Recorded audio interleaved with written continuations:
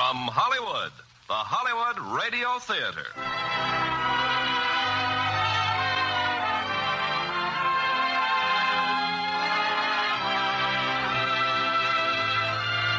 Starring Judy Garland and John Lund in Lady in the Dark. Ladies and gentlemen, your producer, Mr. Irving Cummings.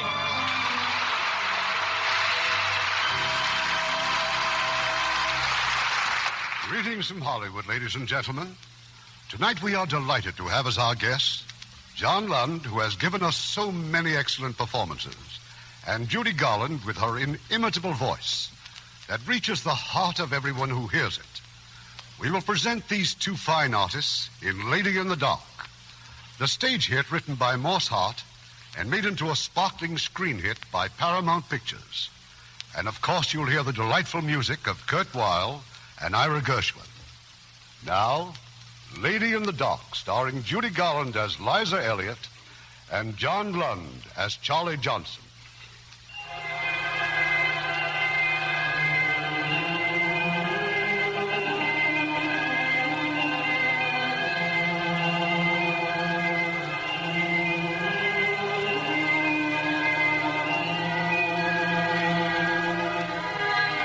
This is the story of Liza Elliott, the sophisticated editor of Allure, America's most elegant fashion magazine. Liza's a little late for work this morning, and the reason is a rather disturbing interview she's just had with her family doctor. Morning, Miss Elliott. Hello, Foster. Oh, Dr. Harris just phoned. But I just left Dr. Harris. Well, he said you forgot to take Dr. Brooks' address. Dr. Brooks is a psychoanalyst, and I refused to see him. It's a perfectly ridiculous situation. Now, let's get to work. Oh, Mr. Russell wants to see you right away. And those dresses we're to photograph just came in, and there are 3 people waiting in... You have got to do something. You have simply got to do something. All right, Russell, what now? I am in a frenzy. Either he leaves or you get another boy to shoot your pictures. He? Who? Mr. Charlie Johnson, that's who. Last night when I should be shooting pictures, Johnson takes out all our models. 2 of them haven't even shown up yet. And the others, bags under their eyes down to here. Oh, please, Russell, do the best you can. Oh, I'm so mad I could spit. 1, 2, 3, 4, 5, 6, 7, 8, 9, 10. Phooey! Oh, good morning, Maggie. Hi. Liza? Come in, Maggie. Well, what's it all about? Charlie Johnson. Maggie, if Johnson weren't the best advertising man in the business, Hello, I swear... Maggie, you want a gooey kiss? Oh, why don't you stop being a pixie? Look here, Johnson. I just saw Russell. Now, if you've got to take out models, try Harper's Bazaar. If you have business to talk over, let's get to the point. Boss lady, you kill me. It's just a matter of our next issue. I got a great idea. A circus number. Cover, layout, articles, everything. All a la circus. Our next issue is the Easter anniversary issue. Yeah, I know, but just for fun, I had the art department work up a dummy. Here, look. Swell, huh? Oh, a circus theme isn't even remotely right for a fashion magazine. Anything's right if it brings in the ads. I'll sound out the department stores and find out... You'll do nothing without my okay. Oh? And when do you suppose I might get that? When I'm ready, I'll send for you. You'll, Well, what do you know? What? Your suit. It's just like mine. We must go to the same tailor. You... A paperweight. Always wanted a paperweight. Thank you, boss lady.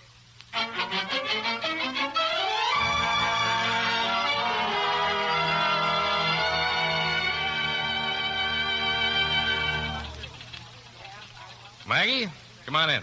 Now, look here, Charlie. What are you trying to do to Liza? Nothing at all. She's just sore because I'm wise to her. Wise about what? Ever see a brick house that really isn't made of bricks? The bricks are just painted on? Well, that's Liza Elliott in that big executive pose of hers. And I just can't resist chipping off little hunks to see what's underneath. Well, you can just cut it out. Liza's not feeling well, and you'll be decent to her, do you hear? Why doesn't she quit? Our publisher's in love with her. Why doesn't she marry him? You know as well as I do that Kendall Nesbitt can't get a divorce, so shut up. She can still quit. I've had my eye on that job of hers ever since I came here. A girl like Liza shouldn't try to be top man. She's not built for it. Look, you want me to apologize to boss lady? You wouldn't. And besides, she's gone home. Well, good night, you stinker. Good night, sweetheart.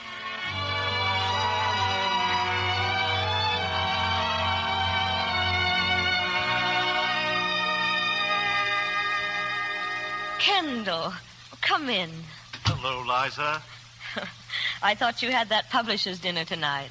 I have, but I wanted to find out what the doctor told you. Well, I'm a very disappointing medical case. It seems to be all in my mind.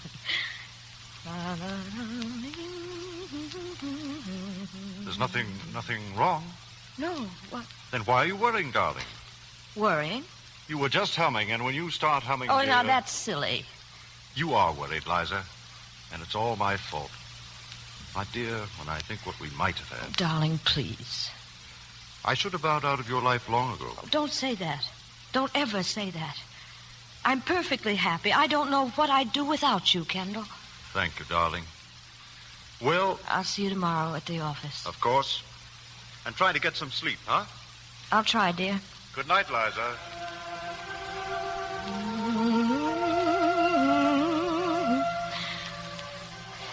That melody. What is it? What is it? It means something to me, but I can't remember. I can't remember.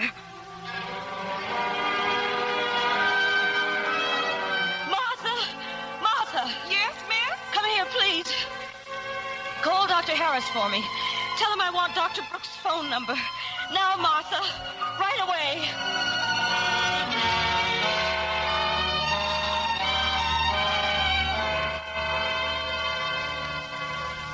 Now, what else can you tell me about yourself, Miss Elliott? It's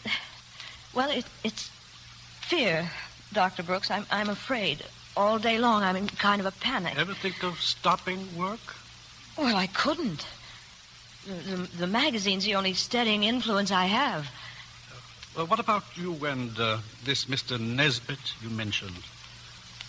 I see no point in being schoolgirlish about it. Mr. Nesbit and I... Well, we can't get married because his wife won't give him a divorce. Look, I came here hoping you'd be able to help me. Do you think you can? Perhaps. I'd like a trial analysis for a month, starting now. Well, that's impossible. I'll be terribly busy for the next few days. In that case, I suggest you find someone else. All right. What do I do? Well, I want you to lie down there and start talking. Anything at all that comes to mind. Meanwhile, you'll get into your beard, I trust. Start talking. What are you thinking about? I'm thinking about a song. A little song I knew as a child. I dreamed about it last night. What kind of a dream, Miss Elliott? I was all alone in a vast, misty cloud, and all around me was the song.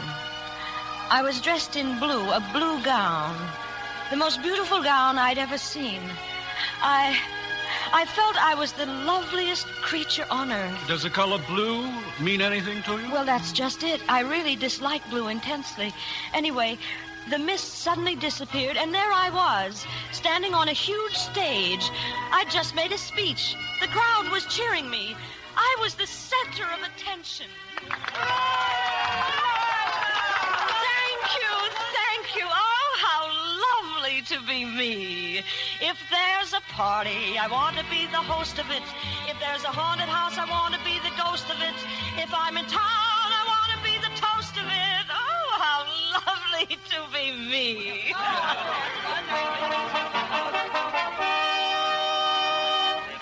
A message. Who bears a message? I do. I, Mr. Charlie Johnson. From the President of the United States to Miss Liza Elliott. And? The President requests that for national unity and for the advancement of cultural achievement... Yes? That your portrait be painted for the new 2-cent stamp of the U.S. Hooray! Oh, how really, really lovely. And who is to paint me and where? I am to paint you, and here. In this dress like this? Exactly. The most beautiful, the most enchanting, the most fabulous woman in the world. Oh, how true, how true. A chair for Miss Elliott. No, not a chair. A throne for Miss Elliott. A throne, how charming. Now, what about A my... coat of sable for her lovely shoulders. Diadems and flowers. No. One flower, a single rose. Red, white, pale pink, yellow. No, a blue rose, drooping with humility in this hand of indescribable grace. Oh, lovely, perfectly lovely. Now, about my pose, don't you think I should... Just as you are. Oh, Miss Elliott, what wordless wonder you reflect. Yes, I know. But my hair, I never pose unless As I see it beyond perfection, my brush shall capture every gleaming highlight. Yes, but my feet. Now, if I crossed my feet, I think that it would... Well, don't you agree? I mean... Miss Elliot, I beseech you, indulge me. Let me complete the portrait before the inspiration leaves me. Oh, no, interruptions? No interruptions. I'll be done in 3 more strokes. Like this, and thusly, and so. The grace of the bump and the looks of the year. Oh, girl of the moment, you're my moment every time. I have completed the portrait of a goddess. Look, multitude, observe, admiring throng. Here at last is the true picture of Miss Liza Elliott. Why, it's a caricature. A caricature. Is it? What's the matter, boss lady? Can't you take it? Go away. Go away. Go away!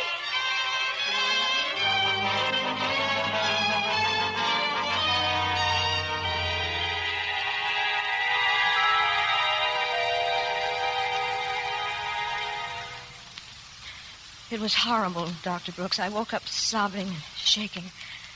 Well, it appears that in your dream you were just the opposite of your real self. Opposite? Obviously, you're a girl who cares little for feminine adornments. Yet, in the dream, you were glamorous, seductive. You've never wanted to be that alluring woman? Never. The only thing I ever wanted was to make something of myself. Most girls want love and marriage. Well, I didn't. And I despised girls who did. Why? I don't remember. Or you don't want to remember, which? I simply don't know. Well, I think we've done enough for one visit. And that's all there is to it? For the moment, yes. I'll call you soon. Thank you. Well, good night, Dr. Brooks.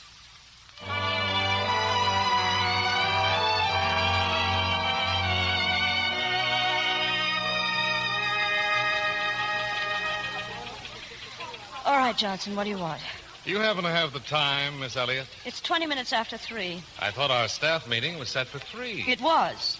Well, where is everybody? In Russell's office. What's so important in Russell's office? Why, Miss Elliott, Randy Curtis is there, getting photographed. Everybody's there. Then you'll kindly remind everybody that I had called a staff meeting, and I intend to have a staff meeting. Are you kidding? Randy Curtis is a movie star. Oh, we've had celebrities here before. Say, incidentally, what about my circus idea? The department stores like it very much. We'll talk about it at the staff meeting, if there's such a thing possible. Wait here, Johnson. I'll be right back. That's what you think. So if you don't mind, get back to your desks immediately. I'm thoroughly ashamed of you. I'm terribly sorry this happened, Mr. Curtis. You'd think they'd never seen a movie star before. Oh, it's okay. I'm used to it by now. You're Miss Elliott, aren't you? Yes. You don't remember me? Mrs. Brackett's cocktail party about a year ago? Oh, of course. We were going to have dinner sometime. We still could, you know. Why, I think that might be very nice sometime. Oh, Mr. Curtis. Yeah? Mr. Curtis, may I have your autograph? Look, you're kidding. Oh, no. I save all sorts of things. Autographs, paperweights. I put them in a memory box, and on rainy afternoons, I just sit and stare at them. Please? Okay, here you are for stormy weather. Gee, thanks. Oh, Mr. Curtis, telephone for you. I'll be right there. Excuse me, Miss Elliott. Dream lover, put your arms around me. Boss lady, sometimes you kill me. I don't like you, Johnson. And I'm definitely repelled by what you consider amusing. If you can't confine your remarks to your work, perhaps you can make better connections elsewhere. My. Liza, could I see you alone for a moment? Well, our publisher. Kendall, we're supposed to be having a staff meeting now. I'll only take a moment. Let's go out on the terrace. Just be careful, Kendall. Teacher's mad. Don't worry. This isn't business. Well, I changed my mind, Liza. I didn't go to the dinner last night. I decided to see Catherine and settle this one way or another. Well, she's agreed to a divorce. Divorce? Yes. It's what we've been waiting for, Liza. Liza, dear, What's the matter?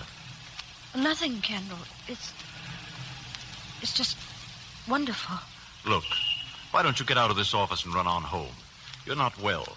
Johnson and Maggie can get out the magazine. No, please. I'm all right.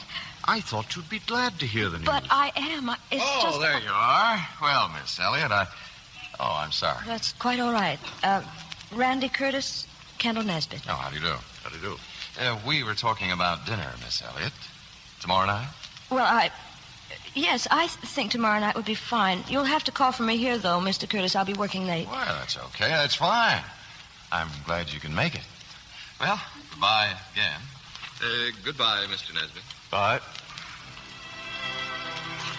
Just wait till we're married, darling. You'll be able to forget all about staff meetings and movie actors and deadlines and everything. Except me, I hope. Kendall, you're the sweetest man that ever lived.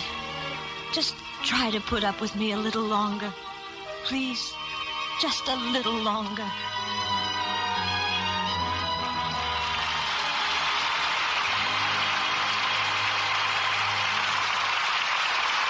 We'll continue with this week's production of the Hollywood Radio Theatre in just a moment. Now, our producer, Mr. Cummings. Act 2 of Lady in the Dark, starring Judy Garland as Liza and John Lund as Charlie Johnson.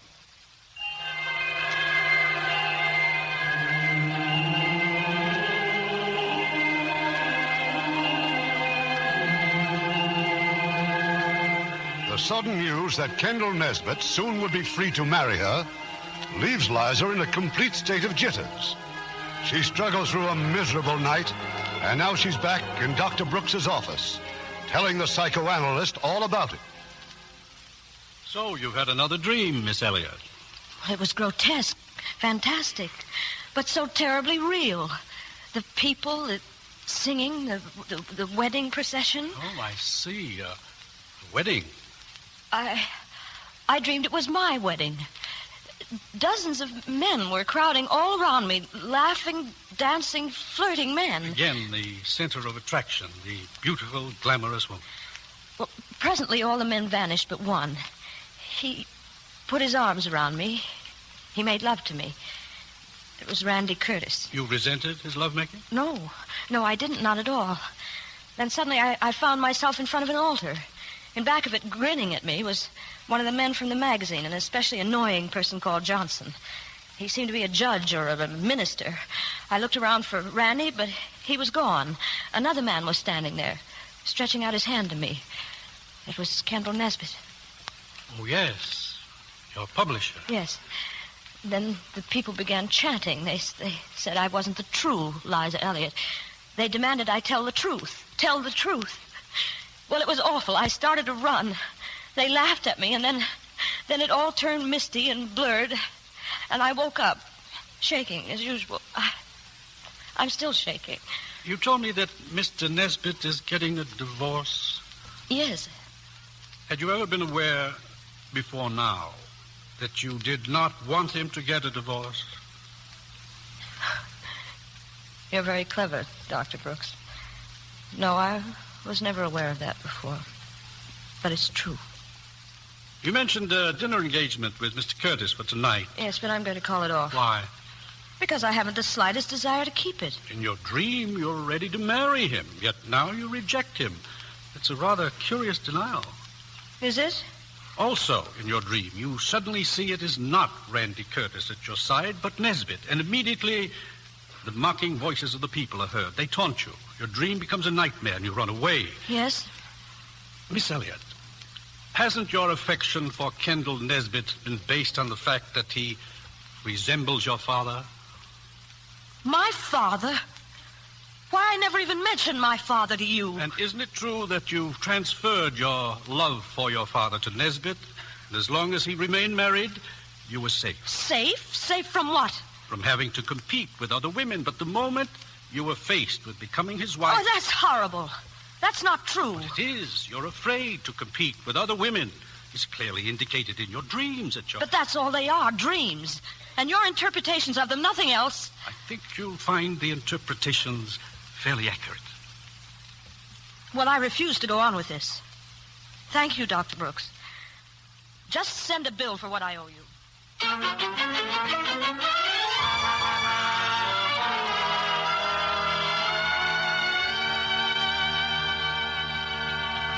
Oh, boss lady, you got a minute, maybe? Can it wait, Johnson? It waited all morning, then it waited all afternoon, and now it's 6 o'clock. Where have you been? I've been out. Oh. Well, the big stores like my circus idea. Looks like I'll leave your magazine in a blaze of glory. Leave? Oh, now, please, no tears. Just a light kiss on the cheek, perhaps, and a quick goodbye, Well, you're certainly thin-skinned, aren't you? Me? Because you bawled me out? Oh, no. I just got a better offer. I'll meet that offer. Why? I annoy the life out of you, don't I? That has nothing to do with the way you do your job. Look, it isn't a question of money. I'm getting something I could never get here. Your job. I'm afraid that's what I want. Well, it's nice of you to be so frank. Yeah, I'm ambitious, too. I want to run this magazine. But you married that desk of yours years ago, and you're never going to get a divorce. You have magazines instead of babies. Well, you insolent... I'm sick and tired of that incredible sideshow you put on under the guise of the gay young man with the wicked tongue. It doesn't always excuse your being an ill-mannered boor, and I question if that isn't the extent of your talent. Rage is a pretty good substitute for love, isn't it? Get out of here! Yes, ma'am. Oh, if we should ever need a good man over there, I'll make you an offer.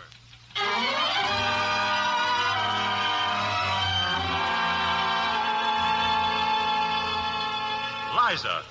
Hello, Kendall. Darling, where have you been? I've been searching for you all day. I've been to a psychoanalyst. A what? I'd stood just about all I could stand. And then I walked out on him. And I kept walking and walking and walking. Liza, be honest with me, will you? You don't want to marry me. That's true, isn't it? Oh, Kendall, There's someone else? No, I can't explain it to you. I can't explain it even to myself. Kendall, I'm sick. I'm ill. I know you're ill, Liza, but you're going to be well again. And you haven't the right to trifle with other people's lives, even with this as an excuse. All right, what am I going to do? Stop acting like a child. Don't talk to me like that. I'm fighting as hard as I know how. But I can't stand aside while you proceed to destroy something very important to me. Oh, give me time, Kendall, please. No, that's not facing it honestly. All right. Come back for me in a little while. I'll get through here as soon as I can. But don't push me in a corner, Kendall. It's no use. I'm going to fight too, Liza. I love you. I can't help that, can I? Oh, Mr. Curtis is waiting for you. Something about a dinner engagement? Mr. Curtis? Oh, dear, I forgot to call him. I'll send him in. Thank you, Kendall.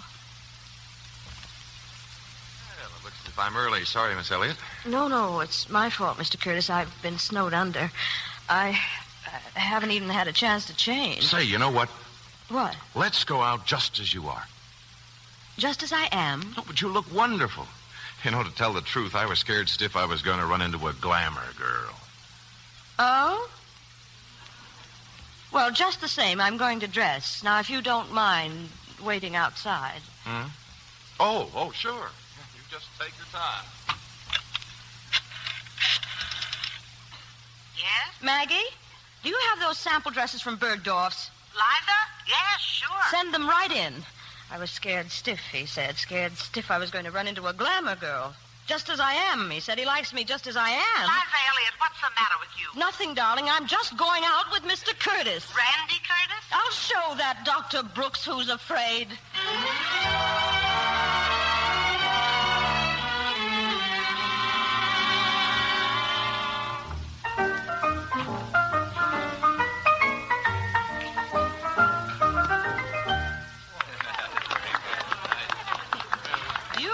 Randy, that in 3 hours we've been to 6 different nightclubs. And we haven't been alone for 2 minutes. Well, you're a motion picture star. Too many people know you. You know, I have to laugh.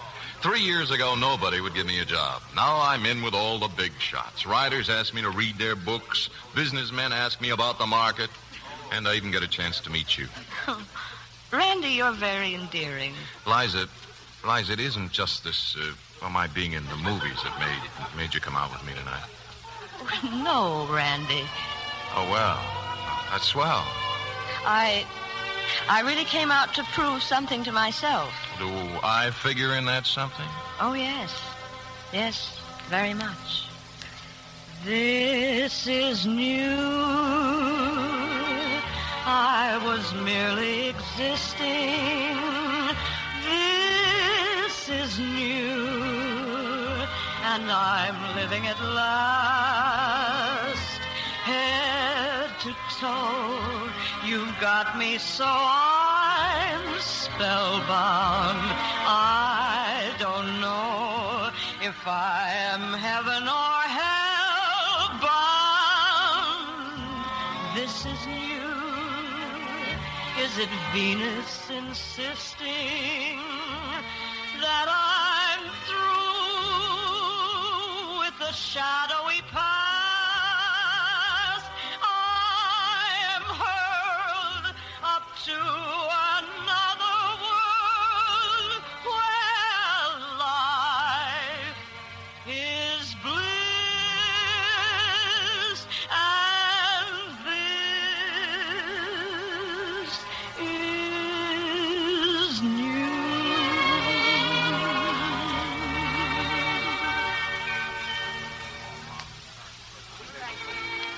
Liza, I know you've known me only a couple of days, but, well, it doesn't take time to know that a person is the only person you want to be with.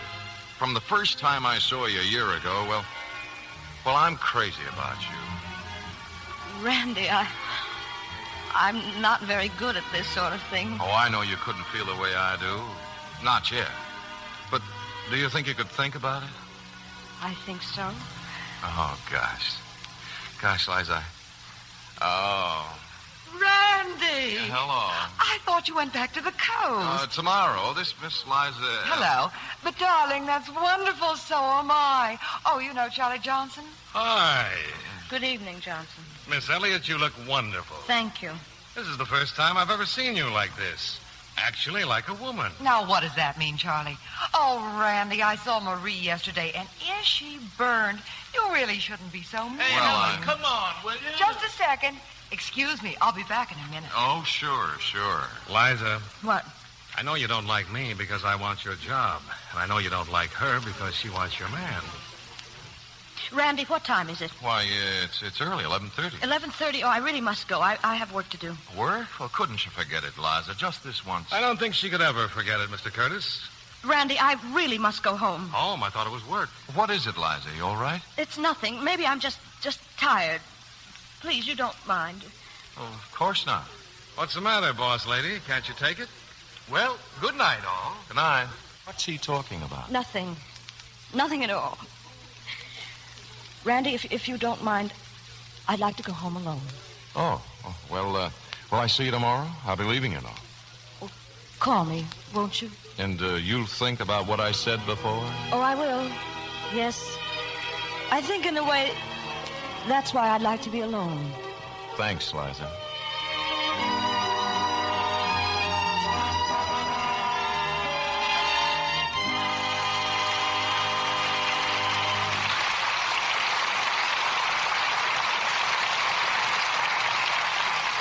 In a few moments, we'll continue with Act 3 of Lady in the Dark.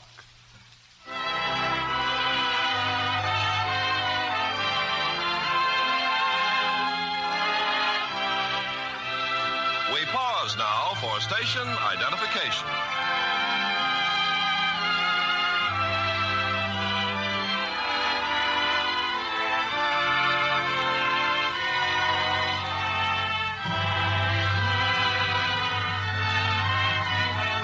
Curtain rises on Act 3 of Lady in the Dark, starring Judy Garland as Liza and John Lund as Charlie Johnson.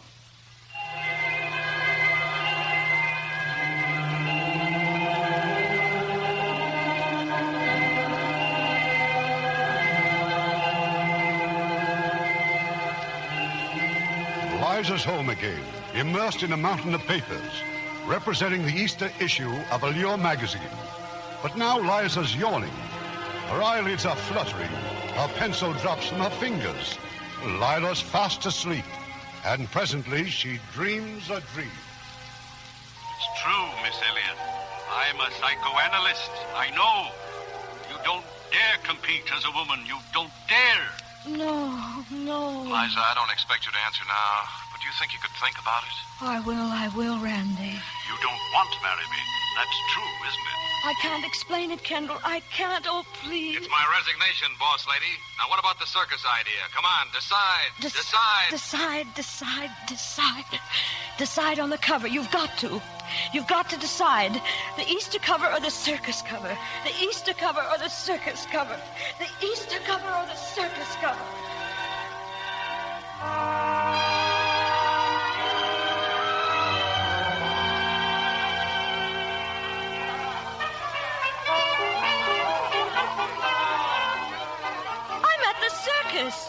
I'm not only at the circus, I'm in the circus. In the cage, I'm in a cage. Hey, let me out of here! Let me out of here! Ladies and gentlemen, your attention, please. Ladies and gentlemen. Johnson. It's Charlie Johnson dressed like a ringmaster. I take pride in introducing for the first time in history the captivating and tantalizing Liza Elliott. The woman who cannot make up her mind. Order in the court. The charges against Liza Elliott. What is all this? The charges against me for what? Liza Elliott cannot make up her mind about the Easter cover or the circus cover. Liza Elliott cannot make up her mind whether she is marrying Kendall Nesbitt or not. Liza Elliott cannot make up her mind as to the kind of woman she wants to be, the executive or the enchantress. Therefore, let Liza Elliott be brought to trial and made to make up her mind. I'll be attorney for the prosecution. My worthy opponent, well, where is he? Introducing the thrilling rider and attorney for the defense, Randy Curtis. Oh, Silver!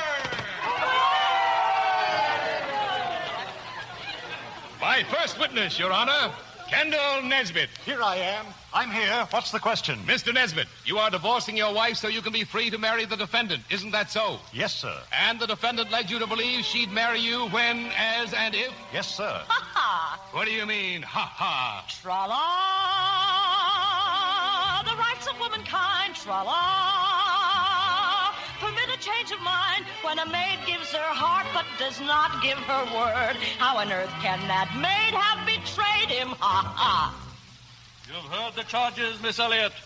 Have you made up your mind about any of these things? No, how can I? Can you give a reasonable explanation why not? I can't, I just can't. Stop being evasive. There must be an explanation. Oh, let me alone, let me alone. You see, Your Honor, the lady wants to be alone.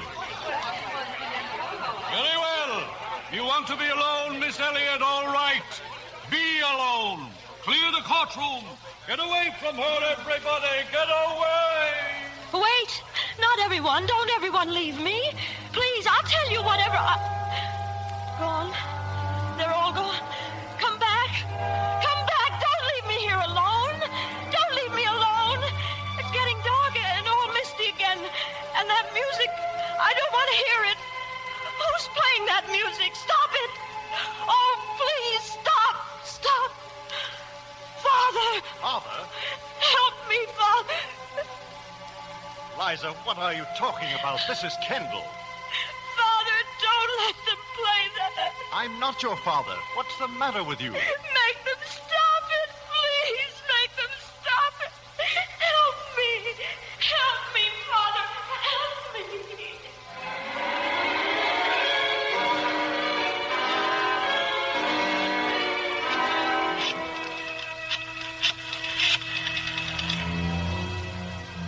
Hello?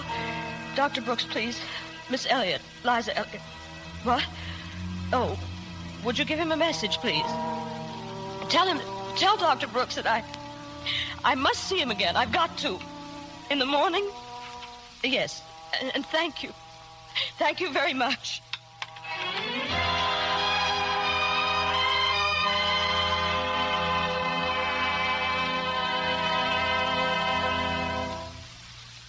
And I stood there, Dr. Brooks, terrified, pleading for my father. that song all around me. No one would help me. No one. Then the dream ended, and I woke up.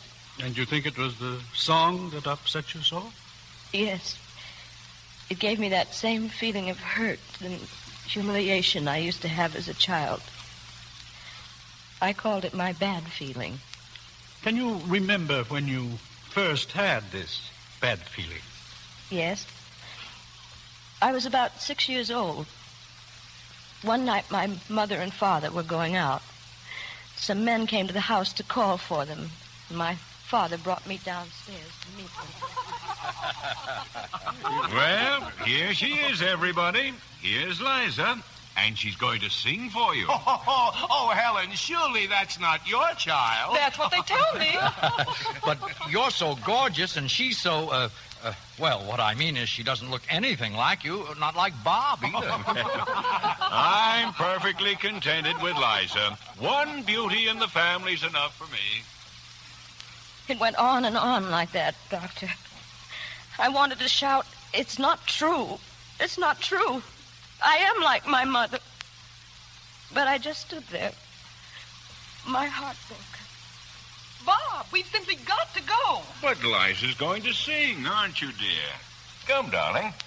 My ship has sails that are made of silk. My ship has sails that are made of silk. The decks are trimmed. Liza, what's the matter, dear? Liza! I ran to my room. I had to get away from them. From their laughter, I felt ugly and ashamed. A year later, my mother died. My poor father. I'd watch him sitting by himself hour after hour. The only way I knew how to take my mother's place was to try to look like her. So, one evening I got out her blue evening gown, the one he loved the best. A blue gown, I see. At last, I thought I was going to be able to do something to please him. Liza, how dare you put on that dress? Take it off at once. I had a terrible convulsive shock. Don't ever do that again. Go back to your room. Go back. My father, whom I loved so completely, had turned on me. I never tried to come close to him again. As I grew up, I buried myself in my schoolwork. I made up my mind if I couldn't be anything else, I was going to be tops in my class. I never went to parties or dances, except one, the graduation party at high school. I'd spent most of the evening wandering up and down the walk outside the gymnasium. And then I discovered I wasn't alone. Ben wasn't dancing either. Ben, who'd been chosen the handsomest boy in the class. But what are you doing out here, Liza? I mean, how come you're not dancing? Well, I had a headache. Oh. It's going away, though. You feel like dancing now? Well, where's Barbara, Ben? Barbara. We're not even speaking anymore. Honest, Liza, do you think a girl should flirt all the time? Well, I imagine it's pretty difficult for Barbara not to flirt. She's so pretty. You're much nicer than she ever was. Come on, Liza. Let's get back to the gym. Well, if you'd like to, Ben.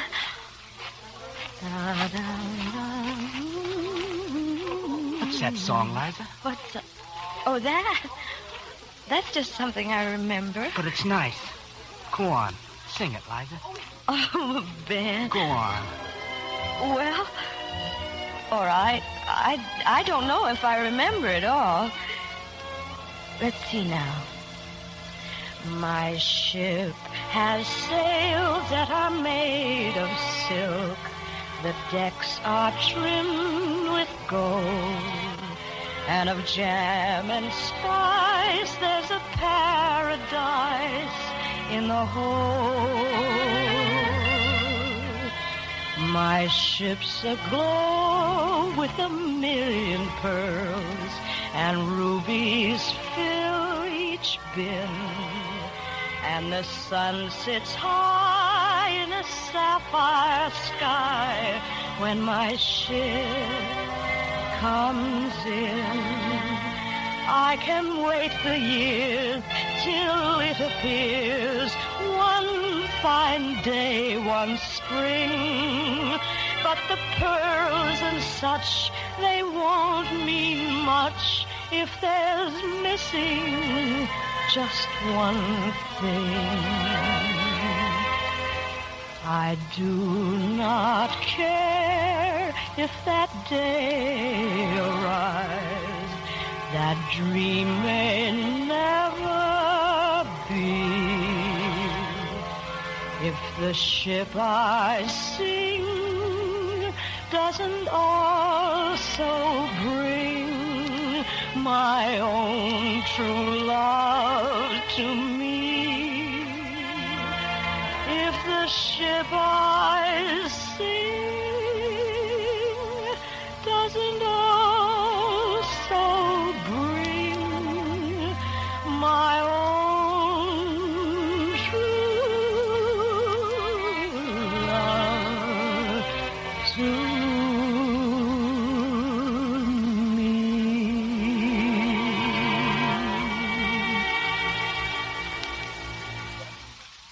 pretty, Liza.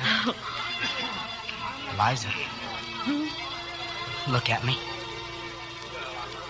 Why, Ben. Why, you kissed me. Oh, I'm sorry. Oh, that's all right, Ben. But I guess we'd better hurry up if we want to get that dance. Yeah. That was quite a conquest, Miss Elliot. The handsomest boy in the class. Don't be silly, Dr. Crooks. As soon as we reached the gym, there was Barbara, wide-eyed and smiling. He took one look at her, and that's the last I saw of Ben. Well, there certainly are a lot of pieces. Suppose I try to put them together. As a little girl, you convince yourself you're ugly, decidedly inferior. So you build a wall around yourself. As an older girl, you drop your defenses for one crucial moment, receive another cruel blow, and withdraw forever after as a woman. Doctor, what does that mean, withdraw as a woman? You resolved never again to risk being hurt in competing against other women. You buried all your painful memories, and with them, that little song which expresses the fulfillment of love. You escaped in a loveless world of work. But it wasn't loveless. I loved Kendall Nesbitt. No, Miss Elliot. You dominated him, just as you've attempted to dominate all men. All right, what's the answer? Perhaps a man who'll dominate you. Oh, it's so silly, isn't it? That a grown woman should be governed by the desperate desires of childhood. Do you agree with me? Well, I feel better. Lots better. Do you agree with me? I don't know. I don't know.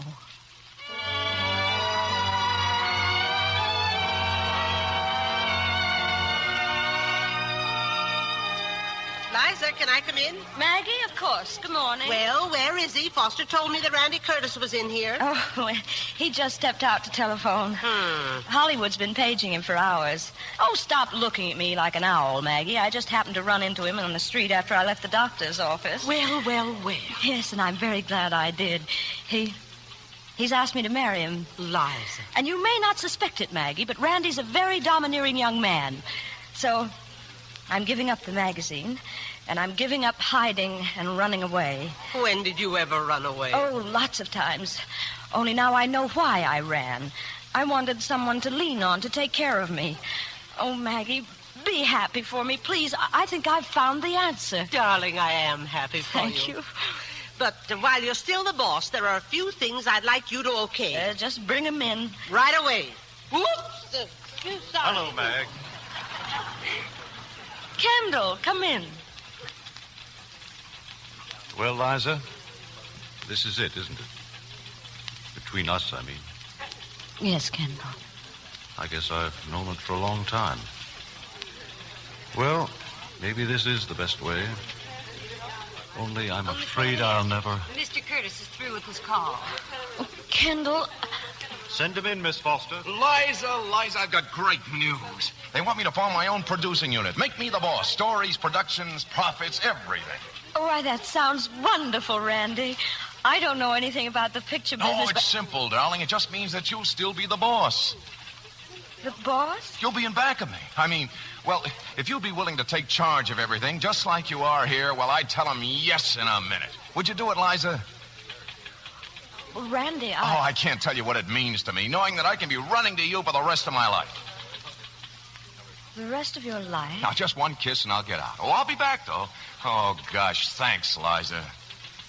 Thank you, Randy.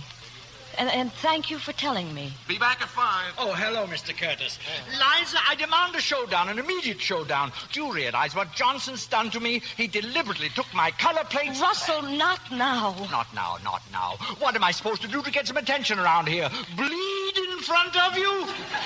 Russell, the dog department wants to see you. Oh, that's good. That's fine. Really, I could spit 1, 2, 3, 4, 5, 6, 7, 8, 9, 10. Free! I'm supposed to apologize to you, Liza, for what I said the other day. Who said so? Maggie. She's a hard woman, Maggie. All right, Johnson, put him up. This is a kid's last fight. But I've been thinking it over, and I've decided I'm not going to apologize. I know I've been pretty rotten to you, Liza, and I've kicked myself for it afterwards, but there's always been that secret battle between us, and I've always had to win it because I'm me, I guess. Johnson, I'm not finished. I just wanted you to know that in spite of all your shenanigans, I think you're fine. Oh, I turned in the Hattie Carnegie layout to Paxton, so I guess that washes me up. Johnson, or Charlie, if I may, do me a favor. Give me back my paperweight and stay, will you? What? Look, I know all your reasons for wanting to leave, but it seems as though I'm getting a divorce from myself.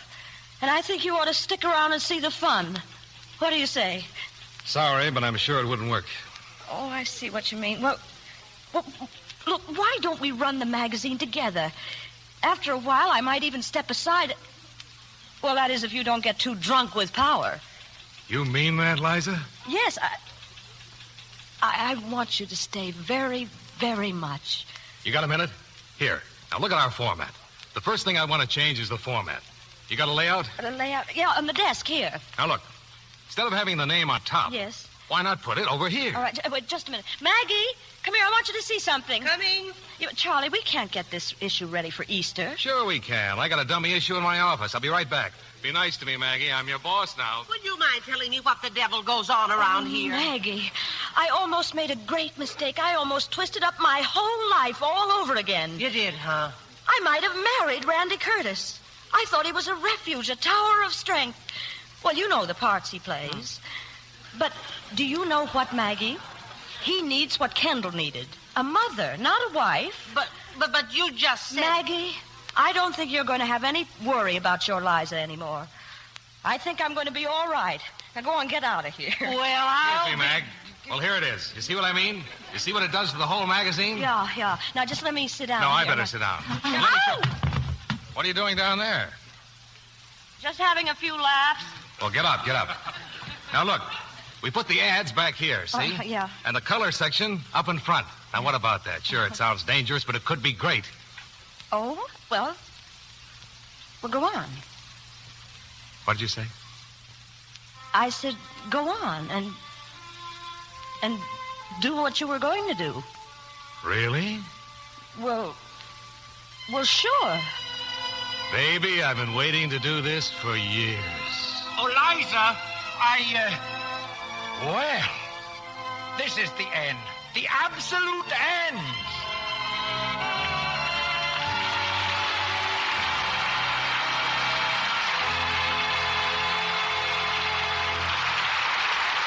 In a moment, our stars will return.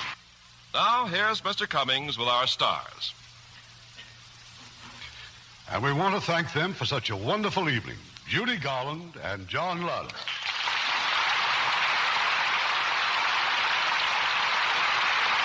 John, I suppose Paramount is bursting with pride over their new Technicolor picture, The Stars Are Singing. I hear Rosemary Clooney is simply wonderful in it. Well, that's great praise from you, Judy. And how about those two other wonderful singing stars in the picture? Anna Maria Alberghetti and Lauritz Melchior. Yes, Paramount's always been a leader in presenting fine talent. Two of its latest stars have won Academy Award nominations. Must be quite a thrill to receive a nomination. Well, it's even more thrilling to receive an Academy Award without being nominated. Would you mind unraveling that sentence? Don't you remember, John? Judy received a special Academy Award one year for being the outstanding juvenile. Oh, yeah, sure. I'll bet her performance in The Wizard of Oz had something to do with it. And what a swell-deserved award. No one has ever forgotten Judy's singing of Over the Rainbow. Well, many thanks for those kind words. But how about a few words for next week's show? More singing, Judy. It's a tuneful, joyous comedy from the studios of 20th Century Fox. You're My Everything. And as our stars, we will have one of our best dramatic actors, who also is a celebrated song and dance man, Dan Daly. And as his co-star, truly one of the loveliest girls in Hollywood, Jean Crane. Sounds great, Irving. Good night. Good night. Good night, and bless you.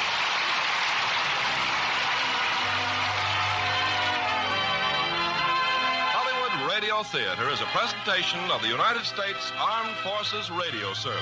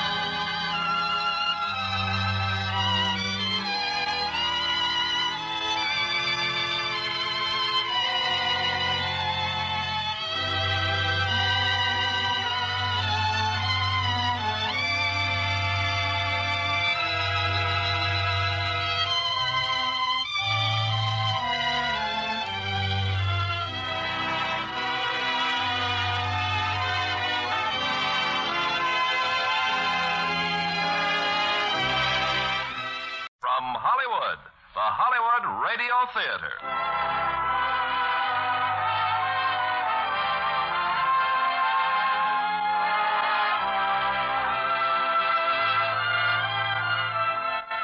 Starring Walter Pidgeon and Janet Leigh in The People Against O'Hara.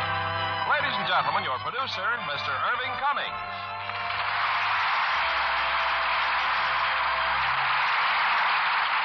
Greetings from Hollywood, ladies and gentlemen. One of the most fascinating professions is that of a criminal lawyer. And in tonight's play, The People Against O'Hara, we bring you the dramatic story of a man who has lost confidence in his ability to save the life of a young and desperate client. And as our stars of this suspenseful drama from the Metro-Goldwyn-Mayer, we have that excellent actor, Walter Pidgeon, co-starring with Janet Leigh, who plays his lovely young daughter.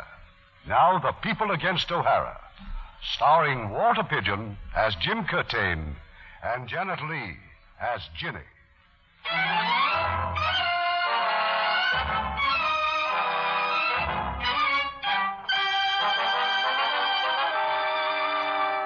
It's late at night, a private boat dock on the Hudson River. Across the water, the lights of New York are barely visible. On the dock are a young man and a girl, both obviously overwrought. Johnny, please, Johnny, don't go yet, don't. Are you crazy? I can't stay here. What if somebody sees us? Hey, what place is this, anyway? I told you, Johnny, the boat club. Nobody ever comes here at night. Well, I'm not waiting to find out. I got to talk to you, Johnny. Look, I told you I couldn't come over. Somebody stole my car, but you kept calling me, telling me a lot of lies. But I had to, otherwise you wouldn't have come. What have I done, Johnny? Tell me, what have I done? Look, you haven't done anything, Teresa. I'm just trying to tell you I don't love you anymore. That's not true. Why, Johnny, why? I told you why. You got a husband now. Can't you use your head? I never loved anyone else. Only Listen you, to Johnny. me. You know what happened when he found out that Rocky Huzak double-crossed him? He sent Rocky's body back to his wife, but she never even recognized it. What do you think he'd do to you if he found out about us? I know him. I know what he'd do. All the time I'm scared. Scared sick for both of us. But there must be some way, Johnny. If you love me, we can... Sure there's a way. You stay in Jersey. Just keep on this side of the river. I'm going back. Johnny. I'll be lucky if I get back by daylight. And no more letters, Teresa, understand? No more phone calls. I won't even talk to you. Oh, Johnny. Johnny.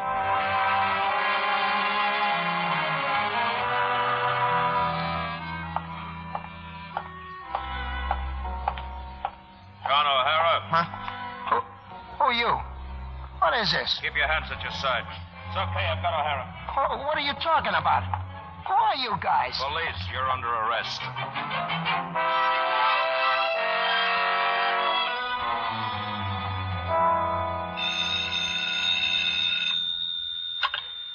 Hello?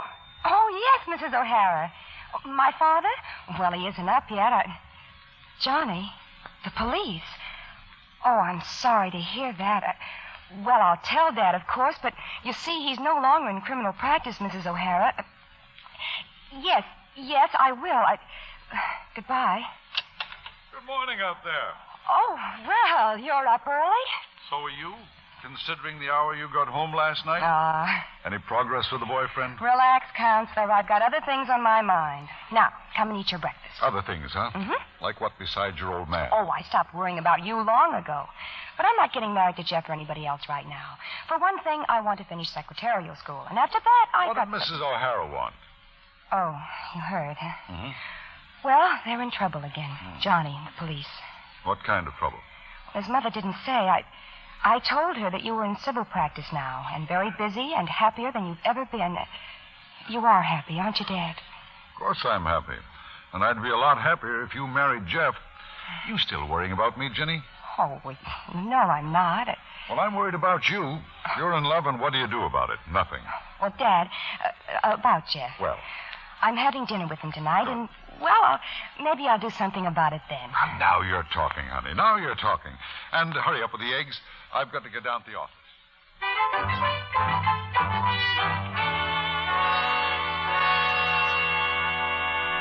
We just had to see you, Mr. Curtain. There's no one else we could turn to. You know I'm always happy to see the O'Haras. But as Ginny told you on the phone, I don't handle criminal cases anymore. But you've known Johnny all his life. And where have they taken him? I'm his mother. I've a right to be told that. You don't know where he is? The detective wouldn't tell us. Detective? Yes, sir. Ricks, he said his name was. Lieutenant Ricks. Would you know him, Mr. Curtain? Yes, I know Ricks. Has Johnny got a job, O'Hara? He works for a man named William Sheffield in the Dalton Street Market. Oh. He can tell you about Johnny. He likes the boy. Counselor, who is Ricks? Well, he's in the homicide detail, but that doesn't necessarily mean Johnny that... killed nobody. I won't have such talk. Not. Do you think Johnny could kill a man? No, of course I don't. Well, I'll have to get a lawyer for you. Some good criminal lawyer. Mr. Curtain, we only have $400. Well, I couldn't ask anybody to take the case without some kind of retainer. Perhaps you could borrow... Oh, my boy, he's in trouble, and we have to beg. Peg, please. We're borrowed out, Mr. Curtain. Well, now, we can't let that worry us. Let me make a phone call. After all, old friends have to stick together, don't they? Oh, God bless you. You're the best there is. Well, there was a time when I tried 18 murder cases in a row. Didn't lose one of them. Hello? Cappy? Jim Curtain. Don't act so surprised. Well, maybe you can help me. I represent a boy named Johnny O'Hara. He's being held down there, and I'd like to know the charge. Thanks, I'll hold on. There's something we haven't told you. Huh? Johnny had a gun. I never knew till this morning, Counsel, I swear. I wanted to get rid of it, but no matter what, Johnny always took it with him when he left the house. I haven't slept since I saw the ugly thing. Well, now having a gun doesn't mean using it. But I'm glad you... Hello? Go ahead, Cappy. They're holding Johnny for what? Oh, for the lover. Look, who in the district attorney's office is going to handle the case? Louis Barra. He's new, huh? No, I don't know him. Just one thing more, Cappy. I'd like very much to get hold of...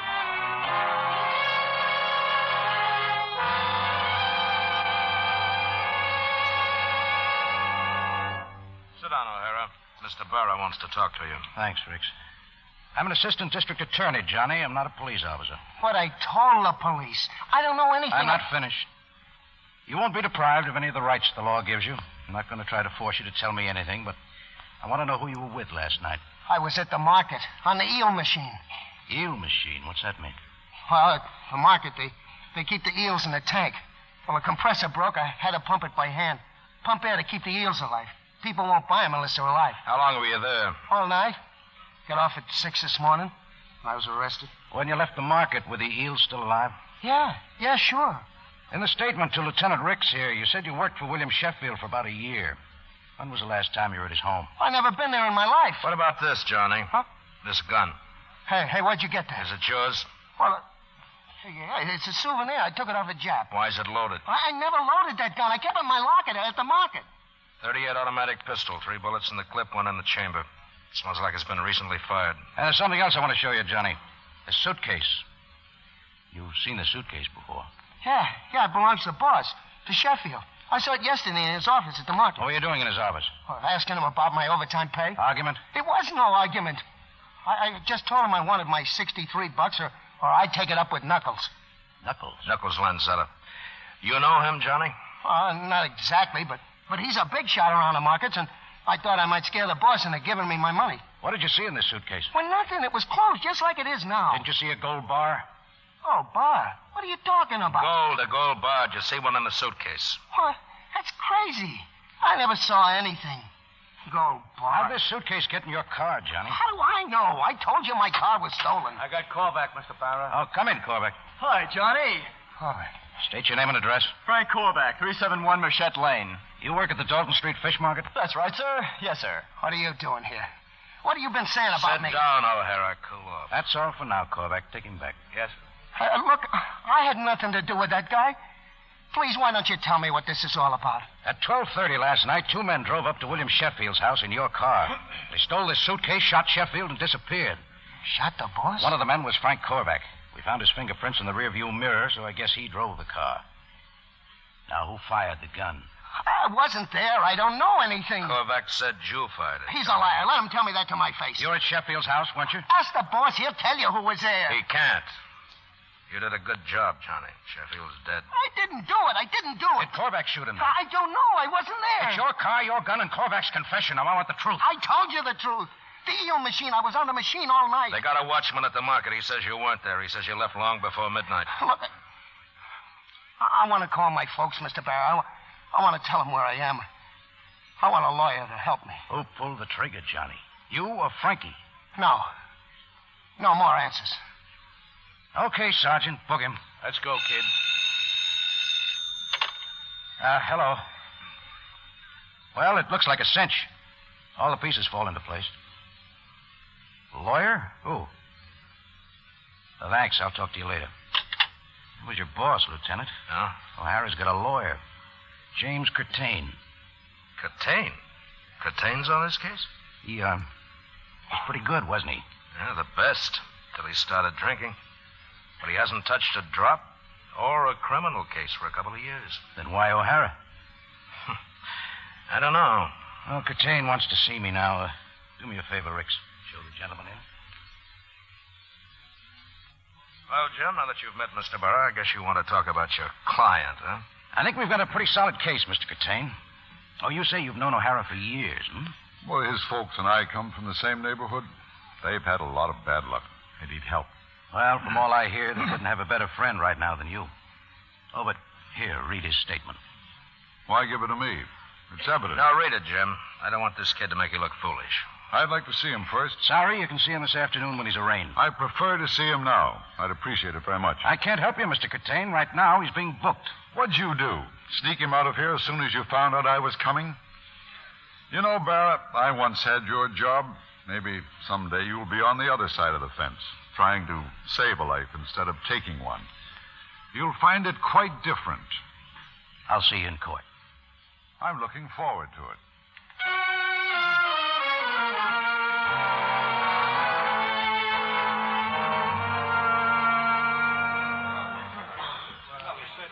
this your case, Mr. Curtain? John O'Hara? Yes, Your Honor. And we plead not guilty. And I should like to examine the man who signed this complaint. Your Honor, the people require a month before we go to the grand jury. I ask that the prisoner be remanded. A month, Mr. Barra. Why not a year?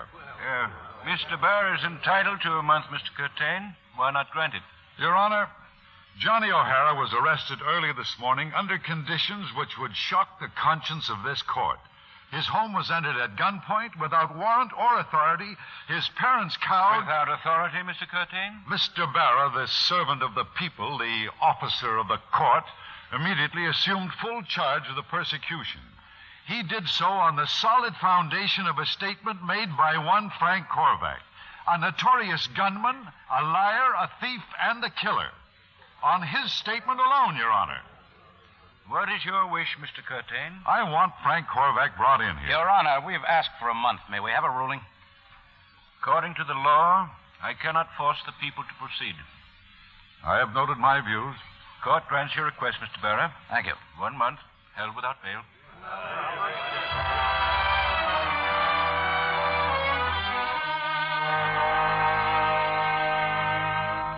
Well, we can talk now, Johnny. I read your statement, son. Were you with Korvac? I give you my word, Mr. Curtain, I don't even know what the score is. They're pretty well convinced that you killed Sheffield. I didn't even know he'd been shot. About that suitcase they spoke of. Are you sure you never looked inside? It was in Sheffield's office. It was closed. You said you were working all night on an eel machine. I was. The watchman doesn't back you up, Johnny. Look, Mr. Curtain, if he didn't see me, then he was drunk. I seen him drunk lots of times. No, wait a minute. You're the one in trouble, not the watchman. Now, who else saw you in the market? I don't know. No one that... Oh, I'm sorry. It's okay, Johnny. Oh, went through the war a lot better than this. The police say that when they arrested you, you tried to run away. But how did I know it was the cops? I thought it was... Huh? Well, they had guns. I was scared. You started to say that you thought it was... I don't know. I saw the guns. I got scared. You couldn't have been scared of guns when you won that DSC at Saipan, Johnny. Put me down. I was scared. I've only one more question for you now, boy. What's your girl's name? Girl's name? What do you want that for? Come on, what's her name? I've got no girl, Mr. Curtain. All right, Johnny. Now, of course, you know this is just the start. But there's something I want you to remember. Get it into your head and keep it there. You're not in here because you stole an apple off a peddler's cart.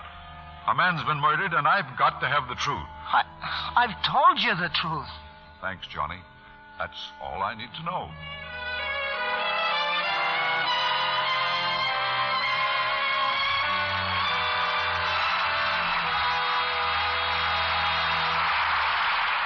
In just a moment, we will continue with Act Two of the Hollywood Radio Theatre. Now, our producer, Mr. Cummings. Act 2 of The People Against O'Hara, starring Walter Pidgeon as Jim Curtain and Janet Leigh as Ginny.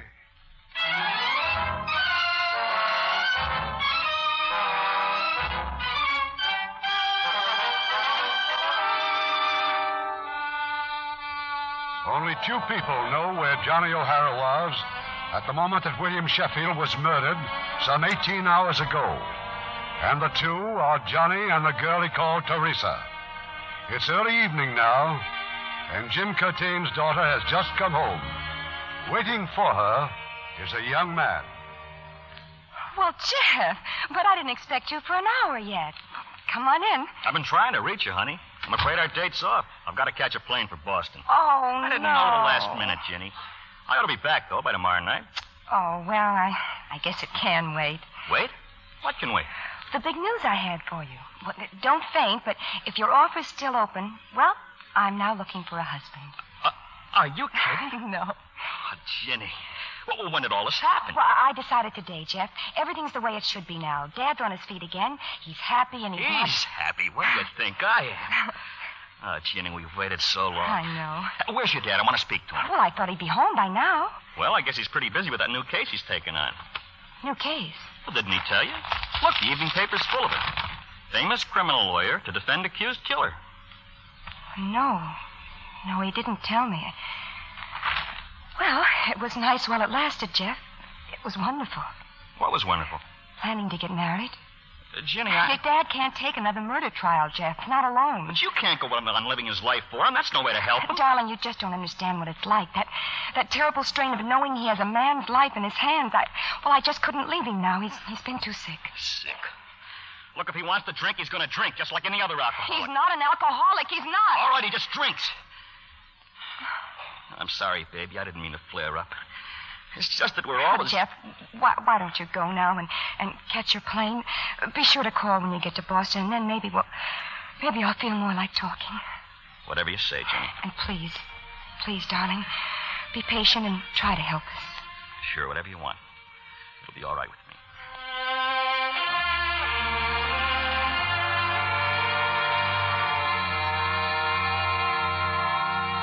That's the whole story, Jenny. The O'Haras, well, there just was no one else they could go to. So you took the case. Besides, we've been kidding ourselves, honey.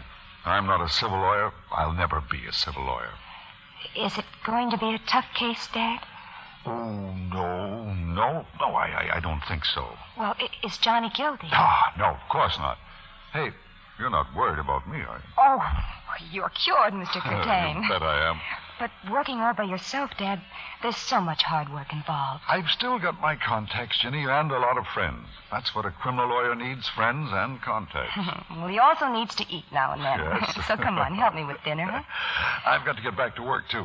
Oh, tonight? Yeah, I'm going down to the Dalton Street Market. A man named Knuckles Lanzetta phoned the office. He wants to see me. Oh, Knuckles Lanzetta.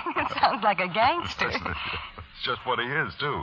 Oh. But don't laugh. Mr. Lanzetta's a very important man. Well, fine friends you have. Who knows, honey? Maybe he is my friend.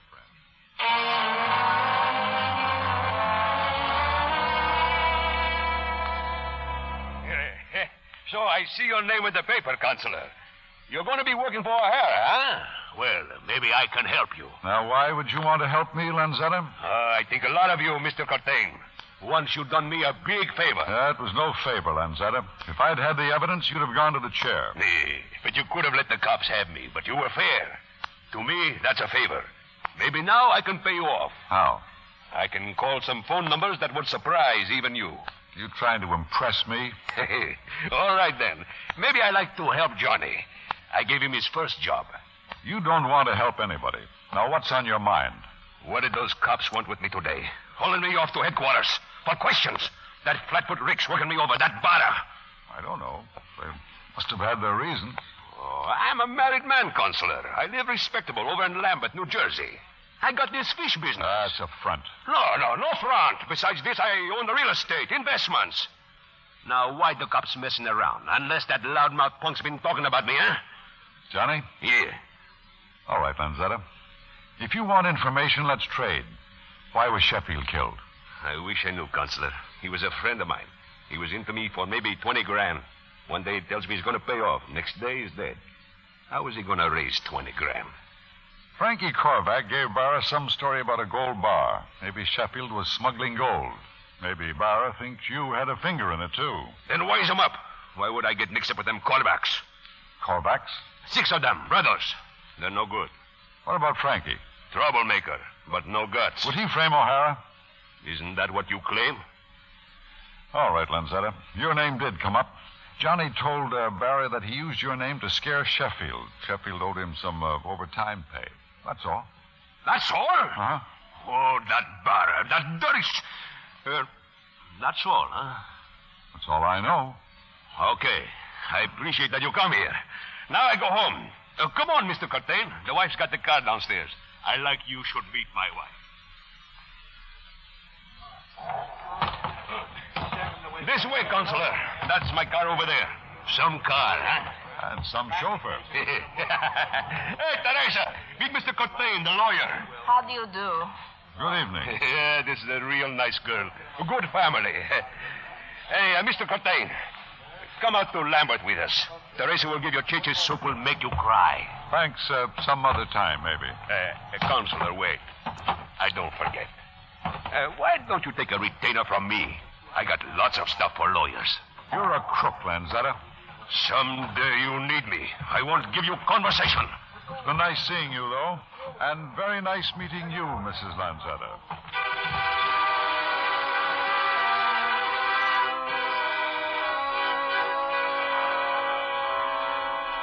Okay, O'Hara, get in there. Your lawyer's here. Thanks. Hello, Mr. Curtain. Well, Johnny, why did you lie to me? Lie to you? Now, didn't you think that I'd check on it? When the market opened yesterday morning, the eels in that tank were dead. Well, I was afraid of how it'd look. I mean, what I really did. That's for me to decide.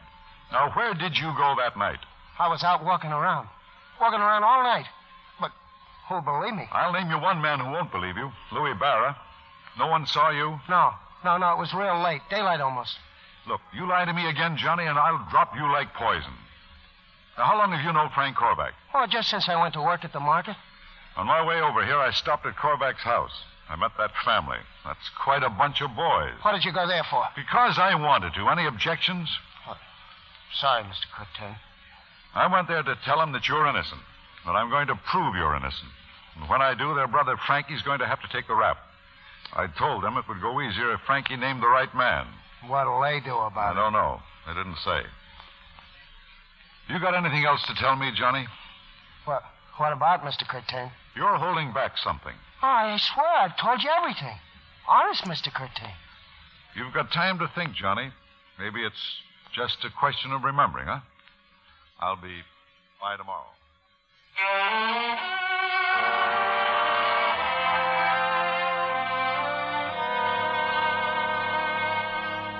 Come on in the kitchen, Dad, and sit down. Now, how about a glass of milk, huh? Fine. Thanks, Jenny. What are you doing up so late, huh? Oh, don't think I've been waiting up for you. Jeff just left. Sorry I missed him. Well, how's it going? Not too good. Not too good at all. I've been trying to get a lead on Johnny's girlfriend. But I thought he said he didn't have any girlfriend. Yes, I know he did. You know, there's a simple clue somewhere, Jenny. The breakthrough. But I can't seem to run it down. Oh, but you will. We go to trial now in less than 2 weeks.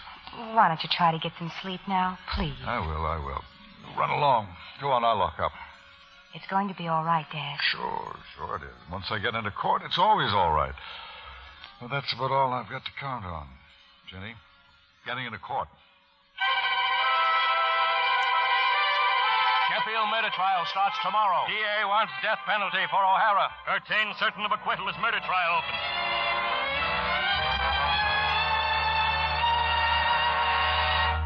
Well, I've got to hand it to Curtain, Ricks. He sure made a monkey out of me this morning. What a field day he had. Well, now you know what I've been talking about. But we've still got our surprise witness. What did I ever do to deserve a break like Norson? You, sure Curtain doesn't know about him? He knows all about Frankie Korvac, but nothing about Norson. Once that sailor tells the jury that he actually saw the shooting... You know, I'd like to hear Norson's story just once more, Barra. You mind skipping lunch? I'd like to hear it again myself. I'll tell Paul to send him in. That's like you say, Mr. Barra. All I want is to tell the truth. Now, last night, Norson, you told me that you were in that beer parlor down the street from Sheffield's house. Yeah, but they leave before the shooting. Maybe 2-3 minutes before. They got nothing to do. They walk slow, and they stop to light pipe. That is when they see shooting. Why did you wait until last night to call, Mr. Barra? I'm pure sailor, fella, mister. I'm not citizen of the United States. Maybe I scared a little. Well, there's nothing to be frightened about.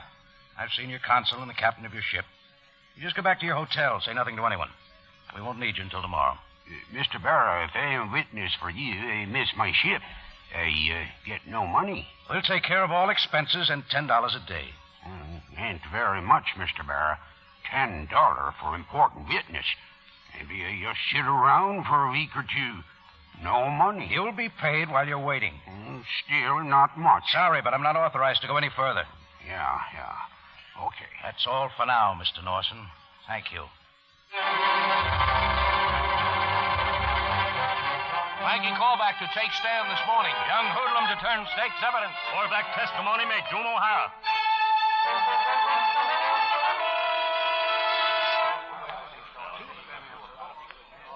Well, that's quite a story you just told the jury, Korvac. Quite a story. Maybe I didn't tell it so good, sir, but I swear it's the truth. So Johnny O'Hara persuaded you to commit this terrible crime with him. No, but that's not right, sir. All I did was drive his car. You drove his car. And then Johnny entered Mr. Sheffield's house carrying a gun. Then he stole the suitcase containing a bar of gold, and then as he left the house, he deliberately fired 3 shots at Mr. Sheffield. Is that more accurate, Frankie? Oh, yes, sir. I think so. Thank you. Oh, you don't mind if I call you Frankie? Why should you care if I mind? I'm in trouble. I'm in bad trouble. Yes, I would say that you are. In spite of Mr. Barra's amazing conduct in permitting you to testify for the people. I object, Your Honor. Objection sustained. I caution you once again, Mr. Curtain. I withdraw my remark, Your Honor. I asked you about your name, Frankie, because you haven't always used that name. Didn't you once use the name of Clark? Yes, sir. That was the time I was convicted of robbery. I was only 19 then. Called myself Frank Clark. They shouldn't let my old man hear about it. He was very sick, rest his soul. Look, I told Mr. Barra about it. I got nothing to hide. I didn't ask you for all that. I just asked for the name. And did you ever use the name of Friedman? In connection with an assault charge, yes, sir. But it was all a mistake. You see, it was a union matter. He thought I was crossing the picket line, but what I was... You're not expected to go into details of all your crimes, Korvac. Just answer whether you were convicted of assault or not. Yes, sir. What degree, Mr. Korvac? 3rd degree, Your Honor. That's a misdemeanor. Oh, indeed. Yes, sir. Only a misdemeanor. You've been a perjurer, a robber, an extortioner, and a professional strong-arm man. Do you deny any part of that? I was only a kid, sir. A crazy kid. You make it sound worse than it was. But yet, when you claim that Johnny O'Hara suggested this robbery, you were perfectly willing to go along. Let Johnny take this chair and say I'm lying. The jury will know who's telling the truth. That's enough of that, Korvac. I'm sorry, Your Honor, but this man's trying to make me out a liar. I got to defend myself. I'm no lawyer. I don't That's know enough. about... Yes, sir, but I wouldn't have a You chance. will stop talking. Yes, sir. I'll only answer questions. It won't happen again. Get on with the case, Mr. Curtain.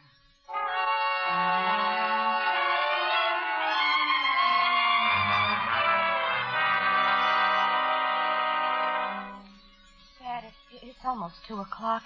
Won't you go to bed? I can't sleep. I tried. Look, I'll get dressed and we'll go for a walk. I keep seeing that jury. I don't know what's the matter with me. These last 2 days in court, I can't think straight. I can't find the words. I keep repeating to myself. Oh, that's not what the papers say.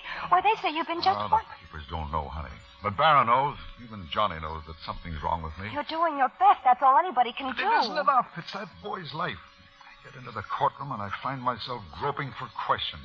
I can't remember things. Dad, what are you looking for? There was a bottle in the cabinet. Yes, it's still there. We left it there purposely. I think maybe that this is just what I need. Just one drink. Oh, but you can't take one Yes, drink. I can take one, and I'm going to take one. I wanted this for 2 years, every day for 2 years. I know, Dad, I know. I fought it for the last time. It's not worth what I have to go through. Dad, look, I'm not frightened. We've beaten this before. I'll get dressed and then we'll go for it. Will you stop mothering me? Go and get yourself a husband like any normal girl should. Just cut out this protective custody. All right, drink that drink. Drink the whole bottle. I won't bother you. I'll leave you alone and you can fall up the stairs all by yourself. Jenny, no, don't. You can learn to put yourself to bed because I won't be here. I'll be in my own home with my husband. Jenny, don't talk Just like been that. waiting all this time, Dad. I won't have to be your keeper anymore. My father's keeper. The nagging daughter of an incurable alcoholic. I told you to stop it. Oh, Daddy, I'm so sorry. Jenny, I hit you. I hit you.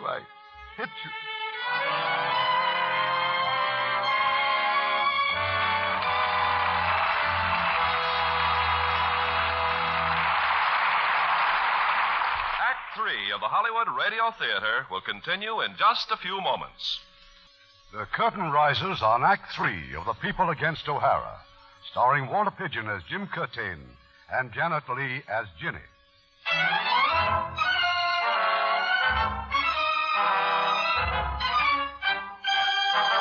John O'Hara's trial drags on, and each passing day tends to bring him that much closer to the electric chair.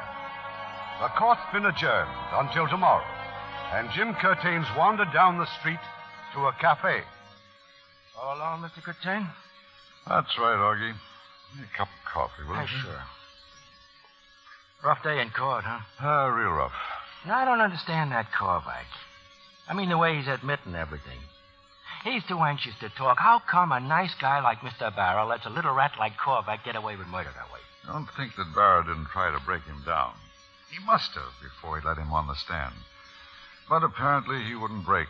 No, Augie, you can't blame Barrow for making the most of Korvac. Me, I just run a cafe. But I give you odds that Korvac ain't enough to swing a jury. Barrow's got to have another witness. He has. At least I've heard rumors. Some sailor, merchant seaman. He's supposed to have been on the other side of the street the night of the shooting. He'd just come out of a beer parlor or something. Eyewitness, huh? Hold that coffee, Augie. Will you bring me a drink? Oh, you're kidding, Mr. Catane. You don't want a drink. I asked you to bring me a drink. Yeah, sure. Maybe I buy you a drink, mister? Oh, get out. Trial, it don't go so good for you, huh? The trial goes fine for me. It goes better, maybe, for Mr. Barrow. Who are you? I see your boy killed that feller. Oh, the eyewitness, the people's pet. Him just Sven Norson. Mm-hmm. They come to Mr. Barrow to help him. Only Mr. Barrow don't want to help me. He only pays fences. So, maybe I help you, mister, huh? Him poor sailor feller got to make a living. I told you once to get out of here. Now you get angry. Well, forget it, mister. They have drink and go. O'Hara never killed Sheffield. He never killed him. Sure, mister, sure. It was dark that night. You may have seen the killing, but you didn't see the man who did it. Mister, this ain't my country. One feller kill another feller. They ship in, they tell the truth. They ship out. It don't hurt Sven Norson. You tell me something. How far is Sheffield House from Bar where I was, huh? Oh, 150 yards. More, maybe. I don't know. Maybe I make a mistake. Maybe I drink too much. Maybe only one man in car. One man? Yeah, one man, maybe. Same man drive car and shoot Sheffield. But that's not what you told Mr. Barr, is it? Well, can't blame feller if he make a mistake. All right, Norson. How much? You are a big lawyer. You want to save that Yanni O'Hara. How much? $500. Okay. Jury finds O'Hara guilty. Sailor's eyewitness testimony, final blow to defense. O'Hara certain to get death penalty.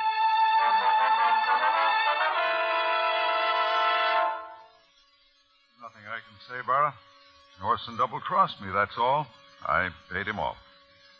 I bribed him, but it didn't work. You must have been insane, bribing a witness. You must have known you'd been seen together, that I'd hear about it. What kind of a prosecutor do you think I am? There's nothing more to be said. I sweated that check out of Norson 10 minutes after he left you. What I can't understand is why you'd stick your neck out like that. Because Norson couldn't make a positive identification. He thinks he saw O'Hara. Same build, same height. Sure, he convinced the jury. But Norton never saw O'Hara because O'Hara wasn't there. And what would you do now in my place? Do? Don't have any choice. No, none whatsoever. You'll be disbarred, maybe even a prison term. Your whole life shot to pieces. Oh, and I thought you were smart. You said you wanted me to sign a statement. I'll have a statement for you to sign when I'm good and ready. I'll know where to find you, won't I? Don't worry, Barra. I'll be around. Oh, stop by Rick's office.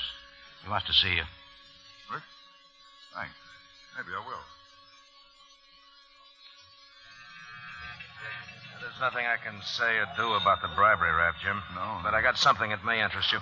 You know O'Donnell, don't you, at City Prison? Well? He was telling me that Johnny O'Hara's sister just tried to get a pass to see him. Johnny O'Hara hasn't got a sister. No? Rick's. If this is on the level... Well, it's on the level, Jim. O'Donnell didn't get her name, but he says she was real pretty. Italian type. Furs and stuff, you know? Thanks. Look, phone Ginny for me, will you? Huh? Tell her that I may be late getting home. Tell her I'm all right. She doesn't know about the check? No, not yet. You don't have to worry about Barra giving it to the newspapers. He won't. When the time comes to tell Ginny, you'll tell her yourself. Thanks.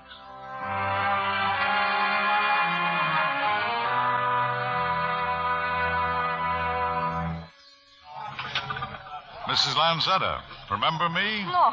No, go away, please. Your husband introduced us, Curtain, the lawyer. If you want to see my husband, he's upstairs in the office. You just sit in the car and wait for him, huh? Do you drive in every day and wait for him? What are you doing?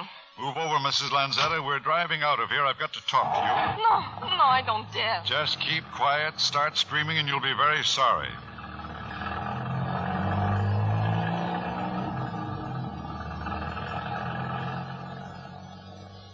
About an hour ago, I went to Johnny O'Hara's home. I don't know what you're talking about. I was looking for something, anything, that would give me a lead. I finally found one. I found a receipt, the rental receipt for a post office box. That mean anything to you? No, nothing. I went to the post office. I found the box. There was no way I could open it, of course, but I could look through that little glass window. There was one letter. The postmark said Lambeth, New Jersey.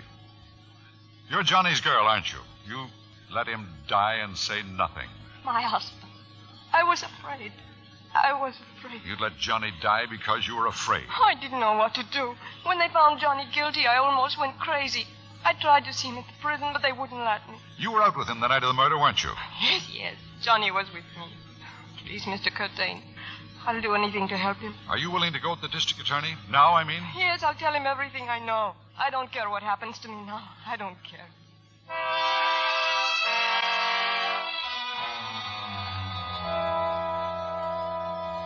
Talking, Mrs. Lanzetta. You said you fell in love with Johnny during the war. Yes, Mr. Bainter. He stayed in Japan a long time after the war was over, but he never wrote to me. I met Mr. Lanzetta. He was a big man, rich. My mother was at me and asked me, marry Mr. Lanzetta, marry the rich man. So you did. And then Johnny came back, and the love with Johnny and me started again. I'll call the prison, Ricks. Get O'Hara down here. I already did. I figured it at the same time. Friend of yours to see you, Johnny.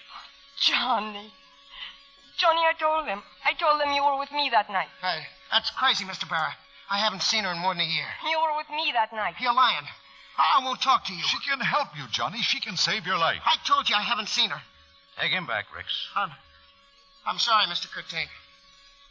That stupid kid. No, not stupid. He's afraid for me. What my husband would do to me. Well, you tried, Curtain. But you believe her story, don't you? Off the record, you believe her? I'm never off the record. I can't make a move to set aside the verdict. The boy denies her story.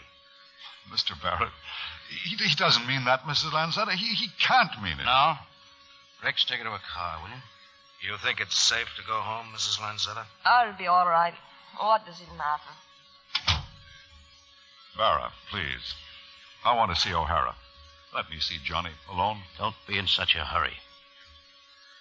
I shouldn't tell you this, Curtain. But if I don't, I know Ricks will. The suitcase, Sheffield suitcase. Well, what about it? Ricks had a hunch, so he sent the suitcase to the lab. We just got the report. It was filled with dope.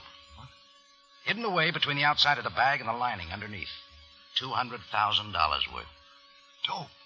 Narcotics thinks the suitcase came off a ship and that Sheffield was going to send it on to Chicago. Somehow Frankie Korvac heard about it and went after it. But not with Johnny O'Hara. I don't know that it wasn't Johnny, neither do you. Have you made out that bribery indictment against me yet? No. But I can't stall it much beyond tomorrow. I wish I could. Then I'm free until tomorrow. That's all I want to know. Curtain, wait. What do you think you're going to do? Just a wild idea, Barra, but maybe it'll work.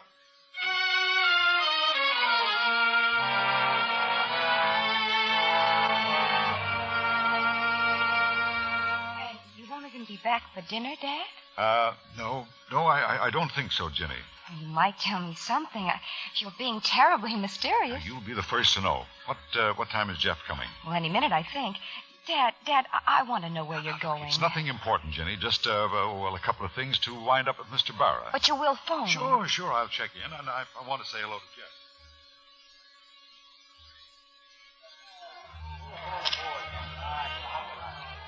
You got a minute, Mr. Lanzetta? What's the matter, Consular? You want to see me? You know where the office is. I'm having dinner with friends. I'm busy. I've had a bad time, Lanzetta. Yeah, you blow your case. And I hear you've been drinking again. Couldn't beat it, could you? Just a worn-out old lush. You're here for that loudmouth O'Hara, am I right? You once told me you could pick up a phone and call a few numbers. That was before the trial. They already give the verdict. I didn't think I'd need you. The boy's innocent, Lanzetta. I wouldn't know. Where's Miss Sheffield? Out of town. Why? I wanted to be sure the house will be empty tonight. Sheffield's house? I'm bringing the suitcase back to the house tonight. After all, it's her property now. A $20 suitcase? Look, I'm Lanzetta. Don't play games. It won't be the same suitcase, Lanzetta. Just one that looks like it. The Huck shops are full of them. Curtain, I can lift my finger and you're a dead man. You know that. I know your reputation, and that's why I'm here. I think you know who killed Sheffield. No. I want that man to know that the suitcase will be in the house tonight. I wouldn't touch that suitcase for $2 million. Ah, then you do know about it. I thought so. I know about a lot of things, but I don't handle dope. That stuff's for pigs. Look, just pass the word, that's all I ask. You done me a favor once, huh? And you want to collect. Right. That guy'll kill you. You know that, don't you? Well, I guess you got your reasons. I have. Okay, I passed the word around. You're a lush, Consular, but you got a lot of guts.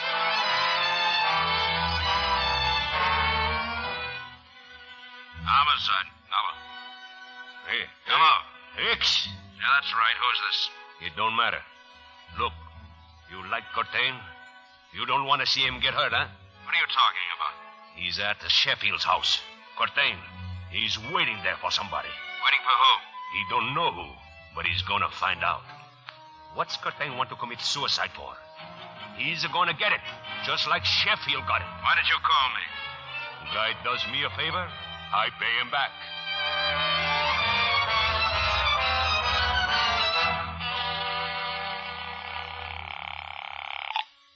Hello? Just checking in, honey. Everything all right? Oh, why, yes, dear, of course. Now, where are you? I'm at the Sheffield house, just waiting to meet someone. Ginny, he should be along any minute now. But, Dad, you sound so strange. Maybe it's the connection. I'm still on the case, Ginny, and I'm going to win it, too. What time will you be home? I don't know, dear. Now, let me talk to Jeff. All right. He wants to talk to you, Jeff. Oh, thanks. Hello? Jeff, you going to marry that girl of mine? Well, I certainly hope so, Mr. Curtain. In a way, it's been my fault, hasn't it? Well, don't let anything stand in your way again. You marry her. Soon. You understand? Well, no, I don't understand, but it's a swell idea. Good night, Jeff. Just stay at the desk, Curtain. Where's the suitcase? It's here. I'll turn on the light. You turn on nothing. Phone. Who else you been talking to? No one. I called my house, that's all. I would have cut your tongue out. Use your brains. I'm doing this to help Frankie. You're for old Harry and not for Frankie. I'm for both. Frankie doesn't have to talk about this suitcase. Just let him say he lied about O'Hara. Why should he? Well, if he doesn't, you and Frankie get it. Maybe not right now, but sooner or later. I have Lanzetta's word. Frankie's doing what I told him to do. He's a smart kid. The most he'll get is 5 to 10. He made his deal with Barra. What makes you so sure you can trust Barra? He's a district attorney. He's got a job to do. He'll keep his word. What if he resigns? Now, with Lanzetta, you know just where you stand. Lanzetta don't know everything. He don't even know who killed Sheffield. I killed him, Mr. Curtain. Me. Frankie's big brother. Lanzetta's going to find out that you crossed me up. He won't like it. You talk good, mister. You're making a big mistake, Korvac. I came here to make a deal. The suitcase is yours if Frankie clears O'Hara. Lanzetta wants it that way. I got news for you. Lanzetta's dead. Now take the suitcase and start walking the back door. You can put your gun away. There's nothing I can do. That's right. That's right, mister. Nothing. Hey, where you are, both of you? Don't move. Sarah, Foster in here. Turn on the light. Rex, get down. He's got a gun.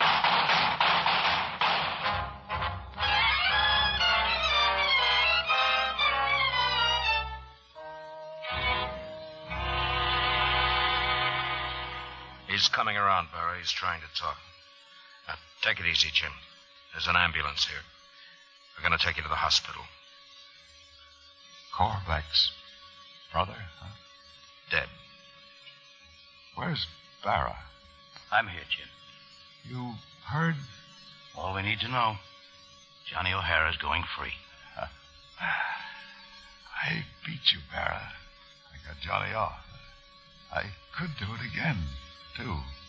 Anyway, thanks for coming here. But it wasn't necessary. Korvac would have killed you. What good would that have done to O'Hara? Look at the desk. It was dark when he came in. He didn't see me when I wrote down his name. I was hoping you'd find it. Doctor, step aside, please. Rex, this bribery indictment. Yeah. Somebody else is going to have to press the charge. I won't do it. Now tell him, Barra. He'd like to hear you say that. Doctor, there's something I'd like to say to him. Sorry, Mr. Barra. You're too late. I hope it wasn't important.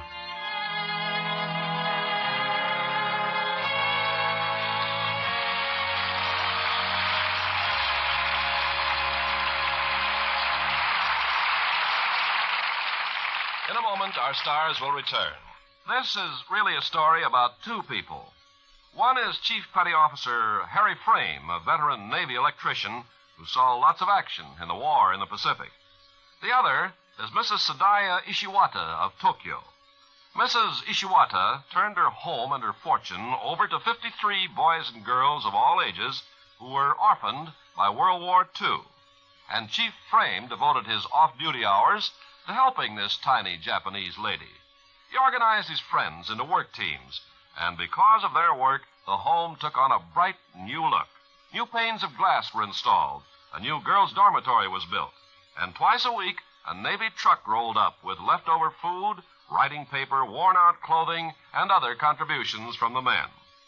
Chief Frame made it his private project toward better relationships between people of two different countries, and it's paid off in mutual goodwill.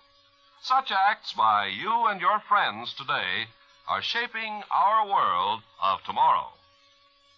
Now, here's Mr. Cummings with our stars. And here they are, two stars that all the people are waiting for. Walter Pidgeon and Janet Leigh.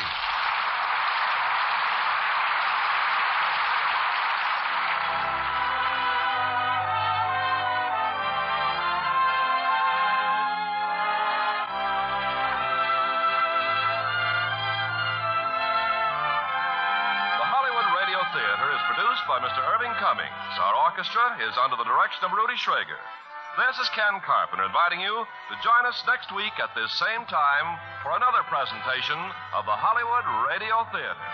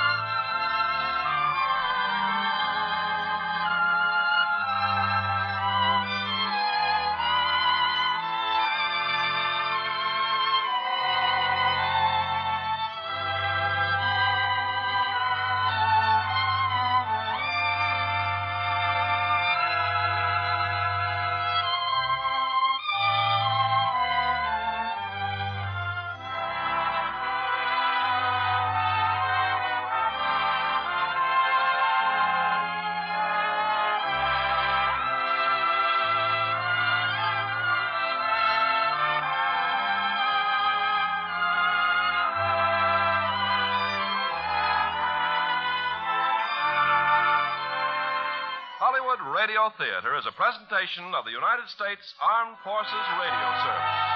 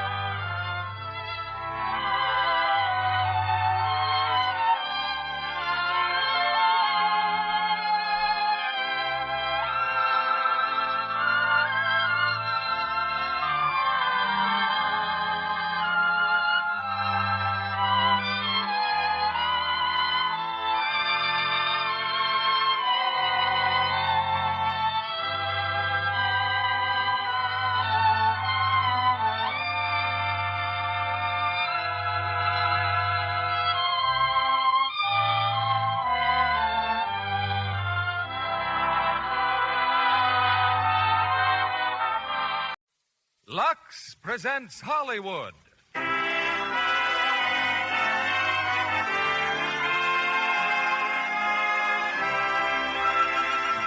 Lever Brothers Company, the makers of Lux Flakes, bring you the Lux Radio Theatre, starring Ingrid Bergman and Robert Montgomery in The Seventh Veil.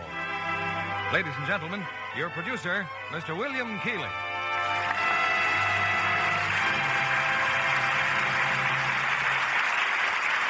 Greetings from Hollywood, ladies and gentlemen. Tonight is a very rare occasion. The marquee of the Lux Radio Theatre proudly blazes out the names of two great stars, Ingrid Bergman and Robert Montgomery, and a play that's ideally suited to these world-renowned artists. It's The Seventh Veil, the story of a great musician and the man who loves and dominates her.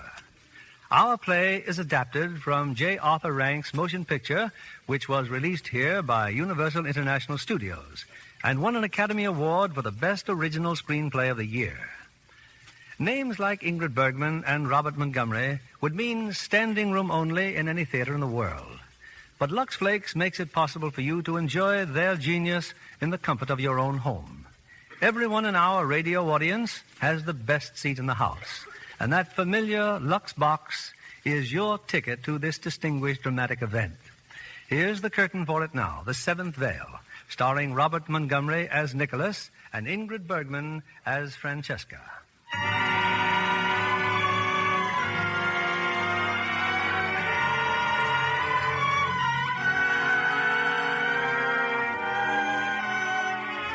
The Kendall Sanitarium, London. In his office, Dr. Kendall is discussing a patient with an eminent psychiatrist, Dr. Albert Larson.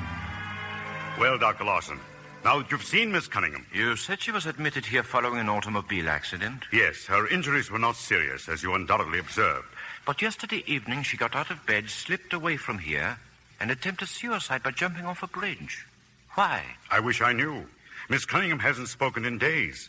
It's as if she couldn't hear, but we know she can hear. That's only one of several indications that she needs you, rather than a medical doctor. Miss Cunningham will talk, Dr. Kendall. I've given her an injection to produce a mild narcosis, enough to induce a light slumber. I'd hope we could avoid that. Well, the drug is perfectly harmless, but it will make her talk. Of course. Still, if you'll forgive me, it savors a little of prying. Definitely it is prying. Dr. Kendall, a surgeon doesn't operate without first removing the patient's clothes. Nor do we with the mind. The mind is like Salome at the beginning of her dance. She conceals herself beneath 7 veils. People, too, have veils. Veils of reserve, shyness, fear, shame. Some they can be persuaded to cast off. But the 7th veil, that shields the innermost secrets of the mind, very rarely is that voluntarily removed. That is why I say narcosis. With it, we can really be of help. I think our patient is ready for us, Doctor.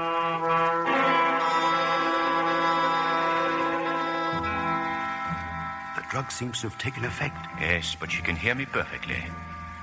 This is Dr. Larson, Miss Cunningham. I'm so happy you've been able to go to sleep. How wonderful it is to relax, to rest. You do hear me, don't you? Nod your head, Miss Cunningham. Then I'll know for sure. Thank you. Now you can do whatever you please. What would you like to do? Would you like to go back to school? You were happy when you were a little girl, weren't you? Wouldn't you like to be happy again? Back to school? Back to school? School? Tell me about school. You are 14 years of age now. How old are you? I'm 14. And what's going on at school today? Tell me, Francesca. We've been fishing for minnows before chapel. Susan and I. Fishing for minnows? Oh. Yes, that's great fun. Oh, but we're going to be late for chapel. And I must get back to school. I must. Oh, what's your hurry, Francesca? Oh, please, Susan. We'll be terribly late. What if we are? All we'll get is a black mark. Oh, but I've been late once before this week already. Miss Lawson's sure to send me to Miss Duncan. Oh, tell her you were sick or something. Oh, she'll never believe me. I said that on Tuesday. Oh, Pooh, then tell her you lost your way. I hadn't wanted to fish for minnows, but Susan could persuade me to do anything. And I'd always get caught and get punished. In Miss Duncan's office, a willow cane hung on the wall. Well, don't stand there, Cunningham. Hand me the cane. Yes, Miss Duncan. Hold out your hands. Oh, please, Miss Duncan. I know I must be punished, but not on my hands, please. Today's the music scholarship for piano, and if you...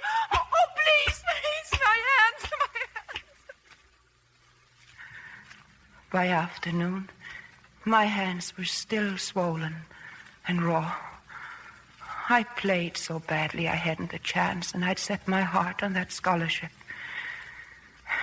Music was the only thing I really cared for, even then. But next time you sat for it, you passed easily? I never sat for it again.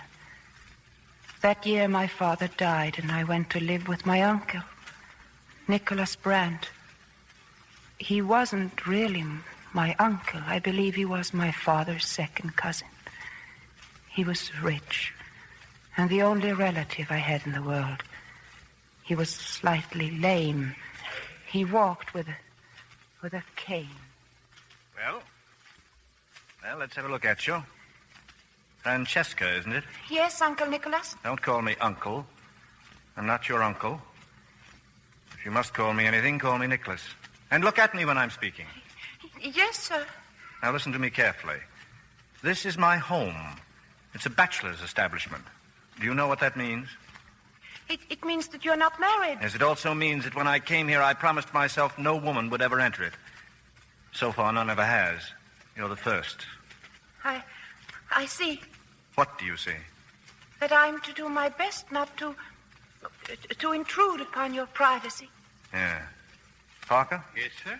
Take her upstairs. You know where to put her. Yes, sir. This way, miss, please. Parker, whose portrait is that on the wall? Mr. Brent's mother. Oh, is she dead? I don't believe so. Then what happened to her? I can't tell you, miss. Then I shall ask him. I wouldn't if I were you. Why not? Because if you must know, she left his father, ran off with another man. No. Oh, I don't believe There it. was a divorce, and Mr. Brent had to give evidence. He was only 12 years old at the time. How dreadful. Yes, miss. You will find my master is a strange, dark man, but not unkind. No, in his way, not unkind.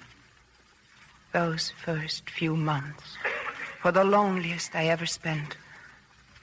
The whole house seemed to resent my presence. Nicholas would limp about, leaning on his cane and looking right through me, as if I weren't there. On rare occasions, he'd send for me. This letter, Francesca, it's from the school you attended, from a Miss Duncan. Oh. Do you know what she has to say about you? Perhaps you opened the letter yourself. Oh, no, I didn't. Well, then let me tell you. She says your intelligence is above average. You agree? I don't know. She goes into some length about your shyness. Are you shy of me, Francesca? A little. Why? I won't eat you. I know, but I... But what? Nothing. Oh. Francesca has an extraordinary talent for music. She plays the piano extremely well and has an appreciation of music far beyond her years. Why haven't you told me that? I didn't think it would interest you. Indeed.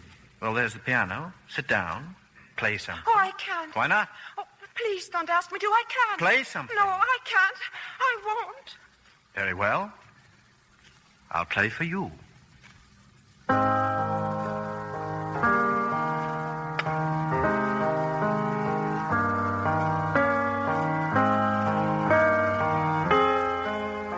I wanted so much to play.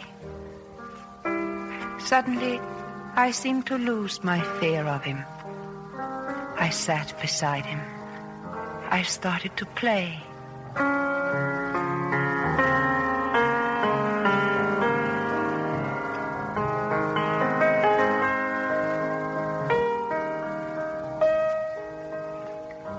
As I played, I thought I saw Nicholas smile. Then he walked from the room and I could hear the tap of his cane even above the music.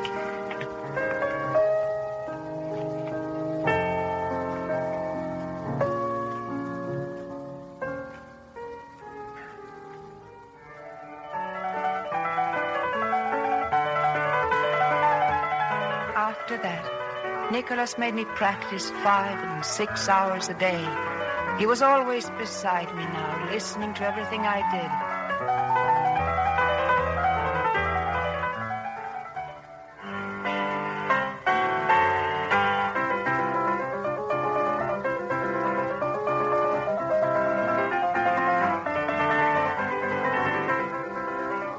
Month after month, he hammered at me. He was a slave driver, but a wonderful teacher. He knew instinctively how to get the best out of me, and he knew more of the spirit of music than anyone I'd ever met. For 2 years, he taught me. One night after dinner... All right. That's enough. Yes, Nicholas. Time you had some proper training. I've arranged for you to start at the Royal College of Music. Oh, Nicholas! You'll report at 10 o'clock tomorrow morning. Oh, I've arranged for... Dear Nicholas! What do you think you're doing? Don't ever do that again. What had you done, Francesca? What made him so angry? In my gratitude, I'd put my arms around him. Oh, Dr. Larson, why am I telling you this? Because you feel better having said it. Yes. You went to college the next morning? But even before I left the house, Nicholas had gone. Parker said it was a business trip. He would be away for months. I was far too busy at college to worry about Nicholas. I met Peter. Who was Peter? Where did you meet him? At a little Italian cafe where most of us went for lunch. I had just finished eating when I felt someone staring at me. You know, you're working much too hard. I like work. Oh, I like ravioli, but I don't eat it all the time.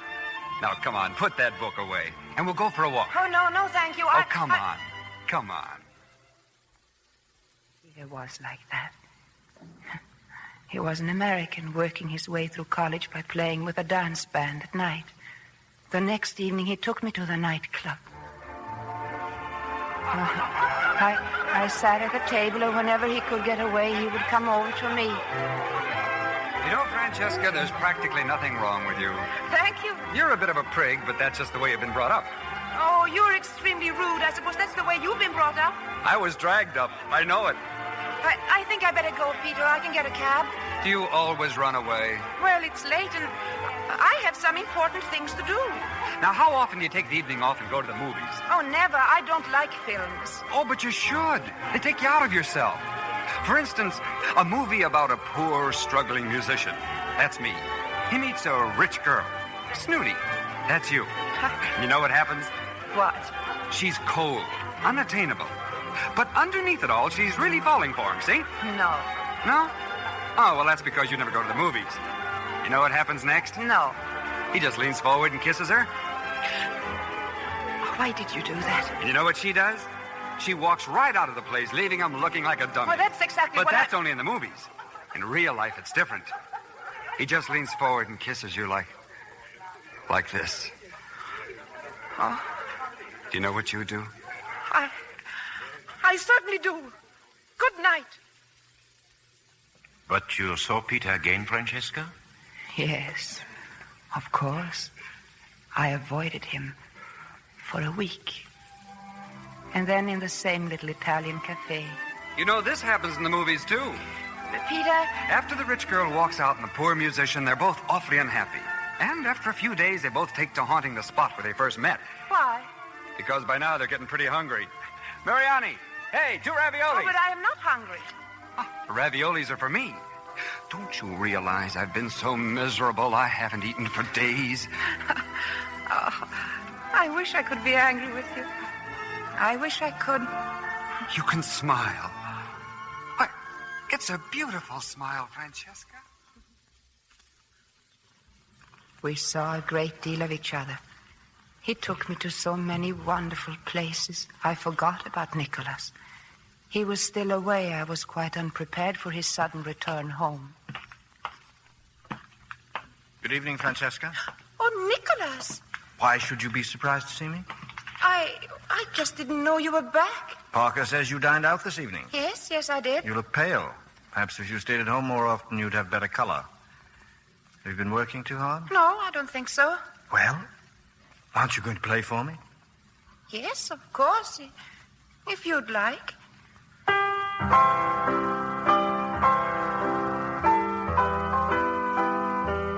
Are you mad? Stop it.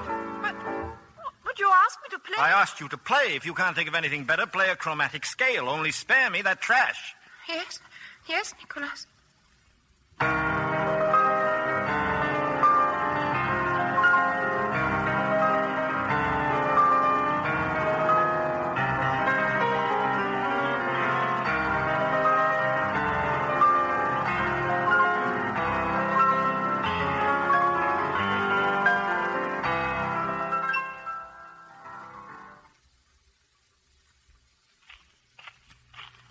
Why did you want me to meet you here in the park, Francesca? What's the matter? Oh, nothing. Peter, do you know why I broke our date yesterday? Uncle Nicholas again? No, I went to the movies. Who with? By myself. Oh. It was very interesting, Peter. It's all about a girl who knew that a boy loved her, but hadn't the courage to ask her to marry him, so she decided... Are you listening? Well, sure, I'm listening. Well, she decided she would have to ask him herself. And did she? No. At the last minute, her courage failed her. Peter. My courage hasn't failed me. I want you to marry me. Francesca. Well, what do you know? Well, Francesca, what happened? That night, Dr. Larson, as I waited for Nicholas to come home, I told myself there's nothing to be frightened of. He cannot do anything. And then I heard the click of the latch and the tapping of his cane. Still up, Francesca? Isn't it rather late? Nicholas, I must talk to you. Can't wait till morning, It's important. Well? I don't know how to start. Nicholas, I'm engaged to be married. Oh? Well? Good night, Francesca. Did you hear what I said? Perfectly. And now, if you'll excuse me, I'll look at my mail. Oh, but you don't understand. I've found a man I love, and I'm going to marry him. Go to bed. Huh? Wait. Pack your bags. We're leaving for Paris in the morning. Paris? But no, I can't go. I won't go. What could I do in Paris? Carry on with your studies. I don't care whether I ever play again or not. Do you hear? I won't ever play again. Why can't you be nice to me? Why must you always treat me as if I were a child? Because you are. I am not. I'm grown up. I know what I want, and you're just trying to take it away from me. Do you understand? I'm in love. How old are you? I won't go. I tell you, I won't. I said, how old are you? 70. And until you're 21, I'm your legal guardian. Do you understand what that means? No. It means that you can't marry without my consent. You can't leave this house without my consent. If you do, I can have you brought back by the police. Now stop crying. It's my duty to see that you behave yourself properly and don't make a fool of yourself. Is that clear? Is that clear? Yes. And get upstairs.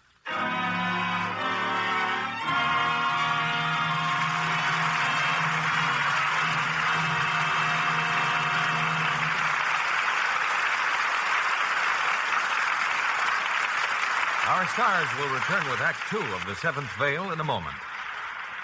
Libby, maybe you could settle a private bet. I say Betty Grable wears stockings in her new picture when my baby smiles at me, and a friend of mine says, no, it's a slick makeup job. Well, you collect, John. Good. Betty had a dozen super sheer nylons especially made for the picture. They were so fragile, they looked just like a puff of mist. Betty's legs certainly look trim in those dancing scenes with Dan Daly. Aren't those two a swell team? Oh, one of my favorites. Dan is wonderful as a charming, lovable, undependable hoofer. And Betty gets a chance at real drama, too, in this picture. And what costume she wears in When My Baby Smiles at Me. Aren't they fabulous? Yes. Yet even expensive washables, like those dreamy nylons, were cared for the same easy way girls everywhere care for nice things. With gentle Lux flakes. Those new tiny diamonds of Lux are perfect for stockings, aren't they? They suds up fast and make wonderfully thick suds.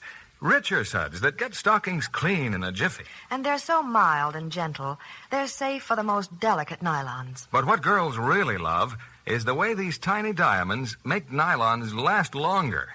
Strain tests have actually proved they do. Stockings washed with Lux Flakes lasted twice as long as those washed with a strong soap or rubbed with a cake soap. So take a tip from Hollywood.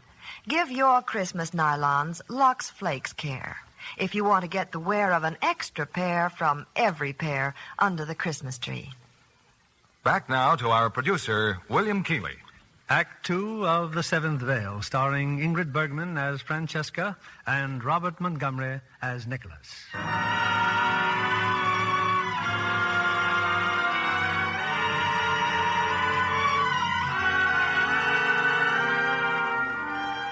"24 hours ago, Francesca Cunningham attempted to take her own life.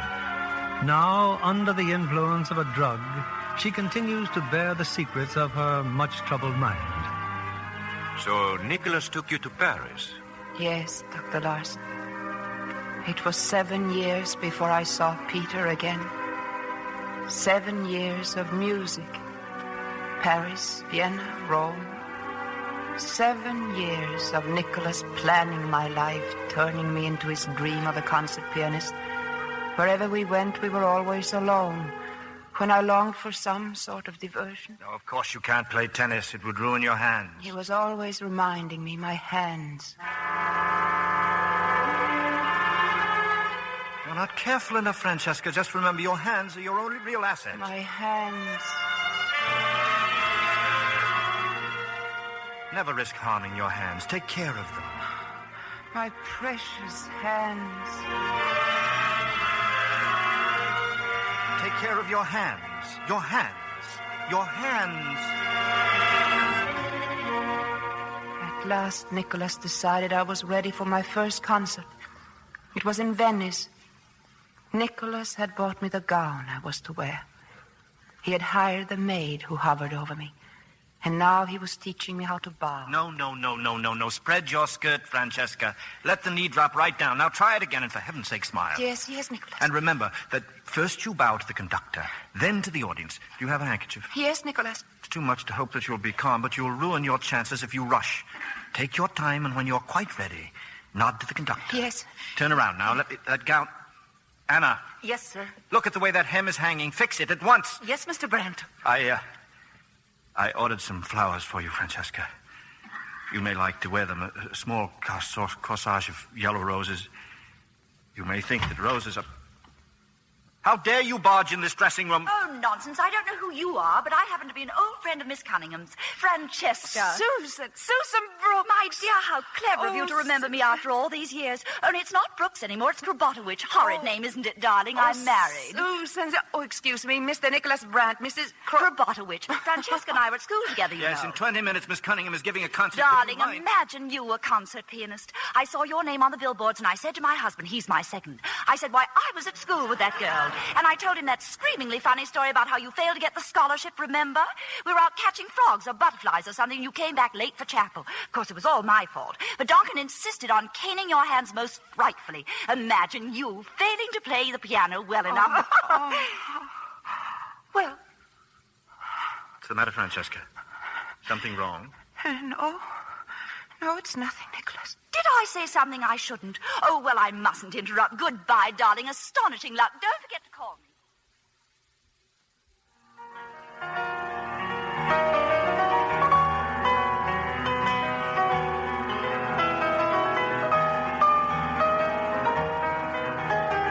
The concert that night terrified me.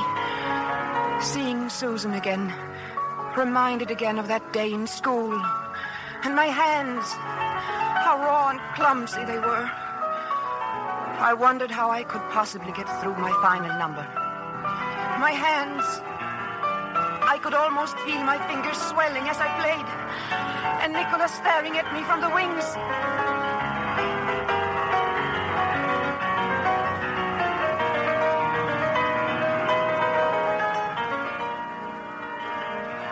What's the matter with her? That look on her face, Perhaps she is a little nervous, Mr. Brandt. That's ridiculous. She's been playing beautifully. She is crying. Look, tears on her face. She must be ill. It's her final number. We'll forego the encores, but she must finish. She must be a success.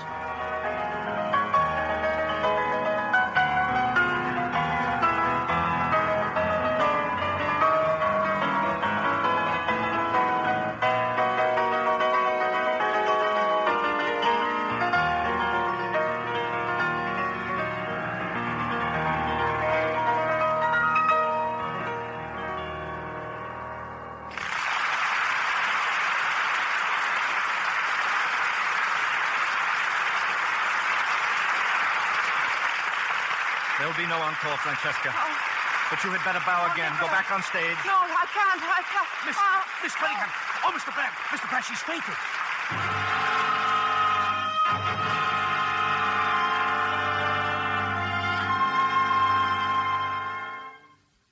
The concert was a success, Dr. Larson. As for my behavior, I can't account for it. There was nothing wrong with my hands, and I had played well. Tell me, all this time you never saw Peter? No. I managed to write to him from Paris, but the letters came back marked gone away. Somehow I didn't mind. I knew that one day I'd be back in London again and that I'd find Peter waiting for me. A few months later, I was giving a concert in Copenhagen. During intermission, Nicholas opened the door of my dressing room. He always came in without knocking.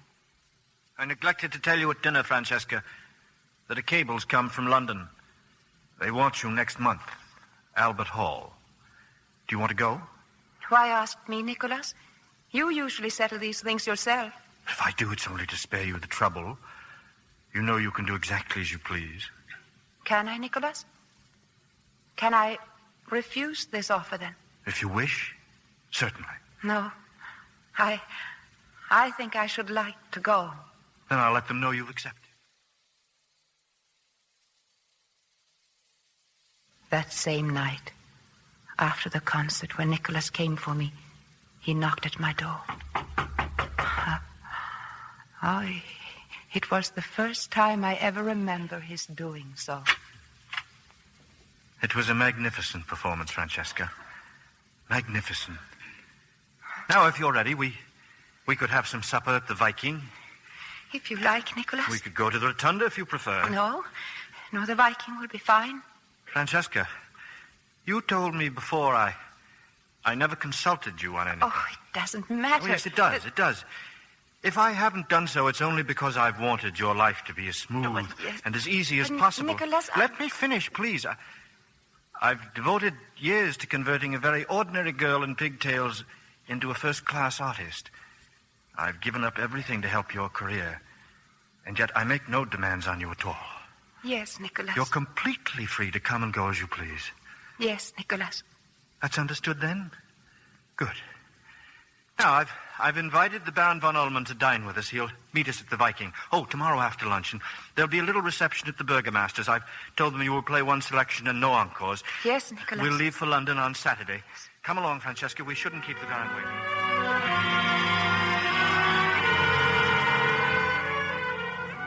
London again. Peter. How stupid of me. Thinking with such assurance that he would be there. He wasn't even listed in the phone book. Maybe we would still be playing with that orchestra. I went from nightclub to nightclub. What else could I do? People seemed to know his name, but where he was, they couldn't say.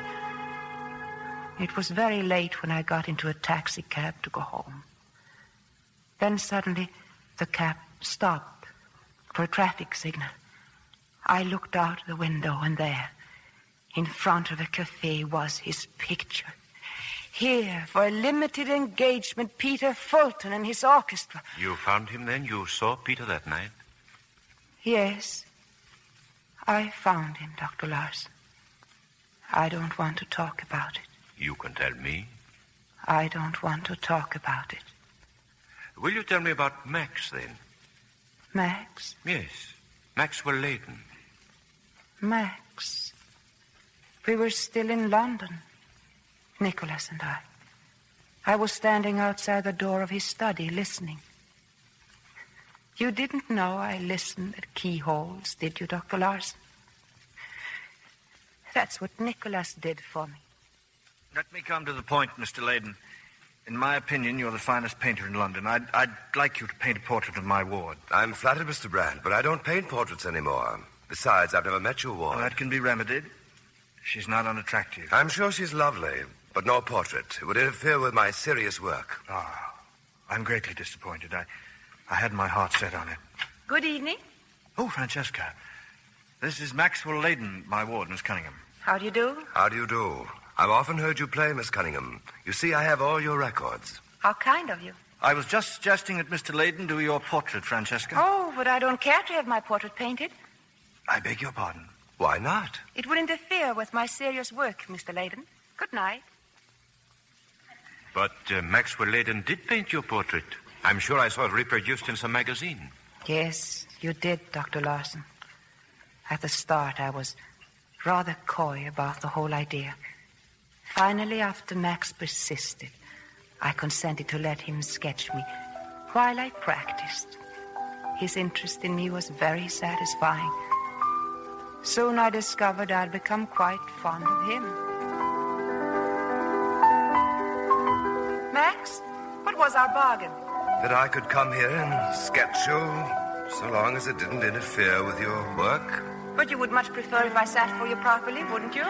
Naturally. With my hands and arms and head all arranged in a striking pose. Yes? Are the strict orders not to move a muscle unless you say so? Yes. Would you still like me to do that, Max? I would love you to do that.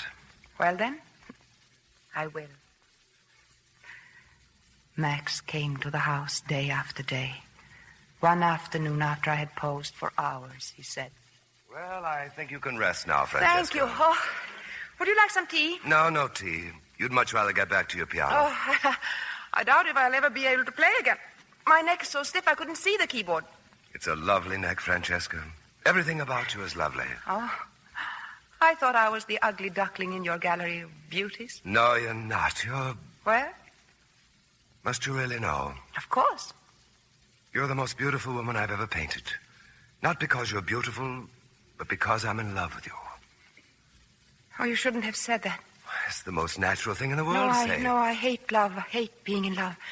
I never want it to happen to me again.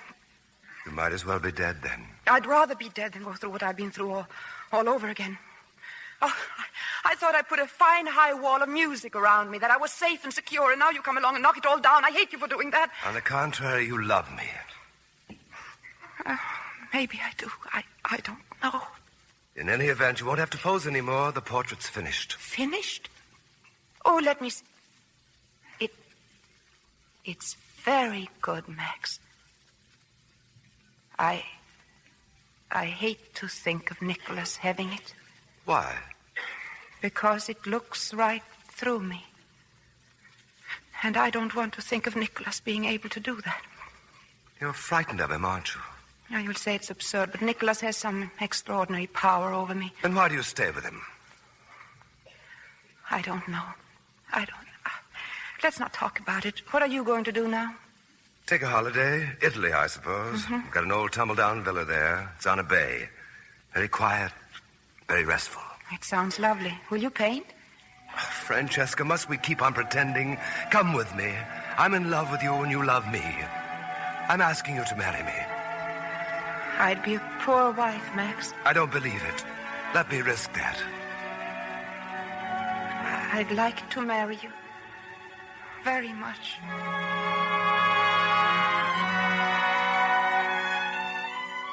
So, for the second time, Francesca, you went to Nicholas? You told him you were going to be married? Yes, Dr. Larson. But how can you think of such a thing? I won't listen to another word. I don't care if you listen or not, Nicholas. I don't care what you say or what you do. Francesca. It's no use. I am grateful to you for some of the things you've done for me, yes, but I'll never forgive you for some of the others. Anyway, I'm going away with Max next week. Please don't try to stop me or make me change my mind. Is that clear? Quite. I have nothing more to say.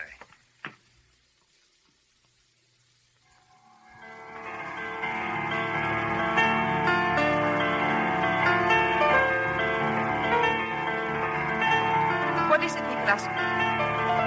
Your bags are packed. You're leaving soon? With him? Yes? Stop playing on a stone. No, I don't want to listen. Francesca, I haven't deserved this of you. I've given you everything I have, my love and sympathy. My life hasn't been happy when you are the one beautiful thing that has come into it. Please listen, Francesca. Please stop playing. You're a great artist. You're my life's work, and now you want to throw it all away. Listen to me. You'll do as I say. And I demand you give this man up, Francesca. This happened once before, remember. You didn't love that boy, and you don't love Leighton, and I'll tell you why. You belong to me. We must always be together. Promise you'll stay with me always. Promise me. I'm leaving this house tonight. Very well, if that's the way you want it. Very well. But if you won't play for me, you'll never play for anyone else ever again.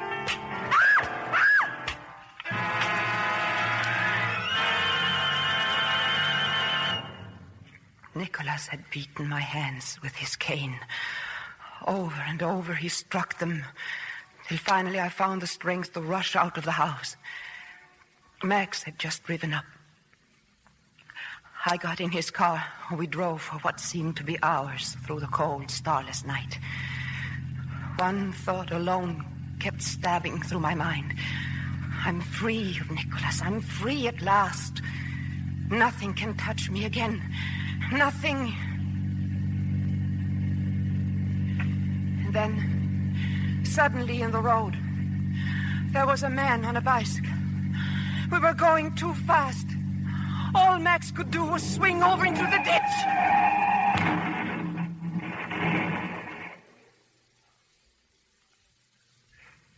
I woke up in this room, in this bed, Dr. Larson.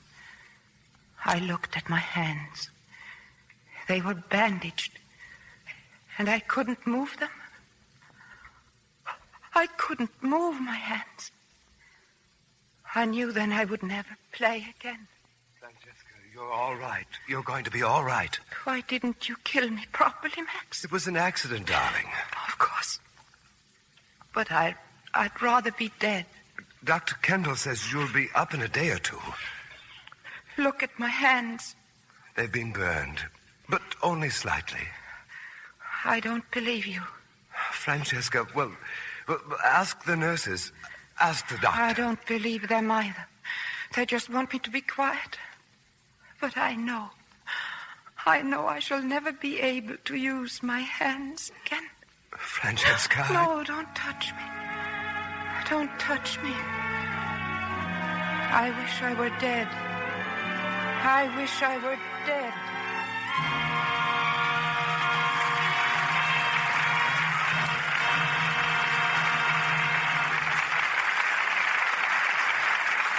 We pause now for station identification.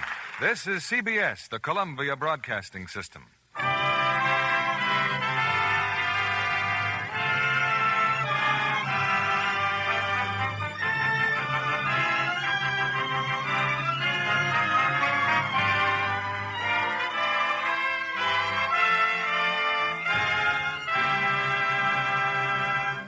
Before we continue with Act 3 of The Seventh Veil, I want to introduce a special guest, attractive, honey blonde June Fulton, who has just arrived from South Africa, where she won a screen test.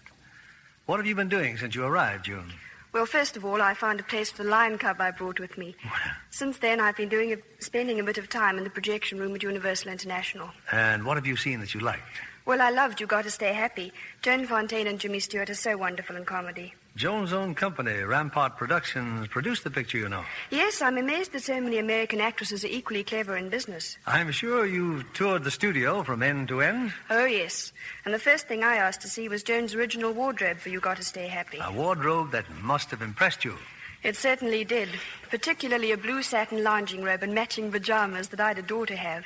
But I never dreamed they were practical until the wardrobe mistress told me that they'd actually been luxed. John Kennedy here can tell you many stories like that. We have Lux Flakes in South Africa, you know. Ah, but wait till you try these new tiny diamonds of Lux, June. They're so much faster. Dissolve the instant water touches them. And so much richer. The suds last and last. They do more for you, too. Remove kinds of soil which other suds can't. Leave things cleaner and fresher. I must say the colors in Joan's pajamas still look lovely. Naturally, because Lux things stay color fresh longer. Hollywood studios won't risk strong soaps. They often fade colors. But the same colors stay lovely 3 times as long with gentle Lux Flakes care. Actual tests prove that. Then I needn't feel extravagant if I buy lovely things. Not a bit, if you Lux them. That way you can have 3 times as many pretty undies without spending any more. Thank you for coming tonight, June Fulton. Now, here's our producer, Mr. Keeley.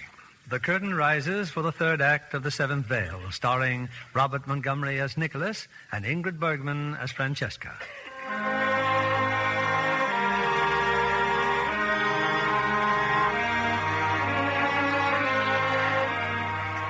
It's a few minutes later.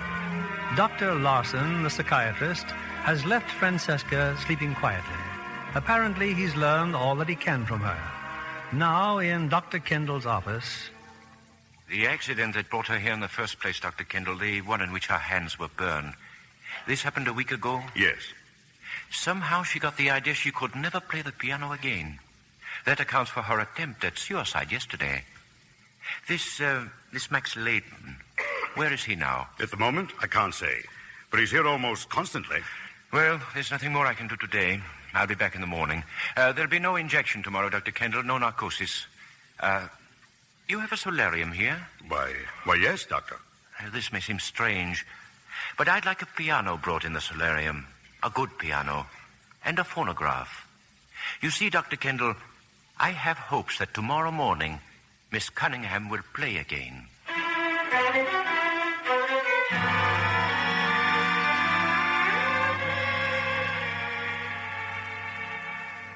Well, we're ready for you, Dr. Larson. Miss Cunningham's in the solarium, and a piano, and a phonograph. I don't mean to be mysterious, Kendall. Now, here is the case history of Francesca Cunningham. As a child, the caning at school resulting in her failure at the music examination and the fear that her hands might be injured. The recent attempt by Nicholas Brandt to smash her hands, again with a cane. Finally, the car crash.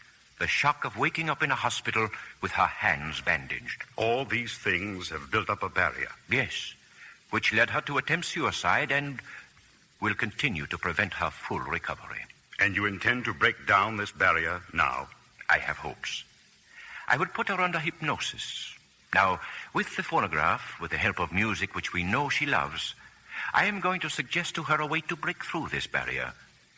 If I can make her play the piano, I shall wake her up while she is actually playing. Then she will know there is nothing really wrong with her hands. I brought some records here made by Miss Cunningham a few years ago. I propose to play one of them in a few moments.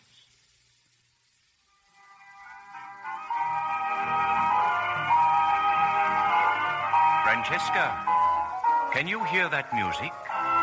It's beautiful, isn't it? She's hypnotized? Yes, she'll do exactly as I wish.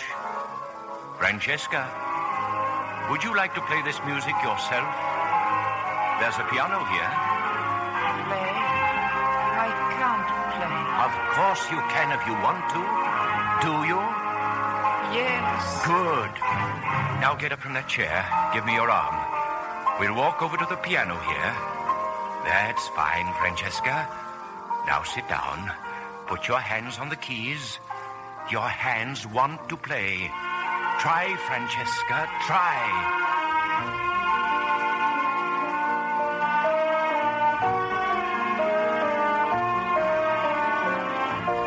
You can stop the phonograph, Kendall. She's playing. By George, she's playing. Under hypnosis. Now to rouse her, to bring her out of it. Francesca, you are playing now of your own free will. Your hands are not injured. There is nothing wrong with your hands. You are playing. There is nothing wrong with your hands. She's opening her eyes, Doctor. She's...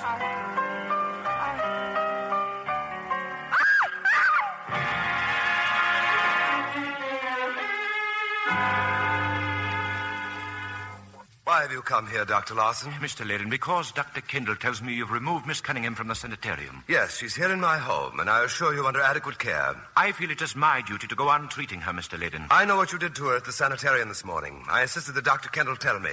Even you must agree that she's suffered enough. She will continue suffering until she is cured. Cured? With drugs, hypnotism? Your kind of treatment is likely to unhinge your mind altogether. Does Nicholas Brandt know what's happened to Miss Cunningham? No, he does not. There's been nothing in the newspapers. As far as he knows, she and I are in Italy. How is she now? Very well, thank you. I see. Mr. Leydon, please, this is all wrong. I can help Miss Cunningham. Would you object if I saw Mr. Brandt, if I asked his permission? Not at all. Legally, he's no longer her guardian. If he thinks he is, you might tell him that Francesca and I are to be married next week. I assume she's agreed to marry you? I think you can assume that she will agree. Mr. Leydon, that poor girl is in no condition to make up her mind on anything at the moment. I warn you, what you are doing is very dangerous. Good night, Dr. Larson. Good night, Mr. Leydon.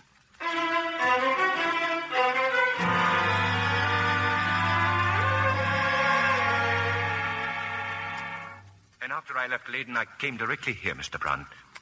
What you have told me is a great shock. I thought Francesca was in Italy. I didn't come here to advise you of Francesca's condition or her whereabouts. It's quite possible she'd rather you didn't know. I came to ask a favor. What is it? I have a phonograph record here. It's a piece of music which has assumed some importance in this case. If you'd listen to it, perhaps you could tell me if it has any sentimental association, any connection with someone she knew. There's the phonograph. Play it if you want to. Thank you. Don't expect me to know anything about Miss Cunningham's private affairs, Dr. Larson. It's always possible.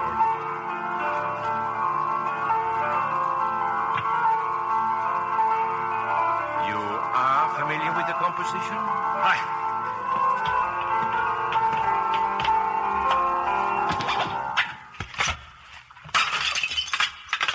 Now get out. You dropped your cane, Mr. Brandt. Get out! You have helped me after all. I've been aware of the power you had over Miss Cunningham, but now I know why. I know what she means to you. Get out!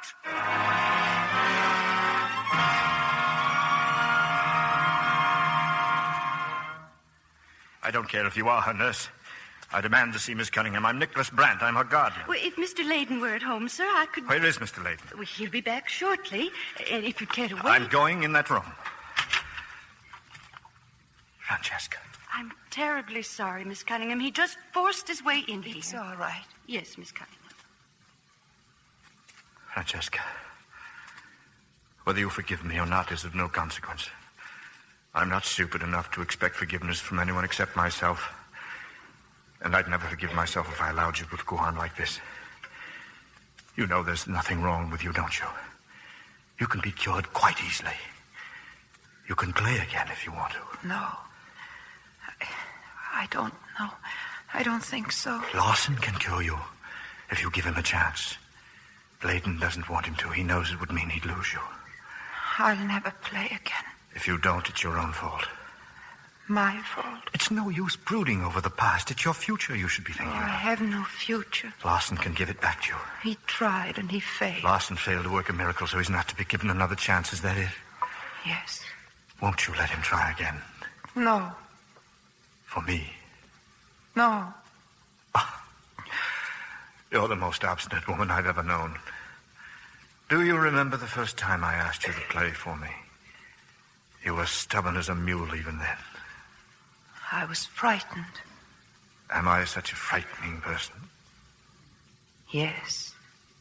You're not frightened now. You're smiling. Yes, it's funny. It really is. It's so different when you're being kind. When you're like this, Nicholas, I'd do anything for you. All you've got to do is to make up your mind. Larson will do the rest. I can't, Nicholas. I have tried. Look at me. Yes. I tell you there's nothing to be frightened of ever again. Nothing to be frightened of ever again. You really want to play, don't you? Yes, I do, Nicholas. Then you will see Larson. Yes, I'll see Larson. I'll phone for him right away. The phone's just down the hall, Mr. Brand. Mr. Layton. I just returned. I overheard. It's all right. I'll phone Larson myself. Of course I'll come, Mr. Layton. I'll be there late this afternoon. You can't come now. No, I have a little checking up to do. Incidentally, I'll see Miss Cunningham at her own home, Mr. Brand's home. That's ridiculous. You may drive her there any time you wish. Meantime, I'll be trying to track down a man by the name of Peter Fulton.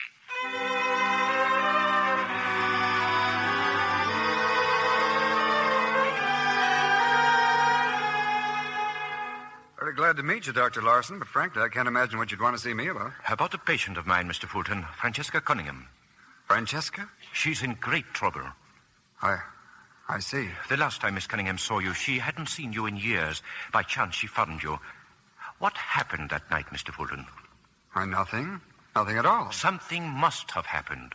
Oh, I told her I was married, if that's what you mean. How did she take that bit of news? She just walked out on me. She's like that, you know. Had she ever met your wife? Not that I know of. We were divorced 2 years ago. I'm sorry. Mr. Fulton, there is a tune she seems to have associated with you, a waltz. I believe it was played in some Italian cafe. Yes, I even had my band recorded a few years ago. I had some wild hope at the time that Francesca would hear it. It might help bring her back to London. You have a copy of the recording? I can get one. Would you bring it to this address, Mr. Fulton? That's Nicholas Brandt's address, isn't it? Yes. Can you be there at 5 o'clock? What? Oh, yes, of course, but... Mr. Brandt will be there. Also a Mr. Layden. I won't detain you long. I'll be there, Doctor.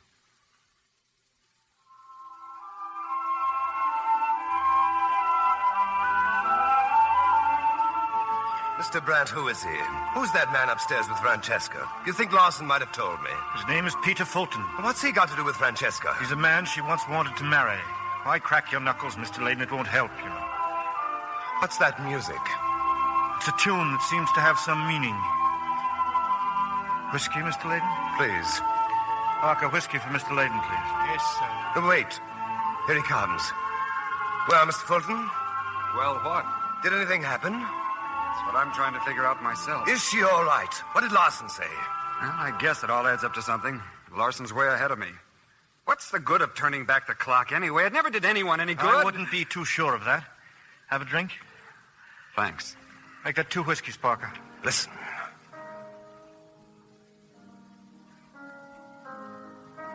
That music. That's Francesca, isn't it?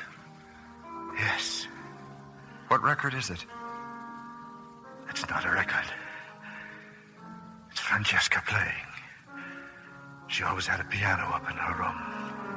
She plays beautifully, doesn't she, gentlemen? Dr. Larson, That's my Francesca. May I go up now, Doctor? It would be a pity to interrupt her. Doesn't she want me with her? Perhaps. What do you mean, perhaps? I mean, I think I can promise you a complete cure. Oh, thank heaven. But you'll have to prepare yourselves for a new Francesca. A new and very different person. In what way? You see, the past is over for her now. Quite over. Her mind is clear and the clouds have been swept away. She is no longer afraid. Whether you will be entirely satisfied with the change in her, I don't know. It might be wise not to expect too much. Are you trying to tell me I'm trying to tell you she will want to be with one of you 3 men. The one she loves, the one she has been happiest with, or the one she cannot do without, or the one she trusts. And who is that? It would hardly be fair of me to say. She stopped playing. Yes. Look. She's coming down the stairs. Nicholas. Oh, Nicholas. Nicholas. Mr. Fulton. Mr. Layden. Since you 2 gentlemen are leaving now, perhaps one of you will give Dr. Larson a lift home.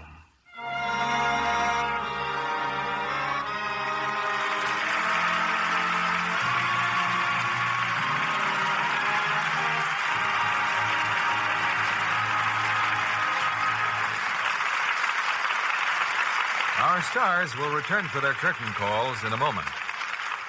You know, Libby, I like this California climate, but I do miss a white Christmas. I get a big kick out of seeing fir trees in the woods with fresh snow on their branches. Well, if that's all you want, you can have a white Christmas tree right in your own living room.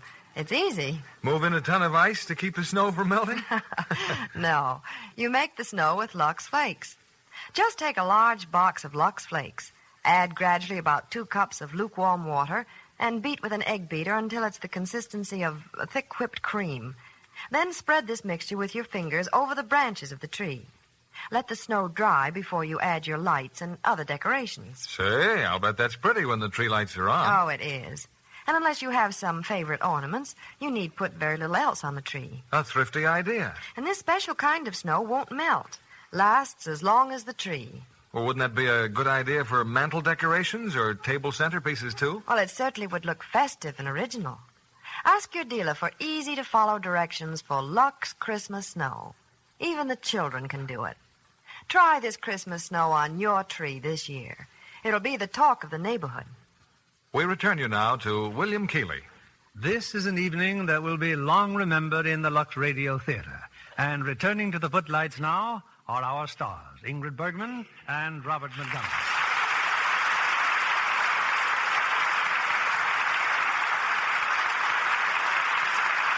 Ingrid, since your last appearance on this stage, one of the most eagerly awaited pictures of our time has reached the screen. And we'd like to add our congratulations to all the others on your magnificent performance in Joan of Arc. Thank you very much, Bill. You look so beautiful in armor, Ingrid, that it may start a new style. I'm afraid it's a little heavy for every wet day wear it, Bob. But it's always been the ambition of my life to play Joan of Arc, and it was a tremendous thrill to have it come true. But a bigger thrill for the people who see the picture. Bob, we're delighted to welcome you back to Hollywood after a summer among the rustic charms of your farm in the East. Just the time of year I hated to leave, too, Bill. It snowed the day after I left. I know what you mean. But New York won't mind if this means another picture like June Bride. You and Betty Davis made a great comedy team. What about next week's play, Bill? Is that a comedy? It's a comedy, all right, Bob, but more than that, it's one of the finest Christmas stories ever told. In fact, by now it's a classic. The stars are Maureen O'Hara, John Payne, and Edmund Gwenn. And the play is that prize holiday package, Miracle on 34th Street. This is a story for everyone, but particularly for all the children in America, because Miracle on 34th Street is the story of a gentleman who'll be here in person, Santa Claus. With Santa Claus as the star, you're sure to have a wonderful play, Bill. Good night. Good night, Good Bill. night, and thank you both.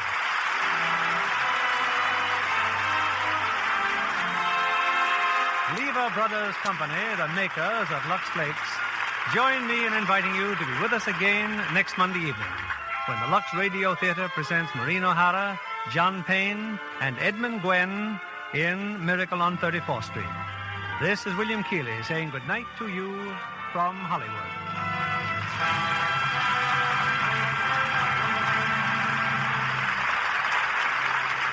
The concert pianist heard in the Seventh Veil was Ignaz Hilsberg. Heard in our cast tonight were Bill Johnstone as Dr. Larson, Carlton Young as Max, and George Neese as Peter. Our music was directed by Louis Silvers. And this is your announcer, John Milton Kennedy, reminding you to join us again next Monday night to hear Maureen O'Hara, John Payne, and Edmund Gwenn in Miracle on 34th Street.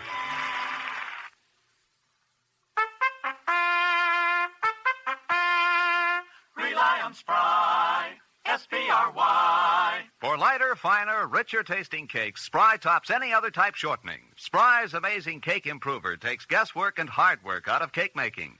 Try Spry's one bowl method for glorious cakes. For all you bake and fry, Rely on Spry, S-P-R-Y. Be sure to listen next Monday night to the Lux Radio Theatre presentation of Miracle on 34th Street, starring Maureen O'Hara, John Payne, and Edmund Gwenn. Stay tuned for My Friend Irma, which follows over these same stations. This is CBS, the Columbia Broadcasting System.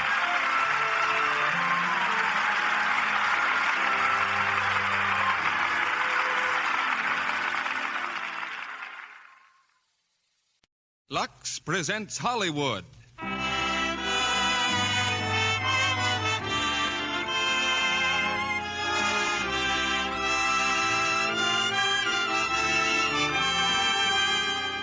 Lux Radio Theatre brings you Edward Arnold and Fay Bainter in The War Against Mrs. Hadley with Gene Rogers and Van Johnson. Ladies and gentlemen, your producer, Mr. Cecil B. DeMille.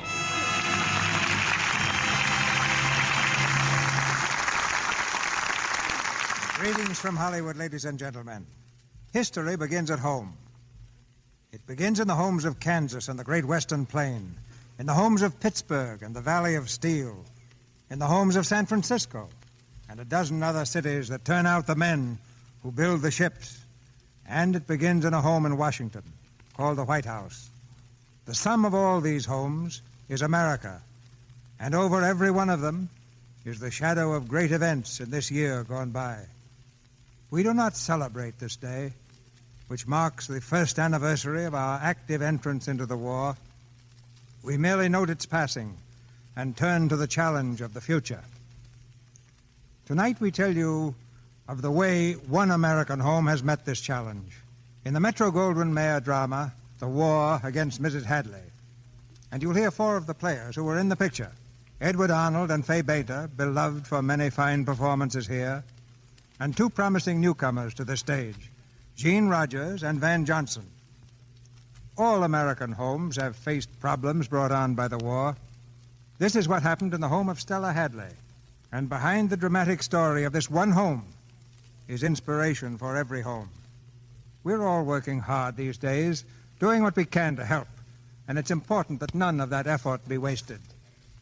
Waste is an enemy that must be fought on every front, but especially on the home front. And a strong ally in that fight is Lux Flakes. In Hollywood, for instance, our product saves motion picture studios thousands of dollars a year in various kinds of wardrobe care. That's a very interesting amount of money to the studio treasurer. And what's true in Hollywood is true in your own home, too. You may not be making motion pictures, but like us, you have a budget to meet. In these times, you need to make clothes last longer. And your friend in that need is a friend indeed. In two well-known words, Lux Flakes. Now, the signal for the curtain and the first act of The War Against Mrs. Hadley, starring Edward Arnold as Elliot Fulton, Fay Bainter as Stella Hadley, with Gene Rogers as Patricia, and Van Johnson as Michael.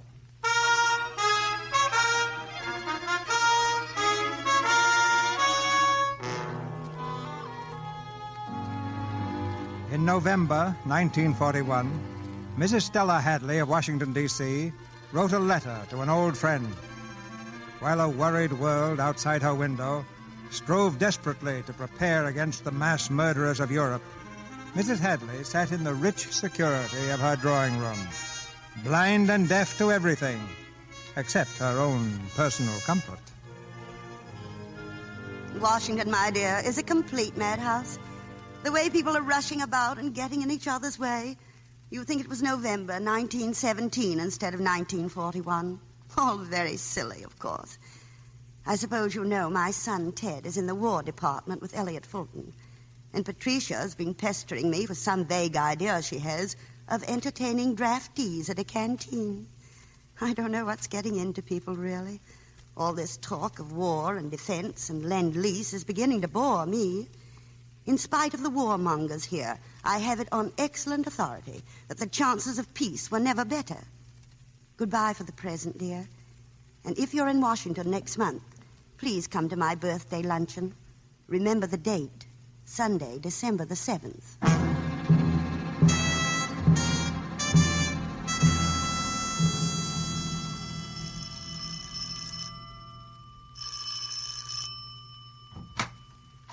Oh, good morning, Mr. Fulton. Good morning, Bennett. Am I the first? Yes, sir. Mrs. Hadley hasn't come down yet, but you'll find Miss Patricia in the drawing room, sir. Is that you, Elliot? Come in here. Oh, good morning, Pat. How's your mother? Full of birthday cheer. You look tired, darling. Well, I am a little, but don't tell your mother. She'll scold me for working nights. What's new in the War Department? How are the peace negotiations coming along with Japan? Pat, you know my rule. No shop talk here. This is the only house in Washington I can forget all that. Mrs. Hadley's ivory tower. Elliot, will Mother ever ruffle up her tail feathers and pull that pretty head of hers out of the ground? Oh, maybe she's lucky. She's missing a lot of unpleasant happenings above the ground. But other people have to face them. Why shouldn't she? Just because we live like kings and... Oh, now, don't be intolerant, Pat. It's just that she's living in the past, that's all. I can't say I blame her much. You know, she was the most popular girl in Washington until your father came along, and then she was the happiest wife. Elliot, were you in love with her then? Yes, but I made one fatal mistake. I introduced her to your father. You know, you and Mother are my two favorite people. Why don't you get married? I've always wanted to be a flower girl. Oh, I'm afraid you're out of luck. Why? A nosy little baggage, aren't you? All right, if you really want to know, I'll tell you. I proposed to Stella on her last birthday. What did she say? She said I was the best friend your father ever had, the best friend she ever had, the best executor the estate ever had, and being a staunch Republican, I had no right to associate myself with those new dealers. Hardly a direct answer. Hardly, but terribly final. Hello, Alias. You're early, aren't you? Oh, hello, Ted. Oh, my head's killing me. Good morning, brother dear. Oh, do you have to be so loud about it? I need a drink. Have one with me, Elliot? No, thanks. Big night, brother? Well, not big enough to deserve this, Ed. Oh, Elliot, I'm sorry I had to leave the department so early yesterday. I had to go to the dentist. Yeah, that's the fourth time this month, Ted. Yes, I know, but... Ted, have you seen Mother yet? Well, only one out of one eye. She came into my room at the crack of dawn to see if I was resting peacefully. Won't one of you please tell her I'm old enough to be weaned? Keep pulling on that bottle and she'll find out soon enough. Good morning, good morning. Hello, Doctor. How are you, Meacham? Splendid, thank you. Hiya, Doctor. Ted, let me see you. Oh, you look bilious, Ted. Now, don't try to drum up any trade with me. Stick to Mother. Have a drink, Doctor. I don't drink in the morning. How's your mother feeling, Patricia? She's thriving. Frankly, I've been a bit worried about her lately. She's not really been strong since your poor father passed away. Oh, nonsense. She's as strong as an ox. My dear Fulton, I think I'm a better judge of Stella's condition than you are. Am I late? Oh, hello, Hello, Cecilia. darling. How are Good you? morning. Hello, Cecilia. Elliot. How are you, Dr. Meacham? Quite well, Miss Talbot, thank Oh, what a time I had getting here. Where's Stella? Hasn't she come down yet? Now, Cecilia, you know well enough that Stella always waits for the last guest before she makes her grand entrance. What? Oh, well, I hope I haven't kept her waiting. Ted, darling, you look peaked. Well, that makes it practically unanimous. What? Oh, Elliot, is it true what they're saying about these little Japanese ambassadors of peace? Well, not knowing what they're saying, I can't tell you. Oh, no, of course not. But my elevator boy overheard someone tell someone else that they... Good morning, everyone. Good morning, Stella. Thank you. Thank you, all of you. Oh, what lovely flowers. It's like spring. Happy birthday, Mother. Teddy, darling, my pin is beautiful. You and Pat had no right to spend so much money. Don't give it a second thought, Princess. We charged it to you. I wish you had. Teddy, you look pale. Leonard, I do wish you'd have a look at him later on. Certainly. Oh, I'm all right, Won't Mother. do any harm for Leonard to have a look. Patricia, dear, put some powder on your nose. It's all shiny. How can I ever thank you all for my lovely gifts? Elliot, these earrings you sent me. Well, I'm glad you like them, Stella. I love them. And Leonard, your fitted bag is just what I've always needed. I'm so glad. Did you like my gloves? Of course I did, Cecilia, dear. I helped you pick them out. It always amazes me that anyone remembers my birthday. Luncheon is served, Mrs. Hadley. Thank you, Bennett. And may I take this opportunity of wishing you happiness, Mrs. Hadley? Bennett, how nice of you to remember. Come along, everyone. Thank you.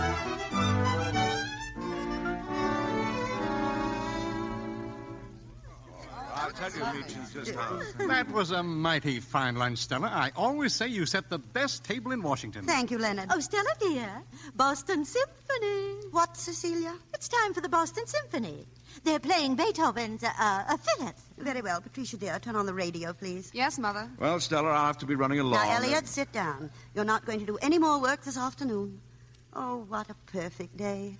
All my loved ones here to help me celebrate. Mrs. Hadley? Yes, Millie. Serve the coffee in here, please. Yes, Mrs. Hadley. And be careful of those cups, Millie. They were a gift from President Coolidge. Yes, Mrs. Hadley. I was alive with planes spitting death and destruction on the harbor which lay below. Patricia, turn off that dreadful gibberish. We want to hear the symphony. I'm trying to find it, Mother. I don't know why they permit such programs on the Sabbath. At 1:05 p.m. Eastern Standard Time, the first planes appeared over the horizon, Patricia. winging their way across the Pacific. Let Ted These were find followed by it. wave after wave of bombers. Pat. Their Wait a cargo minute, of something's death, happened. While in this Elliot, very please, city, not peace on my negotiations birthday. continue. And so, war has come to our country with the Japanese bombing of Pearl Harbor. Pearl Harbor? As yet, They've we attacked haven't Pearl Harbor. Elliot, it can't be true. Why, it's impossible. So it's come. How could they do such a thing? Pearl Harbor? Oh, no. Millie, I told you to be careful of those cups. Mrs. Hadley. My best service. Millie, you're impossible. I'm sorry, Mrs. Hadley. I couldn't help it. My brother's at Pearl Harbor. My brother. Oh, poor child. Go after her, Bennett. Tell her that I said she should go home and spend the night with her mother. Yes, madam. I'll never be able to replace this cup. This is the most outrageous breach of human decency ever perpetrated. Right in the middle of peace negotiations. Oh, my head is splitting. If you'll just turn it off for a moment. Turn it off, Ted. Now, Stella, you really mustn't excite yourself. It's horrible. I can't believe it. Come on, Ted. We better get down to the department. Right. I'll get a cab. Ted, you're not going to leave me. Not on my birthday. In case you haven't heard, Mother, we've just gotten into a war. Yes, I know, dear. It's dreadful. That poor girl's brother. Maybe there's some more news. Don't turn that thing on again, please. All right, Mother, but I've got to know what's happening. Where are you going? Upstairs to listen to my radio. I've got to go too, Mother. Well, if you must, you must, but do be careful, dear. Don't worry, the Japs haven't gotten here yet. Teddy, you mustn't say such silly things, even in jest. Come along, Ted. Goodbye, Stella. I'll phone you later. Yes, do. I hope everything will be all right. Come on, Ted. Goodbye, Mother. Goodbye, darling. Oh. Oh, dear, dear. Stella, I think you ought to lie down for a while. Yes, Stella, you really should. Perhaps you're right. Birthdays are such a strain on one's nerves, the excitement and everything. Goodbye, my dears. And thank you for coming to my party.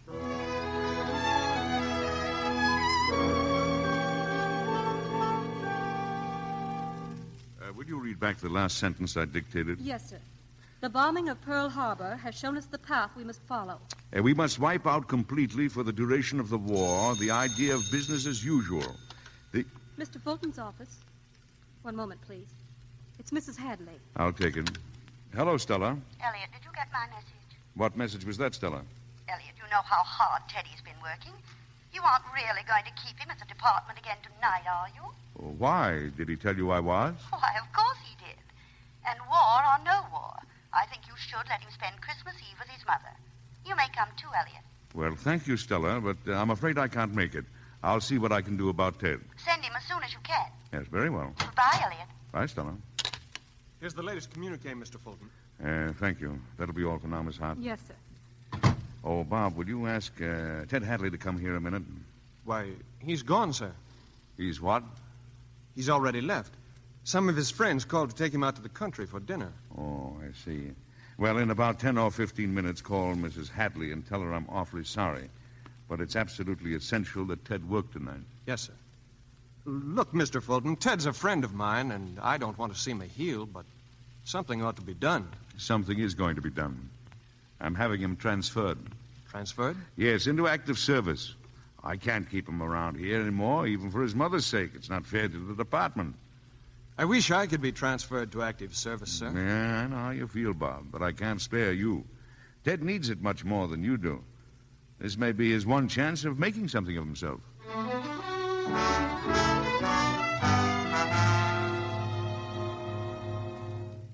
What is it, Peters? Why aren't you down at the department to pick up Mr. Theodore? Well, I'm going right away, Mrs. Hadley, but could I speak to you first, ma'am? Yes, of course, Peters. I had word from my draft board today. They've reclassified me in 1A. I'm to report for service next week. Oh, that means you'll be leaving me. I'm afraid so, Mrs. Hadley. It won't be necessary. I'll speak to Mr. Fulton about it. Oh, I'd sooner you wouldn't do that, ma'am.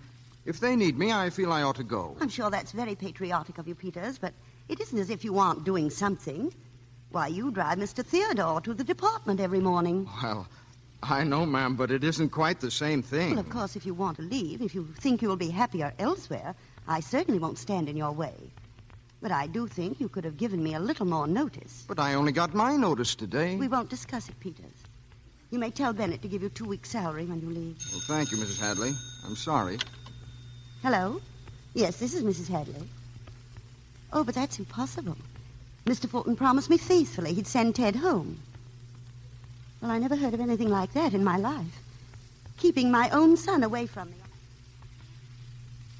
Consideration for me, even if the government hasn't. All right, you win. I'm sorry I can't be here to help with the Christmas presents, but I've got to get an extra girl for canteen duty tonight. Patricia, is that the canteen that Laura Winters is running? Oh, Mother, she's just helping out. I shouldn't think you'd want to associate with the wife of the man who contaminated your father's newspaper. Contaminated? Oh, Mother, just because Father was a Republican and Mr. Winters is a Democrat... They turned the Chronicle into a Democratic scandal sheet. I should think you'd have more respect for your father's memory. Well, Laura Winters only comes down once in a while anyway. I hardly even know what she looks like. Good night, Mother. I've got to run. Can't you even be with us on Christmas Eve? I'm sorry. I wish I could, Mother, but it's Christmas Eve for the soldiers, too. Good night, dear. Good night.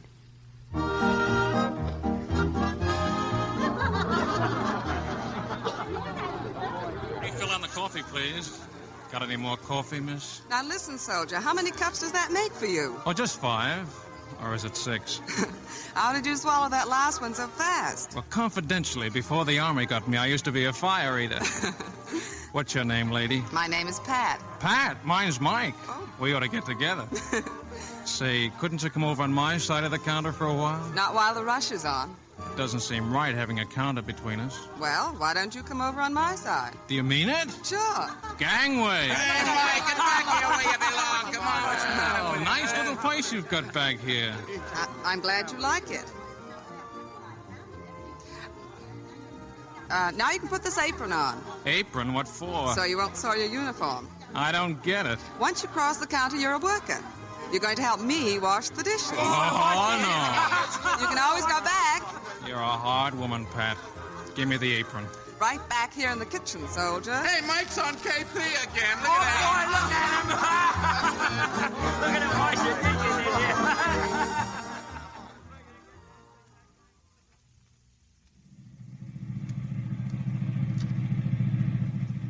Do you realize if you'd taken me home before the other girls, you could have saved yourself a lot of driving? Well, I don't know Washington very well. Then why did they pick you to drive us? The luck of the Irish and a dollar bill. That's bribery, soldier. Now, you don't think I was going to let you out of my sight, do you? Not after that mountain of dishes I washed for you. The next house on the right, please. The next house? What for? That's where I live. In there? Yes. What's the matter? It's awfully big. Oh, it isn't really. Looks awfully big to me. Well, I guess you must be kind of tired. Not especially. It's been swell knowing you. I suppose I'll be seeing you at the canteen sometime. Stop acting that way. All right, so I live in a big house. I live in a small house. So you live in a small house and I live in a big house. Is that any reason to treat me as though I suddenly have the measles? What difference does it make? Oh, I'm sorry. It wouldn't make any difference, not with someone like you. Am I forgiven? If you promise never to let it happen again. It's a promise. And to seal it, I'll take you to see my house. Where do you live? Clary Street. At least Mother lives there. That's where I was born. I thought you said you didn't know Washington. I never really did. Until now.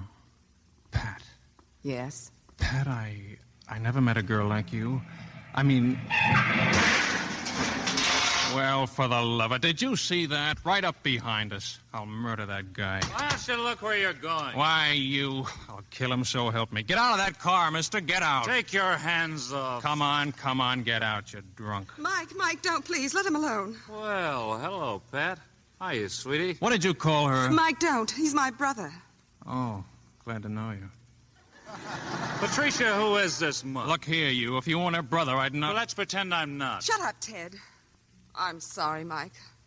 I'll call the camp in the morning and tell them what happened to the car. Oh, don't worry about that. You want me to help you get him inside? I don't need any help. Go on, soldier. Back to the war. Good night, Mike. I'm sorry it had to end like this. What do you mean, end? It's only just beginning. Merry Christmas, Pat. Merry Christmas, Mike.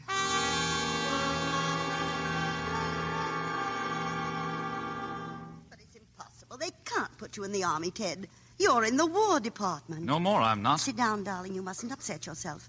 I'll phone Elliot right away. All he has to do is to tell the draft board that you're essential to him. But don't you understand, Mother? I'm not. Don't be so modest, darling. Of course you are. Any office boy, even a backward one, could do what I'm doing. Well, then Elliot will have to give you more responsibility. Hello. This is Mrs. Hadley. I'd like to speak to Mr. Fulton. Oh. Well, would you ask him to be good enough to call me when the conference is over? Thank you. I don't know how they accomplish anything in that department. They're always in conferences. Sit down, darling. Everything's going to be all right. I'm just going to get a drink, Mother. Darling, you know what alcohol does to your nervous system. I have a vague notion. Don't worry, please. Even if we didn't have Elliot, I could always get a certificate or something from Dr. Meacham saying that you weren't physically up to it. The army doctors decide that. I'm sure they're not nearly as thorough as Leonard. Oh, Mrs. Hadley. Yes, Bennett. I'm sorry to disturb you, Mrs. Hadley, but word has just come over the radio. There's to be a practice blackout tonight. Whatever in the world for? Oh, well, there's nothing we can do about it. Thank you, Bennett. Madam, would it inconvenience you very much if I went out for a little while this evening? No, I suppose not. But isn't it rather an odd time to go out during a blackout? In a way, madam, yes, but it's most important. I'm an air raid warden, madam. Bennett, I don't remember giving any permission for that. No, madam, but I thought seeing that everyone... That will do, Bennett. I'll speak to you later. Yes, thank you, madam. An air raid warden. Of all the ridiculous ideas. I don't know what's come over everyone. People acting so strangely. Good evening, Bennett. Good evening, sir. That must be Leonard now. What's he want? He's giving me vitamin shots.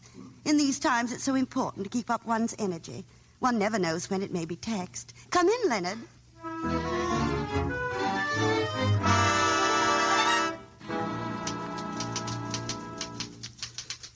Mrs. Hadley is here, sir. Oh, send her in, please. Yes, sir. Mrs. Hadley? Well, this is a pleasant surprise, Stella. Mohammed wouldn't come to the mountain, so the mountain came to him. I've been trying to reach you since last night. I'm awfully sorry, Stella, but I've really been swamped. Won't you sit down? Elliot, I want to speak to you about Teddy. Yes? Excuse me, sir. These communiques just came in. Oh, yes, let me see them. Oh, my, they're bombing Manila for the second time. And after we declared it an open city. If you remember, I told you 6 months ago not to trust those Japanese. Now, about Teddy... Bob, tell Miss Hart to call everyone for a conference in about 10 minutes. Yes, sir. Now, what were you saying, Stella? I haven't said anything yet. Elliot, I want you to have a talk with Teddy. I did have a talk with him last night. He came over very late. Really? Strange he didn't mention it to me.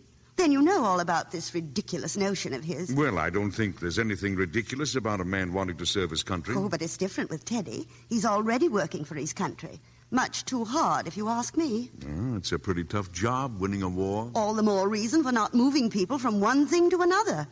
I'm sure even this administration wouldn't approve of that. Well, if Ted feels that he wants to join up... Teddy's just a child. He doesn't know what he wants. He's just being headstrong and irrational. Did you tell him that? I refuse to discuss it with him. After all, you and I are a lot older and more capable of deciding what's best for him. I think Ted has decided that for himself. Elliot, you act as if you were pleased at the prospect of his being sent to the Far East. Or one of those dreadful places. I'm pleased to know that he has the character and the courage to want to go. I wasn't quite sure how he would feel. You mean you knew about this? Yes, I did. But if you knew, why didn't you stop it? Elliot, you've got to stop it. There's nothing I can do, Stella. Well, you can keep him here with you. I know you can. You've always said you'd do anything for me. I only wish I could. If you care for me at all, if you care for Ted. If Ted were my own son, I'd do exactly as I've done. He's not your son, he's my son. You had him drafted. Not satisfied with that, you talked him into wanting to go, to leave That me. isn't true, Stella. Whatever you may think of me, at least give Ted credit for making the decision himself. If anything should happen to him, it wouldn't matter to you. Stella, wait. I never want to see you again.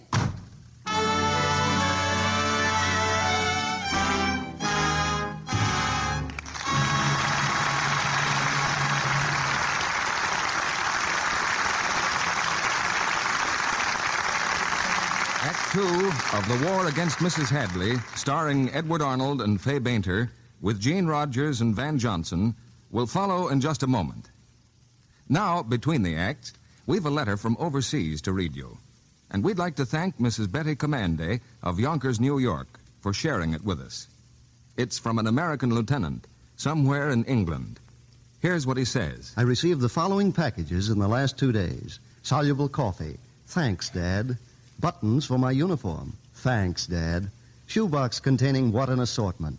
Lux, candy, gum, raisins, and so forth. Many thanks, Marm, and many, many thanks for the Lux. Now I can wash my wool scarf. I wouldn't trust that scarf to the laundry. To be awakened out of a sound sleep and told you're a first lieutenant and to receive a box of Lux all on the same day is something to write home about. Then Mrs. Commande adds, I wonder how many mothers think of enclosing Lux in that wonder box. It is a thoughtful thing to do, for Lux takes just as good care of wool scarves and socks as it does of your precious sweaters and other washable woolens. You know how soft and attractive your sweaters stay when you Lux them, and you probably know how harsh and scratchy and shrunken woolens can get if they're not washed right, if they're rubbed with cake soap or washed with strong alkaline soap and too hot water. They're not very comfortable to wear when that happens, and they're actually not as warm to wear either. But with gentle Lux care, you can avoid shrinking and matting. There's no harmful alkali in Lux Flakes, and there's no danger of that cake soap rubbing that's so apt to make wool shrink. So guard your precious woolens the gentle Lux way, and you'll get many thanks from your man in uniform if you enclose a box of Lux Flakes in the next package you send off to him. We pause now for station identification. This is the Columbia Broadcasting System.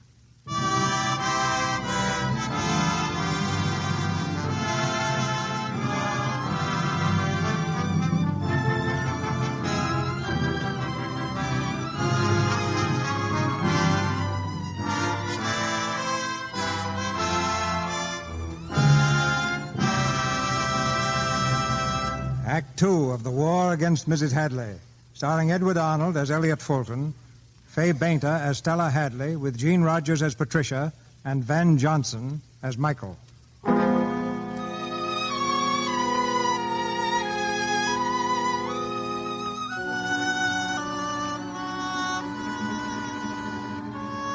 Ted Hadley is in the army. Now more than ever, Mrs. Hadley is bitterly resentful of a war which has been thrust upon her, indignant at the changes it has made in her life. With Pat and Cecilia, she's driving down to visit her son at a camp near Washington. Are we almost there? It's just a little way, Mother. I don't see why they don't ever let Teddy come home. They're always keeping him in that camp. I'm not surprised. He's such a lovely boy. They do the same to all the boys, and they are letting him have dinner out with us. Who's the man he's bringing with him? Sergeant Fitzpatrick. Fitzpatrick?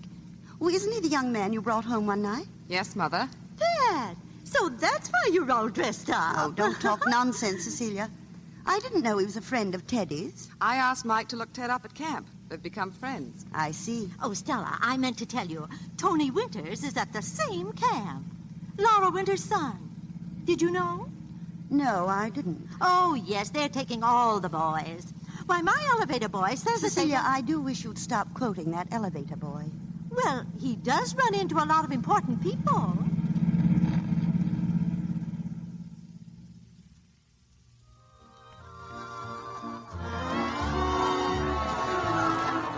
Teddy, dear, have you everything you need at camp? Isn't there something I can send you? Not a thing, Mother. Sure you have enough blankets at night? Absolutely certain. Why don't you let me give you the big comforter from the spare room? The, pink one? Yes, dear. Well, I don't think it would fit in with the general color scheme of the barracks. Oh, I always think that pink goes with any color. They managed to keep us pretty warm down here, Mrs. Hadley. Really, Sergeant? Well, perhaps you know best, Ted. But you look tired, dear. I hope you're not trying to do too much. Not a bit more than is asked of me, Mother. Mother, don't baby him. I think he looks fine. Thanks, Pat. Hiya, Ted. Hiya, Sarge. How you doing? Hiya, Louis. How's it with you, Strangler? Strictly the nuts. Be seeing you. Be seeing you, Strangler. So long, Louis. Who was that? A friend of yours, Ted? That was Louis. We call him the Strangler. He used to be a wrestling champion in Brooklyn. Indeed. And what did you do before the war, Sergeant? Oh, I was in the advertising department of the Washington Chronicle. The Chronicle, really? Oh, dear, just when everything was so peaceful. Why, what's the matter? Have I said something wrong, Mrs. Hadley? Mike, come on, Mike, let's dance, shall we? Sure, I'd like to. Well, come on, then. Excuse me. Mother, look. Yes, Ted? Don't get Mike wrong just because he's worked for the Chronicle. He's a real gent. Gentleman, darling. You mustn't let the army vulgarize you.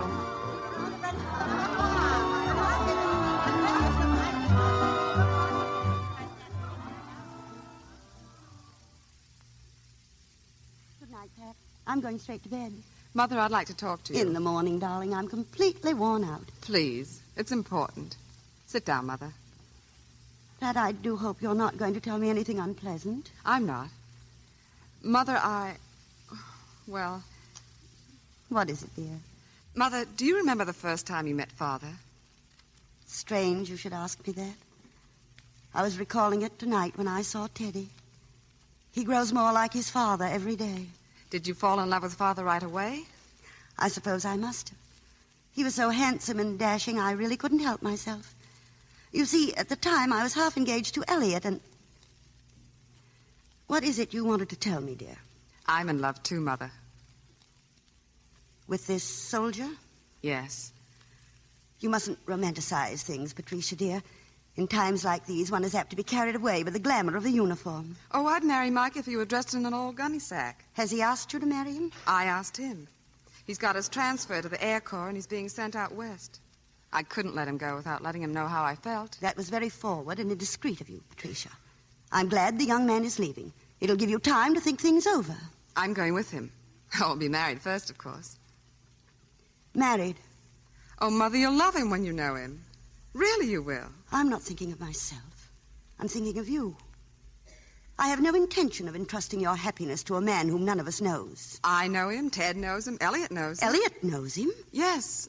I introduced them. You've been seeing Elliot Fulton after what he did to me. Mother, what Elliot did was the best possible thing that could have happened. Why, Ted's a new man. You've been carrying on with this young man behind my back, aided and abated by the man who sent your own brother to what may be his death. You're being hysterical and unfair. I suppose you think what Elliot did was fair. Yes, I do. You've always sided with him, always. You care more for him than you do for me. That's not true. If he means so much to you, why don't you go to him? He won't stand in the way of your marrying this nobody. But as your mother, I forbid it. All right, Mother. Good night. Patricia, come back here this instant. Where are you going? To Elliot. Patricia!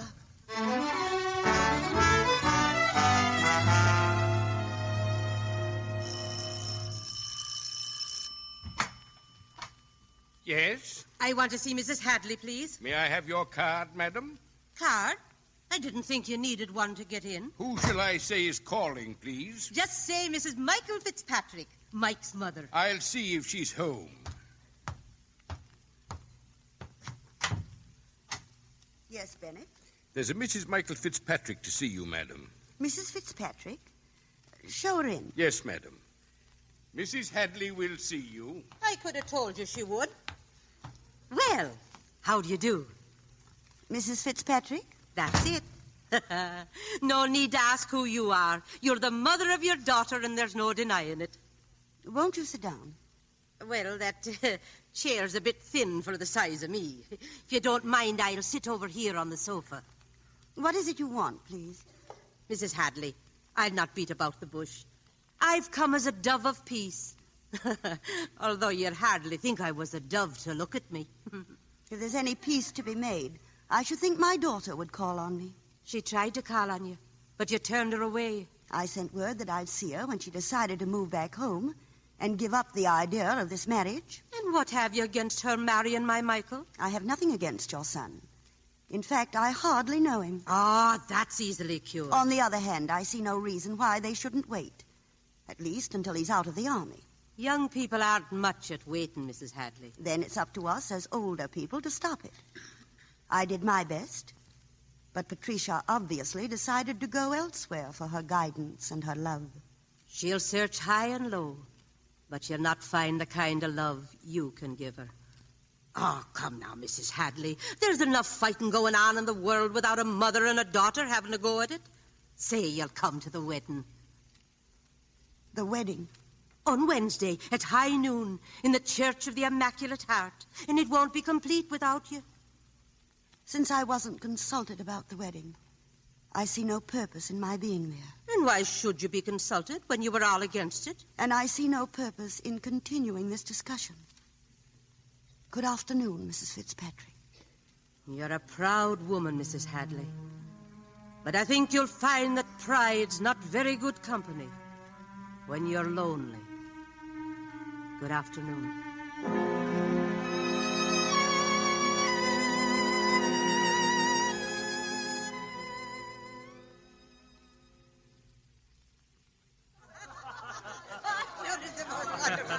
And now like to propose a toast to the bride and groom. Oh, yes, Mr. Fulton, a toast. Oh. Well, here's to a happy life in Phoenix and a speedy return to those who love you. And how about a toast to the mother of the groom? If you don't stop drinking toast, you'll all be sodden. To you, Mother. Darling. Well, I'm afraid I've got to get back to the department. That sounds familiar, Elliot. I'll go with you to the door. Not a step further. Remember, you're my wife. Oh, I don't think she's apt to forget that, Mike. Goodbye, sir, and thanks for everything. Goodbye, Mike, and lots of good luck. And take good care of her. It was a beautiful wedding, Mrs. Fitzpatrick. Goodbye. Goodbye, Ted. Goodbye, Mr. Fulton. Goodbye, sir. Goodbye, sir. Well, Pat, are you happy? Terribly. Except for Mother. Yes, I know. You know, all during the ceremony, I was looking toward the door, hoping. Elliot, have I been selfish? Have I done everything I could? Well, everything short of wrecking your life and Mike's. I tried to phone her from the church. Bennett said she was out. Will you try to see her? I'm afraid she'll be out to meet, too. Don't worry, Pat. She's a lot stronger than we suspect. Goodbye, Elliot. Goodbye, my dear. I'll miss you. I'll try to believe that. And lots of good luck to both of you. Thanks. Pat. Here I am, Mike. You've been gone for ages, do you know that? Don't ever leave me again, do you hear? I was half crazy with loneliness. Oh, Mike, darling. Come on, let's get out of here. All right. I'll run up and get my grips. Come on. Hey, they're going to run out on us, folks. You can't do that. Wait a minute now. Pat, come back. Well, I guess that's that. Hey, Pat, aren't you ever going to throw that bridal bouquet? I need a husband, too. All right. Now get back, everybody. Get back. No. Wait a minute. What's the matter, Pat? Look, if you don't mind, I won't throw the bouquet. I'm going to send it to someone. Ted, come here. Yes, Pat? Ted, give this to Mother from me.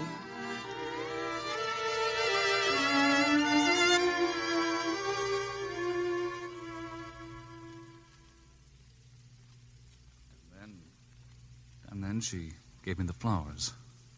They were for you, she said. Here, Mother. Her flower. Her wedding flower. Oh, Mother, don't. Mr. Ted, the telephone for you, sir. Thanks, Bennett. Hello? Yes? This is Hadley speaking, sir. Yes, sir. I understand, sir. Right away. I've got to go, Mother. But I thought they gave you permission to spend the night. All leaves have been canceled. It looks as if we're being moved out. Teddy! Now, don't worry, Mother. They may only be sending me to a camp in another part of the country. No, I know what it is. First it was Pat, and now it's you. Teddy, my baby. They're taking you away from me.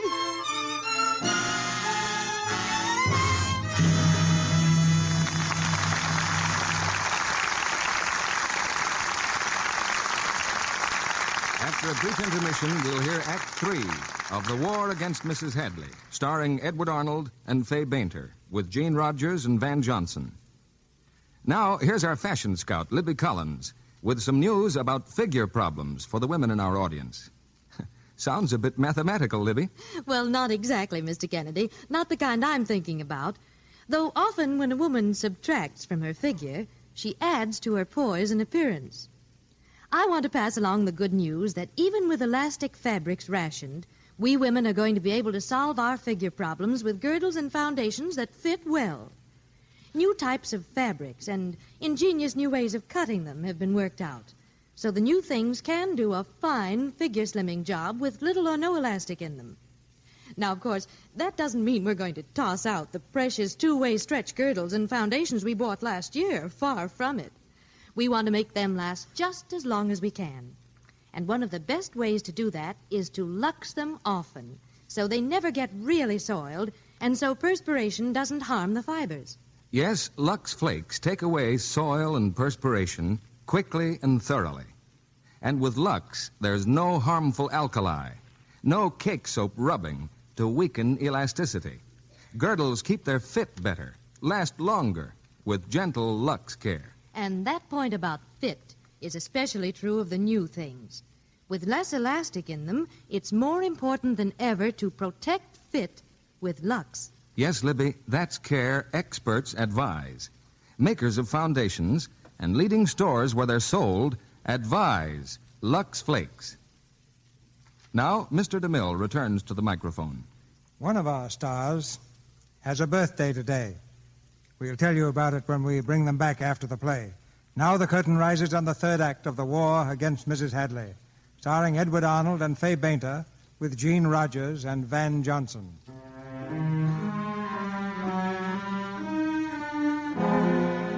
You're a proud woman, Mrs. Hadley, but I think you'll find that pride's not very good company when you're lonely. Those were Mrs. Fitzpatrick's words, words of prophecy. Mrs. Hadley, alone in a busy world at war, tries vainly to keep alive a peaceful era which is gone. She has no friends now, except the faithful Cecilia, and those friends of another day to whom she occasionally writes. Pat is married and in Phoenix, and Ted is heaven knows where.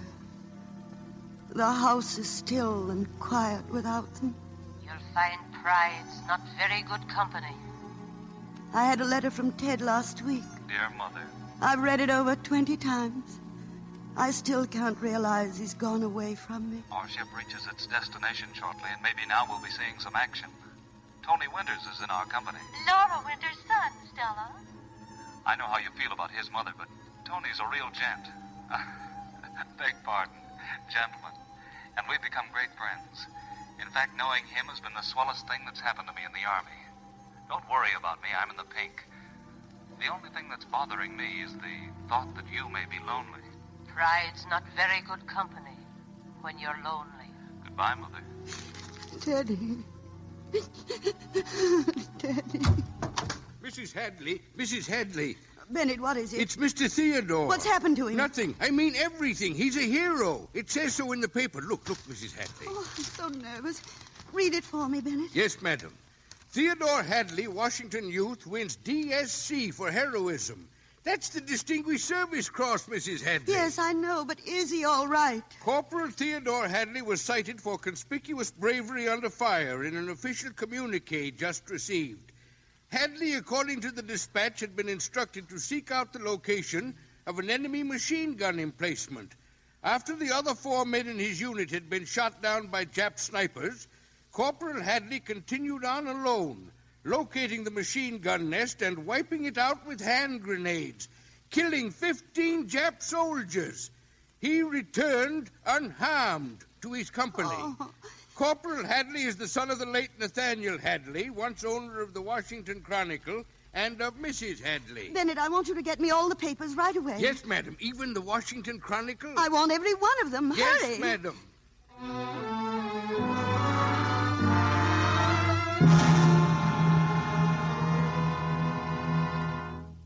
Is Mrs. Hadley in?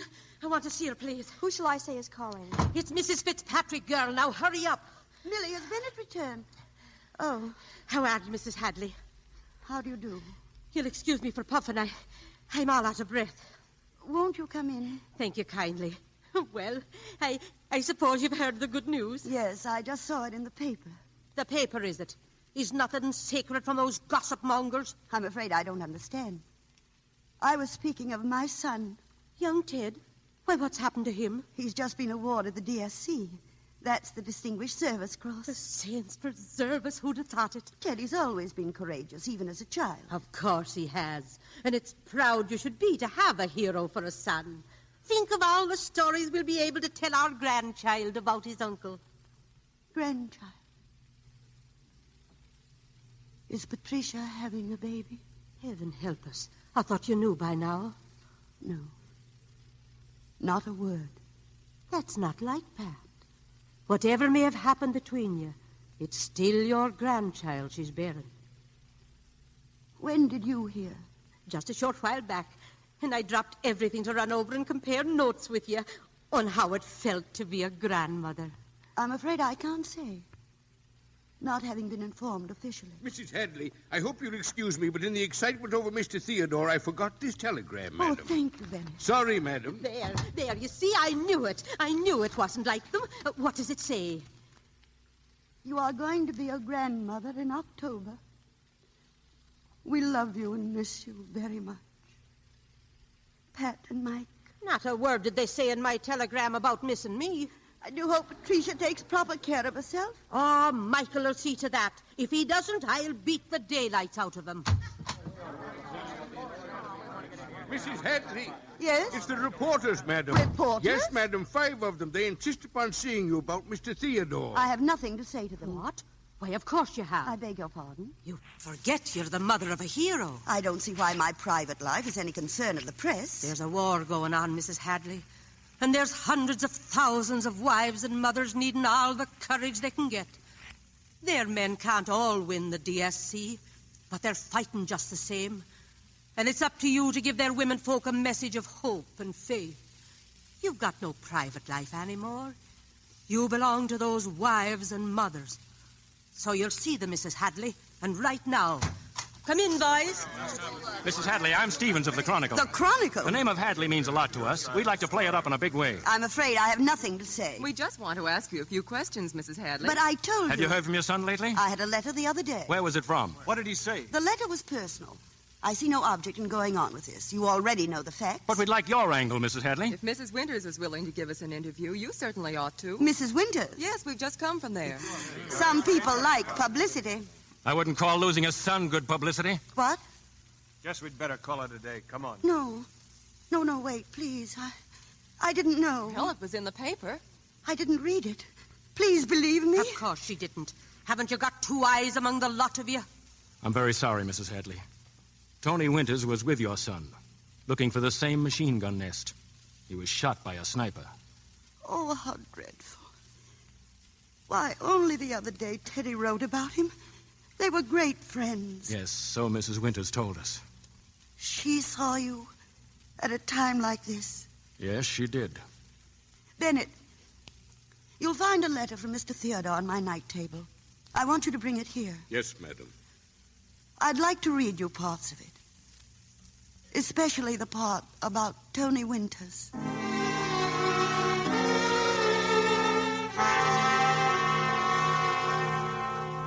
Mrs. Winters.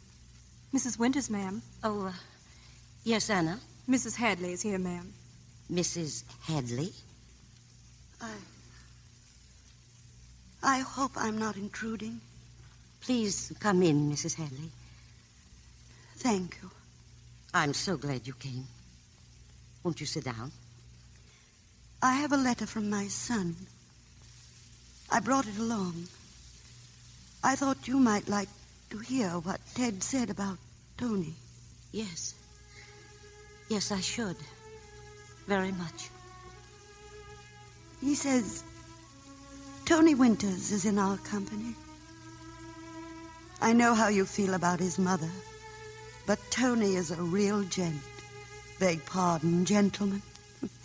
That's just a little joke we have. And we've become great friends. In fact, knowing him has been the swellest thing that's happened to me in the army. I can't tell you how much that means to me. I just wanted you to know how Ted felt about him. Tony felt the same way about him. I'm glad they were together when... It could so easily have been my boy instead of yours. We should both be very proud of our sons. Please don't cry. I've just heard today they're giving Tony the Distinguished Service Cross, too. I'm glad. And I'm so sorry for so many things. None of that matters now. Fights, political differences, anything. All that matters is that you and I, all of us, work together to make what Tony died for something fine and lasting.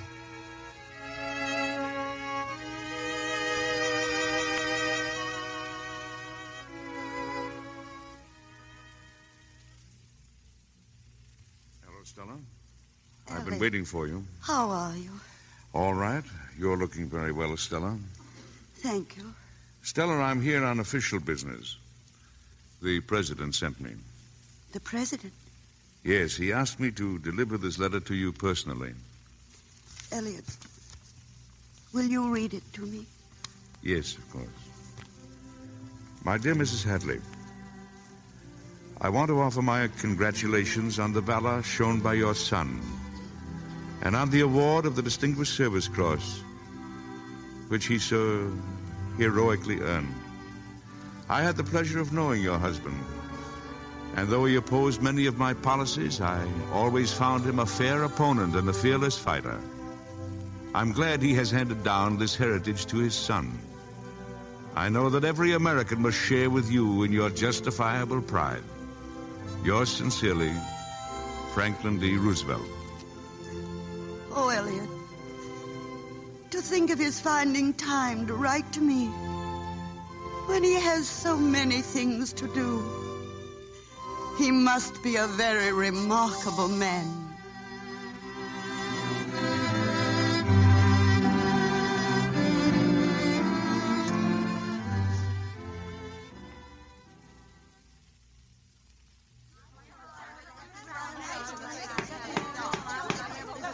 May I have your attention, please? I just wanted to tell you there'll be a new shipment of wool in tomorrow and more material for bandages. Now, while I'm gone, Laura Winters will be in charge. And I'm sure you'll all work just as hard as if I were here. Are there any questions? Oh, Stella. Yes, Cecilia. Stella, do I have to take the first aid course all over again? We all have to take it until we pass our examinations. Oh, I'm tired of being bandaged. How long will you be in Phoenix, Stella? Probably not more than a week. I'll be right back after the baby's born. It'll be born before we get there if you don't hurry. It's all right, Maggie. Don't worry. I never missed a train in my life. There's always a first time for everything.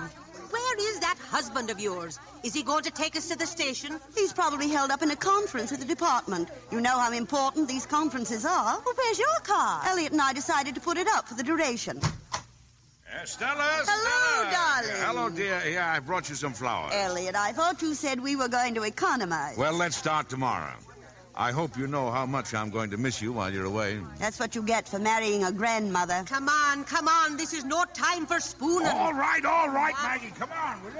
Goodbye, Stella. Goodbye. Goodbye. I do hope the baby waits until you get there. Goodbye, Stella. I hope it's a boy. Thank you. Goodbye, everybody. Goodbye. Well, those Japs and Nazis better look out now that Stella's in the war.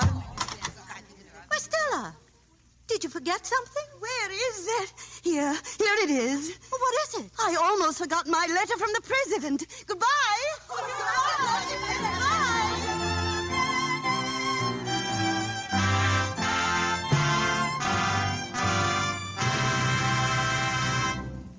You have heard the story of Stella Hadley, of her doubts and her decision. May we all profit by her example and realize as she did the moral and military necessity of sacrifice to speed the day of victory.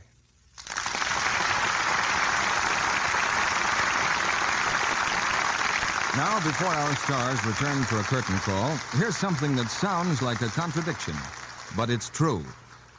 Part of the hard wear your stockings get comes when you're not wearing them. For example, if you let your stockings lie around without being luxed after you've worn them, the perspiration left in the fabric can weaken the threads so the stockings wear out too quickly. Yes, it's important for good wear to wash stockings promptly after every wearing. And it's important to do it the gentle Lux Flakes way. For if you wash stockings the wrong way, if you rub them with cake soap or use strong soap, you're actually adding to the wear and tear. Those things weaken the elastic qualities of your stockings. Then the tiny threads break easily into runs. But gentle Lux Flakes take away soil and perspiration quickly and very gently, without weakening elasticity. You cut down runs. Your stockings will look better, last longer, when you Lux them after every wearing. Get the thrifty big box of Lux Flakes first thing tomorrow. It will do stockings every night for months. Now, here's Mr. DeMille with our stars. It isn't news when Fay Bainter and Edward Arnold give fine performances because we expect it of them, and we're never disappointed. But I did discover some news about Fay Bainter today. This is her birthday. Well, many happy returns, Fay.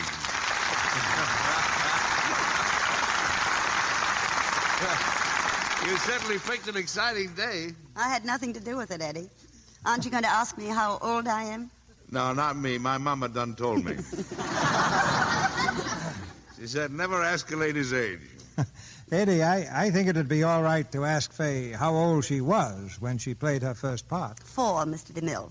Then I retired until I was 14. And it's obvious your comeback was successful, Fay. When did your career get underway, Eddie? Oh, I was about 14 years old, too. A mere beardless boy, No, Eddie. no, not exactly. I played character parts and wore a beard most of the time. Well, this audience knows 2 good troopers when we find them. I was thinking tonight that there's something in that word trooper that fits 130 million Americans now. We're better neighbors because we've made sacrifices together. The missing faces around the family dinner table draw us all closer. Eddie Arnold, for instance, has sent a son to the Army. And you have a boy in the same service, CB? Fay Bainter's husband, a fine naval officer in the last war, directs civilian defense in the city of Santa Monica. And we stand side by side with millions of other mothers and fathers doing what we can. And trying to be good troopers about it. What play have you planned for next week, Mr. DeMille? A famous screenplay that's very timely at the moment, Fay. It's called Algiers. And our stars will be Charles Boyer and Loretta Young.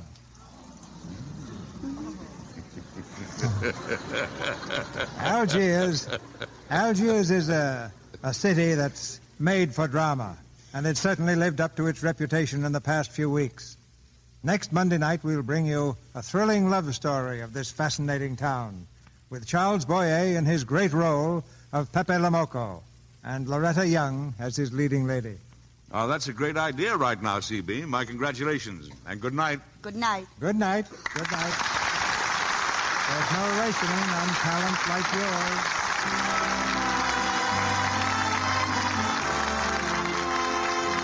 Our sponsors, the makers of Lux Flakes, join me in inviting you to be with us again next Monday night when the Lux Radio Theatre presents Loretta Young and Charles Boyer in Algiers with J. Carole Nash and Jean Lockhart. This is Cecil B. DeMille saying good night to you from Hollywood.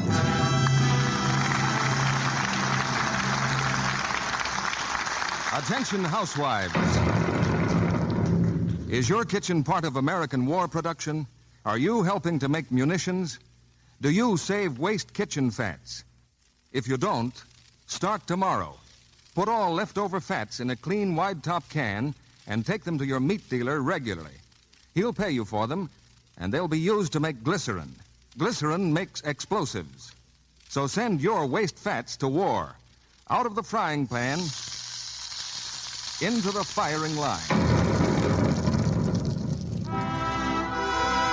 During the holiday season, the volume of mail increases approximately 200%.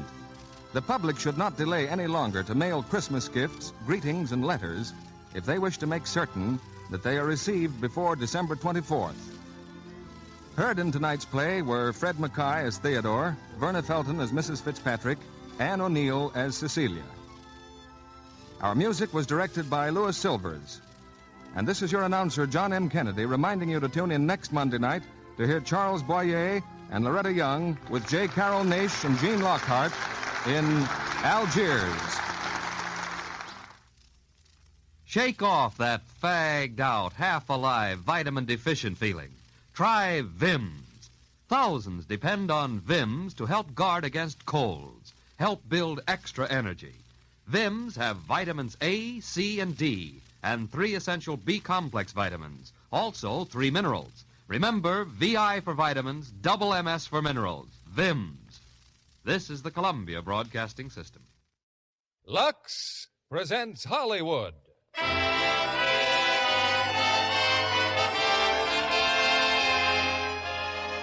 Lever Brothers Company, the makers of Lux Toilet Soap, bring you the Lux Radio Theatre, starring Ray Milland and Maureen O'Sullivan in The Big Clock. Ladies and gentlemen, your producer, Mr. William Keeling.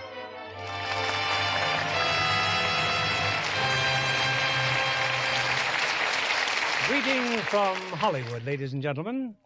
Some time ago, I read a galley proof of a new book and was so impressed by its screen possibilities that I phoned an executive at Paramount to recommend its purchase, only to learn they had already bought it.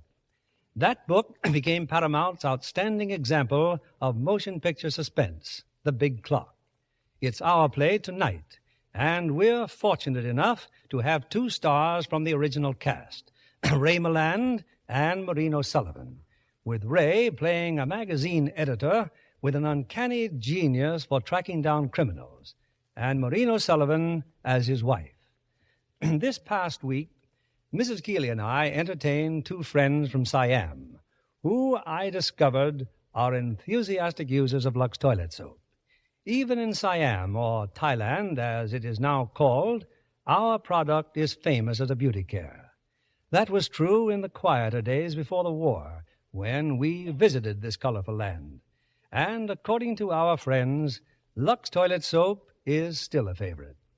They're on their way home now and are listening tonight from the Pacific as the curtain rises on The Big Clock, starring Ray Milland as George Stroud and Marie O'Sullivan as Helen.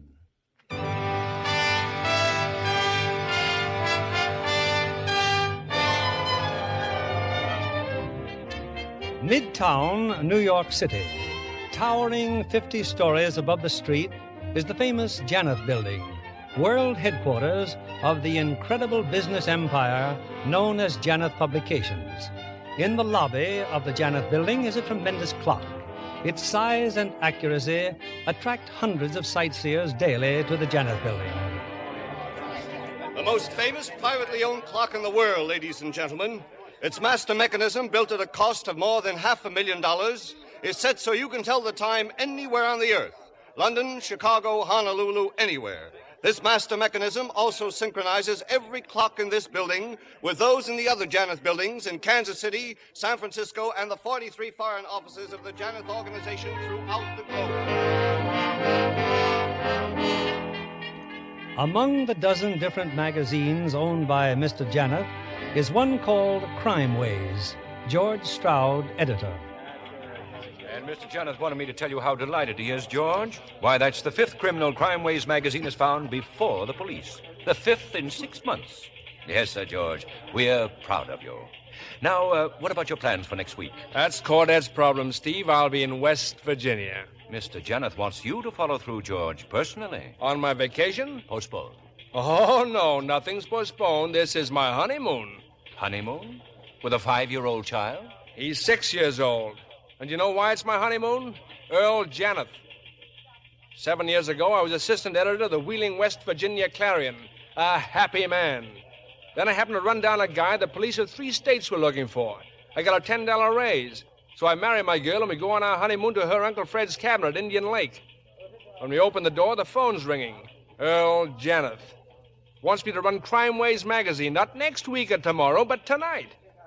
2 hours later, we're on the train for New York. Think you'd have done better to stay in West Virginia? Look, Steve, put yourself in Helen's position.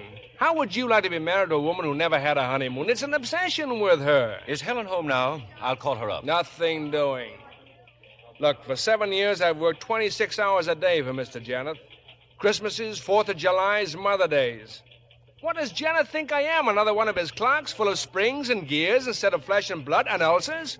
Where is Janeth? I'll tell him exactly what I think. Oh, come in, Earl. I like your office, darling. Pauline, how did you get in here? Oh, the tycoon's lair. The Berchtesgaden of the publishing world. It seemed impregnable until I thought of your private elevator. How did you get past the guard? Well, he's human. You're the only Superman, darling. Earl, what was that I was just listening to? I turned this switch here and I heard voices. One of them was Steve Hagen's. Oh, you mean you have microphones planted all over the building? Oh, my darling, how clever of you. And obnoxious. Stop this nonsense. You don't expect me to approve of your being here? I came about my singing lessons. Hagen attended to that yesterday. He gave you a check. I told you $2,000, not one. Or perhaps you don't think my voice is worth cultivating. Your voice is worth exactly what that check reads. That's all, Pauline. I'm leaving. Immediately. I'm 6 minutes behind my schedule. I have to fly to Washington at 5:10. I'll see you tomorrow night at 10:55. Oh, of course, darling. And I like your office, Earl. Just think, to be able to listen to what everybody's talking about.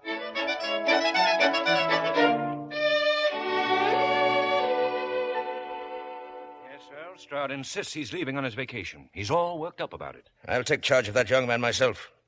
And Steve, on the 4th floor in the broom closet, an electric light's been burning for 2 days. Find the man responsible and dock his pay. Of course.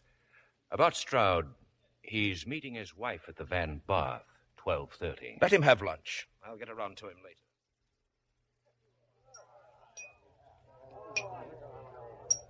Hello? I said hello. Oh. Hello? Waiting for someone? Yes, my wife. Mind if I keep you company till she gets here, Mr. Stroud? What makes you think my name is Stroud? Oh, I'm just naturally psychic. Here, give me a hand and I'll tell you what I see.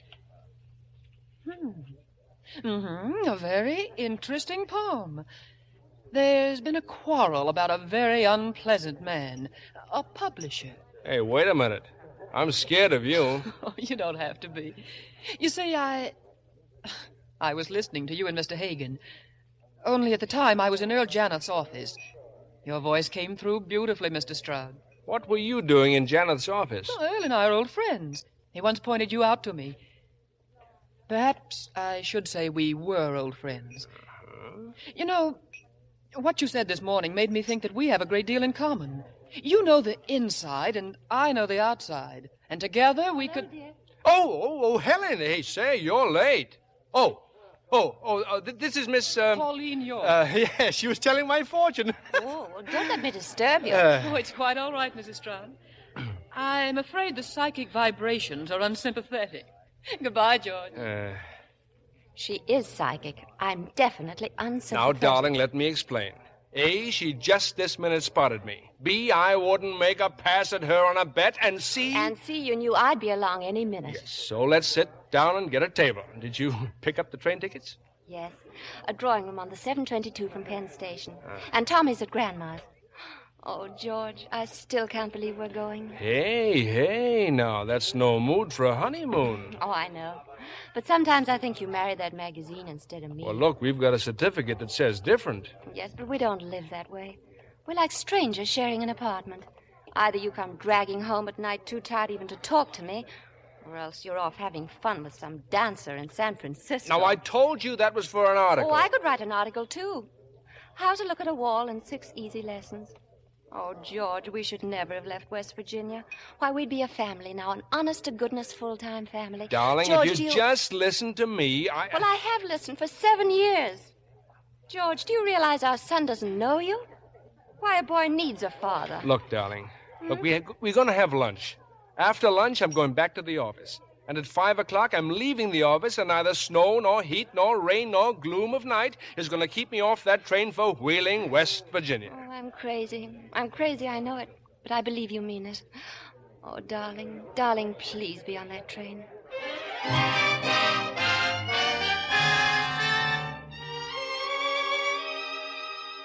And, George, I just thought I'd drop into your office and see you. Yes, George, I'm curious. You are Mr. Janeth? Yes, this job you've been doing of finding people a step ahead of the police all the time. What's the method, George? Well, we call it the system of the irrelevant clue. Oh? Now, the police only look for the relevant clues. They haven't much time for anything else, not when a case just breaks, you see. But we assemble all the clues. We recreate the man, his character, his habits, his emotions. And when you have that pattern straightened out, it's easy enough to figure where to look for your missing man. Well, that's interesting. Most interesting. Now, this Fleming case, do you know how we found Fleming? Seashells. Seashells? Yes. Fleming was a fanatical collector of Paleozoic bivalves. I checked his index and found he had every variety except one. You see? It's up there on the blackboard. Now, the only specimen of that seashell in the United States is in a museum in Salt Lake City. So I assigned a man to watch it constantly. Fleming was going to steal it? Well, it wasn't for sale. Now, wouldn't you steal something if you wanted it badly enough? Yes, I might. George, you've done a fine job of work for me. Well, I think the real credit belongs to the Crime Wave staff, Mr. Janeth. That's another thing I like about you, George. You're modest. George, we've worked together now for 6 years, haven't we? 7. Shoulder to shoulder, comrades in arms. Neither of us letting the other down. Now, George, this Fleming story, properly followed up, should boost circulation 10%. Oh, 15. That's the spirit. So I'm giving you carte blanche for the next 3 issues. The next 3 issues? Yes, carte blanche. And then a wonderful vacation. All expenses paid. South America. West Virginia, Mr. Janeth, and tonight. Now, George, listen to me. No, you really had me going there for a minute, Mr. Janeth. You're a great performer. Then I'll dispense with the performance, George. Either you see this thing through with us, or you're fired. That's okay with me. I'm fired. And I'll have you blacklisted all over the country. You'll never work on a magazine again. It's still okay. I'll give you exactly 4 minutes to think it over, George. Let Hagen know what you decide. I don't need 4 minutes or 4 seconds. Yes? Call for you, Mr. Stroud. A woman. Well, what woman? She wouldn't say. She keeps talking about reading your palm. Oh, put her on. Hello? Hello, George. And how are you? You want to make a bet?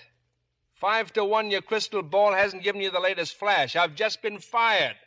Blacklisted, never to work in the publishing business again. What are you going to do about it? Well, first, I'm going to get myself a good stiff drink. Oh, good, I'll join you. I'm sorry, but I won't have time. This is business, George. You see, the great man thinks he's going to blacklist me, too. But I know enough about Mr. Janeth to make him change his mind about both of us. So, how about the Van Barth in, say, half an hour? Oh, but it's almost 5, and I promised my wife I think this is one time she'd forgive you, George. Okay, half an hour at the Van Barth. Call my home, will you, Miss Adams? Tell my wife I'll be home at 6 o'clock.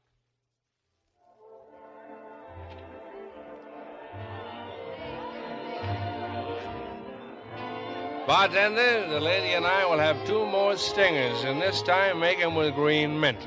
Green mint? Yes, Mr. Janeth hates green, anything green, didn't you know? Who's Mr. Janeth? Never mind. 2 drinks, doubles with green mint. Yes, sir.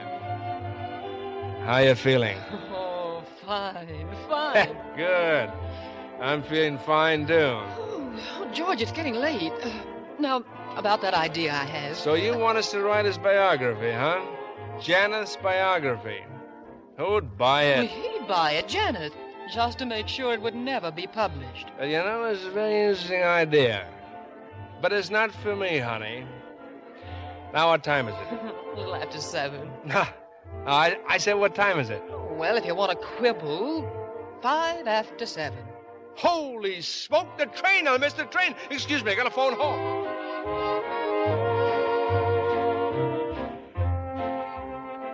Well, how's everything at home? She's gone. She went without me. How do you like that? I give up my job, jeopardize my whole career for her sake, and she won't even wait a couple of minutes. Bartender, where are those drinks? Here, with the green mint. Well, now, shilly-shally, let's have 'em. Oh, dear, all over me. Oh, here, use my handkerchief. Then I've got an idea. Well? Well, you see, Janeth, he loves time. He's in love with clocks. Well, I despise time, so let's send him a clock, a green clock. Oh, that's a lovely idea. Oh, but who sells green clocks at this time of night? You just leave it to old Uncle George. You finish that drink there, hon, then leave it to good old Uncle George.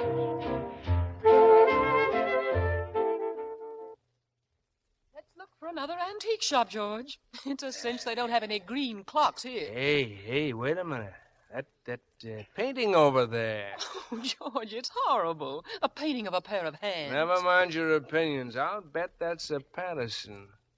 Yeah, you see, Flora Patterson. Well, if I painted that, I'd never sign my name to it. One of these days, this canvas will be famous. Storekeeper! I told you, mister, no green cloth. How much for the painting?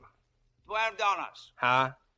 Look, you want it, Give me $10. Sold, and save the wrapping. I'll put it under my arm. But I'm taking my clock trade elsewhere. Yes, sir. Thank you. Good night, mister. Good night, lady. Well, so you bought the painting. Huh? Who are you? Just a busybody peeking in store windows. Isn't it a pity? The wrong people always have the money. Good night. You know, I think she's pixelated. Come on, we'll go to Bert's place for a green clock. Where? You never heard of Bert's place? It's a saloon. Oh. Very famous place. Bert's a collector. He collects anything from collar buttons to buggy whips. Why? Well, pardon me, it's his way of advertising. He's got a standing guarantee to all customers. A free drink to anyone who can ask him for something he hasn't got. I'm all for a free drink. Me, I want a green clock. Come on, it's just around the corner.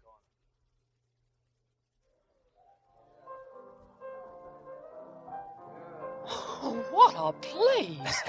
I've never seen such a collection of junk in my life. Hey, George, old boy. George, Well, you look who's here. President McKinley. Pauline, I want you to meet the 23rd President of the United States. The 25th, George. I beg How your do you pardon. do? It's a very great pleasure, man. Well, thank you, President. I heard you were dead. He is also Colonel Jefferson Randolph of Randolph Farms, Georgia. How do you do, Colonel? We Randolphs, ma'am, will fight the Yankees till the last drop of bourbon's been shed. Also Inspector Regan of the Homicide Detail. As an officer of the law, it's my duty to warn you that anything this fella says may be used against you. Be seeing you, George. Who in the world? Radio. He's a radio actor. Every Wednesday, he's Inspector Regan. And Fridays, he's Colonel Randolph. And Sundays, he's President McKinley. Hey, Bert! Where's my green clock? I got it. I knew it. I knew I'd have a green clock somewhere. Thought you had me, didn't you, Mr. Stone? Here, how's this? A sundial? And a nice green ribbon from me dear old mother Shillelagh to tie around it. Well, is this a green clock or isn't it? I tell you, the guy that wanted one. Yeah!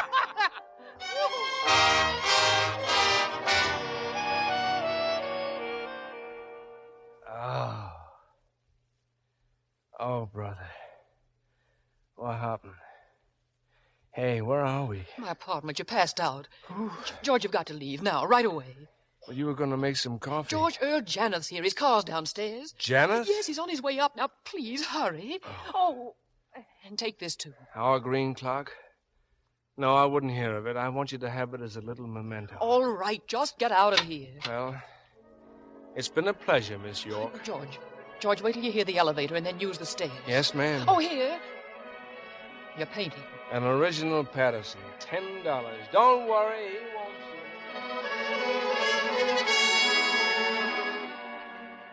I decided to come back tonight, Pauline. Well, I'll only stay a moment. I was wondering if you had a pleasant evening. Marvelous. Started at the Van Barth and just kept going. Was he with you? The fellow who ran down the stairs as I got out of the elevator? Yes. Yes, he was. Who is he? Just a man. His name's Jefferson Randolph. What does he do? Nothing much, I'm afraid. Sort of a playboy. I'm getting a little tired of your friends. Now, that's a shame, isn't it? The army captain, the lifeguard last summer, the racetrack tout at Saratoga. How many others have there been? Shut up! You of all people, talking about my friends. What about you and that Artway's secretary, and that stenographer, and the girl from publicity? You think they'd look at you twice if you weren't the great Janet? Stop it. Have you lived this long without knowing that everybody laughs at you behind your back? Stop it. You'd be pathetic if you weren't so disgusting. I said stop it. You clammy, flabby, Stop it. Stop it. Stop it.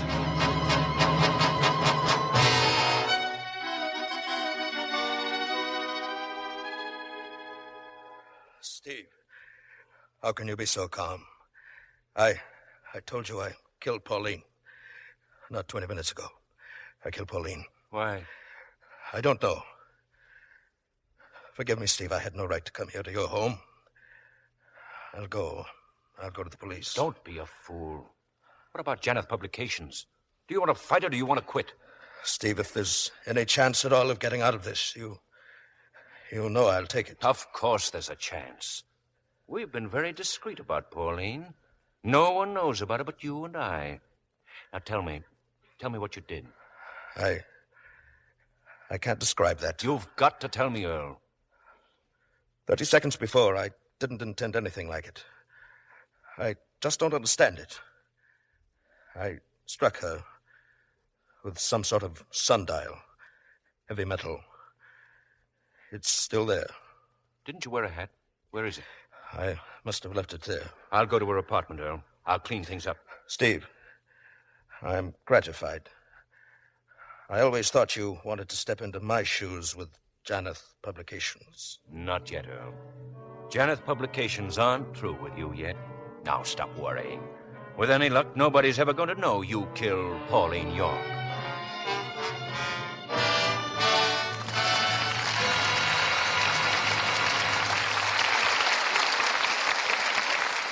We'll return with the second act of The Big Clock in a few moments. And now, our Hollywood reporter, Libby Collins, with news about the stars. And one of the busiest stars in Hollywood, Mr. Keeley, is Joan Fontaine.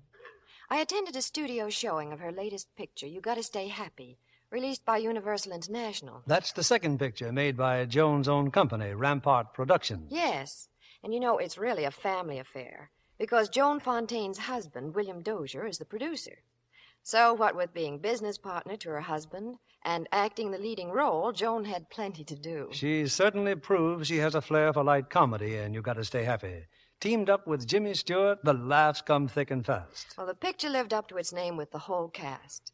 Everybody stayed happy to the very last scene. And even though Joan would be tired after a long day on the set, she'd leave her dressing room looking fresh and lovely as ever. I'm sure John Kennedy could tell you the reason why. Oh, that's easy, Libby. All Lux girls know what to do for a quick beauty pickup. Especially when there's a cake of that big, new, bath-size Lux toilet soap handy. My, what a refreshing beauty bath it makes. That generous bath size gives more of the creamy Lux soap lather. Screen stars love the Lux soap perfume, too. A light, delicate fragrance that really lasts. Lux soap's perfume is a triumph of blending, Libby. The fragrance of rose jasmine, lily of the valley, and lilac are just a few of the ingredients. No wonder screen stars recommend the new satin smooth bath cake. It's so luxurious. Women everywhere are thrilled with Lux toilet soap in the generous new bath size. If you haven't tried it, why not put it on your shopping list tomorrow? Here's our producer, Mr. William Keeley. Here's the second act of The Big Clock, starring Ray Milland as George and Maureen O'Sullivan as Helen.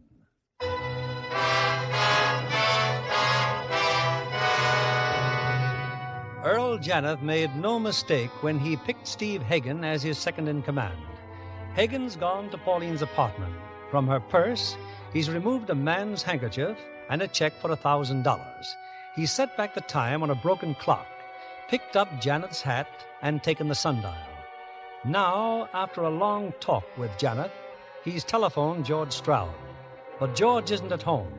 George is in Wheeling, West Virginia. Don't you understand, Helen? I was detained. I took the first plane I could get. Oh, I was so angry when the train left without you. It was unforgivable, George. It was unforgivable you're leaving without me. Well, what was I supposed to do? Wait at the station till our golden wedding? That's exactly what Janeth wanted. Darling, I got news for you. I've quit. For good, forever, and for always, I quit. Oh, I don't believe it. We're unemployed and penniless. Oh, it's too good to be true. Blacklisted for life, never to work on a magazine again. Oh, George, how wonderful. Why didn't you phone me? Oh, darling, I had 18 million things to do. You just can't clean up 7 years in 5 minutes. Oh, I've been so miserable. Were you miserable, too? Miserable? I was desolate. I walked the streets like a zombie. You didn't meet any blonde fortune tellers on the way, did you? You're not serious. Yes, I am, George. I'm very serious. I can stand a lot, but that's one thing I just couldn't take. Well, darling, that's something you'll never have to take. You're the only blonde in my life. I'm a brunette. Well, you're the only brunette, too. Don't answer it. Well, hadn't I better? No one would call if it weren't important. Hello. George, Steve Hagen. George, we've got the story of the year. It's a natural for you. Haven't you heard, Steve? I quit. That's telling him, darling. But, George, this is important. The payoff man in an enormous war contract scandal. Find him and you'll get a bonus. 6 months vacation. I'm on a permanent vacation right now, and you can tell Mr. Wait Janeth a minute, George. Wait a minute. I'll put him on. Don't want to talk to him. This is Janeth, George. I behaved very badly yesterday. I apologize. Well, that's very big of you, Mr. Janeth. George, as servants of the public, it's our duty to find this man. The trail is still fresh. He was around town last night with a blonde. We know they were at the Van Barth in some place called Bert's. What? What place? Bert's place. You know who the girl is? No, and we don't care. We're only after the man. His name is Jefferson Randolph. Randolph? I'm not going to rest until I've exposed this scoundrel if I have to assign every man in our organization. Well, I'll grab the next plane, Mr. Janeth. George, if you leave me now, I'll never speak to you again. Darling, I have to. Why? Why do you have to? Janeth says it's a war contract scandal, but that's just a blind. He's trying to find out who's been playing around with this girl. I happen to know the man. Well? He's a victim of circumstance. I've got to go back. I've got to keep Janeth from finding him. It would wreck his life. His life? Well, what about our life? Helen, please. I've got to go back to New York.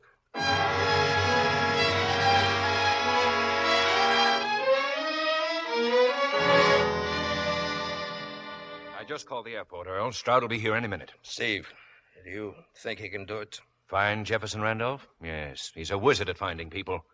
Pinning the murder on Randolph may be something else again. Oh, about the sundial, Earl. There was a tag on the bottom, stolen from Bert's place, it said. So I brought it back to the saloon. Brought it back? And no one saw it. Kept it under my coat. Earl, are you sure this Randolph fellow saw you last night? He couldn't help but see me. I was directly under a light. And if you're smart, Steve, you'll send my wife 24 roses or something. She came back with me, but she's not at all happy about it. Of course, George, of course. Now about this Jefferson Randolph. A war contract scandal, huh? Yes, we know nothing about him. Only that he and a very pretty blonde were at the Van Barth last night and later at Bert's place. You can assign anybody you want to this case, spend all the money you think necessary. But we must get results, and quickly. Where did you get your information, Steve? A confidential source. Earl and I are pledged not to reveal it. Okay. I'll get the staff together, check back with you in an hour. George, remember, forget the blonde. All we want is Jefferson Randolph.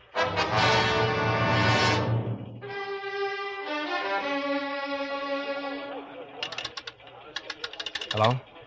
Hello, operator? I'm ringing that number for you now, sir. Okay. Hello? Bert's place? Bert? Yeah. George Stroud. Oh, how are you, Mr. Stroud? Look, Bert, I can't go into details, but you haven't seen me all week, understand? And definitely I wasn't around there last night. I get it, Mr. Stroud. A little wifey trouble, huh? Well, something like that, Bert, but don't let me down. Don't you worry, Mr. Stroud. I never even heard of you. Thanks, Bert. Much obliged. Miss Adams, Yes, sir? what about that Butterfield number? It still doesn't answer, Mr. Stroud. Oh, there's a phone for the apartment house. Maybe they'd know if Miss York went out. I told you not to mention that name. I'm sorry, Mr. Stroud. Well, forget the apartment house. I want to speak to the party directly. I'll try again in a few minutes. Hey, George, we got something. Come in, Caudette. Spaulding just phoned in, found a witness. Said he saw a couple like ours near Bert's place at 10:30 last night. The man had a painting under his arm. A painting of a pair of hands. What about the man? Any description? Oh, awful vague, George. The witness was too busy staring at the blonde. Well, put what you got on the blackboard. Bert's place, 10:30. Oh, George. Oh, come in, Steve. Couldn't that be one of your famous irrelevant clues? What? The picture, the painting of the hands. Oh, yes. Yes, it might be at that. And if he had it under his arm, maybe he just bought it somewhere in the neighborhood. Well, I'll assign a man to check. What's the matter with you? Put 6 men on it. Check every art store and antique shop in the neighborhood. This could be red hot. Yeah, you're right. Caudette, get every available man in here right away.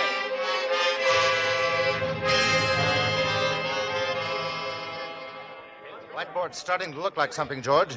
As of exactly 12:17, here's where we stand. Name, Jefferson Randolph, tall, medium build, black hair. Was wearing single-breasted gray suit, well-tailored, blue tie. Frequents the Van Barth and Bert's place, collects paintings, character questionable. Mr. Stroud, Vincent's on the phone. They've located 5 Randolph. No, I'll get it, George. Hello? Look, put Vincent on Kislav's phone. Kislav, assign a man to each one of those Randolphs. Routine check with form AA. Okay, fine. That was Vince, George. Another break. That painting came from an antique store on 3rd Avenue, and the artist's name is Patterson. Well, sounds like our man may be a collector. Well, what do we do about it, George? Hadn't we better get on it? Hey, what's the name of the chief critic on Artways? Oh, a fellow named Klausmeyer. Yeah, I'll send him over to see Patterson. Patterson? Hey, of course, I've seen some of her paintings in your home. Look, why don't you interview Patterson? I can't leave here. The way we're going, we'll have Randolph inside of 3 hours. Look, you better grab a bite to eat, Caudette. You may not have a chance later. Yeah, thanks, George. I just tried the Butterfield number again, Mr. Stroud. Still no answer. Well, skip it. I'll try it myself later. Oh, Mr. Klausmeyer's on the phone. He said if you're busy, he'll call Mr. Hagen. Hagen? No. Klausmeyer, this is George Stroud. Have you seen Miss Patterson yet? I just this second left her. I think I've got something, Mr. Stroud. Well? The girl this Randolph was with, well, her name is Pauline York. She wants model for Stalways. Patterson recognized her. She was standing outside that antique shop last night when Randolph bought the painting, and the girl was with him. I'm going over to see Miss York right now. I'll call you back later. No. Hey, wait a minute. Hello. Miss Adams. Yes, sir? I'm going uptown. Find Cordette and tell him to take over.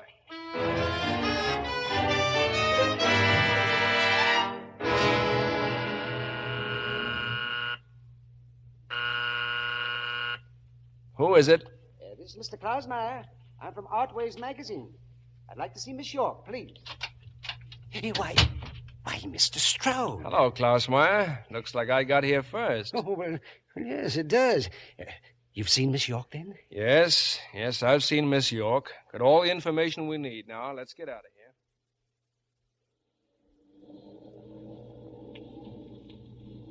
Are we going back to the office, Mr. Stroud? No. Well, what did Miss York tell you? Who's the man? Jefferson Randolph, manufactured from Pittsburgh.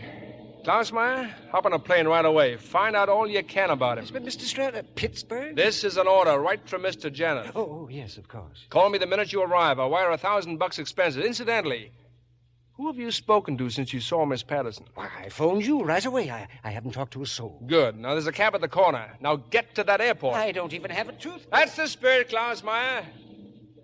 Hey, Mac. You the doorman here? Yes, sir. Well, look, for $10, would you happen to know a Mr. Janeth? Mr. Janeth, yes, sir. Did you see him around here last night? Not before midnight. I go off duty at 12, sir. Uh-huh. Well, tell me, does Miss York happen to have a maid? Well, sure, but you won't find her. She started a vacation last Monday. Oh. Well, where would you get a cab around here at, say, 1 o'clock in the morning? 2 blocks east. Oh, thank you, sir.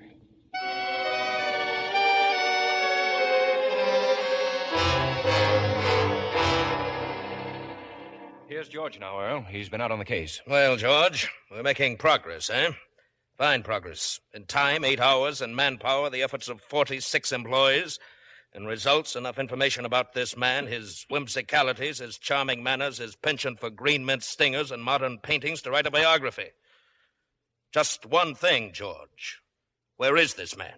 I don't know, Mr. Janeth. You don't know? But I've placed the blonde. Her name is Pauline York. How did you discover that? I just left her apartment. Did you talk to her? I couldn't very well on account of she was dead. Well, that doesn't seem to be much of a shocker to either of you. George, why do you think we've been conducting this frantic search? How'd you know she was dead? Her maid discovered the body this morning. She telephoned Steve. Steve? Yes. Miss York was a protege of Steve's, George. Well, why didn't she call the cops? Steve asked her not to. We want to trap Randolph ourselves. Big feather in our caps. But what makes you so sure that Randolph killed her? Who else could it be? Well, how about Steve here? She was his protege.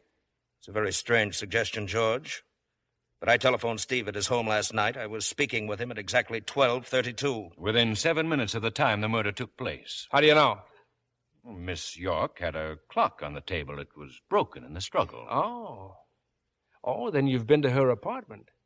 The maid reported it. What's the matter with you, George? Nothing. I just can't understand why you're both so sure that Randolph killed her. Suppose an investigation proves him innocent. What investigation? Well, an inquiry around the apartment house. Witnesses who saw somebody else enter or leave. You have such witnesses? No, but I'll sure look for them. Unless you decide to let the matter drop. Aren't you going to great lengths to protect this Randolph? I'm just trying to keep an open mind. It almost seems as if you had some inside knowledge of this matter, George. Hello. Yes, Cordette, he's here. You have? No. Excellent. Well, George, you can forget about your investigation. We have our man. He was seen entering this building not 2 minutes ago. Steve, I want emergency orders issued at once. Close the building and block all exits. Nobody is to leave unless identified. Identified? Identified by whom? Why, George, didn't you know? Oh, but how could you know? You just came in the building yourself. No, what? Your very efficient department has found the antique dealer who sold the painting to Randolph. They brought him in an hour ago. Take the dealer down to the lobby, Steve, immediately. Aren't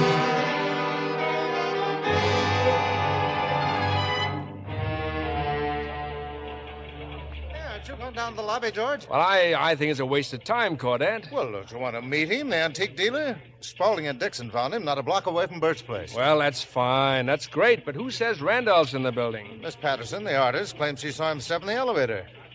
George, I certainly got to hand it to you. You'll have this thing solved. Why didn't you tell me Patterson was here? Well, how could I? You've been with Mr. Jonathan Hagen. Well, I'm sorry. Well, it's far more important that I see her than play house in the lobby. Oh, what about the fire escapes, the emergency exits? All guarded. Nobody leaves except through the lobby. Patterson in my office now? Yeah, with Miss Adams. Well, let me know how they're doing in the lobby.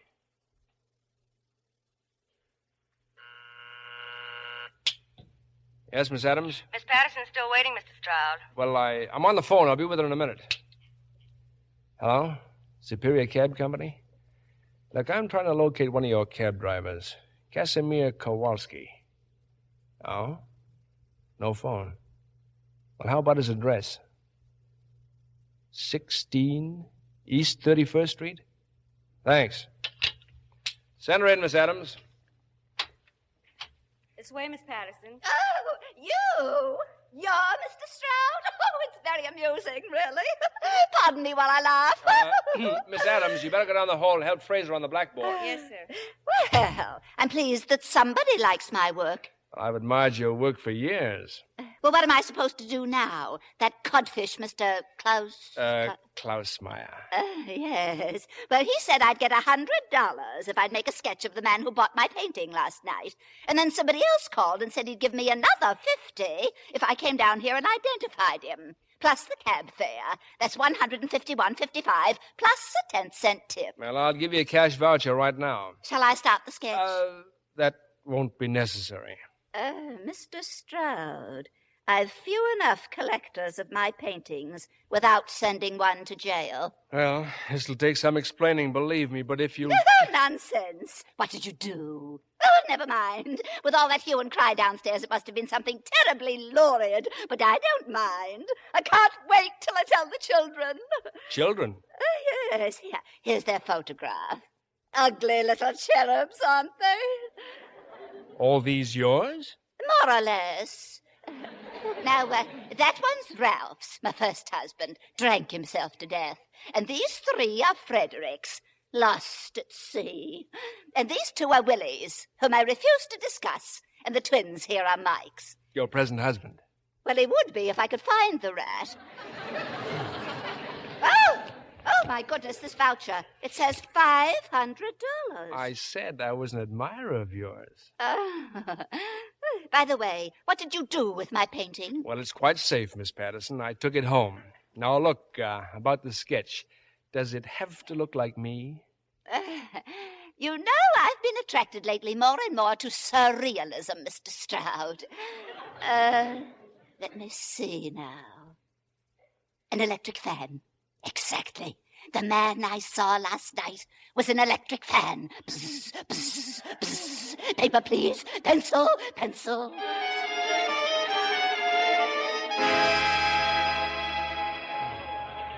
I heard all about what's going on from Miss Adams.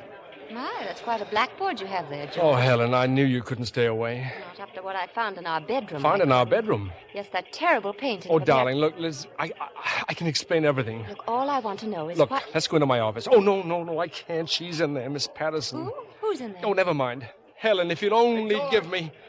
Yes, Tony? I just got the bartender at the Van Barth. Oh, hello, Mr. Stroud. He says Randolph spilled a drink on the blonde. Fine. Put it on the blackboard. And that she mopped it up with his handkerchief. She put the handkerchief in her purse. George, what if it has a laundry mark on it? What goes the laundry mark without the handkerchief? Huh? Oh, yeah. Okay, I'll put it on the blackboard. Oh, you see what I mean, Helen? I'm going nuts. Take your hands off me, Jefferson Randolph. What? Helen, I've got to talk to you. I bet you do. All about wrecking an innocent man's life. Listen to me, please. I'll tell you the whole story.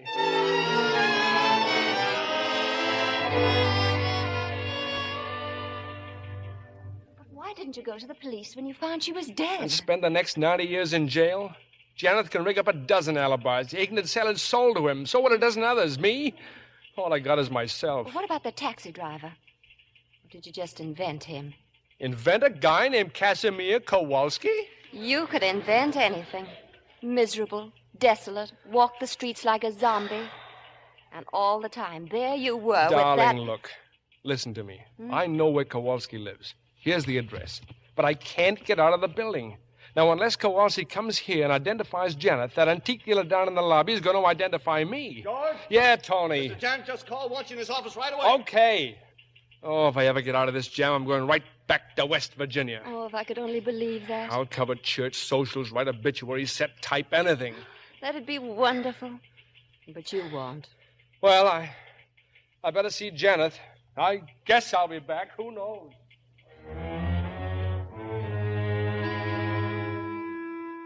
There's no doubt about it, George. That man, Jefferson Randolph, is one of my own employees. Moreover, he's in this building this very minute. I want him smoked out, George. Use the guards. Mobilize everyone. Get that antique dealer and start a floor-by-floor search of the entire building. Yes, sir. I'll put O'Brien on it. He's your personal bodyguard. He ought to be... Not O'Brien, George. You and the antique dealer. Do you understand me? Yes, Mr. Janeth. I understand.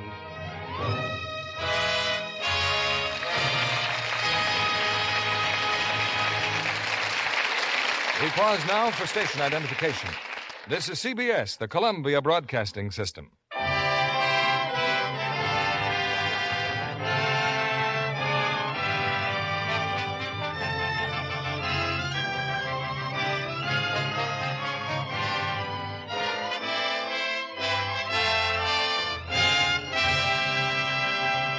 In a few moments, we'll bring you Act 3 of The Big Clock. Tonight's guest, Miss Carmen DeRigo, must have one of the most exacting jobs in Hollywood. She's hairstyle supervisor at Universal International. A very resourceful person, Miss DeRigo. Well, each picture presents a new problem, Mr. Keeley. And even a man knows that being a hairstylist calls for ingenuity and, patience, doesn't it? More than that, creating coiffures for the world's most glamorous women is a challenge. Take the Countess of Monte Cristo, for instance. Sonia Henny's latest picture, in which she proves again she's queen of the ice. Miss Henny's new leading man, Michael Kirby, adds to the thrill, too. He's Canada's former figure skating champion. To see them streaking over the ice together and spinning like mad is sheer delight. So you can guess why Miss Henny's hairdo was a problem. It had to stay in place. And how did you solve the problem? For the Countess of Monte Cristo, we clipped it fairly short and then brushed it into soft, flat curls. If I do say so, she looked adorable. Perhaps, Miss DeRigo, you'd like to tell the ladies in our audience what you think about hairstyles in general.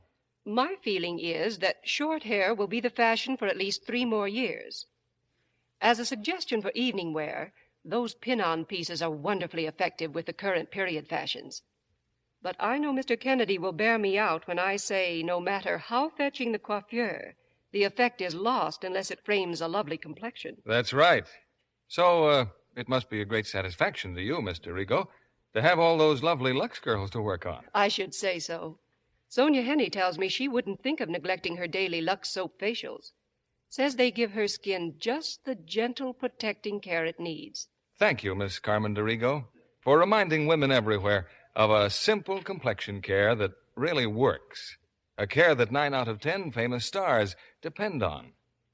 There's no doubt that Lux soap facials make skin lovelier.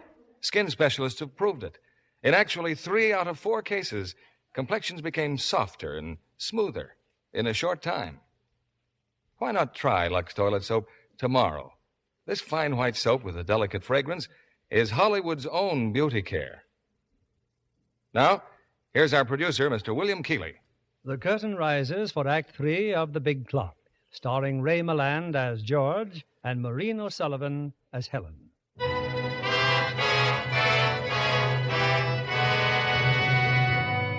It's a few minutes later, in a private elevator that has just started up from the milling lobby of the Janeth building, George Stroud faces a terrified antique dealer.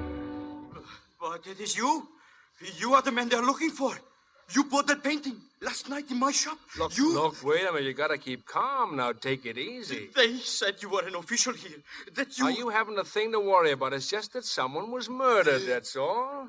Murdered? Yeah, they think I did it. At least they're trying awfully hard to pin it on me. Murdered? What are you going to do to me? Well, what would you do in a spot like I'm in? You'd stall for time to get proof that you're innocent, even if it means having to sock a nice little guy like you smacking the button. I'm sorry, pal, but that's the only way out. Where's that artist? Where is she, Steve? She'll be right in now. She's got that sketch of Randolph about finished. Did O'Brien get back? What about the driver? Did he find the cab driver? O'Brien's back. It cost you $5,000 with the cab drivers leaving town. Goodness, what an office. Now, which one of you is Mr. Janeth? Just sit down. Give me that sketch. I think I've captured his mood rather successfully, don't you think? Well, here, look. And just what is this supposed to be? Get her out of here, Steve. The woman's an idiot. Mr. Hagen. Yes, what is it, Tony? The antique dealer. Well, what's he doing here? He says Randolph jumped him in the elevator. I fought. I struggled. No use. He was enormous. Did you get a look at him? Such a face I will never forget. And that wild glare in his eyes. Warn everyone, Steve. Authorize them to shoot if necessary. Tell O'Brien, shoot to kill. And, Tony, you get Stroud in here. That's just it, Mr. Janeth. Stroud's disappeared. Maybe Randolph slugged him, too. Oh, the bartender is here from the Van Barth. Hold him in the reception room under guard. And find George Stroud.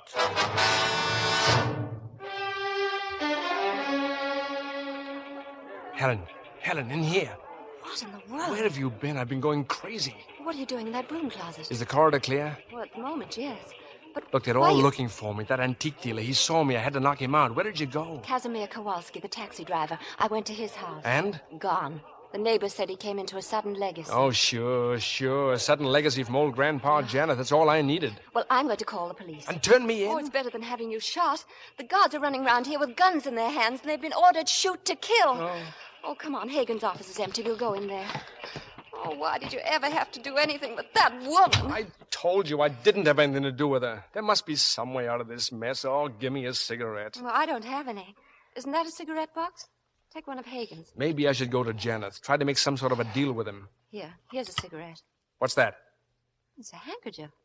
What's it doing in a cigarette box? Let me see that. Well. What do you mean, well? It's my handkerchief, the one in Pauline's purse. There you go again, Pauline. How did Hagen get it?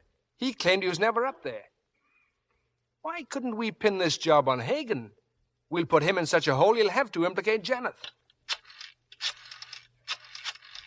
Well, who are you phoning? Bert's Place, a friend of mine. He's always in Bert's Place this time of day. Hello? Oh, this is George Stroud. Let me speak to the president. The president? Yes, President McKinley. Now, look here, George, I really... What's that? Interoffice phone. Yes? This is Hagen. Caudette just saw you go into my office. Are you looking for me? Yes, Steve. My wife is here, and I didn't want her to... Mr. Janeth's in your office, and we want to see you at once. Is that clear, George? Well, I'll be right there. Helen. Yes? This guy at Bert's Place. When he comes to the phone, tell him to get up here as fast as he can. He's a radio actor, a friend of mine. Where will you be? Not in my office. Tell Hagen you don't know where I went. Now, there's a room on the second floor, the place where the works are for the big clock. I'll hide there and wait. Call me when McKinley gets here, extension 381.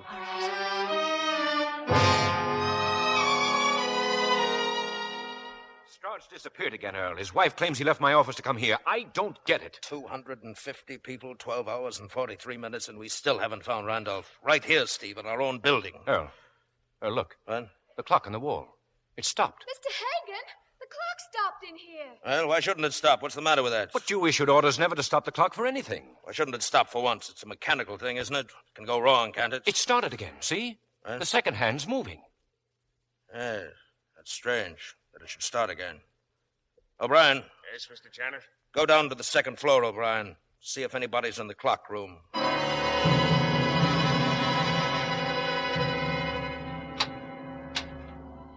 Who's in there? I said who's in...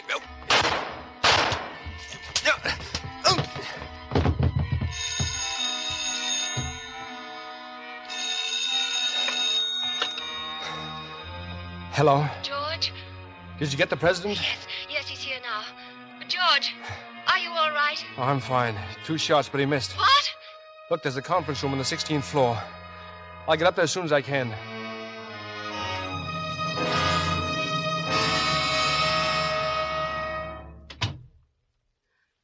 George, what happened? Never mind. Hello, Prez. I came right over, George, as soon as I could.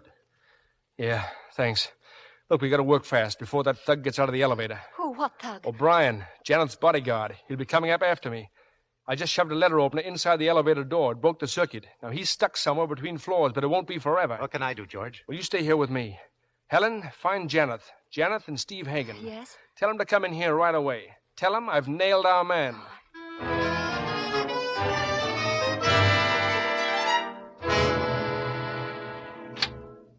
This man, George? Is this the one? This is Jefferson Randolph? No. This is Inspector Regan of the Homicide Detail. Mr. Earl Janeth, Mr. Steve Hagen. How do you do? But, George, you said that you had the man. Inspector, would you mind stepping outside for a moment? I give you my solemn word nothing irregular will occur. That Hagen fellow, George. I've seen him before somewhere. Look, he's editor-in-chief here. Now stay in the corridor, Mac, till I call you, will you? Right. And Inspector George, I thought I told you to keep away from the police. Yes, until we had the murderer. Well, I'm afraid this is going to be a shock. There's our man, Mr. Janeth, Steve Hagen. What? Steve? George, this is a very serious charge. I wouldn't be making it if I didn't have the evidence. Evidence? Why, the witnesses have all seen me. The antique dealer, the bartender, Miss Patterson. Why, they talked to me. Oh, I'm not saying you're Jefferson Randolph, Steve. But I am saying you murdered Pauline York. Why? Why would I kill her? Blackmail. He's been giving her money by check, Mr. Janeth. The bank will verify that. Absurd. Is it? Cigarette? Not now. Go ahead, Steve. Open the box. You need a smoke. Thank you, no. You're afraid to open the box. Why? Because this handkerchief was in there. Isn't that so, Mr. Hagen? How about it, Steve? The handkerchief that Miss York got from Randolph at the Van Barth. Here. Notice the green stains.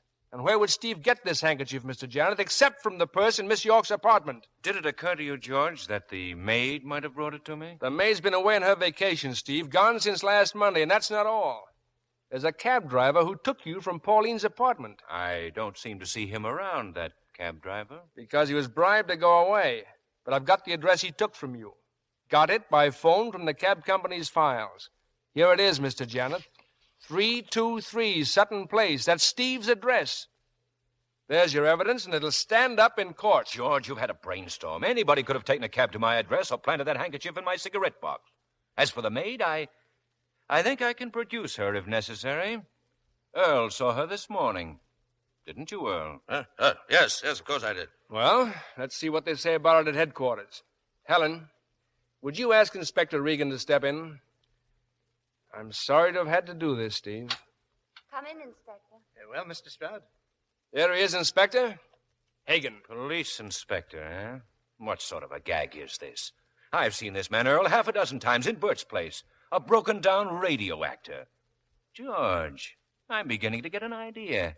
Maybe some of the witnesses should get a look at you. Well, haven't they? No, only that crackpot, Miss Patterson. As a matter of fact, George hasn't seen one of the others. Only the antique dealer, just before he was slugged. Hey, just a minute, Hagen. Bert's place, huh, Hagen?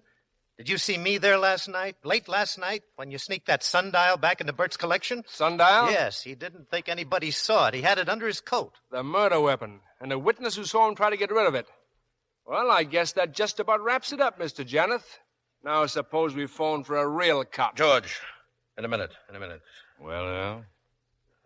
Steve, I know how you feel about me, Steve. You're the most loyal employee I've ever had. I'm not going to let you down, Steve. I'll put every resource we have at your disposal. We'll fight this through for you, no matter how long it takes or how much it costs. You're not going to be alone, Steve. Every bit of influence Hagen. That you, Claudette? What is it? Oh, George.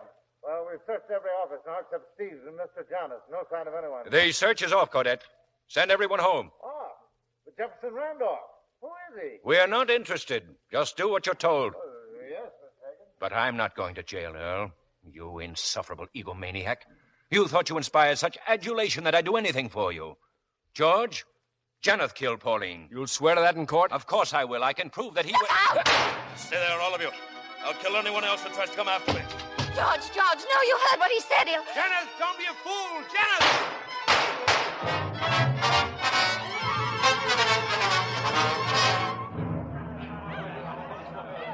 Oh, George, are you all right? Sure. What about Janeth?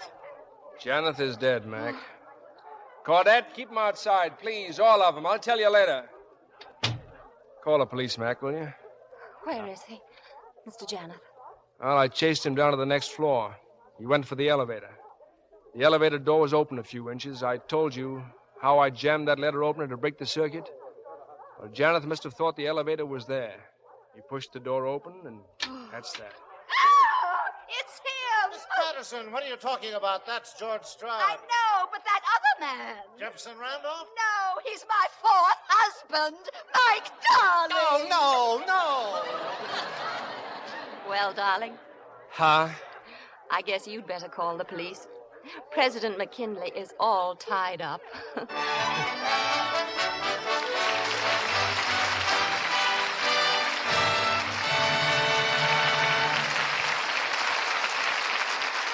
Ray Milland and Maureen O'Sullivan are back at the footlights, and that applause says they're guilty. Guilty of a fine performance. And that's the verdict, huh? That's the verdict, Ray. Then I guess Paramount would never forgive me if I failed to pick up the cue and mention that the title of the next Paramount picture in which I act, and I use the word loosely, is The Sealed Verdict. Paramount has forgiven you. And now, since Maureen and her husband John Farrow, who directed The Big Clock, took a trip to Ireland after finishing the picture, I think we should get the word on that. Well, is the Emerald Isle still green, Maureen? It was just beautiful, Ray. We took 4 of the children along to see their grandparents for the first time. 4 of them? Well, I didn't know there were more. Oh, yes, I have 5. I can't see why anyone would want only 4 children. How this girl must clean up on Mother's Day. It must have been a wonderful vacation. I remember the beautiful Irish countryside. A long, quiet, restful trip. Bill, have you ever traveled 10,000 miles with 4 children? I guess I wouldn't know about that. But this I can be sure of. It must have agreed with you because you never look lovely. Well, thank And you. I hope... Yes, the answer is yes, Bill. I always use Lux soap, and I still do. I take it with me wherever I go, even to Ireland. And incidentally, 5 children can use up an awful lot of soap. Well, I'll see what I can do for you. Well, tell us, Bill, what kind of a show have you lined up for next week? We have a distinguished play and just the stars to go with it, Ray.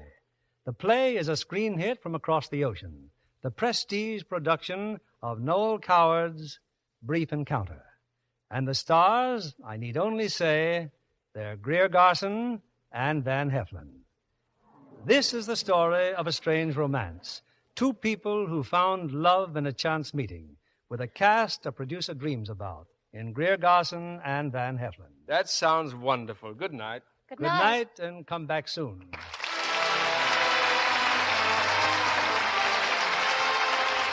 Lever Brothers Company, the makers of Lux Toilet Soap, join me in inviting you to be with us again next Monday evening when the Lux Radio Theatre presents Greer Garson and Van Heflin in Brief Encounter. This is William Keeley saying good night to you from Hollywood.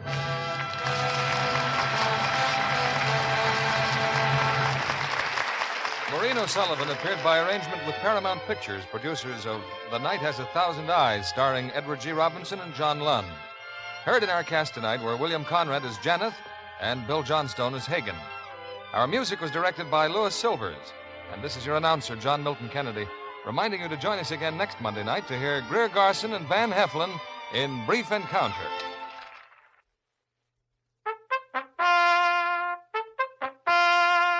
Rely on Spry, S-P-R-Y. For lighter, finer, richer tasting cakes, Spry tops any other type shortening. Spry's amazing cake improver takes guesswork and hard work out of cake making. Try Spry's one bowl method for glorious cakes. For all you bake and fry, Rely on Spry, S-P-R-Y. Be sure to listen next Monday night to the Lux Radio Theatre presentation of Brief Encounter, starring Greer Garson and Van Heflin. Stay tuned for My Friend Irma, which follows over these same stations. This is CBS, the Columbia Broadcasting System.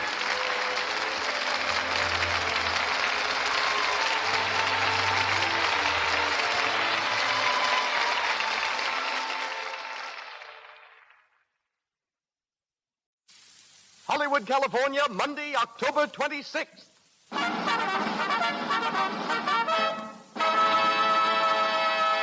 The Lux Radio Theatre presents Robert Taylor and Olivia de Havilland in Saturday's Children.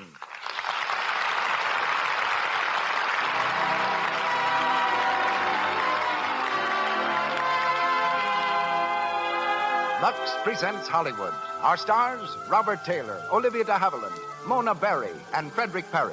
Our guests, William Koenig, General Manager of Universal Studios, and Frank Richardson, Paramount Wardrobe Director. Our producer, Cecil B. DeMille. Our conductor, Louis Silvers.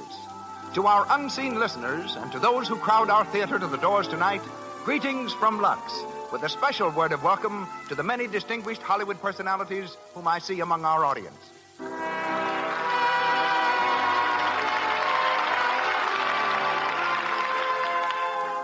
Here's a tip to every woman listening in. Follow the examples set by all the leading motion picture studios and make Lux Flakes the official wardrobe care in your home. Wash your woolens, silks, cottons, rayons, and linens in Lux. They'll look like new so much longer, and since Lux Flakes do away with cake soap rubbing, and because there's no harmful alkali in these safe, gentle flakes, your clothes will wear so much longer. For appearance, for economy, always use Lux Flakes. And now, Hollywood's leading citizen comes to the microphone. Our producer, ladies and gentlemen, Mr. Cecil B. DeMille.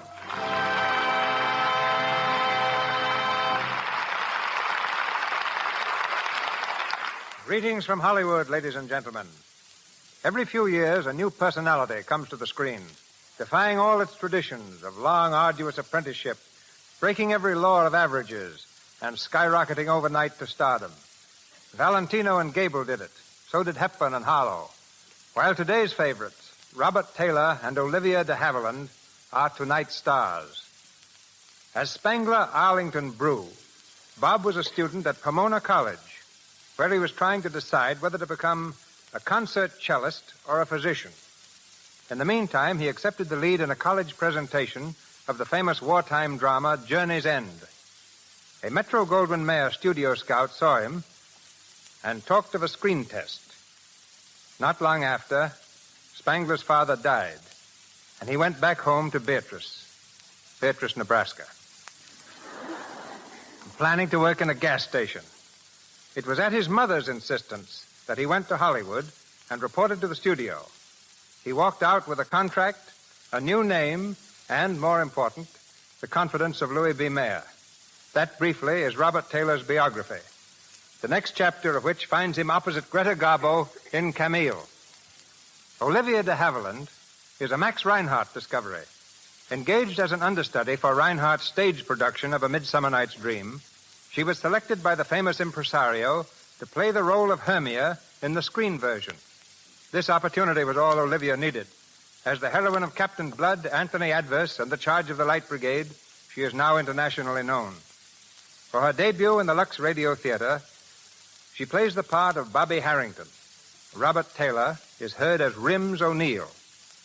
Mona Berry as Florrie, Fred Perry of the original cast as Mr. Harrington, and Maxwell Anderson provides the play Saturday's Children.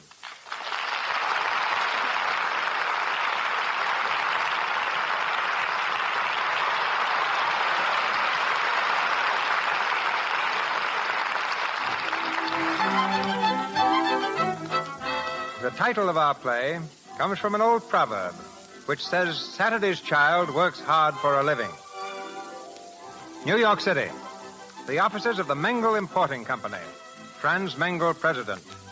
In one of the outer rooms, a buzzer is sounding, and Bobby Harrington, Mengel's attractive young secretary, answers his call. Yes, Mr. Mengel? I've got a cable to send. Bring your notebook. Yes, sir. Sit down, Bobby. Just heard from Buenos Aires. They've got to have immediate word as to the man we're sending down and when he's leaving. It's a great opportunity, whoever gets it. That's just the trouble, my dear. I can't make up my mind between Keith, Warner, and O'Neill. You know all three men. Who's your choice? Oh, Rims O'Neill. Rims O'Neill. Strange name, strange fellow. Excellent man. Well, have him here in 15 minutes. You mean you're going to send him? On my recommendation? Well, why not? It was a toss-up. You settled it. Oh. Well, what's the matter, Bobby? Well, nothing. I'm sure he's the best man, Mr. Mengel.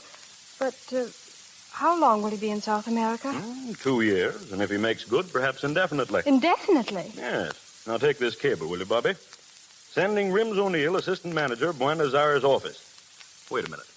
Bobby, Yes? we'll all be working a little late tonight. I thought perhaps you'd let me drive you home. Well, I'd love to, but I've promised to meet someone. And spoiled my whole day. Lunch tomorrow? Splendid. Ah, that's better. You know, Bobby, you're really one of the...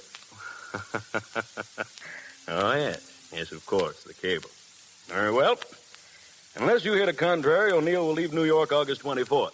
Regarding Santa's orders, be sure to give them your full...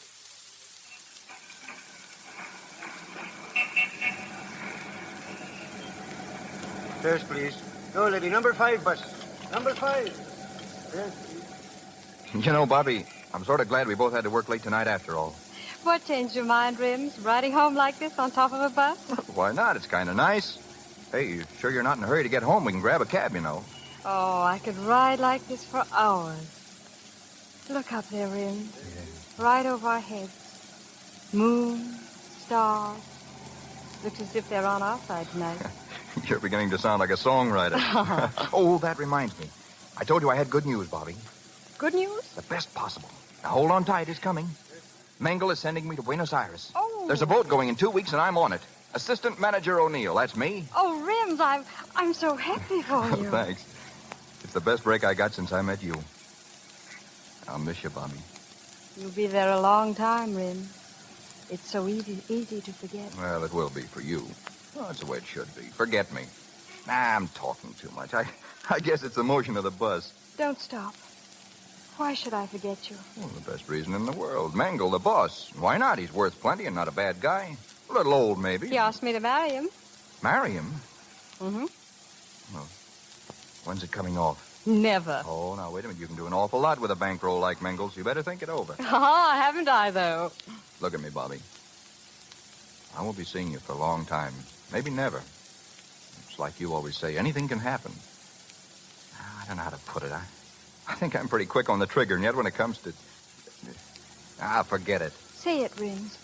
Please say it. Okay, here it is. It's 81st Street and our stop. Hang on, here's where we get off.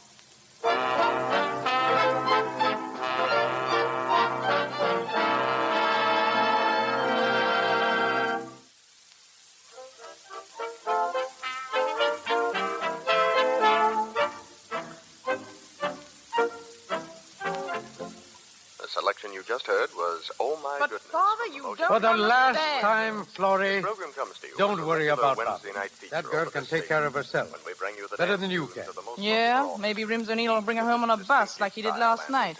So very romantic. What? Oh, nothing. Oh, stop worrying. Next She'll be home soon.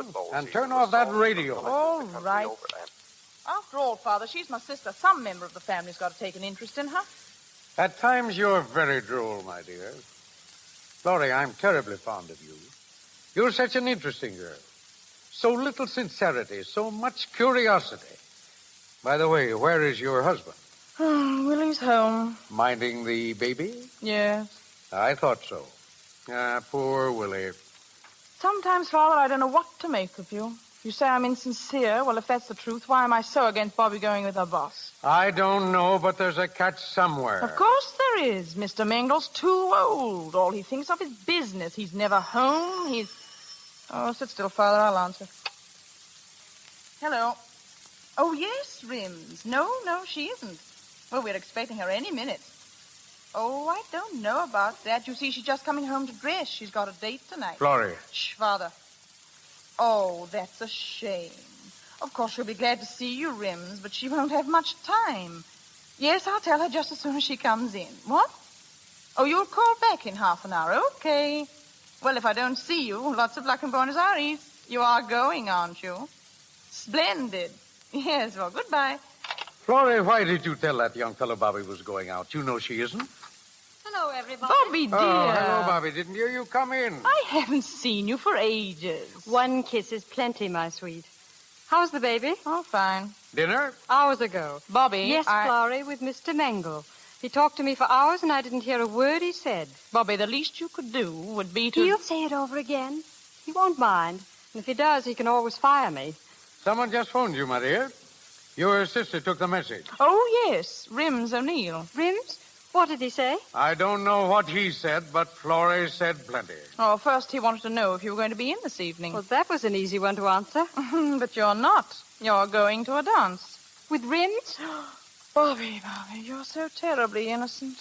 I told Rims someone was taking you to a dance. Florrie, you couldn't. Now, don't get hysterical. Why, tell him you're going to be at home sitting on the edge of a chair waiting for him to call. But that's not so, Florrie. Yes, well, now run along, Father. There's something I want to say to Bobby. Again? Oh, very well. Let me know when you're ready. I'll drive you over to your place. Listen, Florrie, what right did you have telling Rims Now, that take a tip from your big sister and remember this. If you want a man to get interested in you, just let him see you going right out the front door with somebody else. Now, leave everything to me, Bobby, and before you know it, Rims O'Neill will be proposing. You're rather tiresome tonight, Florrie. Even so, I'm not through. Now, run along inside and put that new black velvet on. You were going to a dance. When Rims calls again, well, tell him to meet you someplace. Nice, quiet place. Tell him you've got a date with Fred, but you'll try and break it. You're impossible. And so are you, without any decent makeup on. If you hurry, I'll help you. Well, you must think I'm mad about Rims. Well, I know you're about to lose him to the Republic of Argentina if you don't get some little sense in that pretty head. Well, I do like him, Florrie, but I also like the butcher, the man who sells the papers on the corner, and on rare occasions I even like you. All right, forget it. Don't do it. Because if you did, he might ask you to marry him. He might stay in New York, and oh, dear. It'd be such a bother to turn him down. There's an evil genius about you, Florrie. Oh, I'm beginning to weaken. It's hateful and dishonest, and I'll never forgive myself, whatever happens. Well, do as I say, and only one thing can happen.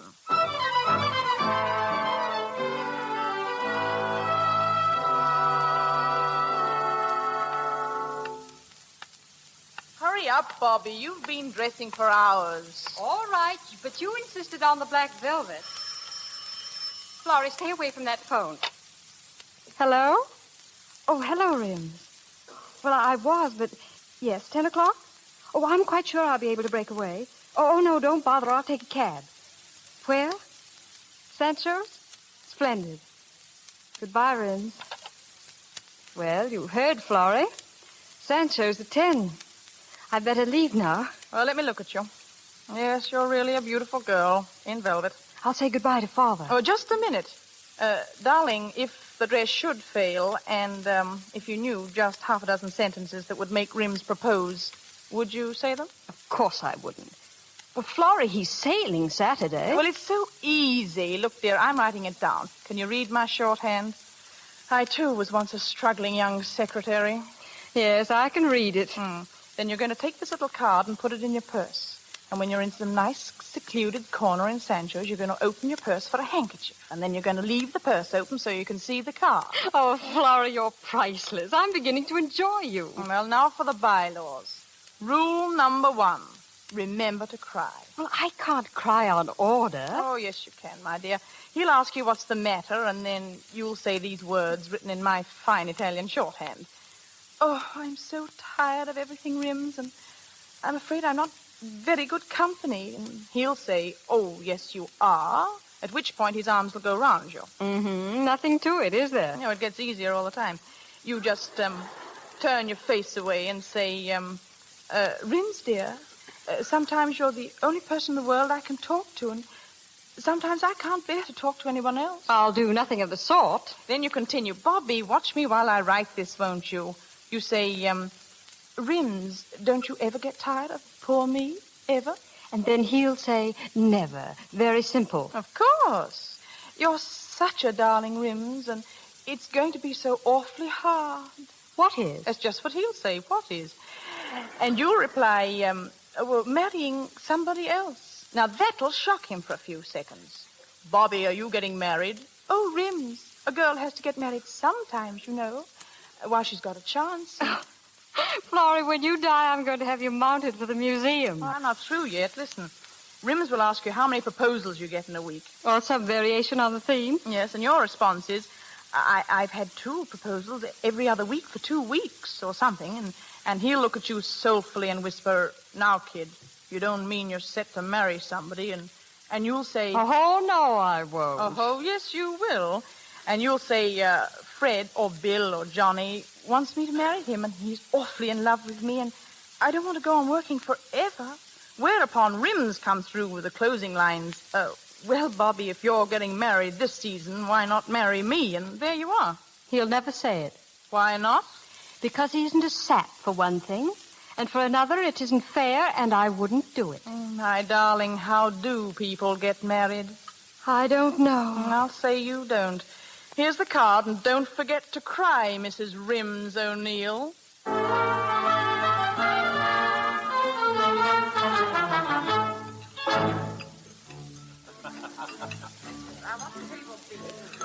This way, senor. Will this table be all right? Sure, Sancho. Swell. May I take the lady's cape? Thank you. Bobby. Hey, you're a dream in that dress. Here, stand still. Let me look at you. You like it? Do I? Why haven't I seen you in that before? Well, I just made it. You made it? Hey, I wish you'd make my clothes for me for a while. I'd have them falling for me from the third-story windows. Oh, any old clothes will do in Buenos Aires. They say they fall very easily down there. Yeah. They say it's the climate. I'll bet the climate can't raise them any sweeter than you are, because they don't come any sweeter. Oh, I've been dying to talk to you. I haven't seen you for a week, you know. Well, it isn't my fault you haven't seen me. Nobody's seen me. I haven't been able to see myself in the mirror the rate I've been traveling. I've learned more about the Argentine in the last week than I ever knew about New York. Principal cities, population, railroads, rates of exchange, taxes, politics. The works. You ought to hear old Juan giving me a quiz. So you're really going? Sure.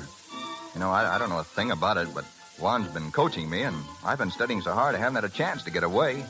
You know, every night I thought maybe I could get away, and then, well, something came up and I couldn't. Oh, I know. You know, I haven't seen you since, well... Think hard. Gosh, it seems like a month. Just a week ago tonight. Sir, you're right. You mean I haven't seen you since that night on the bus? Really, don't you remember? This thing's got me screwy, Bobby. I wish you were coming along. Well, certainly a nice spring while it lasted, huh? The best I ever had, Rims. Yeah, me too. You know, Bobby, I'll never see a Fifth Avenue bus without thinking of you. Never. You won't see one for a while, though. Yeah, it's true. But a postcard of Grant's Tomb or Central Park would do just as well, wouldn't it? I'll send you one with an X to mark the spot on it. Which spot, though? The route sprinkled with them. Well, where you read your poem to me, for instance. Wasn't much of a poem, if you ask me. Oh, Rims, it was a lovely poem. Well, I thought it was pretty good at the time, but I guess it was pretty bad. I don't think I'll try poetry again for a while. Not till you fall in love again, I suppose. Well, no, I guess not. Well, anyway, it's the only poem anybody ever wrote for me. When Bobby comes to the office, the boss takes off his frown. She wears a coat of powder blue and a powder blue gown. She sits upon her office chair. You always make me think it's good the way you say it. Oh, you've been swell, Bobby. To break a date for me like this, why? But you'll be leaving so soon, Rims. Yeah, that's why I had to see you, to talk with you. About what? But, do you think it's a good thing, me going to South America? Well, it's a wonderful opportunity. Yeah, what I mean is, don't you think it's a good thing for a young fellow to see the world a little when he gets a chance so he can kind of make up his mind what he wants to do? Well, of course. Yeah, well, that's why I'm going, really. I'm not so sure it's any great shakes of an opening, but I've never been much of anywhere, and it's a chance well, it's a kind of an adventure, don't you see? Yes, I see. Yeah. Well, that's why I'm going. Yes. And Bobby. Yes? You've been wonderful to me. We did have a nice spring together, didn't we? Yeah. You've been marvelous. Well, it's summer now. Uh-huh. Bobby, could I kiss you just once? Oh, well, if you wish. Perhaps we better run along. Where's my purse? Oh, well, here it is. But it's so early, Bobby. Well, What? Bobby, you're crying. Oh, Rims, I'm so tired of everything, Rims. I'm afraid I'm not very good company. Oh, yes, you are, Bobby. Oh, Rims, dear. Yeah? Rims, sometimes you're the only person in the world I can talk to. Sometimes I can't bear to be with anybody else. Oh, gee, Bobby. Oh, you're such a darling. Well, I wouldn't say that. Oh, but you are. And it's going to be so awfully hard. What is? Marrying somebody else. You getting married? Well, oh, Rims, a girl has to get married sometime, while she's still got a chance. Yeah, I suppose you get chances, all right. Yes. Lots of them, I suppose, huh? Well, I've had 2 every other week for 2 weeks. Say, look here. You don't mean you're making up your mind to marry somebody in particular? Mengel? Oh, no, Rims. Fred wants me to marry him. He's awfully in love with me, and I don't want to go on working forever. Oh, I see. I didn't know you felt that way about it. Well, I don't really. I was just joking. We better go. I wouldn't marry anyone. No, not even you. You wouldn't? No, I wouldn't. Oh, yes, you will. I mean... Do you want me to? Oh, there's nothing else I want more. Oh, Bobby. But you're going to South America. South America. No, darling. Somebody else can go to South America.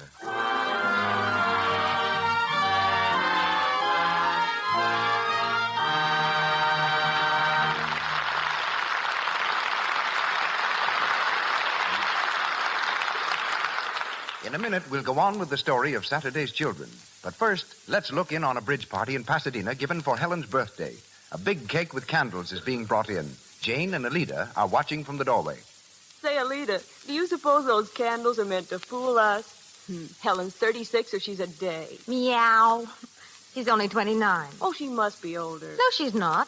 What made you think she was? Well, her face doesn't look so old, but I always judge by hands. And Helen's hands look as if she's at least 35. Well, they're dishpan hands. It's a shame Helen doesn't use Lux. It would keep her hands soft and young-looking. Well, let's both tell her to switch to Lux.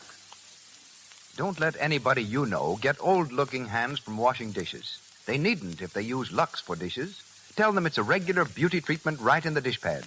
Soaps containing harmful alkali leave hands rough, red, and work-worn. Lux has no harmful alkali to dry out the natural oils of the skin. It leaves hands soft and smooth and well-groomed. And it's a very inexpensive beauty secret. A big box will do all the dishes for over a month. That means for considerably less than a cent a day, you can use Lux for dishes. Remember to start tomorrow. And now, Mr. DeMille.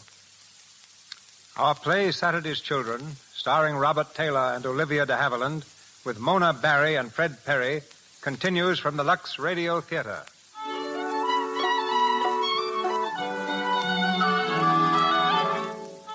Four months have passed since Bobby put Florrie's scheme to its test, made Rims forget all thoughts of South America, and led the willing groom to the altar. We find the couple in their little apartment in mid-Manhattan. Supper is over, and while Bobby washes the dishes, Rims searches for a cigarette. Hey, Bobby, see my cigarettes around? Poor Rims. You are helpless, darling. There they are. Oh, thanks. Hey, there's only one left. Well, this morning you said you'd bring home a carton. Forget? No, I didn't forget. Only I was running so low in cash. But you got paid today. Well, it's all right, honey. Don't bother. Rims, I don't understand. You never seem to have any money. Well, the truth is I made a couple of football bets. Well, I lost. Oh, Rims. Rims, we've got to stick to our budget or we'll never come out even. I went over everything this afternoon. Here it is, Rims. The treasurer's report, and you've got to read it. You see, we get $260 a month. Here, let me see that thing a minute. 60 for rent, 35 groceries, 45 on the furniture, 20 my allowance, 14 insurance, and light gas, ice. Leaving exactly $66 a month. 66? Hey, darling, you're marvelous. Well, I didn't say we could save that much. We've got to have clothes and pay the dentist. But if we don't use some kind of system, it's just going to keep on disappearing. Rims, I'm going to keep note of every cent I spend. Now, if you do the same, well, we can go over it every night and... Yeah, it looks like a lot of swell evenings ahead of us. Oh, please, Rims. Now, wait a minute. You mean you want me to make a count for every penny I spend? Well, must you look at it that way? Well, that's what it amounts to, isn't it? Well, I guess that's that. I'll finish the dishes. Oh, wait a minute. Let me look at those figures.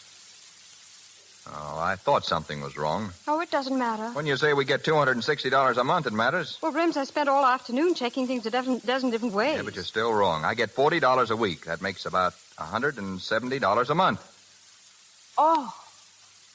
Oh, what a fool. Where did you get $260? Well, Rims, I must be crazy. I put down $60 a week. 60? Well, you told me Mr. Mengele had spoken about a raise. Sure, he spoke about it all right. Well, I kept on thinking about the new salary. I figured everything on $60 a week. Yeah, some difference. Now, there's just no use, Bobby. Every month we take in $170 and spend $183. Oh, Rims, I wish I hadn't quit my job. Well, we both couldn't work in the same office after we got married. Well, other people do. It wouldn't have mattered. Nothing doing. You'd say I wasn't man enough to support my wife, and they'd be right. But it would double our income, Rims. Don't you see how easy it would be if I took my job back? Double our income. I know that. I know you were making as much as I am. What do you want me to do about it? Rims. Now, get this straight. I won't have you sitting in Mengel's private office all day. It was bad enough before we got married. Don't talk to me like that, Rims. Don't talk to me like that. You're my wife, and you'll do as I say, or... How I loathe that word. What word? Wife. I won't be a wife. It sounds fat and stupid. I wish we hadn't gotten married. Oh, so that's it. I wish you'd gone to South America. Not half as much as I do. Rims. Oh, you don't like to hear the truth, do you? Well, I've had enough of this. I'm going, see? I'm going out alone. Let me have a package of cigarettes. Yes, sir. Right away. I'll get them for you. Hello, Rims. Oh, hello, Willie. How's my little brother-in-law? Where's Bobby? Home, I guess. Well, what's the matter, old man? Something wrong? Anything wrong for a man to go for a walk and stop in at the corner stationery store to play a game of pinball? Well, is there? I'm sorry. I just stopped in at the cigar counter. I thought I'd say hello. All right, hello. Well, if there's anything I can do... Yeah, there's plenty you can do. You and that wife of yours. Keep away from my home. Keep away from Bobby. You don't have to talk so loud, Rim. I guess I'm going nuts. No, I try to reason with Florrie. We shouldn't drop in on you so much. Yeah, last night and the night before and the night before that. I know. I guess Florrie's kind of inquisitive. You don't have to apologize. It's not your fault, Willie. Well, thanks, Rims. If it isn't her father or her mother or Florrie or you, then it's money. If I was only in Buenos Aires, I'd have a home and servants. I'd have a car. What's the use? Is the family so bad, Rims? Well, no more than my family would be, I guess. Well, take it easy, Rims. No, I went through the whole thing. I know. Besides, I got a kid. And a decent job. Well, that'll come, too. Maybe. Last week they gave a party for a man in the office. Al McIntyre. He got me my job. But could I buy a ticket? No. A ticket cost $5. How do you think I felt walking in the office the next day? $5, Willie. 5 measly bucks that had to go to pay the rent. Well, I guess it's just as hard on Bobby, Rim. Yeah, don't you think I feel that, too? She's changed, or I've changed. I can't understand it. All day long I think about her. I think how swell it's going to be to go home and be with her alone. Then when I get home, all I see is bills and relations and a sink full of dishes. That isn't swell, Willie. That's just a flat. And Bobby and I are just two ordinary married people. Then I do what I did tonight. Make a mess of things. Shoot the works. But I can't help it. I hate it, Willie. I hate it. I know, but calm down. Now, take it easy. Get out of my store. I should hear your troubles. Nah, I got my own troubles. Maybe you should hire a hole. Why, you old... Now, listen, wait a minute now. Getting tough won't help you. Look, why don't you phone Bobby and tell her you're sorry, huh? Phone her, huh? Tell her I'm sorry. Crawl. For what? For being alive? Not me. As far as I'm concerned, Bobby can... Hello. The line must be out of order. Oh, it couldn't be busy for 40 minutes. It's my house. I'm trying to get my wife. Don't you understand? How could it be busy? All right, never mind. Forget it. I said forget it.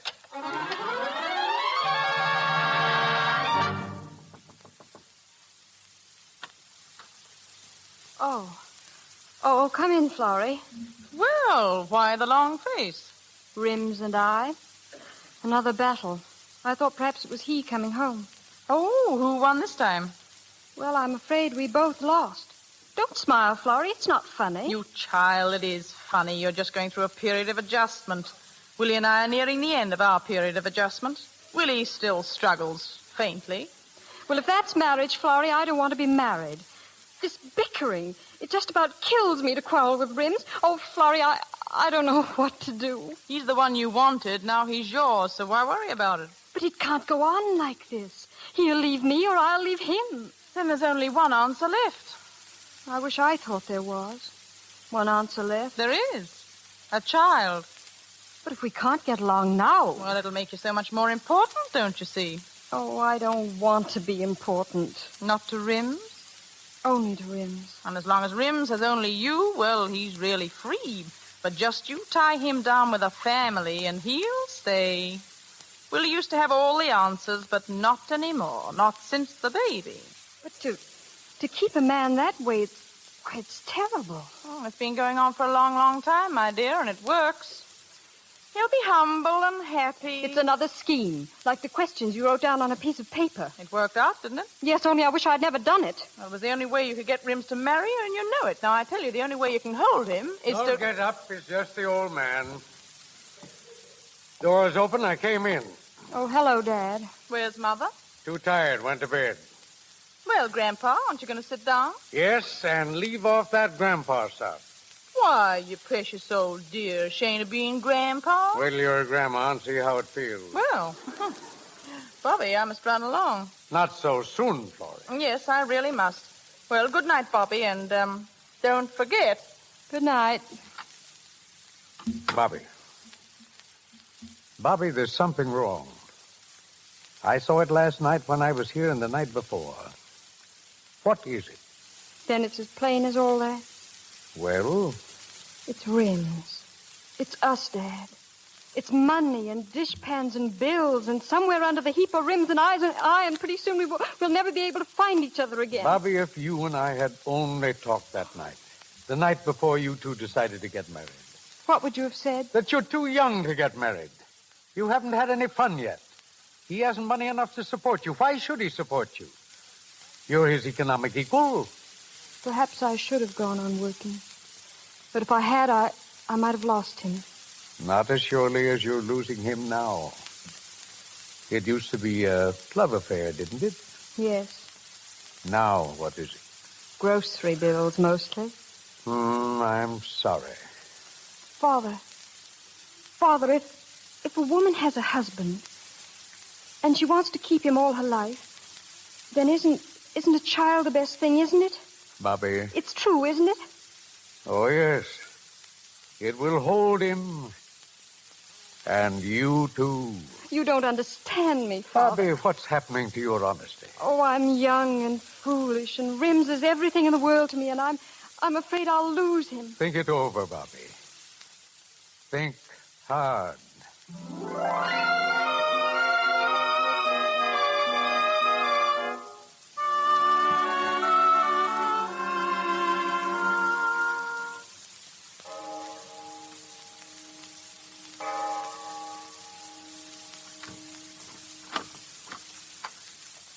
Bobby, Hello, Rims. you should have gone to bed. It's pretty late. I've had a chance to do a lot of thinking, Rims. Here alone in the dark. Bobby, please, I tried to get you on the telephone to say how rotten I felt about what had happened. They said the line was busy. I guess that's pretty hard to believe, isn't it? The line was busy, Rims. I was speaking with Mr. Mangle. Mangle? Yes, he offered me my old job back. Yeah, well, no wife of mine is going to work. I know you said that before. But I've been thinking about what he told me and what Florrie told me. Oh, so she was here again. Well, I'm glad I kept walking. And what Dad told me. Bobby, hadn't we better turn in tomorrow, maybe? It's got to be now, Rims. Yeah, okay. I'm being honest with you, Rims. More honest than I've been since we were married. I tricked you once. I almost tricked you a second time. Tricked me? Yes, I tricked you into marrying me. Think back, Rims. It's all so obvious. And I almost tricked you into being with me forever, whether you wanted to or not. Thank heaven that is not my conscience, too. Now, listen, Bobby. I don't know just what you're talking about, but I do know this. I've been thinking tonight, too. A man gives up a lot when he gets married. As long as he's single, he owns the earth. But when he's married, his time's not his own. His money's not his own. He's got to keep on working, whether he wants to or not. And there's the devil to pay if he spends an extra dime. Whenever I got tired of my job, I used to quit. If I didn't like one town, I tried another. Now I can't. Why not? Because I got a wife and a family. Am I a family? I won't be a wife. I won't be a family. It's me, Rims, me. All right, be yourself. Yes, you gave up a lot, and I gave up a lot to cook your meals, keep this house, and wash your dishes. And every time I get $1 for myself, I have to ask for it. It's degrading. It's your home. It's not mine. It's all yours. You earn the money, so it's all yours. That's right. Rub it in. I don't earn enough. Well, you don't. And I know what I can do. Well, you won't work for Mangle. I won't have it. I gave up a lot to keep this place going, and it's going to be the way I want it from now on. That's all I wanted to hear, Rims. I'm going. Bobby. Take care of it. It's all yours. And the dishes are still not washed. The hot water's in the right-hand tap. I'm running along, Rims, and I'm not coming back. All right, but if you work for Mangle, I quit. I don't care where you go, Rims. It's a free country. Goodbye. Bobby, don't go. Bobby.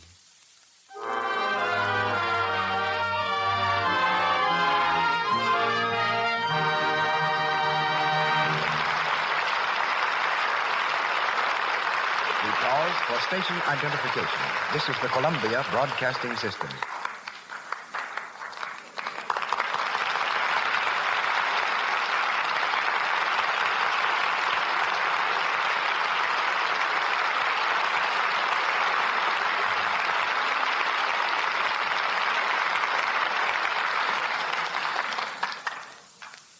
Saturday's Children, starring Robert Taylor and Olivia de Havilland, continues shortly. The population of Hollywood is only 165,000. Yet there is more clothing here than any place, except the garment center of New York. The reason is that every studio must keep a tremendous wardrobe on hand. Dressmakers, tailors, jewelers, beaders, leatherworkers, and shoemakers are constantly filling new studio orders. The results of their labors reveal the history of the world in dress. Tonight, we hear from the wardrobe director of Paramount Studio, who orders 10,000 costumes a year and knows where he can put his hand on every one of them. Ladies and gentlemen, Mr. Frank Richardson. Thank you, Mr. DeMille. It's easy to understand how costumes accumulate in the thousands. A star never wears the same dress in two pictures, while when a DeMille film is finished, we usually have to build an annex. You should be used to me by this time, Frank. We've worked together for nearly 20 years. And I think the first job you gave me was the toughest. That called for a silver-plated suit of armor in a day when there were no armors in this part of the country.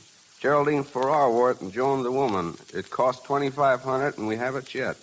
Still, you weren't upset when I asked for 5,000 suits of armor for the Crusades. That's because you gave me the chief armor of the Metropolitan Museum of Art to help me construct them.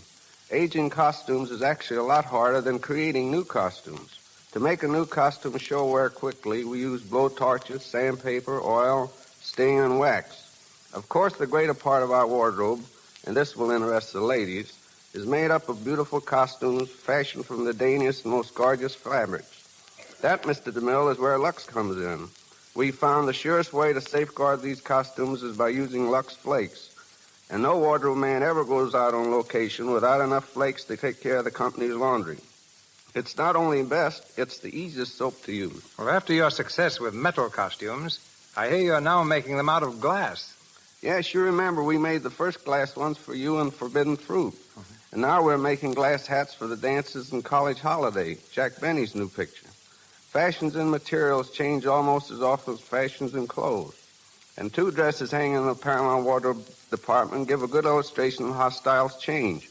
One costume worn by Mary Bryan is from the 1840 period. The other was used by Clara Bow. Mary's dress required 288 yards of materials. Clara Bow's only 3.5 yards. So there you are. Now to you and Lux, my appreciation and good night. Good night, Frank. Good night.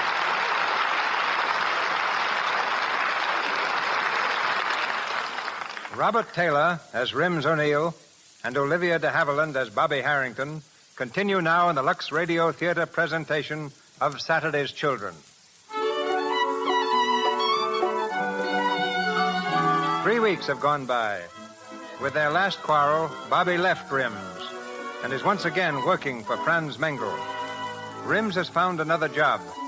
Believing that Mengel and Bobby are extending their association beyond business, Rims goes to the Mengel Company's offices. As he waits in the hall near the elevator, watching for the pair he suspects, he is greeted by a former co-worker. Say, I'm glad to see you. Coming in, aren't you? No, I'm staying out here, Keith. I'm waiting for someone. Bobby? Oh, maybe. Oh, I'm sorry. You know, we miss you around here plenty. One of the boys said you got a job right after you quit. Yeah, same kind of job, same salary. Guess I was lucky, though. Oh, there goes Mengel. Say, he'll be glad to see you. Yeah, there goes Mengel. Mengel and my wife.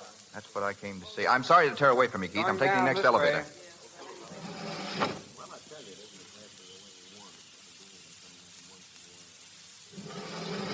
What, get your paper? Johnny, give me a paper, will you? Hello, Mr. O'Neill. Sure.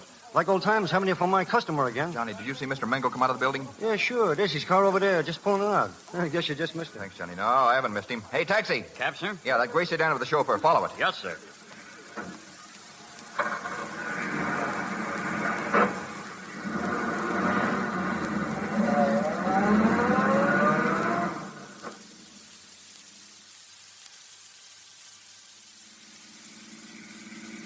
So here's where you live now, eh, Bobby? 4 doors down on the right. 4 doors down on the right, Michael. Yes. Since you refused to have dinner with me, Bobby, at least you let me escort you in. Ah, of course.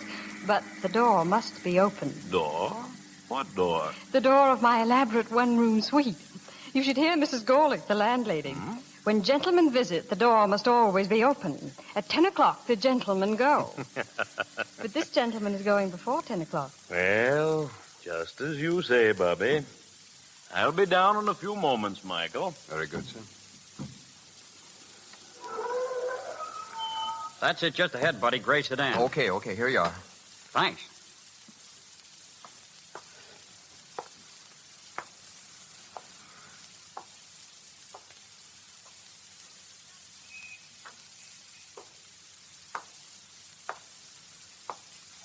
Well, Rims.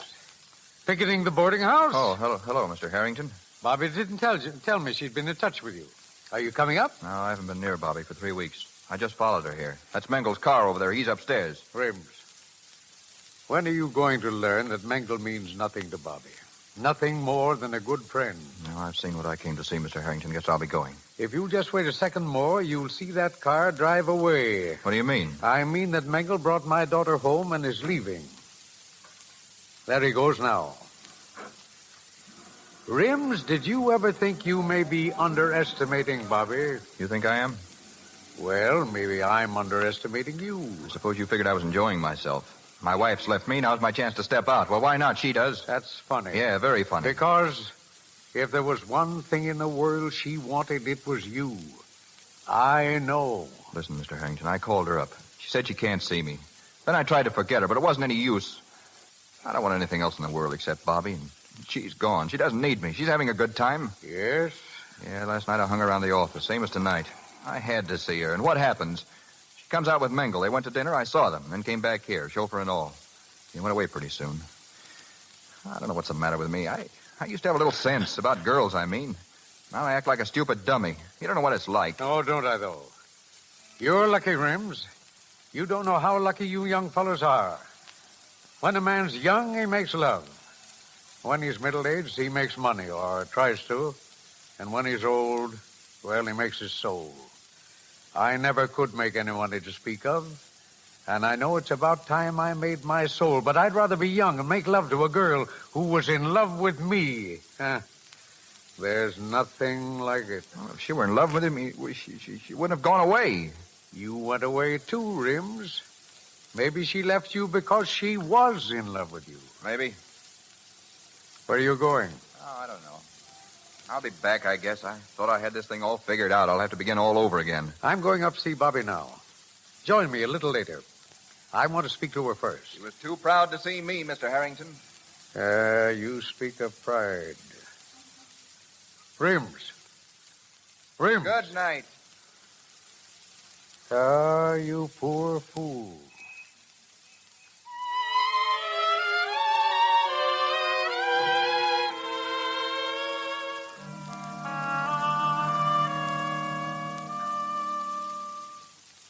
It's only a room, Dad. Not like the other house.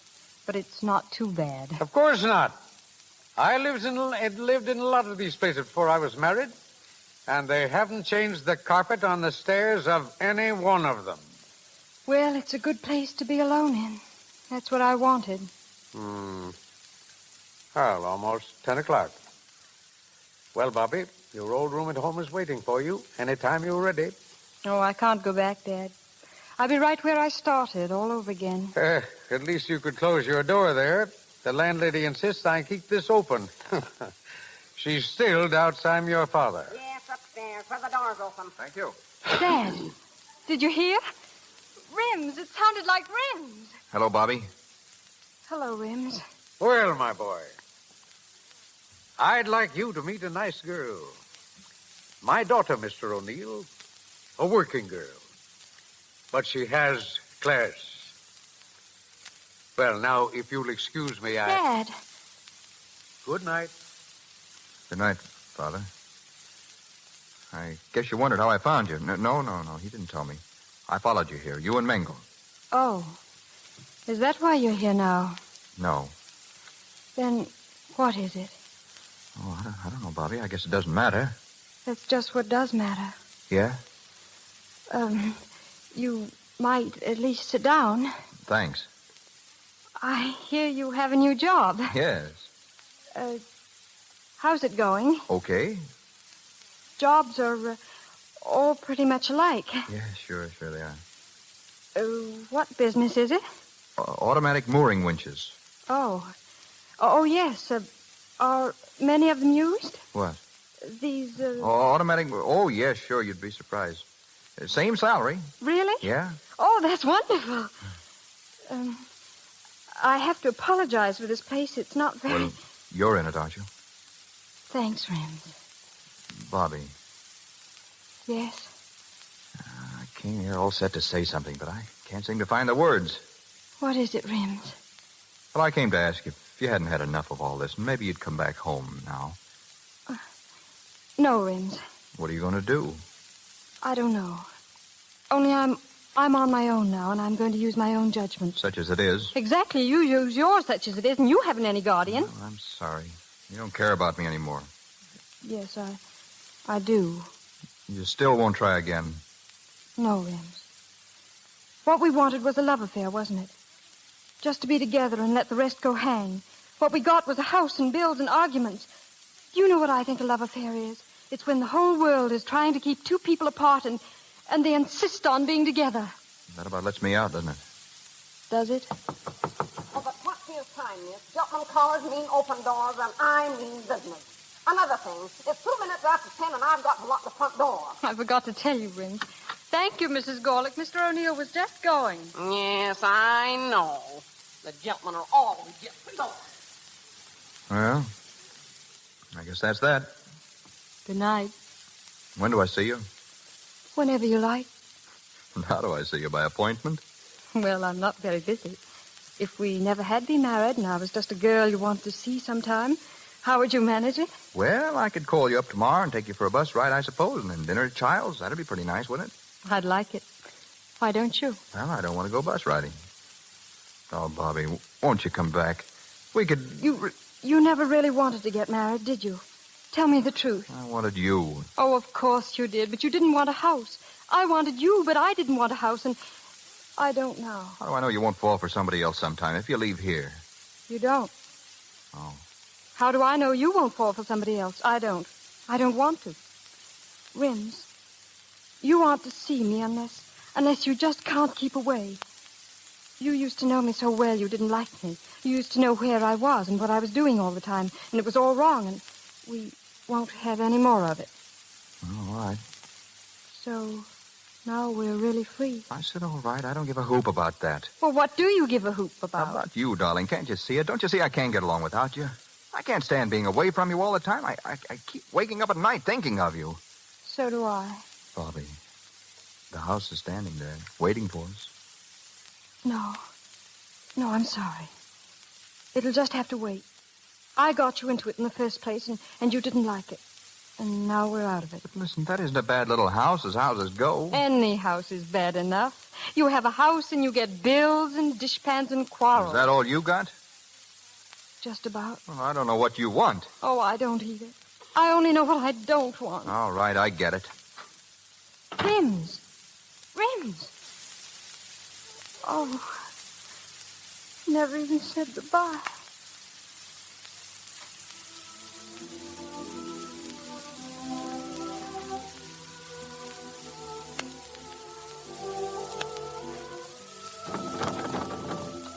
Oh, Rims, come in off that fire escape. Okay. You know, I was just thinking, it's pretty early, and if you wanted to, we could take a bus ride. We used to take bus rides a long time ago. I'd love to, Rims. Bobby, what's going to happen to us? Are we going to get a divorce? If you like. Will you marry me again if we do? Oh, Rims. Oh, Rims, darling. Would you try it all over again? With you, Bobby? Sure. We don't want a house, Rims. We don't want anything, only ourselves. That's about all we have left, Bobby. Only ourselves. Oh, Bobby, darling. There's one thing more that may be left if we hurry. What more could there be? A seat on top of a bus for two.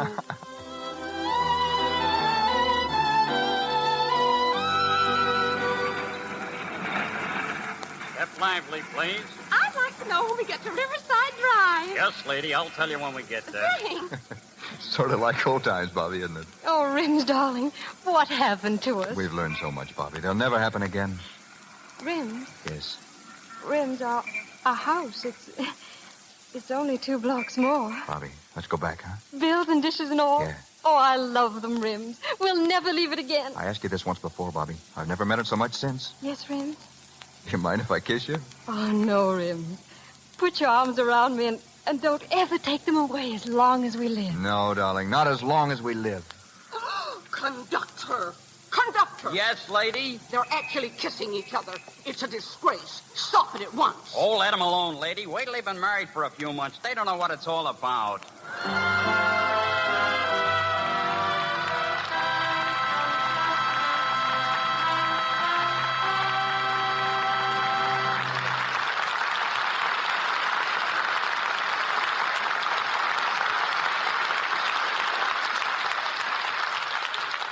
We say good night to Saturday's children, but Robert Taylor and Olivia de Havilland will be back in a moment to say good night to us.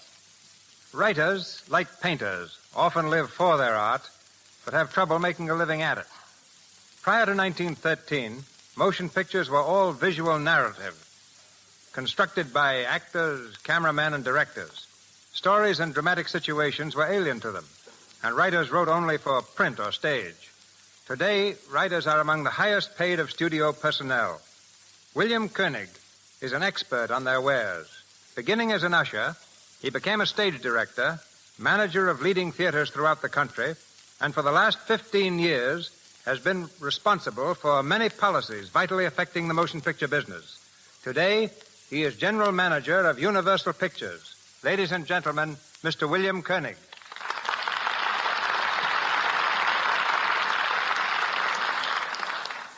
With motion picture producers paying anywhere from $1,000 to $100,000 for a single story, it's no wonder that every writer tries to point his pen toward Hollywood. But the very fact that these tremendous prices are paid is the best indication of the urgent need for good material. To find it, picture studios have story representatives in every major city throughout the world in addition to their Hollywood staff. An interesting sidelight is that during the past 25 years, I know of only 2 suits for plagiarism the studios have had from established authors. Which is why more than 90% of all film material is bought from well-known writers. Once a story is purchased, it is assigned to a producer. He then turns it over to a studio writer for what is known as a treatment. Revisions are begun. Other writers called in, and the final scenario may be the work of from 3 to 10 writers. The author of a book or play seldom works on the screen version. An exception is Eric Hatch, who wrote the original story of My Man Godfrey. Mr. Hatch collaborated with Maury Riskin on the screenplay directed by Gregory LaCava. Many scenes in this film were rewritten after the picture was underway, giving it a freshness, sparkle characteristic of all LaCava pictures. Comedies take the longest time to prepare because they're good, prove very successful moneymakers. A screenwriter must put as much action into 70 minutes of film as you would see in a stage play lasting 2.5 hours.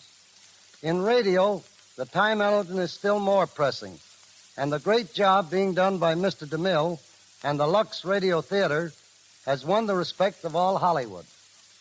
Along with stories, our other big need is always for new talent.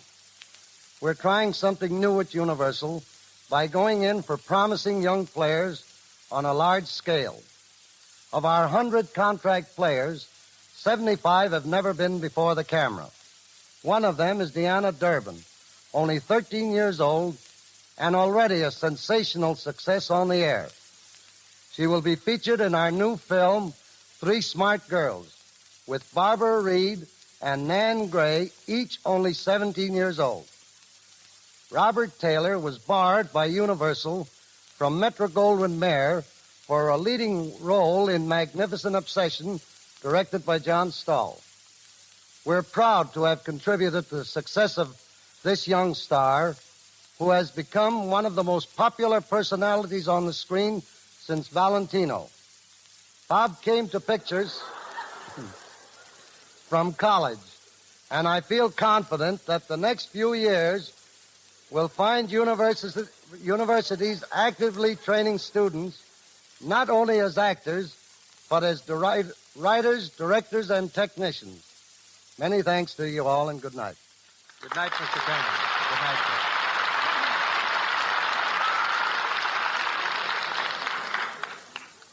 Over 30,000 people paid admissions this summer when Robert Taylor made a personal appearance in the Cotton Bowl at Dallas, Texas. So our audience tonight must reach a staggering figure, with the admirers of Olivia de Havilland swelling the total. Once again, they step before the curtain. Bob Taylor, Olivia de Havilland.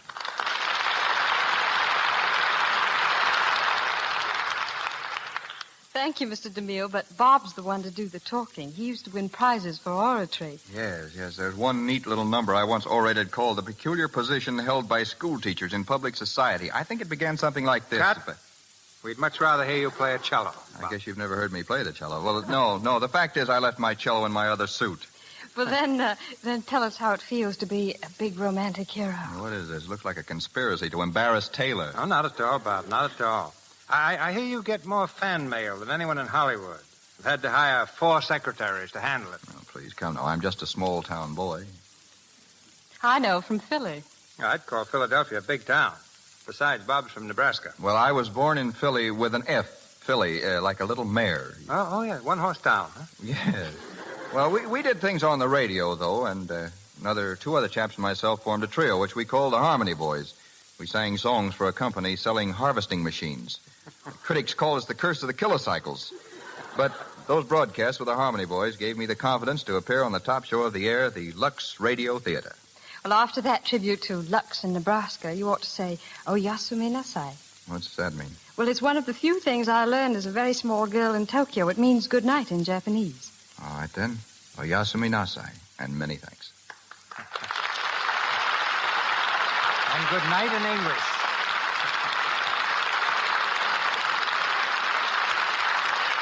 Thank you, Mr. Havilland and Mr. Taylor.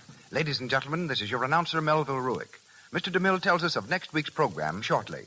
Our cast tonight included Mona Barry as Florrie, Frederick Perry as Mr. Harrington, Chester Clute as Willie, Leora Thatcher as Mrs. Gorlick, Lou Merrill as Mr. Mingle, Frank Nelson as Keith, and Ross Forrester, Robert Peyton, and John Lake. Mr. Havilland appeared through courtesy of Warner Brothers, Mr. Taylor, Metro-Goldwyn-Mayer, Mr. DeMille and Mr. Richardson, Paramount, Mr. Koenig, Universal, and Mr. Silvers, 20th Century Fox, where he composed the musical arrangements for their new football film, Pigskin Parade. And now, Mr. DeMille. For many months, I've looked forward to presenting on this program the star of my new picture, The Plainsman. I'm happy to announce that next Monday night, the Lux Radio Theatre brings you Gary Cooper in a radio dramatization of one of his greatest successes, The Virginian, adapted from Owen Wister's famous novel.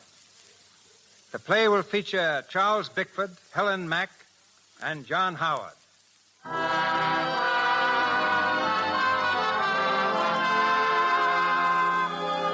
Our sponsors, the makers of Lux Flakes, join me in inviting you to be with us again next Monday night when the Lux Radio Theatre presents The Virginian with Gary Cooper and an all-star cast. This is Cecil B. DeMille saying good night to you from Hollywood.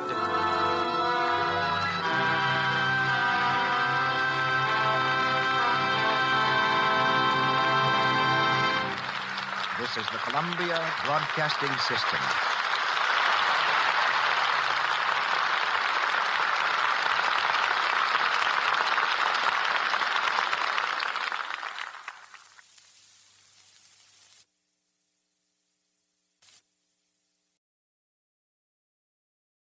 Lux presents Hollywood.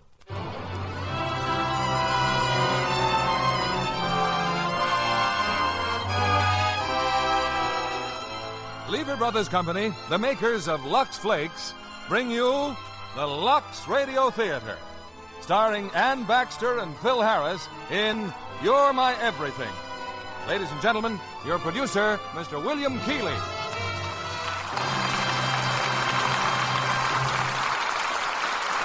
Greetings from Hollywood, ladies and gentlemen. I wonder how many of you recall when the billboards first carried huge advertisements for motion pictures reading all talking, all singing. Yes, the talking picture was here to stay.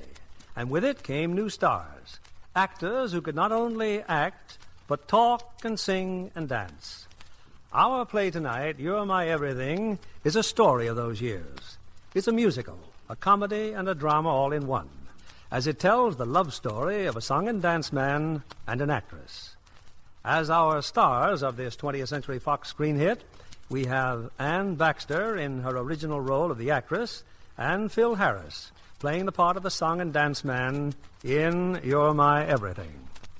And of course, Lux Flakes can be your everything when it comes to wonderful washing results. Years and fashions come and go, but Lux Flakes remains on top as the choice of discriminating housewives. Now, here's You're My Everything, starring Anne Baxter as Hannah and Phil Harris as Tim.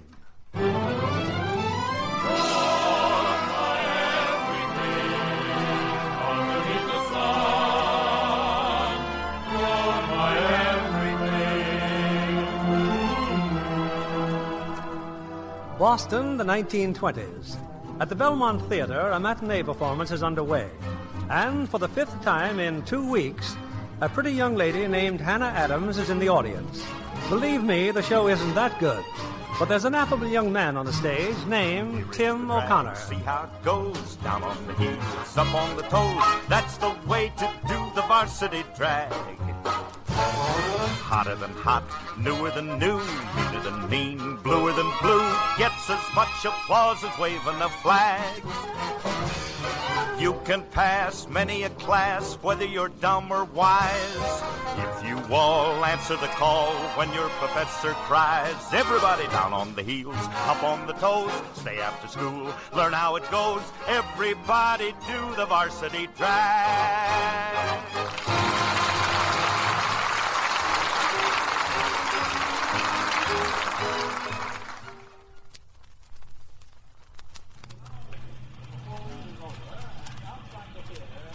Hannah Adams again, waiting for the rain to let up.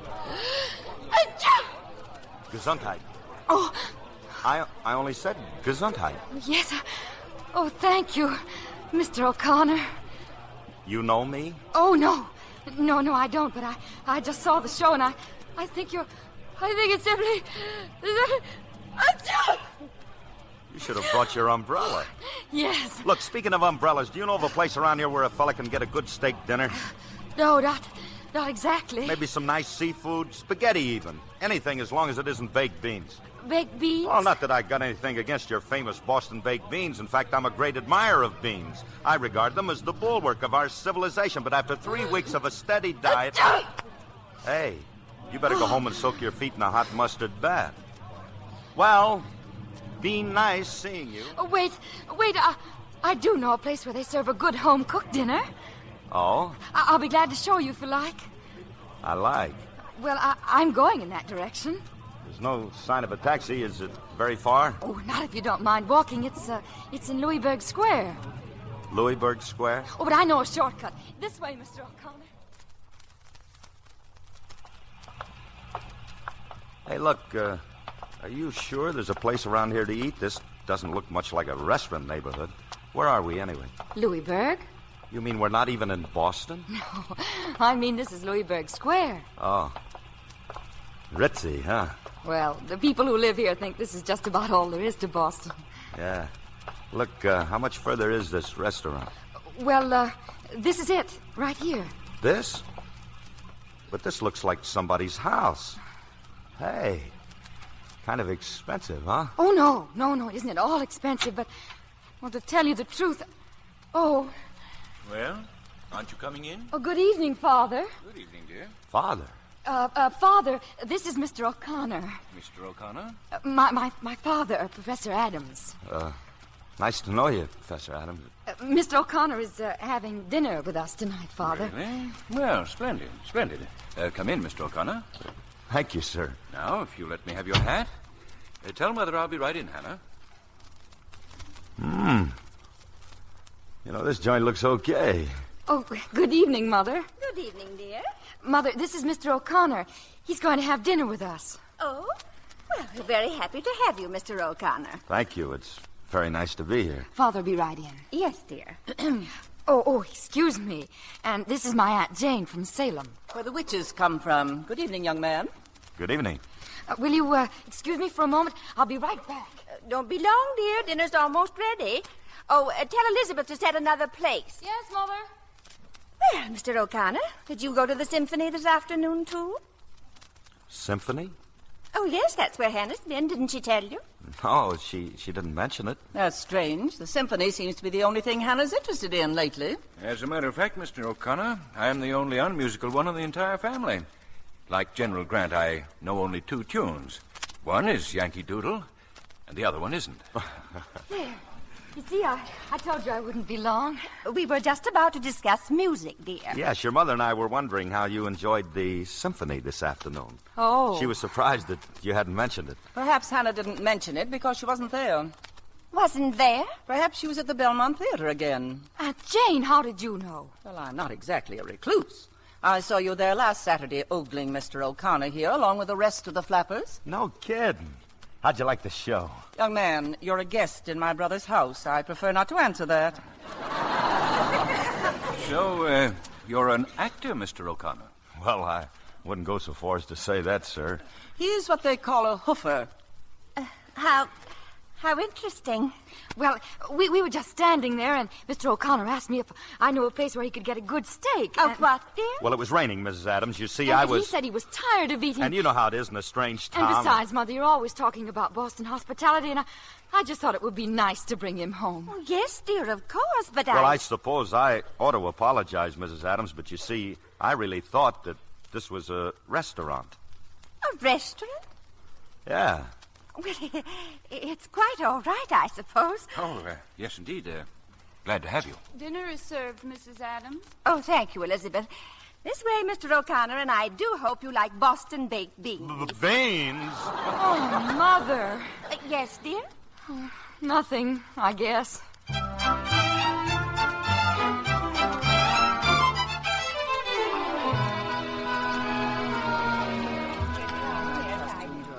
I'm sorry, Professor, to eat and run, but you know how it is. The show must go on. Unfortunately. Yeah.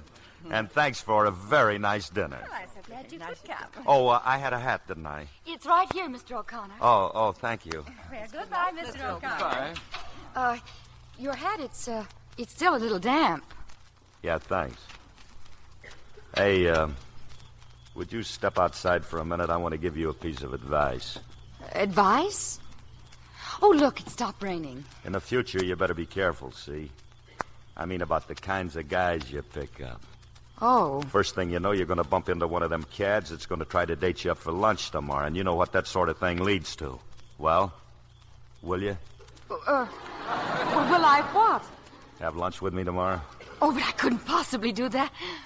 What time? 12 o'clock. Oh, I don't think my mother would like it. Where? Copley Plaza.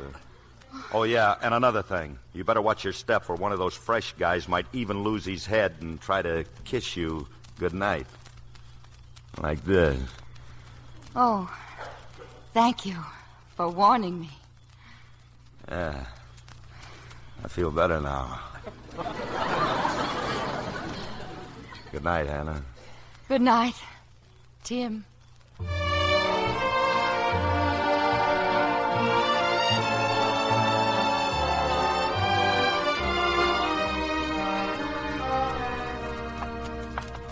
But you just can't have lunch with me and then rush right off. Besides, I have a surprise for you. Come on. We're going in this store. The music store? What for? You never knew I made a phonograph record, did you? Tim! Well, it's nothing much, really. It's just a record. Oh, I can't wait to buy it. What song did you sing? Now, take it easy. Maybe they don't even carry Well, maybe they're all sold out. Yeah, well, let's find out, huh?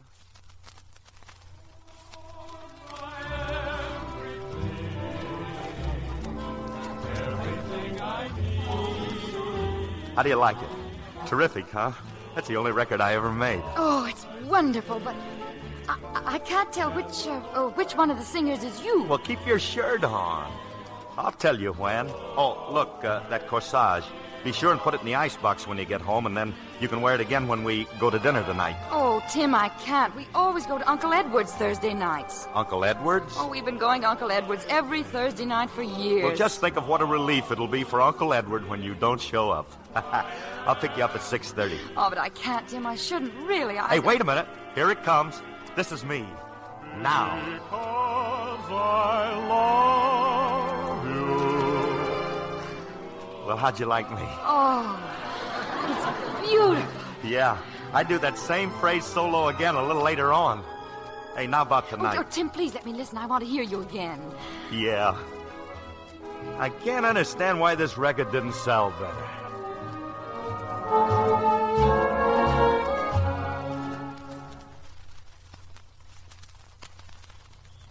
Tim, hadn't you better go now?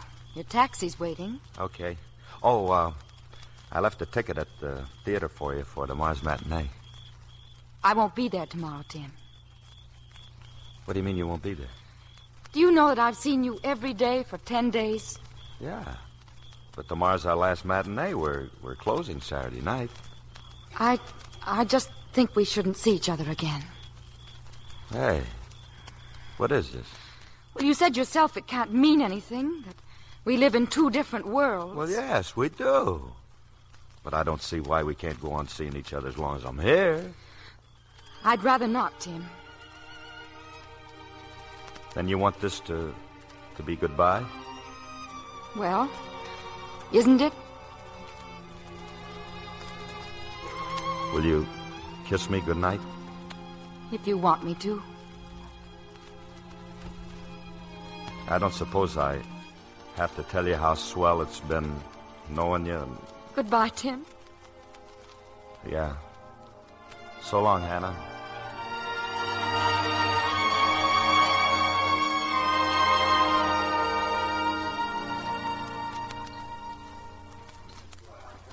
Aunt Jane? Well?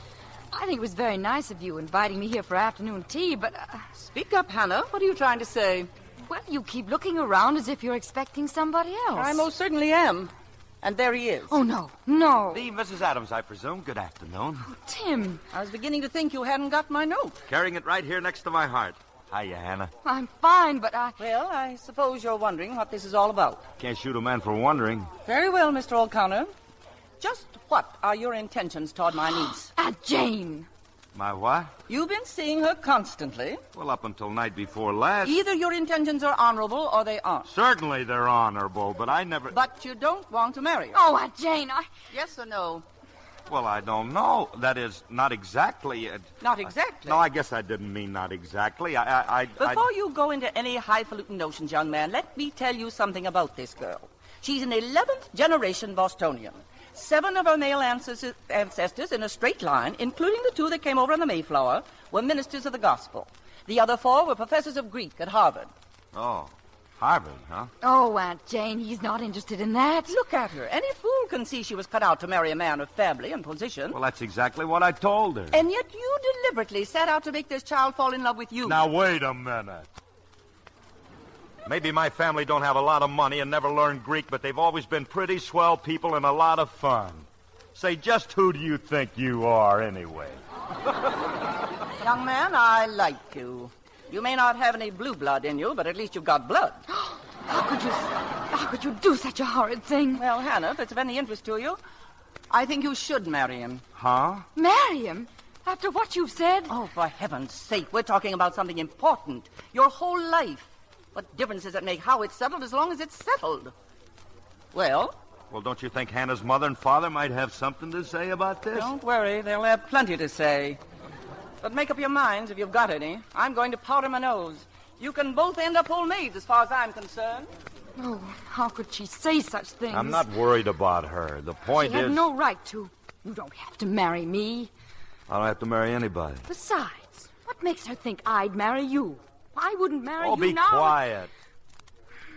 I'm trying to think. Well, I wouldn't any more marry you than you'd marry me. You know how much I make a week? Just wait till I get Aunt Jane home telling me we were going to have tea when all the while Well, how am I supposed to support a wife? Steak 30 cents a pound. Eggs 22 cents a dozen. What? Butter. Then I'd have to pay your railroad fare, your hotel What did you bills. say? I said it wouldn't be fair to ask any girl to live on what I make. Oh, but I wouldn't cost much. Why, the laundry alone. Now, if we're traveling, we'd Well, have I'd to... do the laundry, and I could learn to cook, and as Of far course, as... there's always a chance they might be able to use you in the chorus. Me? On the stage? What's the matter with the stage? Well, nothing, only I can't sing or dance or... What's that got to do with being a chorus girl? Besides, you don't love me. Who said I didn't? Well, you certainly never said you did. Oh, for the love of Mike. Do you think I'd have wasted all this time if I didn't love you? But you never said... Well, haven't you got eyes? Can't you see that I love you? Yes, can't you see? It's written all over him. Oh. Hey, Aunt Jane, you know something? You're a swell gal. I agree with you. And to prove it, I've just arranged your wedding for you. I've even ordered the ring and the flowers. Oh, Aunt Jane, I just don't know what to say. Don't say anything. Just go ahead and kiss the man. Yeah, just go ahead and kiss that man. Tim. Well, that's more like it. I was afraid I'd have to do that for you, too. Hannah, that's enough. Hannah. Why, Hannah Adams.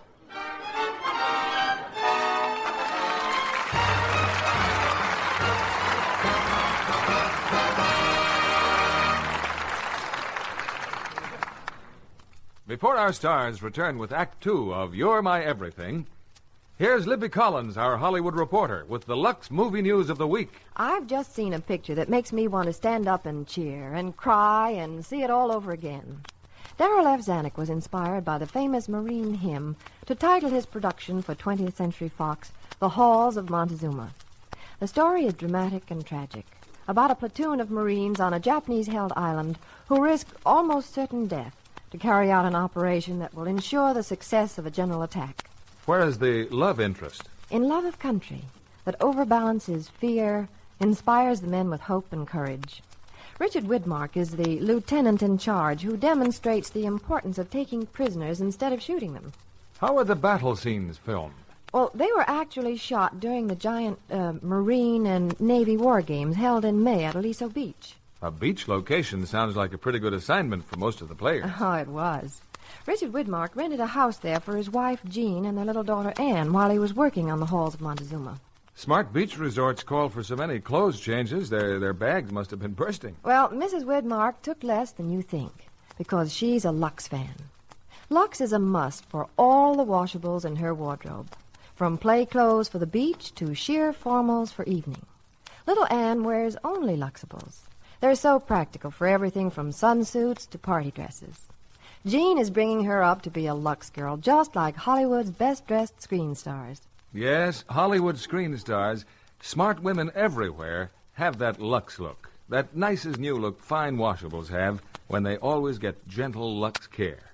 It's a fact, proved by repeated washing tests, that Lux Care keeps colors lovely up to 3 times as long. Experimenting with wrong washing methods is one of the surest ways to invite fading. Gentle Lux Care is so quick, so easy, so safe.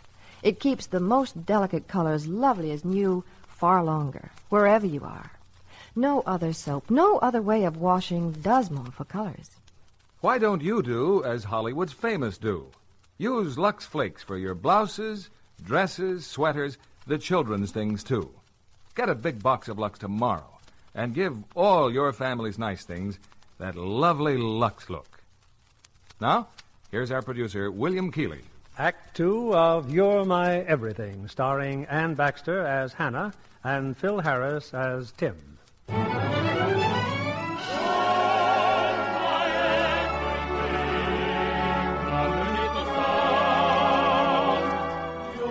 You've heard, of course, of chorus girls who get married and go into society.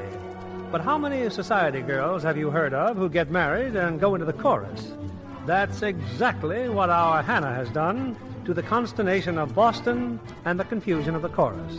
Well, anyway, Hannah's very nice to look at, and the show's doing fine. It's moved to Chicago now, and tonight, backstage, Tim's brought someone into the dressing room.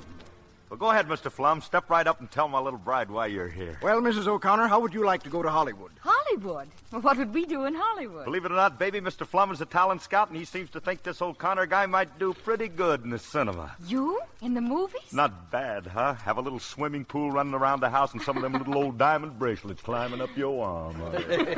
Yes, of course. We'll pay all expenses during the test, Mrs. O'Connor. Sure, and if worse comes to worse, we can always starve. Oh, I'm not worried about that, darling. You'll be as good as anybody they've got out there. Better. Why, I'll be bigger than Valentino and Tom Mix rolled into one. I'll be another Rin Tin Tin.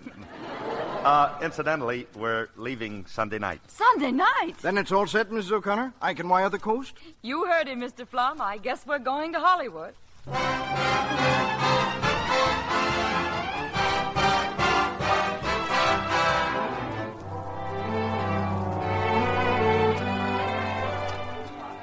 Okay, boys, get ready. Lights and cameras for the O'Connor test. I'm all set, Mr. Blanton. You're ready for me, huh? Clear the set, everybody. Oh, Mrs. O'Connor. Oh, yes? If you'll just wait over there, please. Oh, yes, yes. You all right, old boy? Oh, me? Sure, but you're still going to tell me what to do, aren't you? Naturally, old bean. I am a director, you know. All right, boys, we're ready. Music, camera. Just stand there, Mr. O'Connor. That's it. Now then, you reach for your cigarettes. Nonchalance, old boy. Man of the world, you know. Okay, Bert? Okay, Mr. Blanton. Now light the cigarette. That's it. Now you toss the match away and exhale. Exhale, old boy. Blow the smoke out slowly. In curls, I think. How's that, Bert? All real swell curls, Mr. Blanton. A little more curly if you can. Ah, good. Oh, very, very, very good. That's it, Bert. Cut. You mean that's all? Dear boy, I'll tell you when you're through. Oh, sorry. Now, the important thing is your romantic quality. Do you suppose you could hold a woman in your arms? Could you kiss her? I haven't had any complaints lately. Now, let me see. Could I borrow you for a moment, darling? Me? Well?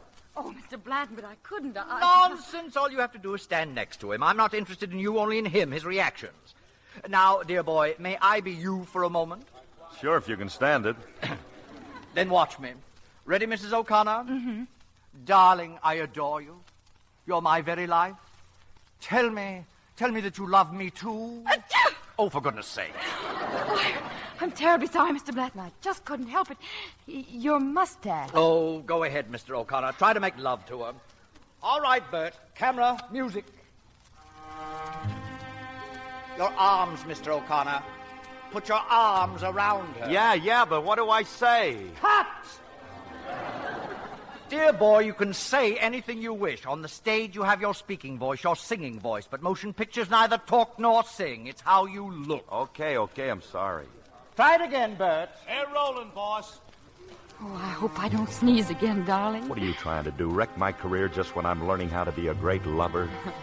Now kiss her hand. The wrist. The forearm. I suppose you think I like to take you into my arms like this and kiss you and tell you that I'm the luckiest guy that ever walked home with a silly little flapper who didn't have any more brains than to pick up a hungry hoofer. Are you sorry I did? Sure, I'm sorry. So sorry that I adore you. Oh, I adore you too, great lover. Keep going, old boy. Expression. Well, then kiss me, will you, and make Blanton happy? That's it. Cut. That's all, boy. Save the lights. This is a screen test? We have your address, old boy. You'll hear from us one way or another. Thanks for your help, Mrs. O'Connor. Darling, now may I laugh? You do enough. Holy Moses, just tell me, what am I doing here?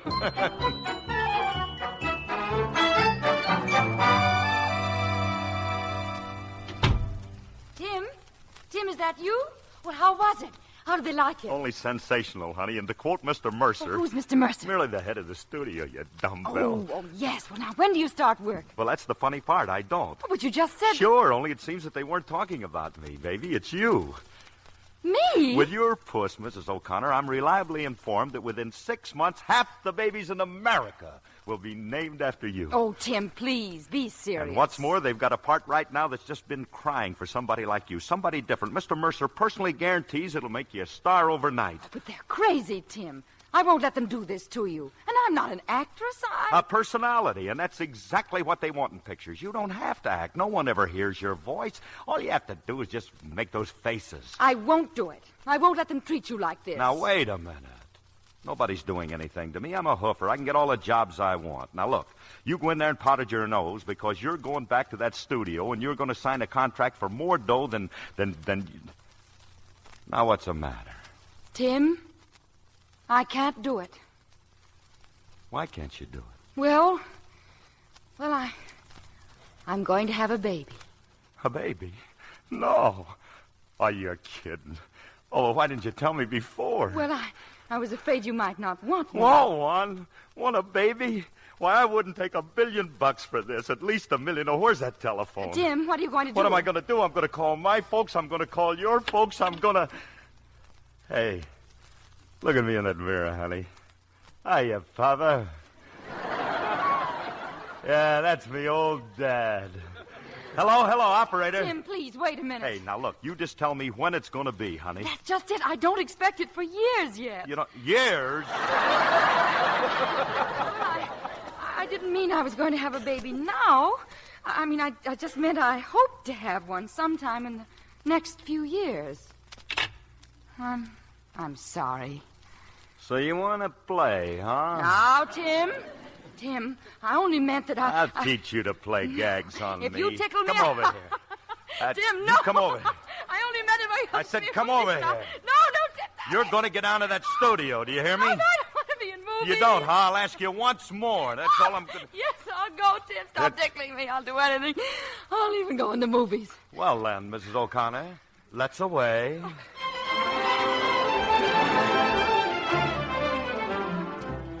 Henry Mercer finds new star for Superior Pictures. Hannah Adams, hailed by studio as Discovery of Year. Mercer to star Hannah Adams in The Heart of a Co-ed.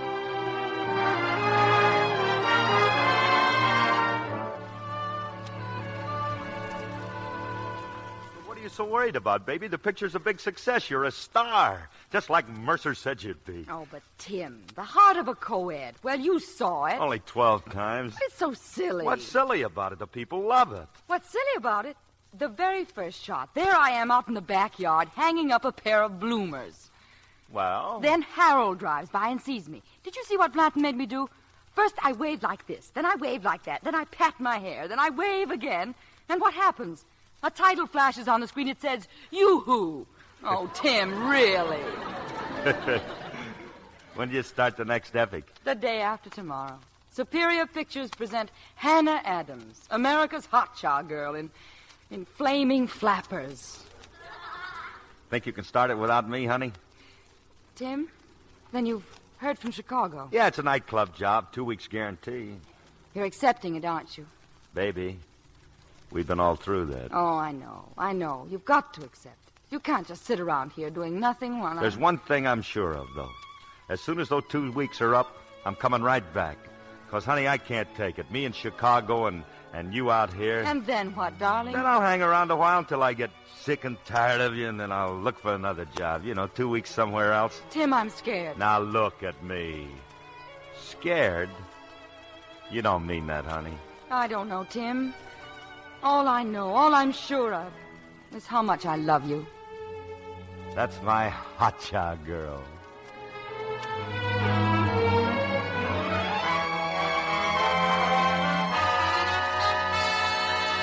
Flaming Flappers breaks box office records in key cities. Mercer signing new contract with Hannah Adams. Hannah Hotshot Adams, #1 box office star of year.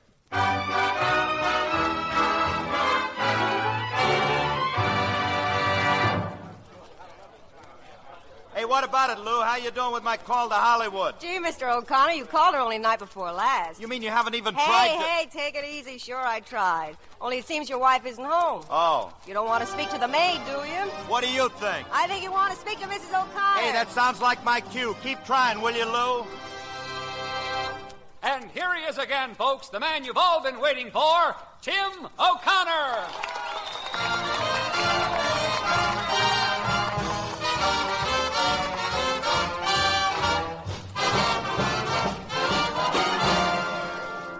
I may be wrong, but I think you're wonderful. I may be wrong, but I think you're swell. I like your style, say, I think it's marvelous. I'm always wrong, so how can I tell? All of my shirts are unsightly. All of my ties are a crime. If, dear, in you I've picked rightly, it's the very first time you came along, say, I think you're wonderful. I think you're grand, but I may be wrong. Though your lot is sad, I am just as bad. Mine is really quite a hopeless case. Oculus advise, glasses for my eyes. With them I'd find in you a perfect wife. Good evening. May I help you? I'm Mrs. O'Connor. Mrs. O'Connor? What? Why, you're Hannah Adams.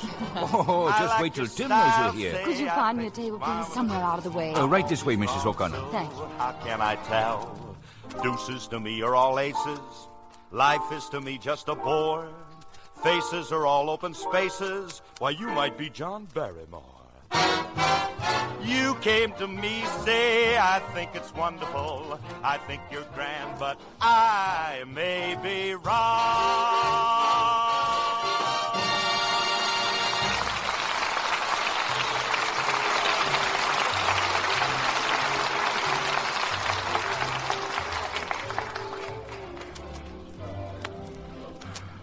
Hannah.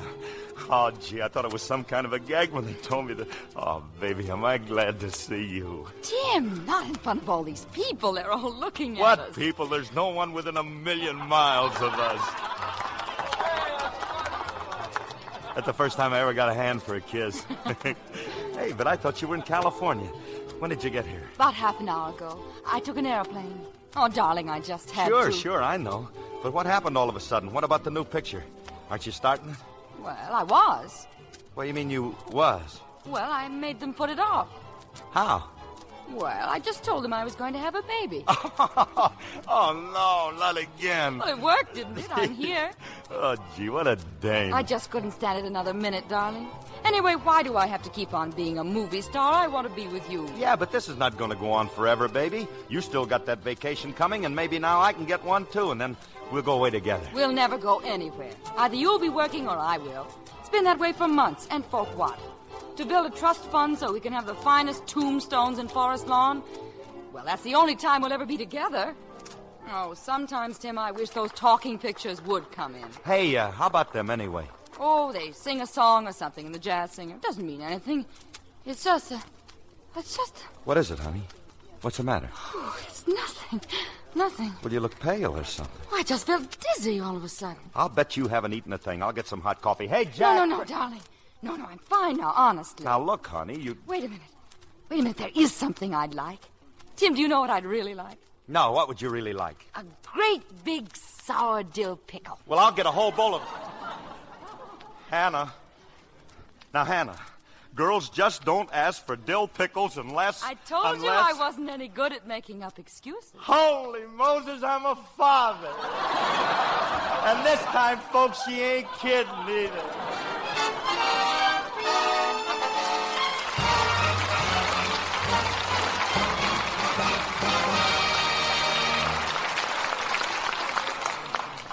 After a brief intermission, we'll continue with Act 3 of You're My Everything.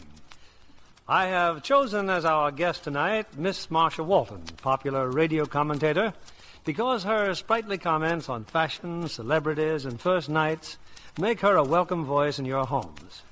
What do you enjoy doing most in your work, Marsha? Well, for one thing, describing the Rose Parade in Pasadena every New Year's Day. And then, of course, handling the radio commentary for Hollywood First Nights. Oh, yes, you were the voice that described the Hollywood opening of Warner Brothers' production, The West Point Story. That's right. It was fun, but it wasn't exactly easy with thousands of fans milling around the entrance trying to get a look at their favorite stars. I had to catch the stars of the picture for a few words. James Cagney, Virginia Mayo, Doris Day, and Gordon MacRae. My early training in publicity helped there. And then I described what the girls were wearing. I assure you they looked every bit as glamorous as they do on the screen. Did you see the picture yourself? Well, not until the next night, but I enjoyed it thoroughly. Especially the songs and Virginia Mayo's dancing in the West Point Academy show. You know, I almost wondered how her sheer stockings stood the strain. Almost? Well, you and I both know, Mr. Kennedy, Virginia is a Lux fan, like so many of us in Hollywood. Hollywood's loveliest legs always wear nylons that get Lux care. Screen stars like Virginia Mayo and smart women everywhere insist on Lux for stockings, all their nice things. Runs come too quickly when stockings are washed with strong soap or rubbed with cake soap. Gentle Lux Flakes actually makes nylons last twice as long. Strain tests prove it.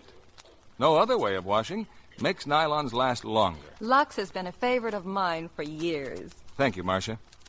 Ladies, why don't you follow Hollywood's example? Give your precious nylons safe Lux care. Get twice the wear from every pair. You can see for yourself how lovely, how flawless Virginia Mayo's stockings look in the West Point Story. Give your stockings, all your nice things, that lovely Lux look. We pause now for station identification. This is CBS, the Columbia Broadcasting System.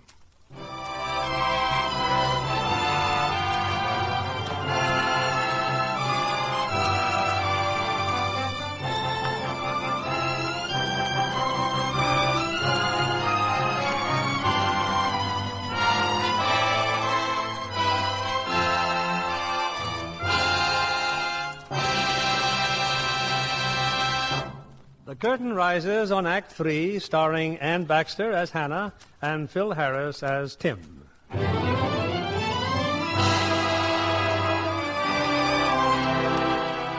Well, a lot of time has gone by, and a lot of things have happened.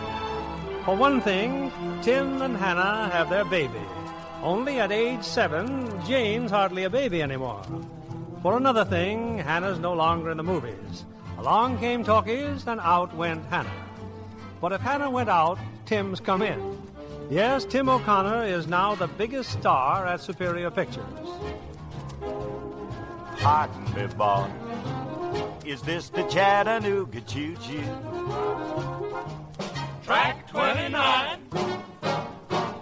Boy, you can give me a shine, 'cause I can afford to board the Chattanooga choo-choo. I've got my fare and just a trifle to spare. You leave the Pennsylvania station by the 3:45. Well, you read a magazine and then you in Baltimore. Dinner in the diner. Well, nothing could be finer than to have your ham and eggs in Carolina. When you hear the whistle blowing 8 to the bar, then you know that Tennessee is not very far. Shovel all the coal in, gotta keep a rolling. Boo, boo, Chattanooga, there you are. Cut, that's it. That was great, Tim, great. All right, everybody, that's all for today. Stage 5 tomorrow morning, 8 o'clock. Oh, before you go home, Tim, stop over in the office, will you? Sure. Anything wrong, Mr. Mercer? Oh, no, but some of our big exhibitors, well, they're complaining about all these musicals. They're yelling for melodrama, serious stuff, and I just Who, thought... me? Melodrama? Me? Look, we'll talk about it later. Just don't worry about it.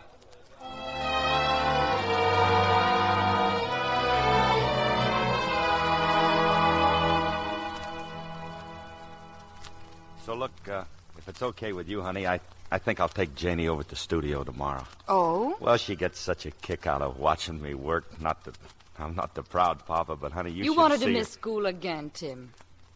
So she misses one day. It's not just that. Tim, you've got that child so spoiled already that all she thinks about is singing and dancing. What's so wrong about that? Don't you want her to be like other children? To know something besides movies?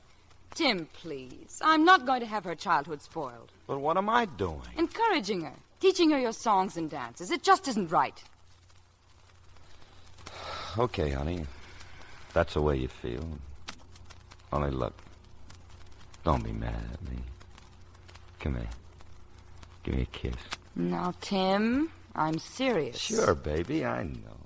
Look, besides, you're not going to have to worry about it much longer anyway, not according to Mercer. Mercer? Well, he says people just don't go to musicals anymore. They're fed up. They want drama. It's a cycle, honey. A couple of years from now, maybe it'll be musicals again. Who knows? But what'll this do to you? I'm a cooked goose.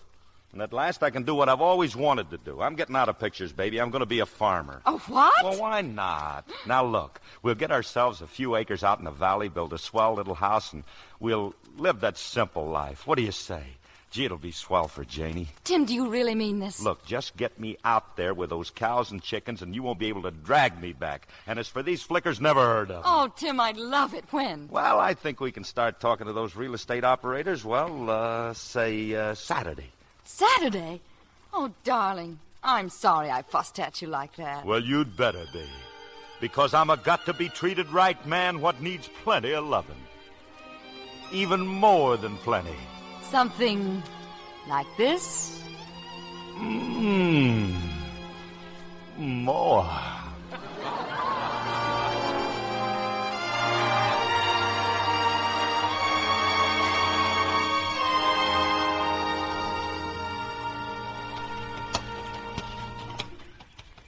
Give the horses a good rub down, Johnny. They're pretty hot. Yes, sir, Mr. O'Connor.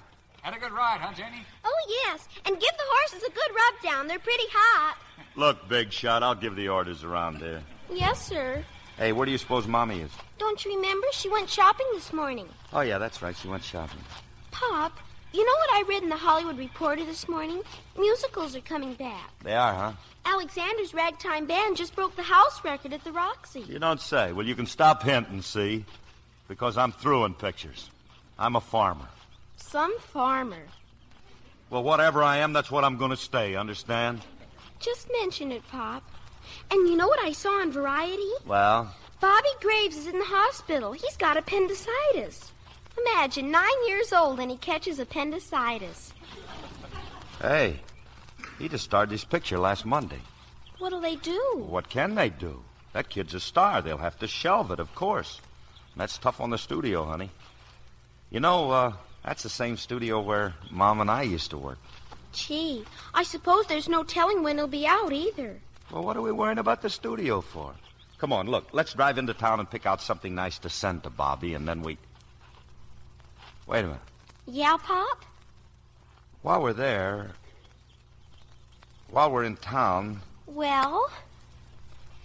I think maybe we'll stop by the studio, see Mr. Mercer, maybe. Something tells me you're thinking about something. Just an idea, kid. Your old man has just got a sensational idea.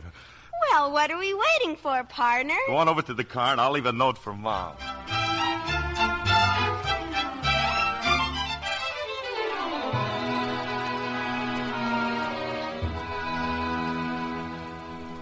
Oh, now, just a second, darling. Just catch your breath and say that over again. I'm in the movies, Mommy. I'm in the movies. That's where we've been at the studio. Darling, do you mind playing outside for a few minutes? I'd like to talk to Daddy alone. Well, sure, Mommy, but gosh, aren't you excited? Oh, boy, wait till I tell the Mom. Tim? It was just a hunch I had, baby, and it worked. Henry Mercer's nuts about her. Look, the part's for a boy, see, but I got Mercer to change it to a girl. And not only that, I talked him into giving me a bit part. You see, there's an old Southern butler in there, and that way I was going to be on the set and I was going to help Janie. Don't you think you might have talked to me about it first? But I didn't know about it first. It was just a gamble, baby. Mercer might have said no. You know how I feel about Jane and working in pictures. Tim, you promised me. But I thought you'd be tickled to death. After all, the picture business never did us any harm. You know as well as I do what it'll mean. Long hours, rehearsals, costume fittings, posing for publicity, people chasing after her every minute. I just don't want that for her. But Janie's got real talent. You just can't take... I've tried to keep her sweet and simple like other children, but you just egg her on. Well, I didn't know you were going to feel this strong about it. Gee, it puts me in an awful spot. Look, honey, Mercer's got the whole studio turned upside down. They're rewriting the script, then they're going to... Then... I'm sorry, baby.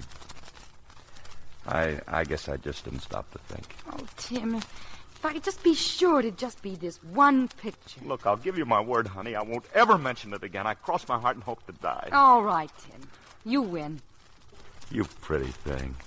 Kiss me. You big mug.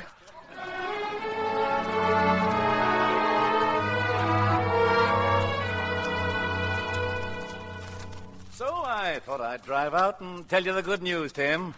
I ran a rough cut of Janie's picture last night in New York. Yeah?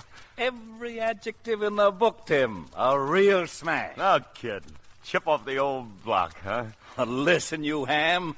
You never could hold a candle to this kid. She's good. Ouch. Well, they want her back east for the opening in Boston. That means you and Hannah. Tim, did I just tip? Well, hello, Henry. Hannah. Well, I just dropped by to tell you that everybody's crazy about Janie's picture. Oh, and incidentally, not that money means anything to you farmers, but naturally we want to do a little better on the next one. Well, it is filthy stuff, but we'll Next worry one? along with... Another picture? Oh, no, I thought you understood that, Henry. Understood what? Well, what about our contract, the options? What options? Tim, you promised Of course me. I did, baby, but no studio makes a contract without options. Then you knew all along. Oh, for the love of Pete, this is something Janie loves. It's in her blood. I'm sorry, Henry, but Jane is not going to make any more pictures. Well, this is a fine time to tell me.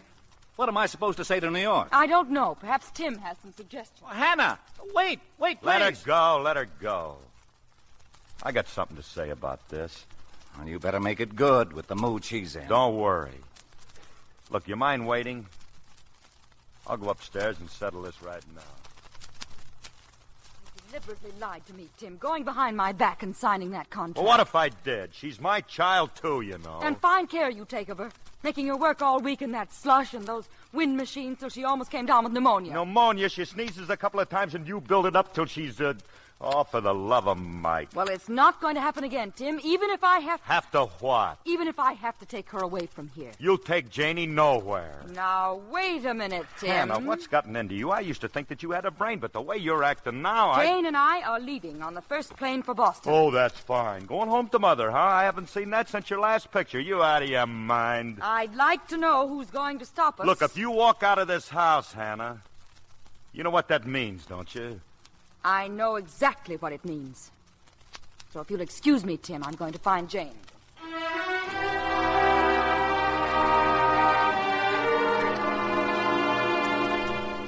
Well, here are the afternoon papers, Hannah. Or have you seen them already? No, not yet, Aunt Jane. Take a look at this. Gala world premiere of Rebel and Crinoline at Royale Theatre tonight. Boston society and civic leaders to pay tribute to daughter of... That's very nice, isn't it? I haven't been this excited since the day you and Tim were married. I'm sorry. Where's our movie star? Oh, she's upstairs taking a bath. And calm down. We don't have to be at the theater till 8 o'clock. Any mail? No. You'd think he'd wire or write or something. Today of all days. At least to Jane. I don't suppose you've written to him either. Why should I be the first one to write? No reason. None of my business. As long as you're both so happy.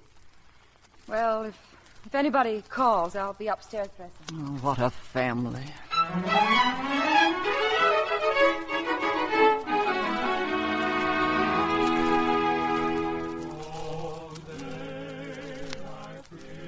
Well, a fine thing, I must say. The world premiere of my grandniece's picture goes on, and here we are, sitting out in the lobby again. It's just that I'm so nervous, Aunt Jane. Gosh, all those important people in there. What if they don't like it? Don't you worry, darling. They love it. Can't you be just as nervous in our reserved seats as here? I guess so, Aunt Jane. Come on, Mother. Whatever you say, dear. It's a pretty corny picture, if you ask me. Nobody asked you. Well, we'll see all of the finale anyway. That's when Pop's the old Southern butler, Aunt Jane. Gee, he's just wonderful in that number. That, I'd say, remains to be seen. Oh, I'll never forgive either of you, sitting in the lobby and me with an orchid.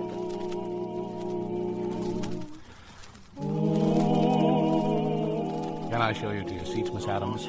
No, thanks. I'm sure we can find them. Look at Pop, Aunt Jane. Look at him. Steamboat on the Mississippi River. And me and you, we's gonna go down yonder to New Orleans and then fetch your daddy. Really, Uncle Matt? Sure we will, sure. Now, you just close your pretty eyes and go to sleep, cause I done promised your daddy I was gonna take care of you. Good night, Uncle Matt. Night, honey.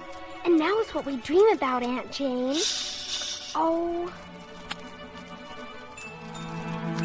Up on the It's a sweet trip to the candy shop where bonbons play. On the sunny beach at Peppermint Bay, Lemonade stands everywhere. Cracker Jack bands fill the air. There you are, happy landing on a chocolate bar. Now see the sugar bowl do a Tootsie Roll with a big bad devil food cake. And if you eat too much, ooh, you'll awake with a tummy ache on the good ship Lollipop. it's an all-night trip into bed. You hop with this command. All aboard! All aboard for Candyland. Get on the good ship. Lollipop, it's a sweet. Come on, darling. Picture's almost over. Mr. Mercer will be waiting backstage. You better come too, Aunt Jane. On the sunny beach of Peppermint Bay.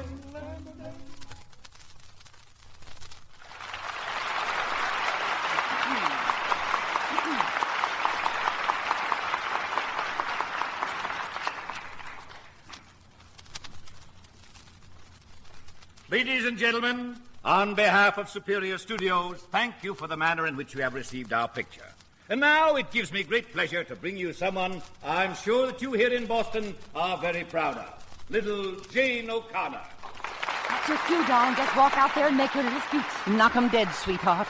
Well, here goes. Hey, so you think she's good too, huh?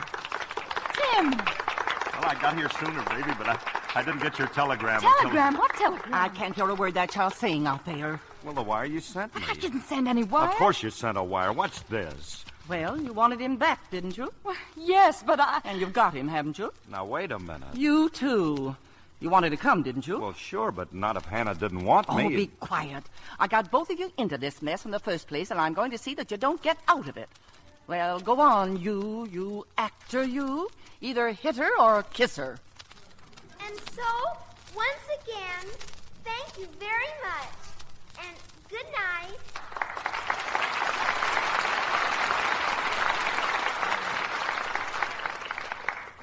Well, I got through it all right.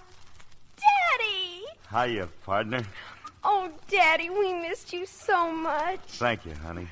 And please, I don't know how you feel, but let's don't ever go through this again. Don't you worry, little missy. From now on, the Confederates and the Yankees plain love each other. And ain't nobody gonna do no seceding from nobody nowhere. No time. No, man.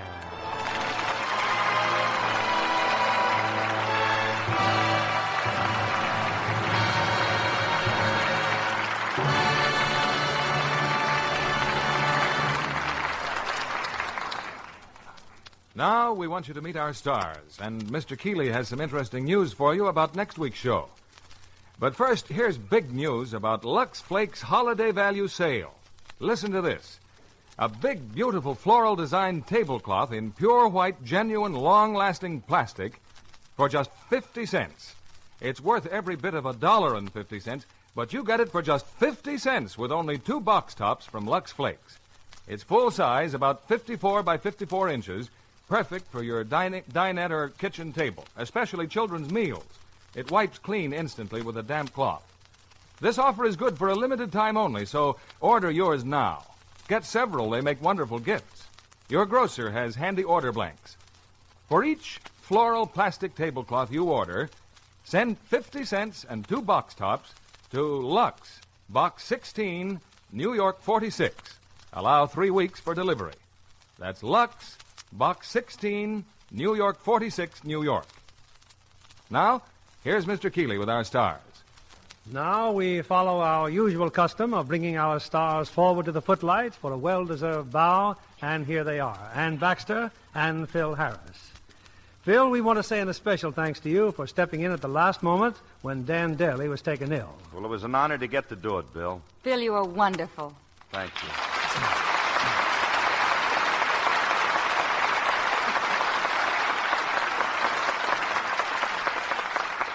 And we're certainly glad to see you playing a nice actress again.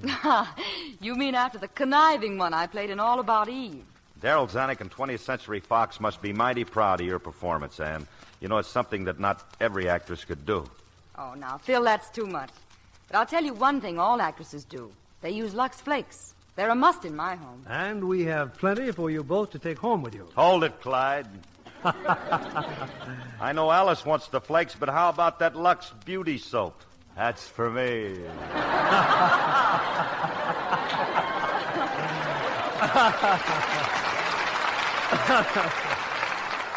Okay, lover boy, we'll take care of you. And what else is going on out of 20th? Well, just to keep things in even balance, we have another great picture, this time about an angel, starring Clifton Webb and Edmund Gwenn. Now, just a minute, Ann. Clifton Webb, an angel? That's it, Bill. He's an angel who comes to Earth as a cowboy. In the picture, for heaven's sake. Well, for heaven's sake. You know, I'm surprised you've never played a singing cowboy, Phil. Just because he can sing doesn't mean he can ride. I can't so ride. Everyone says I sit a horse superlatively. Now, how about that time we all went fox hunting? You certainly looked superlatively foolish. Well, then. gosh, honey, how was I supposed to know that when you see the fox, you're supposed to holler, tally-ho, instead of bingo? It figures, Clyde. It just figures. Okay. And what are you figuring on for next week, Bill? Next week, we'll have a tender romance. A picture that was filled with comedy, drama, and splendid performances. It's Apartment for Peggy. And as our stars, Jean Crane and Edmund Gwenn from the original cast, co-starring with William Lundigan in this appealing story from 20th Century Fox. I wouldn't miss it, Bill. Good night. Good night. Good night, and come back soon.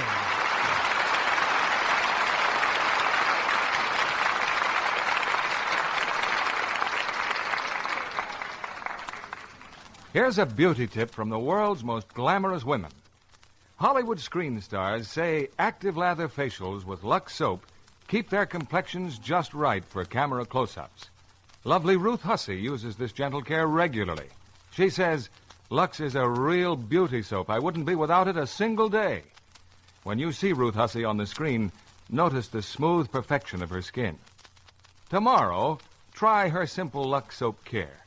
Work the rich lather well in, rinse with warm water, finish with a quick cold rinse. Now, pat your face dry with a soft towel. Then, look in your mirror and be delighted with the fresh new beauty you see there. See for yourself why 9 out of 10 screen stars use fragrant white Lux toilet soap.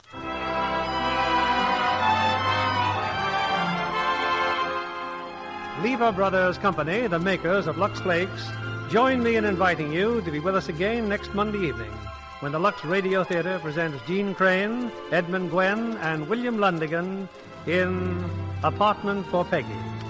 This is William Keeley saying good night to you from Hollywood.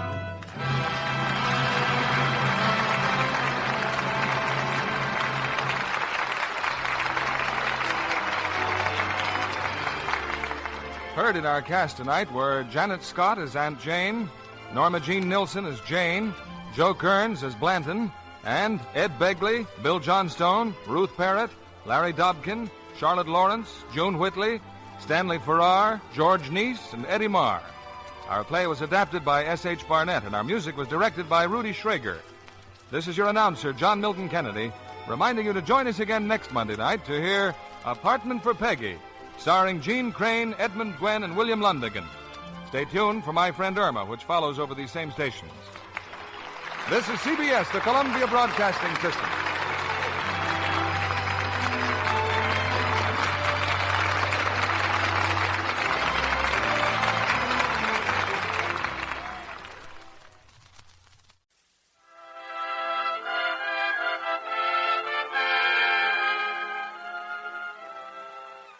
Radio Theatre brings you Alan Ladd, Dorothy Lamour, and Chester Morris in Coney Island. Ladies and gentlemen, your producer, Mr. Cecil B. DeMille.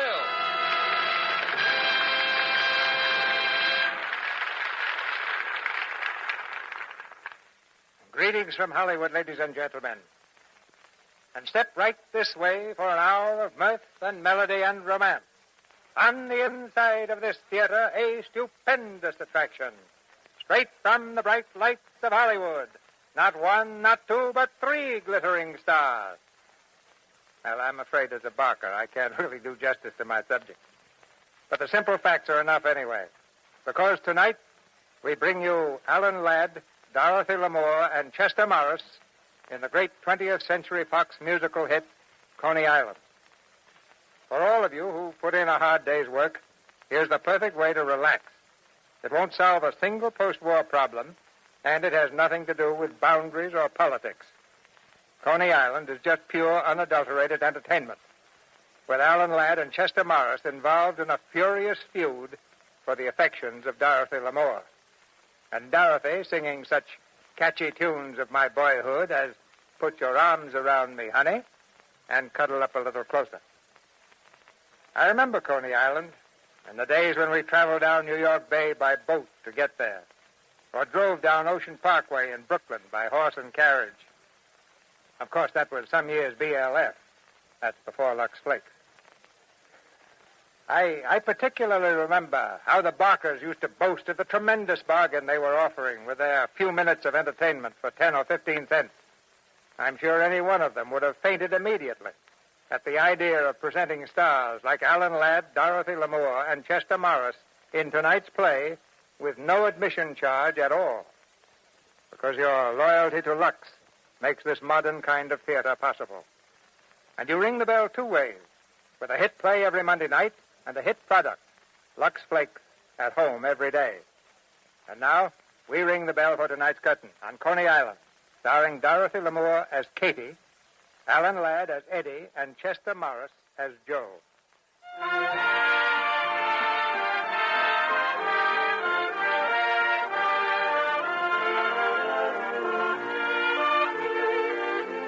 Today in New York, the closest spot to heaven probably is the top of the Empire State Building. But 40 years ago, New Yorkers came closest to paradise at a breeze-swept beach on the Atlantic Ocean. Only a short distance from the hot and throbbing city, they found a land whose milk and honey was clam chowder and steaming weenies. A place of perpetual carnival, of singing waiters and persuasive barkers. A little raucous, a little rowdy, but nevertheless beautiful Coney Island. One spring afternoon, a young man named Eddie Johnson makes his first visit to Coney Island. Eddie has plans for a big business deal involving an old acquaintance, Joe Rocco, owner of the Scenic Gardens Cafe. Well, this is quite a surprise, Eddie. Yeah, nice place you got here, Joe. A little different from those shooting galleries we used to have, huh, Eddie? Once we had a whole carnival, remember? Vaguely. Yeah, then 2 years ago in St. Louis, we had an argument about how the carnival should be run. We decided to play a hand of poker for the whole works. Yes, and I won it with 3 of the prettiest aces you ever saw. Yeah, I've been trying to find you ever since, Joe. I wanted to give you these. I found them the next morning under the cushion of your chair. 4 of the prettiest aces you ever saw. Well, Eddie, I guess this makes up for all those times I went to the cash drawer and found your hand in it. Now, why don't we just forget the whole business, huh? Oh, I've tried to forget it, Joe. I've tried and tried. You going to sue me? No, but I figure that since you cheated me out of our carnival, we're really still partners, and that means I own half of this joint. Well, there's just one hitch, Eddie. I don't figure the same way. Well, in that case, I'll just have to worm myself in, Joe, one way or another. I'm sorry to hear that. Oh, but I just got to pay you back, Joe. If I didn't, I'd lose all my self-respect. I just wanted to show you my new dress, Joe. How do you... Oh, it's all right, honey. The man's just leaving.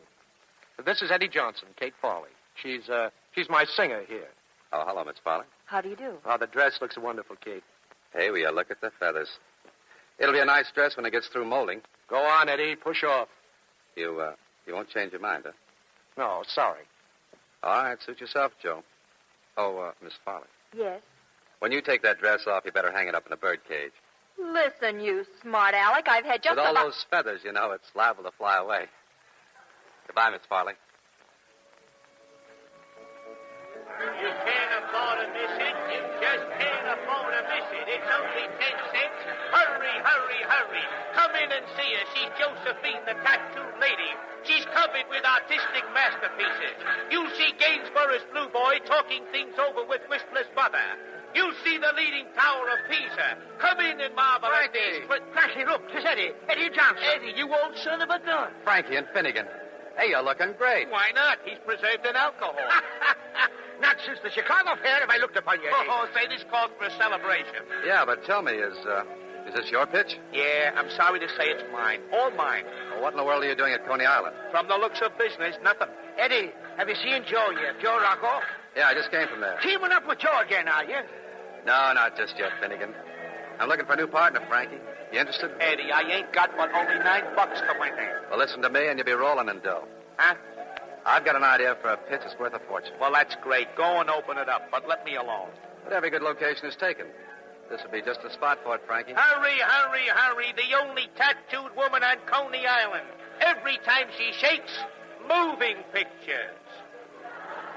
Now, look, will you listen to me? We can have it ready in 2 days' time and for less than $300. But I just told you I got exactly I've got the $9. money. All I want from you is its location and your time. Eddie, you just made yourself a deal. After 6 months with Josephine, even suicide would look good to me. Come on, lads. Let's have a beer and talk it over. Dolly, will you look at that? What? That mob over there in front of Frankie's place. Oh, didn't you know? Frankie's got himself a new show and a new partner. That fella doing the barking. Huh? Oh, so that's Frankie's new partner, is it? Come on, Dolly. We're going over there. Us at a show like that? You bet. Here's my chance to get even. Katie, you just don't make sense. I'll explain later. Come on. And it's only 10 cents. 10 cents to see this daring exhibition of genuine Turkish harem girls. Hurry, hurry, hurry. See the young Turkish maiden sold to the Sultan for 20 pieces of silver. An authentic and educational exhibition with genuine Oriental music is played by Abu Mandeb, the Turkish gentleman seated there before you on the Persian carpet. Listen, friends, listen to it. Hey, that's Frankie, ain't it? Playing just like a snake charmer. Of course it is. He looks as much like a Turk as you do. Will you look at him buy those tickets? These guys are making a fortune. Stand back, Dolly. I'm going to go to work. Only 8 seats left. Hurry, hurry, hurry. Oh, Frankie. Hello, Frankie. Huh? Oh, hello, honey. Glad to see you. I'm amazed, gents, amazed. Abu arrived in this country only 2 days ago, and already he speaks a few words of English. All right, little lady. Kindly move along now. Kindly move along. He used to talk to me plenty when we were working together over at the... Ixnay on the Yak and Crane? Yes, Abu. Yaz meorum dastam bayuk. You do, huh? Gits mesden tap lori pesuk. All right, Abu, I'll ask you. Young lady, Abu here can't figure out why you're wearing that atrocity on your head. He says it can't be a hat, or can it? Abu says, did lady lose election bet, or did lady fall into fruit salad? Kate, we better get out of here. The nerve. The nerve of that bum. Wait till I tell Joe. Just wait. Why, the young lady is going away. Don't rush off, sweetheart. All right, boys, hurry, hurry, hurry. The show starts in exactly 3 minutes. It's the most sensational, the most daring.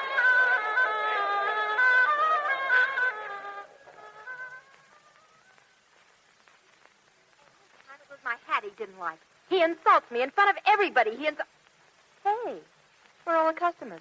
Well, that's what I've been trying to find out. There's something funny going on, Katie. You know, I think I'll just take a look around out. Billy, me boy. Finnegan, come on in and have a drink. Oh, I don't dare. Not here in Rocco's place. Finnegan, you're sick. Me? No, but Steve is Rocco's bartender. The doctor discovered the dear lad had chronic prognosis.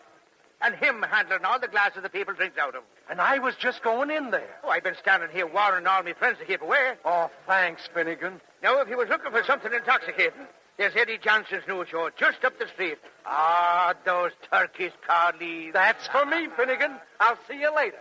My. So you're the one who's steering my trade away. I'd like to murder you, Finnegan. Wait a minute, Joe. It's not his fault. You know who put him up to this, don't you? Well, I got a pretty good idea. Go on, Finnegan, beat it. Joe, you've got to show that four-flusher where he gets off. Hey, Louie. Yeah, Joe. Louie, that old friend of mine, Eddie Johnson, he needs a lesson. I got some friends in Brooklyn, Joe. They're swell teachers. Yeah? Well, I want that cooch joint of his to look like an earthquake hit it. You understand? Relax, boss. It's as good as done. Oh. Frankie. Oh. Hey, can you move? Oh, I'm fine. Just resting. Oh, what hit me? Well, it seems like Joe wants to play a little rough. Hey, take a look around. Oh, what a wreck. Yeah, it's a nice place while it lasted, Frankie. Well, let's start looking for a carpenter. Maybe we can be back in business in 3 or 4 days. Maybe. Uh-uh. Why not? Next time, Joe may use dynamite. Oh. Ooh. Hey, Frankie. Frankie, I got an idea. Let's wreck Joe's joint. Dynamite? No, nice and legal. You see that sign across the street? Well, read it. Welcome to Coney Island. United Brotherhood of Irish Bricklayers, Local 742. Yeah. They'll be here tomorrow, Frankie. The United Brotherhood. So they'll be here. Oh, don't you see? Rocco's place will be filled with Irishmen. After they've had a few beers, you and I will go in and we'll start making some nasty remarks. And then, well, pretty soon there'll be the wildest knockdown.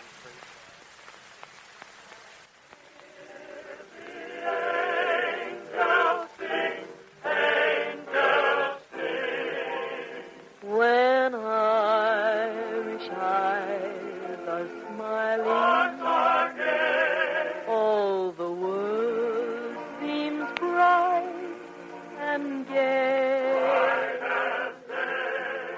And when Irish eyes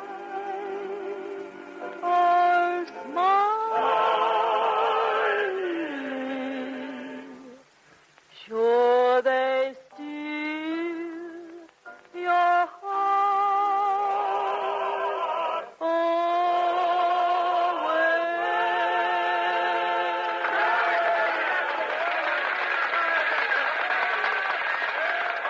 All right, boys, all you fine Irish bricklayers, get a drink on the house, boys. It's free. Free beer, free lunch. Hey, Louie. Yeah, Joe? I'll be up in the office. See that these boys get treated right. Right? Okay, Joe.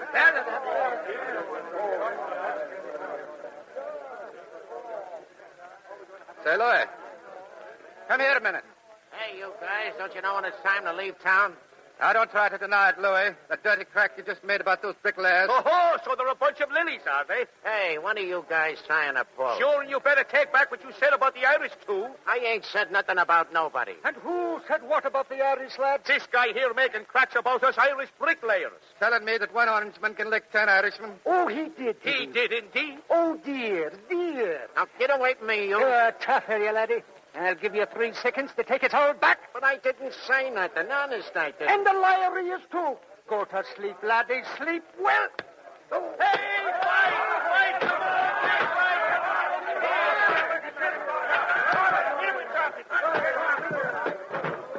Hey, let's sit down, Frankie. Here in the corner, I want to enjoy this. Oh, look at the way that bricklayer threw that chair. Wasn't that beautiful?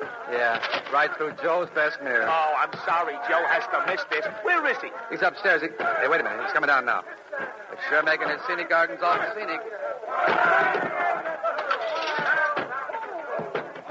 Get out of my way, Finnegan. Now, Joe, I'd like to let you pass, but I can't. You might try to stop the burn. Fun. They're wrecking the place. Get out of the way. Get. Boys, you gotta stop this. Stop it. Police. Help. Police. What?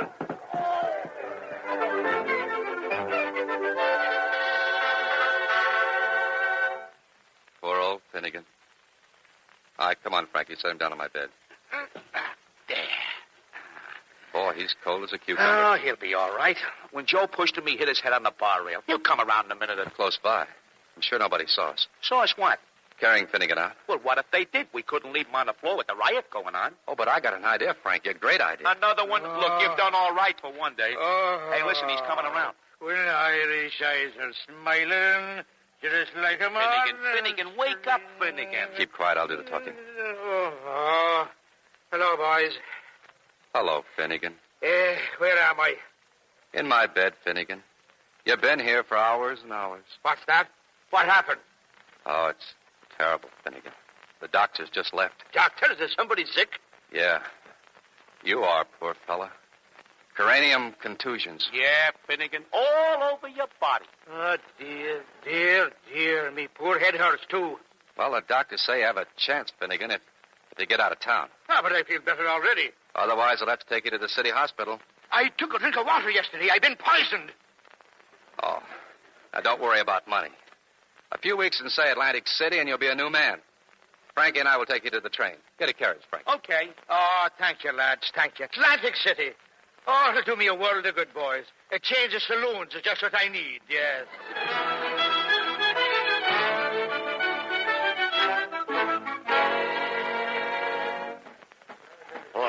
Boss, look. Eddie Johnson and Frankie, huh? How long have they been here? Nearly an hour, boss.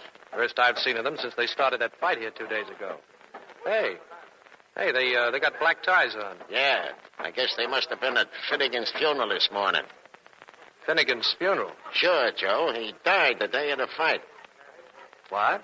Oh, a big funeral this morning. Then they sent the remains to Atlantic City. Oh, I think I better talk to Mr. Johnson. Well, here he comes, Eddie. Ah, poor Finnegan. The best friend a man ever had. Sure, and a fine Irishman never lived. Oh, hello, Joe. What was it? His heart? His head, Joe. His head. Yeah, somebody hit him an awful wallop at the bricklayer's party. Well, I see you getting the place all fixed up, Joe. Yeah. Now, about Finnegan, Eddie, I know you saw me push him. You guys wouldn't be trying a little blackmail, would you? Oh, now, Joe, how can you say a thing like that? I told the coroner he hit his head on a curb. Yeah, but if it ever came out that it happened in here, we'd have to tell the truth, Eddie. Well, it wasn't Joe's fault. All they can do is close this place down as a public nuisance. And that's a lot easier than manslaughter. Okay, Eddie. How much do you want? Oh, Joe, you always think the worst of me. All I want is a chance to make some more money for you and... Go on. Talk. All right, let me run this place. Let me put on the shows, give it some real class, and all I want is 50% of any new business I bring in. Well, it would cost me less to bribe my way out. Oh. Well, the coroner asked me to stop in his office later on. Start work tomorrow, Eddie. Yeah, and have Miss Farley here at 9 o'clock in the morning. Who, Katie? Yeah, I'll be changing the whole joint, Joe. And I'm starting on Katie Farley.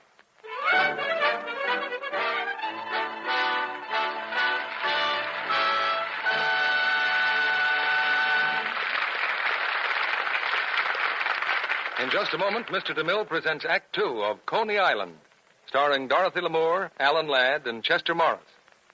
Now, what's that you're trying to say, Sally? Starlight, star bright, first star I see tonight. I wish I may, I wish I might, have the wish I wish tonight. You girls are always wishing for something. What is it this time? I'm wishing that everything nice would last twice as long as it does. I wish my Marine's furlough was twice as long. I wish my vacation would last twice as long. I wish 4 points worth of butter would last twice as long. Wouldn't it be wonderful? I can't tell you what to do about those things, but there are some nice things you can make last twice as long. Stockings, for instance. Twice the wear for stockings is probably right at the top of every girl's wishing list. It's a wish nightly luxing can help come true. Strain tests prove that stockings washed in Lux Flakes lasted twice as long without going into runs as those rubbed with cake soap or washed with a strong soap.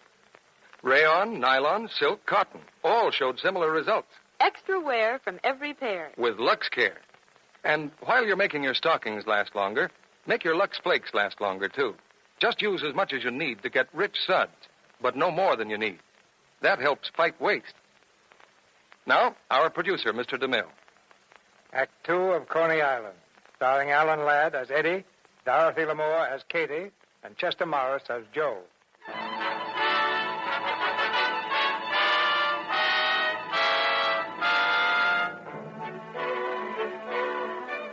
Believing that Finnegan is dead, Joe Rocco has made Eddie manager of his Scenic Gardens Cafe. The new impresario spends his first day in hiring an orchestra and revamping the entertainment program. But Eddie is having his trouble. The program consists almost entirely of Miss Katie Farley. And Katie Farley refuses to be revamped. It's 8 o'clock. You let everybody else go to dinner. Why can't I? Because I do what I say and you don't. Now, cool off and we'll try the number again. Here, I'll play the piano. What do you want this time? Well, you sing too fast, you sing too loud, and you move around too much. Outside of that, you're great. Everybody sings fast. It's the style. All right, then we'll change the style. All right, I'll do it again. Go ahead, play. Huddle up a little closer, lovey mine. Cuddle up and be my little clinging vine. Oh, come on, stop shouting. If you want your family in Hoboken to hear you, use the telephone. You fourth-rate Belasco. I gotta sing loud. There'll be a crowd out there tonight. They make a lot of noise. Well, if you're good, they'll stop talking and listen. I've been doing great for a whole year. They like me here. And nobody's going to change my style of singing. Nobody. I'm leaving now, Mr. Eddie Johnson. I'll be back in time to do my number my way. Goodbye.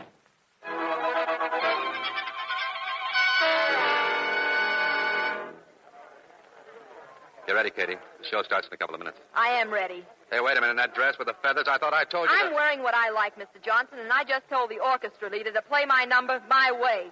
Fast. Good and fast. Well, I hope you don't move around, Katie. With our new scenery, you should stand nice and quiet. In front of a fake tree with a fake moon shining? I'll have to move tonight to dodge the vegetables. Okay. You're the star. You should know. Oh. Well, that's better.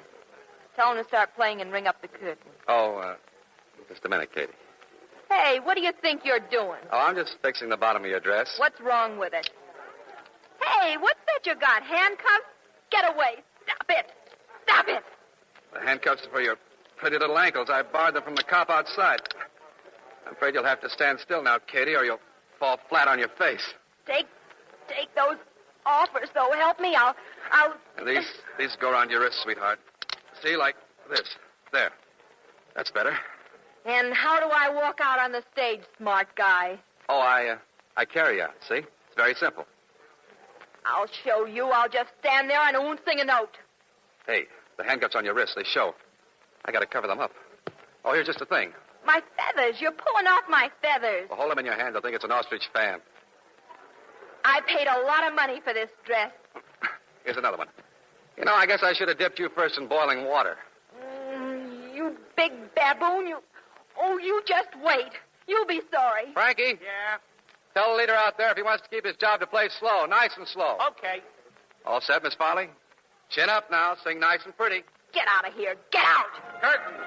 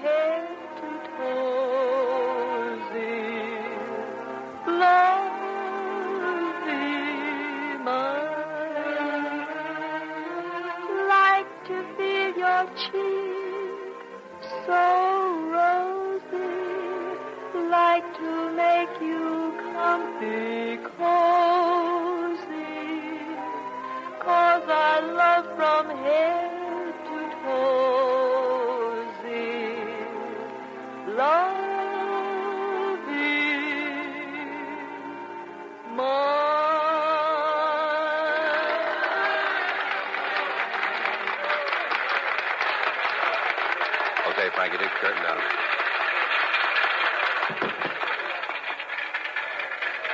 Oh, Katie, you did swell. Now, up we go. What are you doing now? Put me down. Oh, you can't walk with handcuffs on your feet. Taking you to the dressing room. Well, what do you think of my way of singing now? That applause wasn't so much. Say, you couldn't have gotten more if you were a parade. Hey, my dressing room. Now, get these things off. In a minute. Katie, they like you tonight. There wasn't a sound while you sang. But once you had real class. Where do you get off talking to me like that? There are a lot of people around here who like me just the way I am, see? Sure, but more people will like you if you'll just listen to me.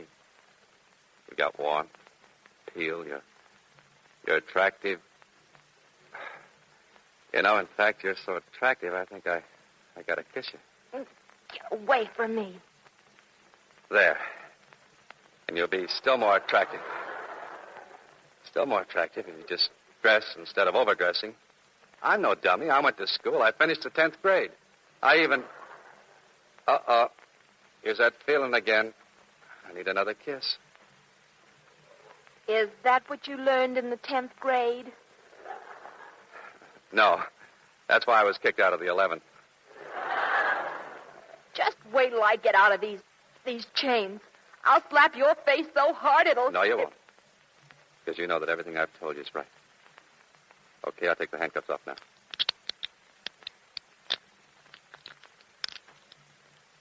They're off, Katie. And here's my face. Go ahead and slap. Oh, get out of here. Please get out. Good night, Katie. Good night. Thanks.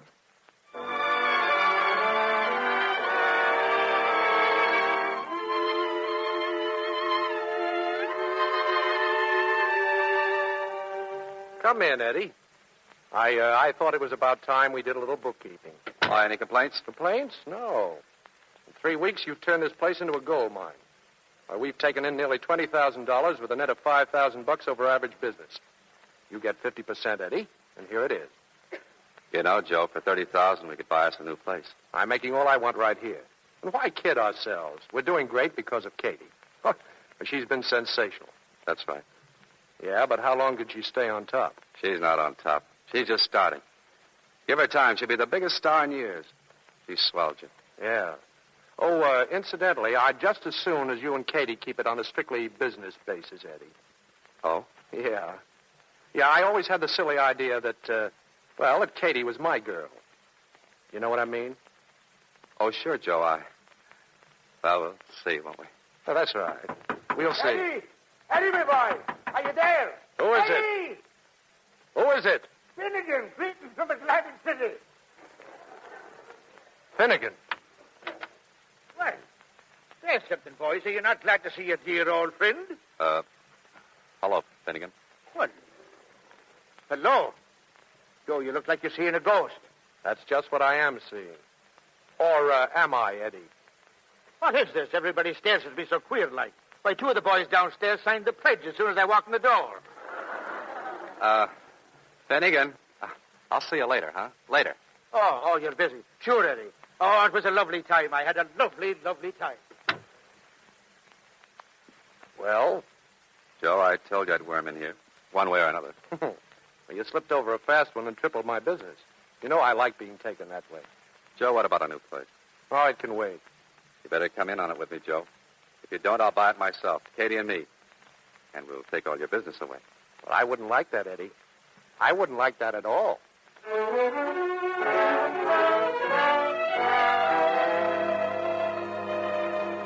Good morning, sir. May I help you? Yes, I'm Joe Rocco. I have an appointment with Mr. Hammerstein. Oh, yes, sir. Go right in. Oh, thanks. I'm Rocco, Mr. Hammerstein. Well, sit down, young man. Thanks. I've just been reading the press notices about Miss Farley. I have to admit, these hard-boiled critics seem to back up everything you said. Oh, she's really wonderful, Mr. Hammerstein. Well, society doesn't flock to Coney Island for nothing. How long has this been going on? Well, she started to click about 3 months ago. I can't understand why you come to me, Rocco. If I thought she'd be good for my new show, I'd try to steal her from you. Well, Katie belongs here on Broadway. She's too good for Coney Island. Well, I'll certainly drop out to hear her sing. Oh, fine. And when can you make it? Well, I can't say exactly. Next week, probably. Well, thanks a lot, Mr. Hammerstein. Oh, not at all. I'll telephone you before I come. Goodbye, Rocco.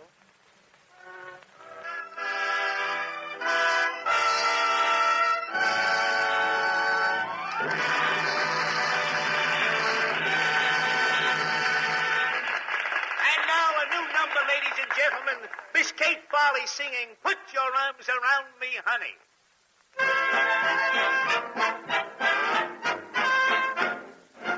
Put your arms around me, honey. Hold me tight. Cuddle up and cuddle up with all your mind. Oh, babe, won't you roll your mind? I just idolize. When they look at me, my heart begins to flow. Then it starts a-rocking like a motorboat. Oh, I never knew any girl like you.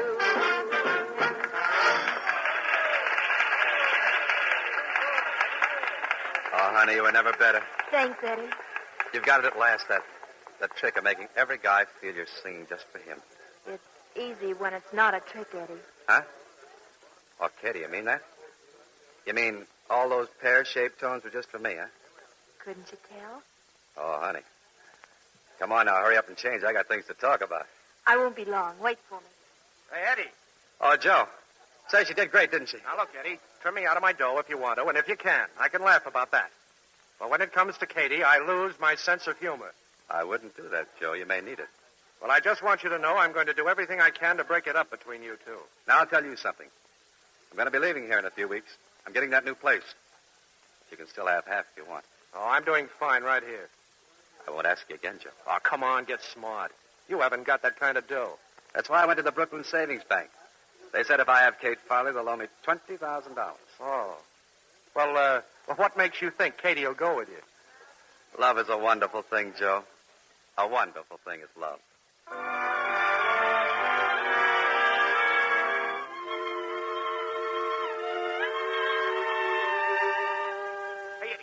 Hey, Eddie, where's Joe?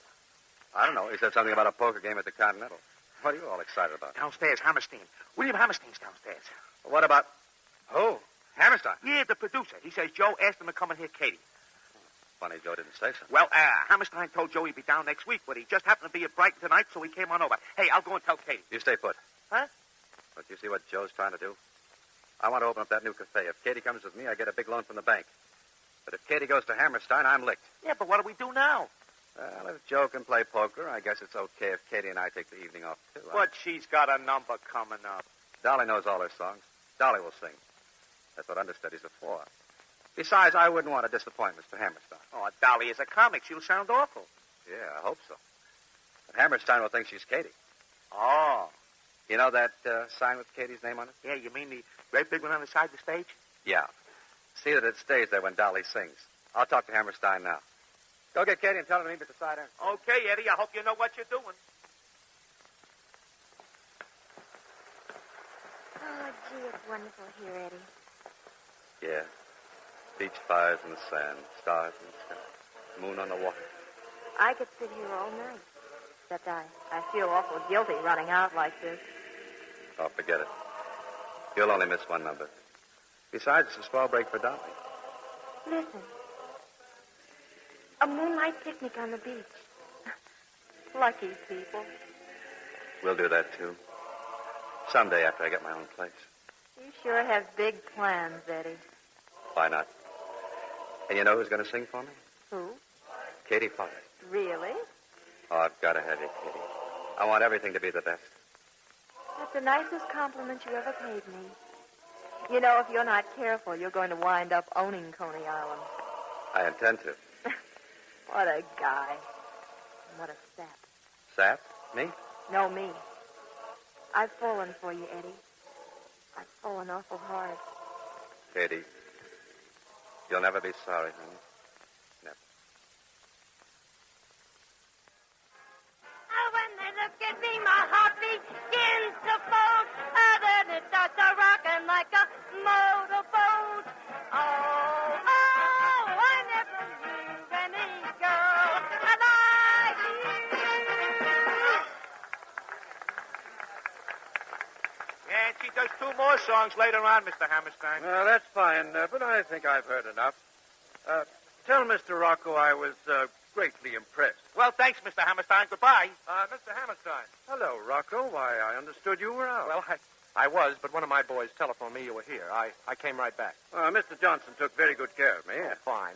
Well, what did you think of Miss Farley? Well, as you told me, she's very unusual. I'll think it over and let you know. Good night. Well, good night, Mr. Hammerstein. Frankie, tell Katie to come here. I'll go look for her, Joe. What do you mean you'll go look for her? Where is she? Well, you see, Joe, it's like this. Just before... Say, Joe, I had a wonderful story tonight. It seems there were two Well, what fellas... goes on around here? There's Katie now, coming in the front entrance with Eddie. Where have they been? Well, just as I was saying, Joe, it Get seems out of there was here. Katie! Hello, Joe. Can I talk to you a minute, Katie? Sure. You're not sore, are you, Joe? Sure. Well, what about? Well, Eddie and I went for a little walk. I skipped my last number. Dolly did it for me. Oh, well, no wonder I couldn't figure it out. Figure what out, Joe? Well, I think you can guess. But I'd better tell Katie. What are you talking about? Katie, William Hammerstein was here a little while ago. He came just to hear you sing. Oh, no. Yes, I invited him. He's looking for a singer. But why didn't you tell me? Well, I expected him next week. But Eddie knew he was here. Oh, but how did I know it was Hammerstein? I never saw the guy before in my life. That's very funny. He told me Mr. Johnson had taken very good care of him. And you know, Katie, when he heard Dolly sing, he thought it was you. Well, how could he get that idea? Look up on the stage. Somebody didn't bother to change the sign. I see. Looks like Mr. Johnson took care of a lot of things. Oh, now, wait a minute, Katie. Why didn't you tell me? Shall I tell her, Eddie, or will you? All right, go ahead and tell her. Well, it's so simple, Katie. You see, if Hammerstein heard you and signed you for his show, then Eddie wouldn't have you for his new cafe. And without Eddie, without you, there isn't going to be any new cafe. Oh, wait a minute. That's not true. Now, look, Katie, it's... Eddie, before you quit, I just want you to know you're fired. And, thanks, Eddie. Thanks a lot for taking me out tonight. I'll never forget it.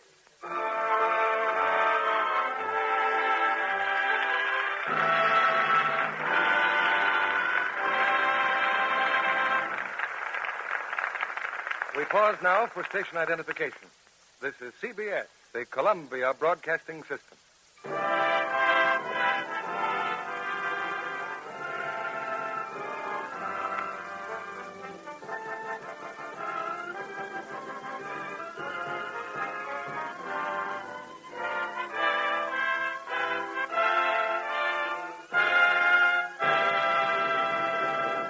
Mr. DeMille returns with Dorothy Lamour, Alan Ladd, and Chester Morris for the third act of Coney Island after a brief intermission.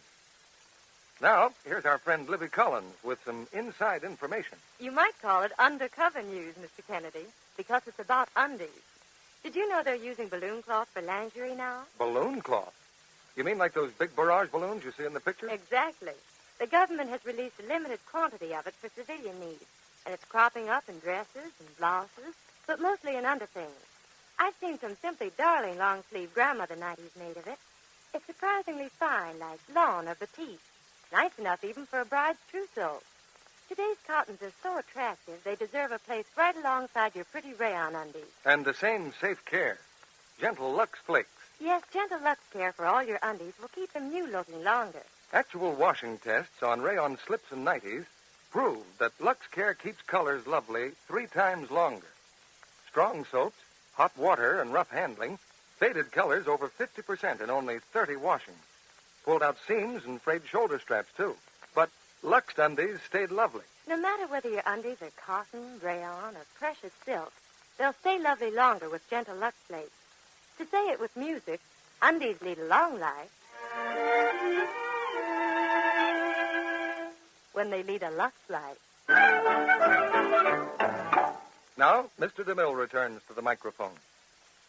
We'll have some news on the private lives of our stars after the play.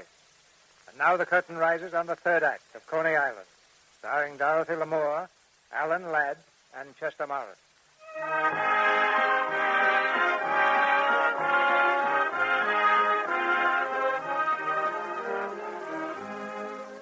Katie missed one opportunity to sing for William Hammerstein, but Joe Rocco quickly arranged another audition.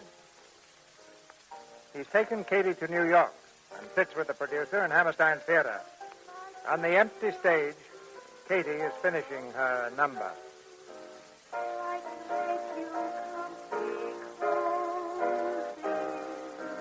Cause I love from head to toe thee.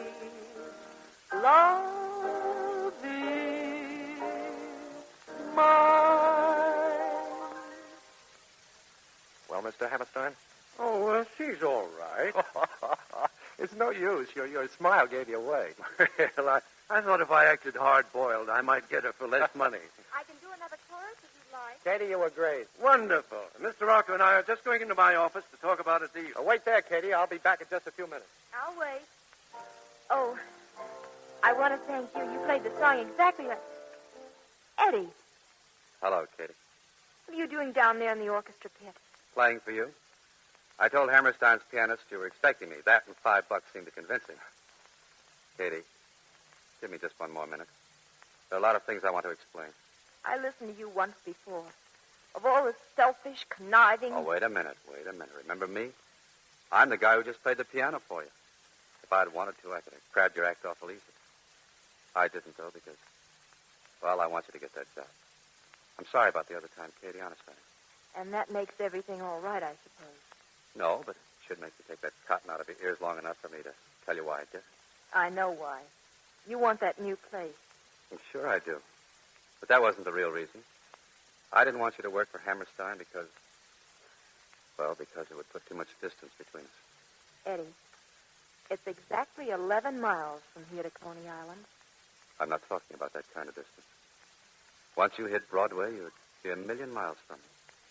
It's happened so many times before, Katie, and I just didn't want to lose you. You see, I happen to love you.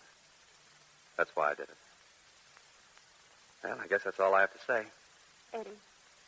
Oh, Eddie, get me out of here quickly. Yeah, but what about Hammerstein, Broadway? I'm from Coney Island, Eddie. And right now I feel an awful long way from home.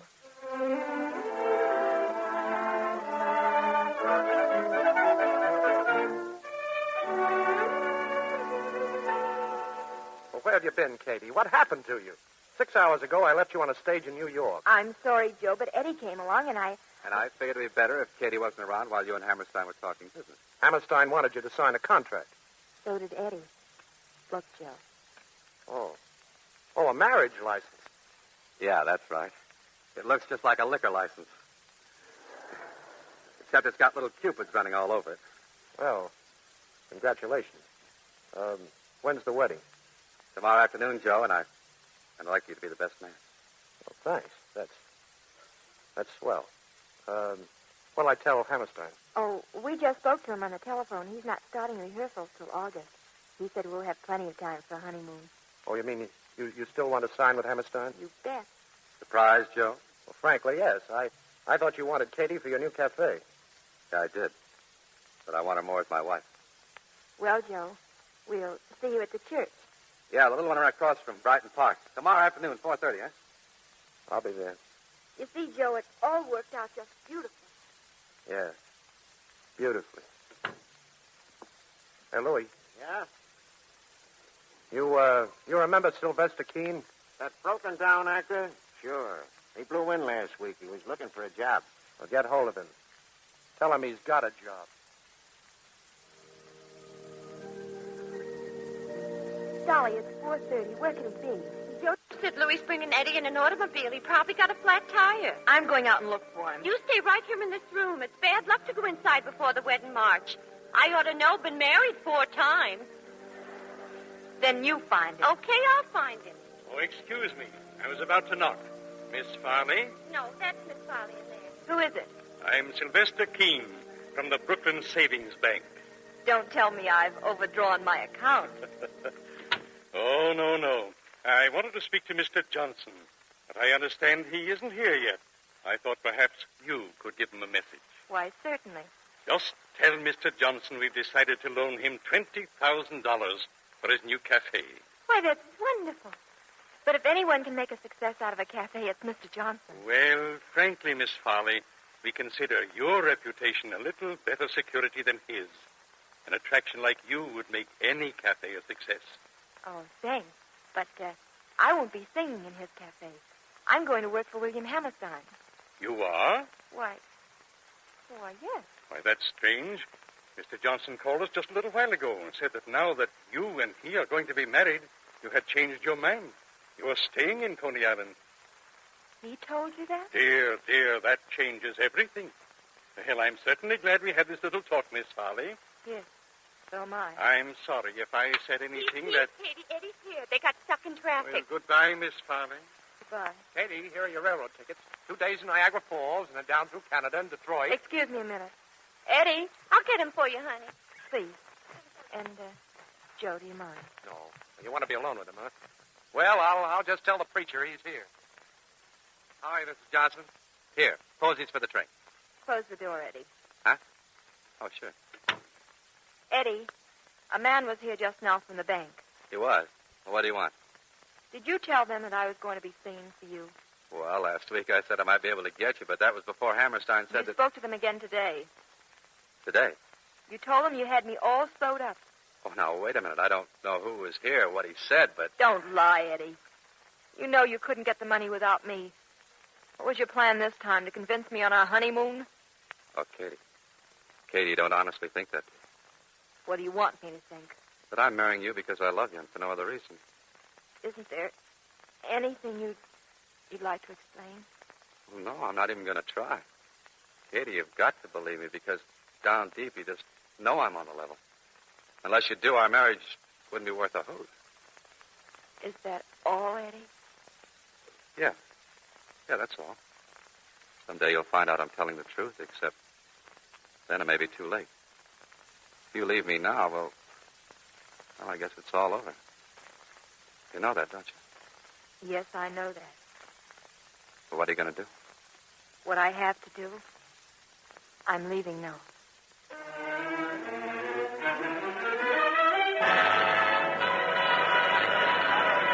Intermission, 10 minutes. 10 minutes intermission. Smoking in the outer lobby, please. Smoking in the outer lobby. The girls wonderful wherever. Did they fall? Somewhere in Coney Island, I think. Katie Farley. Hammerstein found himself another star. Farley girls, the whole show. I could see her every night. Well, Eddie, looks like she's in. Yeah, she's got them standing on their ears, Frankie. Well, I swore I wouldn't do this, but I got to. Do what? Going backstage, Frankie. I'll see you later. It's about time. Good luck, Eddie. Hear what they're saying, Katie. Oh, it's sensational. And wait till they hear the third act. Thanks, Joe. But I'll believe it when I read it in the morning papers. By the way, I saw Eddie in the lobby, Katie. If you want, I'll ask him to drop in later. In case he has the same idea. Tell him to save himself the trouble. Do you really mean that? What do you think? Well, I think it's about time I gave you this. Joe, it's beautiful. And I didn't win it in a card game, either. It's one ring I bought in a jewelry store. Hey, that's the wrong hand. It's a left-handed ring. Oh, no go, huh? Joe, Oh, forget it, Katie, but keep the ring. You know, just because a hay burner runs second, he doesn't ask for his entry fee back. I'm so sorry, Joe. Oh, Katie, listen. Since I did run out of the money, there's something you ought to know. That day in the church, when you were going to be married, Come in. Hello, Katie. Joe? Hello, Eddie. I just wanted to tell you how swell it's going. You're even better than I thought you'd be. Well, thanks, Eddie. How have you been? Oh, fine. I'm opening the cafe next month. Will you drop out? Sure. Where's it going to be? Well, we're in the same building I always had in mind. I thought you took an option on that building, Joe. I did. You know, Eddie, I hate to tell you this, but the reason I let the option expire was because the fire commissioner tipped me off. They're going to condemn the building. Well, I hate to tell you this, Joe, but that guy wasn't the fire commissioner. Oh, I see. Just a friend of yours, huh? Uh-huh. The way you two double-cross each other and smile about it beats me. Yeah, we've sure pulled some beauties. Yeah. Remember the time you got me that date with a blonde? She turned out to be the sheriff's wife. Oh, that was nothing. What about the time I was running that freak show in Toledo? You painted the mayor's face on the sword swallower's back, and I got 30 days for it. And in Memphis, Joe pays me off in counterfeit bills. Katie and I get tight and try to cash one of them at the police station. Hey, what about that day at the church when you sent that guy over who was supposed to be from the bank, Sylvester Keene? You know, that one really hit the jackpot. I'll never forget it, Eddie. You should have seen his makeup. It was perfect. I'll bet it was, Joe. And when Louis told me how he stalled you off by getting caught in the traffic, I thought Well, Miss Farley, now you know. Joe, Was that the something you wanted to tell me? Yeah. Yeah, he still loves you, Katie. Don't let him get away from you again. That's so easy to say. Curtain going up, Miss Polly? Things will work out. You'll see. Good luck.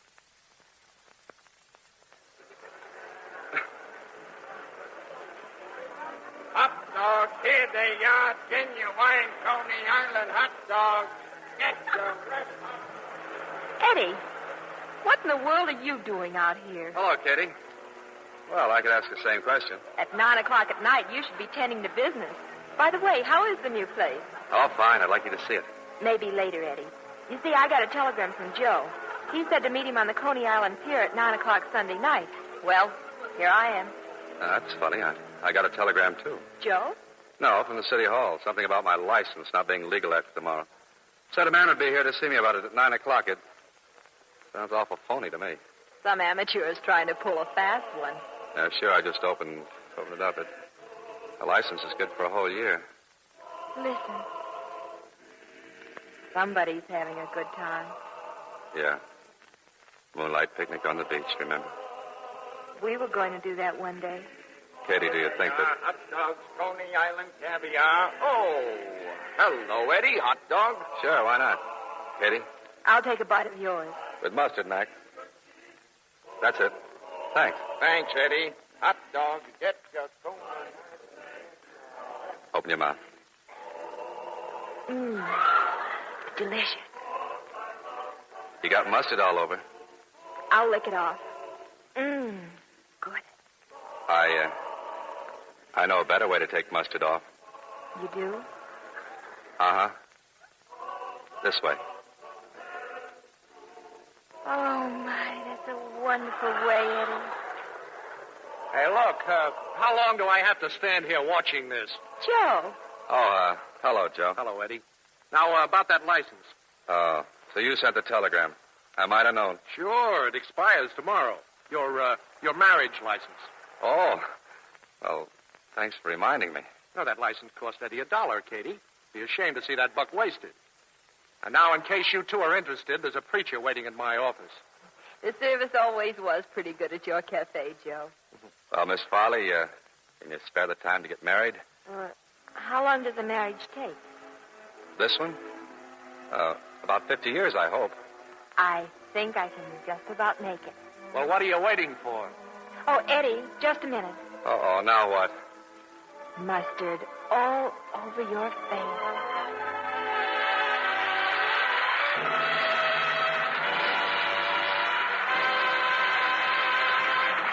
In just a moment, our stars will return for a curtain call. Did you ever try to describe something in music? Let's take dishpan hands, a really bad case.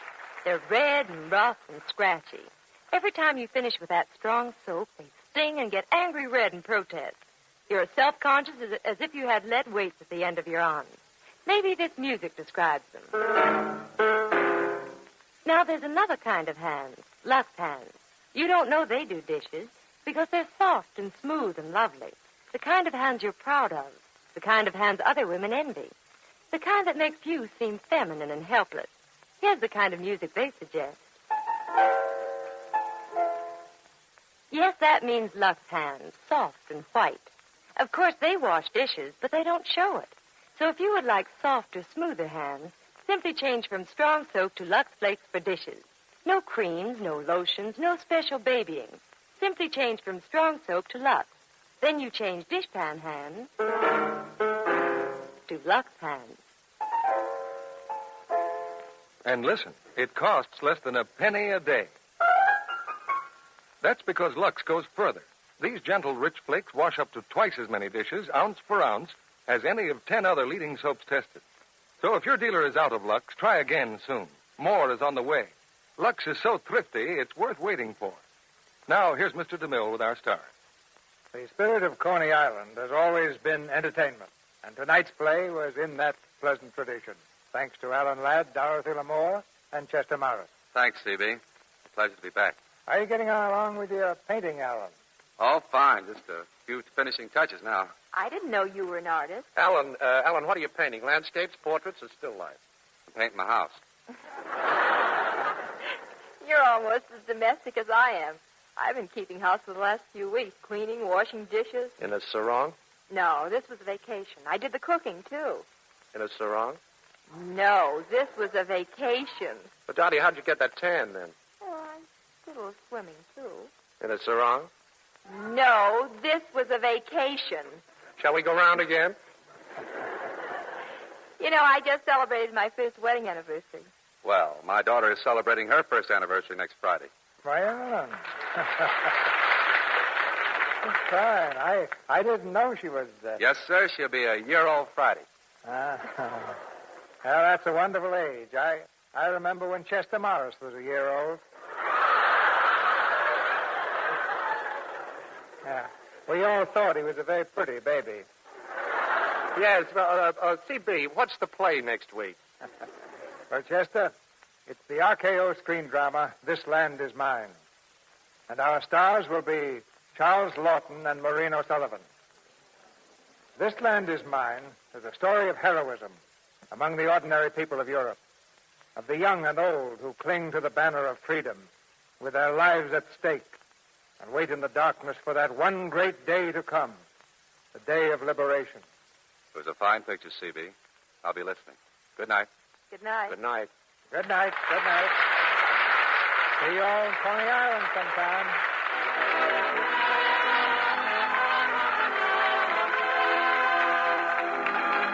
Our sponsors, the makers of Lux Flakes, join me in inviting you to be with us again next Monday night when the Lux Radio Theatre presents Charles Lawton and Maureen O'Sullivan in This Land Is Mine. This is Cecil B. DeMille saying good night to you from Hollywood.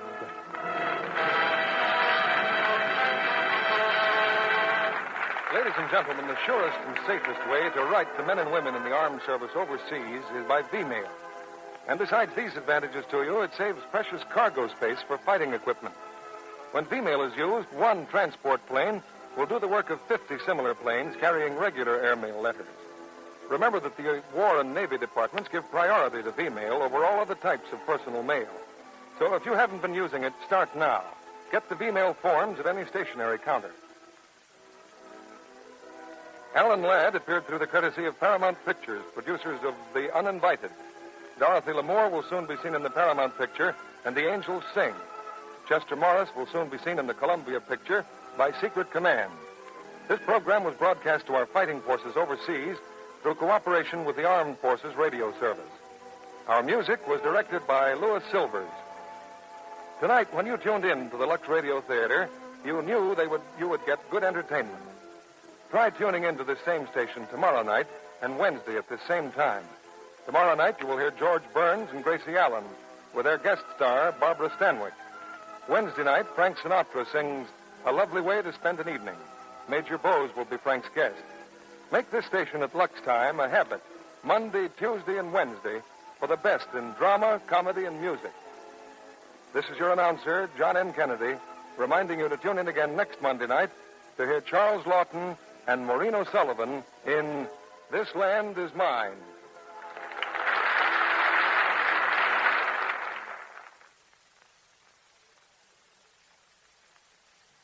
Hi-de-hi, no points for Spry. It's true, ladies. Now you don't have to spend even one red ration point for Spry, the new easy mix shortening that gives lighter, better-tasting cakes that stay fresh longer. Get point-free Spry tomorrow.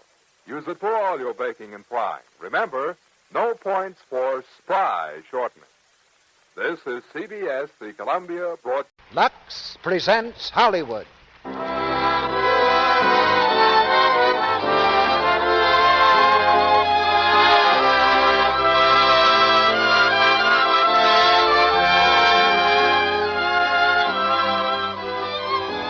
The Lux Radio Theatre brings you Carole Lombard and Bob Hope in Mr. and Mrs. Smith. Ladies and gentlemen, your producer, Mr. Cecil B. DeMille.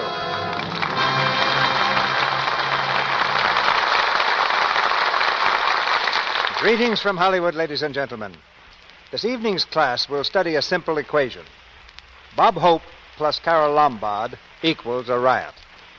And this particular riot is called Mr. and Mrs. Smith. I've been connected with the theater most of my life, and that's been long enough to bar me from the draft. I've seen many a bright star rise, but I've never seen more comedy stars than we have today, nor a time when they were more needed. 2 top ones are here tonight, and they'll do their best to help us keep our national equilibrium by completely upsetting it for the next hour. The play is the story of a young married couple who suddenly discover, to their own amazement, that they aren't legally married at all. Carole Lombard and Bob Hope carry on from there, with Carole in the same part she played in the RKO picture, and Bob Hope as her lawyer husband.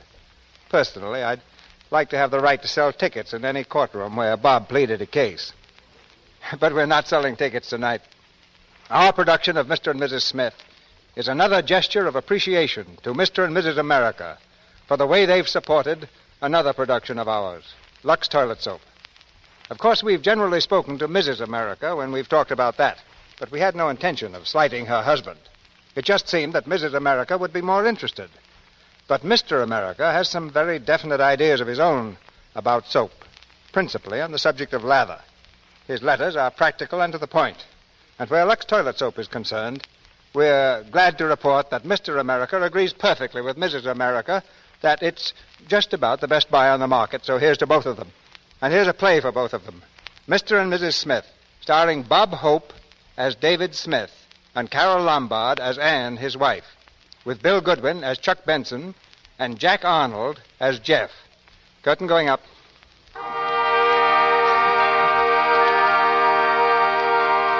When the David Smiths took each other for better for worse, they agreed to live by a set of rules. Rule 4, Subdivision A, was by far the most radical. I, Anne. And I, David, do solemnly promise that we shall never leave a room after a quarrel until such quarrel is over and has been settled to the satisfaction of me, Anne. And me, David. Hallelujah. In 3 years of married life, Rule number 4, Subdivision A, has been called into operation at least once every week. In fact, it's in operation right now.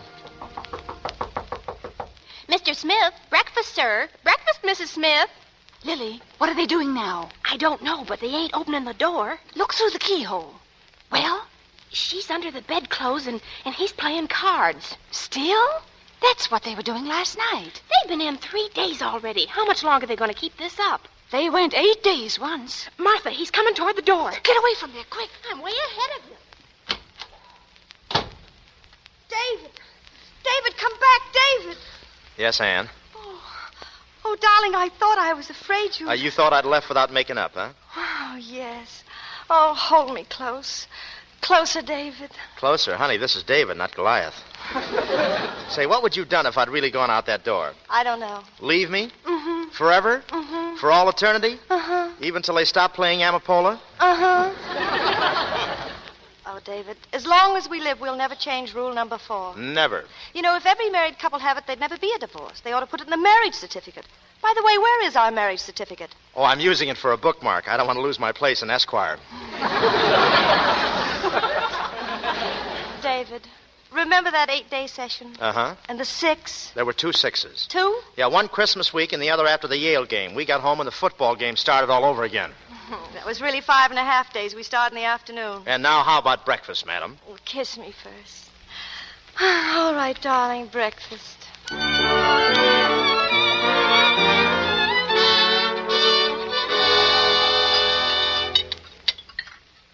We've got respect for each other as persons. That's our big trick. Yep. Man and woman, all right, but person to person, that's important in marriage, too. You know, I think we'd be friends if we were both men or women, don't you? Oh, sure. Respect for each other as individual, that's what counts in marriage. And always to tell the truth, no matter what the consequences. You know, if we told each other just one lie, we'd have to admit we failed, wouldn't we, David? And what would we have left? Oh, a marriage like other people's. Doubt, distrust, going on with each other because it's the easiest way. Oh, no, not for us. Not after what we've had. You know, David, it was all my fault. Oh, no, Anne, it was mine. My fault, dear. A wife should conduct herself to please her husband. That's one of the rules I'm going to make. Another one? David, what's today's date? Well, I'd better be running along, honey. The office must be loaded with... David, it's the 15th. Remember rule number 7? Anne, I think we ought to give that one up. We always get into arguments. Well, if we ever give one up, that means we're giving up just that much of our wonderful relationship that we're letting down. You wouldn't want me to feel that, would you? Yeah, but those questions you ask every month, like what I did that trip in Paris when I graduated from college. I was only 21, and I really thought I was buying a postcard.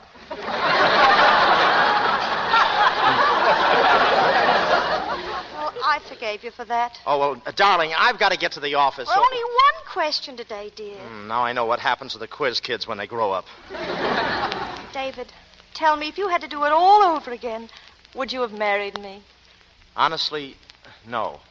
What? Oh, not that I'd want to marry anyone else, but a man gives up so much when he's married. Privacy and independence and Earl carols. No, I think if I had to do it over again, I'd stay single. Oh. Now, honey, you wanted me to tell you the truth because we have respect for each other. We talk to each other honestly. Your feelings aren't hurt now, are they? Oh, no, it's perfectly all right, perfectly. I knew it. That's the last of those questions. They're always getting us in trouble. Well, I'm not angry in the least. Yes, you are. You don't understand what I mean. David, if you want your freedom, I don't want to be the kind of a wife who clings to her husband when she's not wanted. For heaven's sakes, I do want to stay married to you. I love you. I'm crazy about you. I'm used to you. How do we get into these things anyway? Well, if my only hold on you is that you're used to me. Honey, darling, you've got the whole thing wrong. You're my little girl. I'm crazy about you. Don't cry, baby. Don't cry. Oh, Snooks, look. Give Dream Boy a little kiss. Oh. All right, Dream Boy.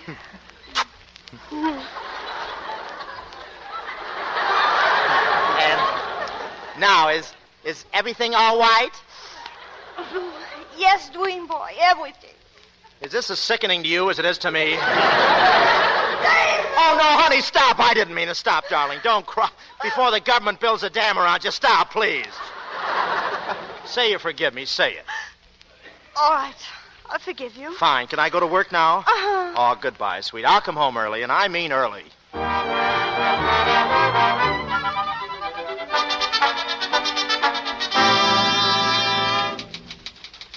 Morning, Mr. Smith. Morning. Good morning, David. Oh, good morning, Jeff. Well, it's been a long time, hasn't it? Yeah, about 4 Band-Aids ago. I was beginning to think I didn't have a partner anymore at all. Well, you know how Ann is. You have to humor in those things. Well, you don't have to apologize to me, David. I envy you from the bottom of my heart. I wish I was in your shoes. Yeah, she's a good kid. Mr. Smith. Yes? There's a Mr. Deaver been waiting to see you. He won't tell me his business. He says it's something private. Oh, send him in. Yes, sir. Well, I'll leave you to your miseries, David. Lunch at the club if you can make it. Oh, fine. I'll try, Jeff. Mr. Deaver, sir. Oh, Mr. Deaver, how do you do? How do you do? Won't you sit down? Well, what is it? Mr. Smith, were you married in Beecham in March 1938? Why, yes, I was. Well, you know, Beecham is on the other side of the river, and it was always incorporated in Brenner County. And you see, Brenner County is in Idaho. You follow me, don't you? Well, more or less, but to be on the safe side, maybe you'd better drop pebbles. Well, we in Beecham found out we didn't have the right to be incorporated in Brenner County because from the other side of the Bass River, well, we belong in Nevada. Well, it sounds like a good idea. Taking Brenner County out of Idaho leaves more room to grow potatoes. This is serious, Mr. Smith. You see, we just found out that anybody who got married between 1936 and now with an Idaho license in Nevada, well, it isn't legal. Oh, well, what do you mean it isn't legal? I don't want you to get frightened or upset or anything. There's been kind of a mistake. You're not legally married. What's that? You mean my wife ain't my... Or I ain't? Or we... You mean I'm draft bait?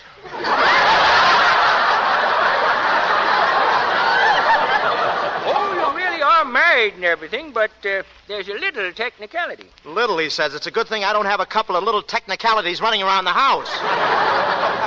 Well, go on. You're a lawyer, Mr. Smith. You know everything's perfectly all right, common law and everything. But we figured it'd be better if everybody kind of got married again just to be on the safe side.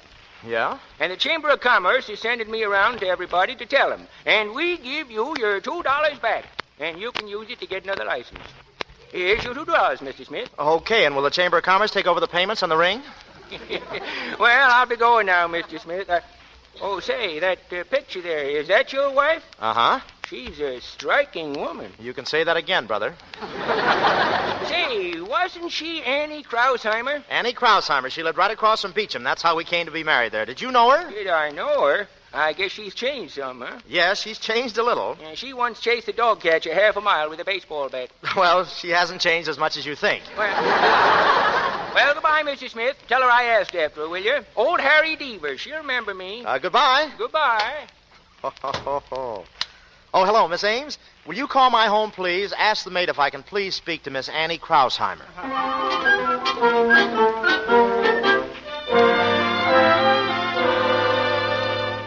You're sure everything's all right now, Anne? Oh, Mother, it's wonderful. David called me just a little while ago. He wants to have dinner with him tonight. Well, that sounds good. And do you know where, Mother? Mama Lucy's. I didn't think he even remembered the name of the place. Why, we haven't been there since before we were married. That sounds even better. Oh, don't worry, Mother. You know what? All the time he was talking to me on the telephone, he kept calling me Miss Krausheimer. The fool. Mrs. Smith? Yes, Lily? Mr. Harry Deaver is here. He says you remember him from across the river in Beecham. Oh, Harry Deaver. Bertha Deaver's brother. Well, show him in, Lily. Yes, ma'am. Come in, please, sir. Hello, Harry Deaver. This is quite a surprise. Hello, Annie. Hello, Mrs. Krausheimer. Hello. I didn't know whether you'd remember me. What are you doing in New York? I'm here on business. How's your wife, Harry? She's fine, thanks. How's Bertha? Oh, she's fine, too. Married to a dairy farmer in Boise. Got 4 children, all girls. Got 4 cows, all girls, too. Well, sit down, won't you? Will you have some tea? No, thanks. Only dropped in for a second. Annie, you haven't changed a bit. I'd recognize you in a minute. Why, Harry, that's the nicest thing you could have said to me. Say, I did recognize you. Only saw your picture on your husband's desk and recognized you right off. He's a good-looking fella. What were you doing with my husband? Well, here's the way it is. You see, Beecham is on the other side of the river, and it was always incorporated in Brenner County. Well, Brenner County is in Idaho.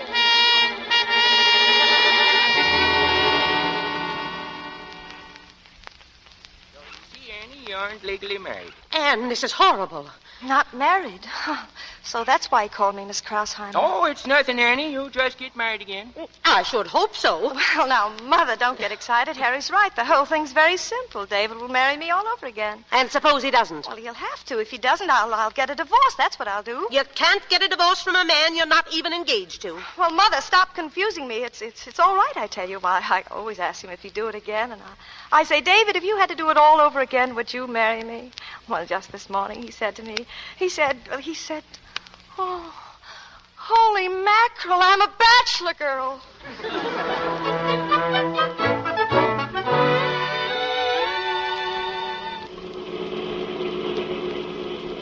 You're looking kind of cute tonight. Oh, thank you, David, and thanks for the lovely roses you sent me. Well, I always send you roses. Yes, but these had stems on them.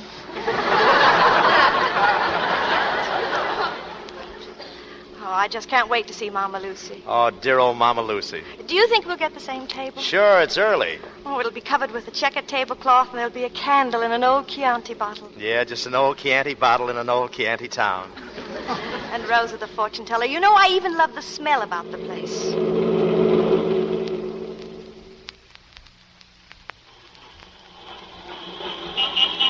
This is the place, isn't it? Uh-huh. Either our noses have changed or there's a livery stable around.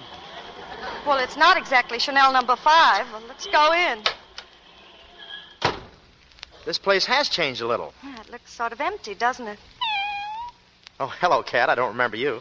You want something? Yeah, is Mama Lucy here? I'm Mama Lucy. Well, you've changed a little, too. She left. I don't know where. Oh, well, wait a minute. We'd like to eat here. Huh? You want to eat here? Unless you've got some objection. I got no objection if you got no objection. Where would you like to sit? Well, we used to come here years ago, and there were tables outside. Would it be too much trouble to have it the way it used to be? Are you going to have the 45-cent or the 65-cent dinner? Well, what's the difference? With a 65-cent dinner, you get back your own hat and coat. Sure. If it don't fit me. Sit down. The tablecloth isn't checkered, but it's dirty enough to look like checkered. The candle isn't the same stuck in a beer bottle. It smells. Well, eat your soup, dear. That smells, too. Say, there's something wrong with this soup. It's just your imagination. There's nothing wrong with the soup. No, then why are the noodles spelling out SOS? Here, Pussy, you eat some soup. Go ahead. David, get that cat off the table. I can't. I think it's his table. Look, he won't eat it. Why doesn't the cat eat the soup? Animals know what's good for them. You notice he ate up the olives. Well, why did you give them to him? I wanted to see how many he'd eat before he'd ask for a martini. David, eat your soup, please. Oh, that cat knows something. Look at him. He's scared. A black lentil just crossed his path. David, where should we go after this? Home. Here, Puss, here. Come on, Stoop. Soup.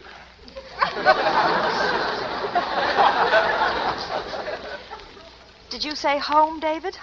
Well, aren't we supposed to go someplace before we go home? Well, altogether, it'll make it too late. So, I'd give $5 to see that cat take a sip of that soup. Here, Puss, come on, soup. David, listen. Yes, hon? Tell me what you do a day in the office. Just a simple day like today. From the minute you came in until you went home, what happened? Oh, nothing. Just a lot of schmooze. It's dull as dishwater. No, it isn't. I'm very interested. What sort of things come up in a day? Who did you see? Please try and remember. Well, there was a fellow... Oh, look, the cat's going to eat the soup. No, he isn't. He's turning away. Doesn't that mean something? I want a stomach pump. Nice cat, huh? Yeah. I'm unlucky with cats here. The third cat this week. Say, are you Mrs. Smith? Yes, how did you know? Your mother's in the kitchen. On the phone. Oh, it must be about our Red Cross group. I'll be right back, David.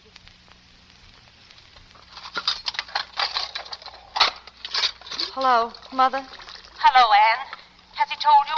Well, not exactly. What do you mean, not exactly? Well, he's teasing me. He thinks he's being romantic about it. Oh. Mother, are you crying? My poor baby. Thank heaven your father's dead.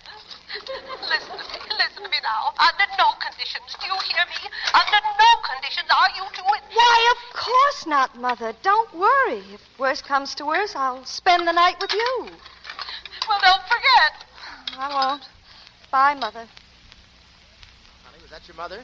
Yes, Mother. Yeah, your ears look tired. Honey, I've got a little secret to tell you. Oh, David, it's about time. What is it, dear? You're a great kid. Is that all? Hmm? Darling, it's getting rather late if we have to go anyplace, if you know what I mean. Oh, I get it. Waiter, check.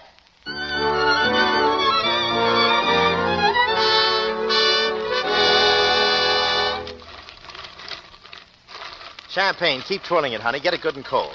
David, why are we drinking champagne? Well, you like champagne, don't you? Here, let me do it. David, wait. I didn't think we were coming home so soon. No? Get the glasses, hon. Glasses? Sure, you don't want to drink out of a bottle, do you?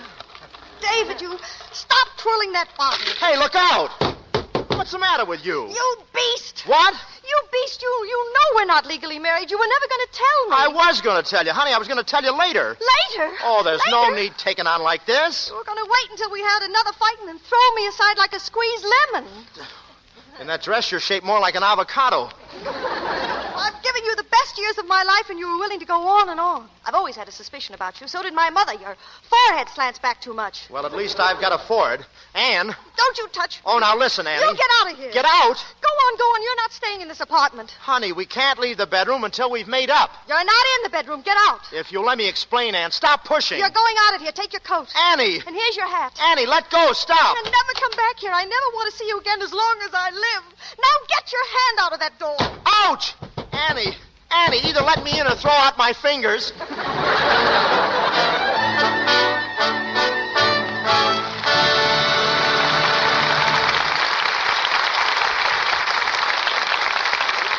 In just a moment, Mr. DeMille and our stars Bob Hope and Carole Lombard will bring us Act 2 of Mr. and Mrs. Smith. Well, here's Sally. She seems a little out of breath. And so would you be, Mr. Ruick, if you'd been in the path of a young whirlwind for the last few days. Why, Sally, you're just a young thing yourself. Who is this tornado that's got you down? My little cousin Susie. She's just 17, just out of school, and she's been visiting us. She's cute as a kitten's ear and as chic popular. We thought some of having an extra phone put in just for the overflow messages. She sounds kind of like a Lux girl to me, Sally. Listen to this, Mr. Ruick. The night Susie arrived, she was freshening up before dinner. First thing she did was to unwrap a cake of Lux soap and start right in to tell me, imagine me, how to take an active lather facial. Took the words right out of your mouth, Sally. Susie says most of the girls at her school are Lux soap fans. They're pretty smart, those young things.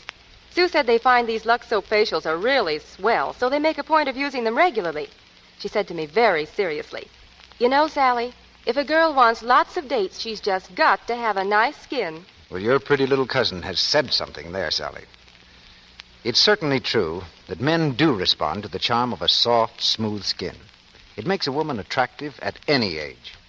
Here in Hollywood, screen stars, 9 out of 10 of them, use Lux toilet soap regularly because this gentle soap is such a wonderful help in keeping complexions lovely.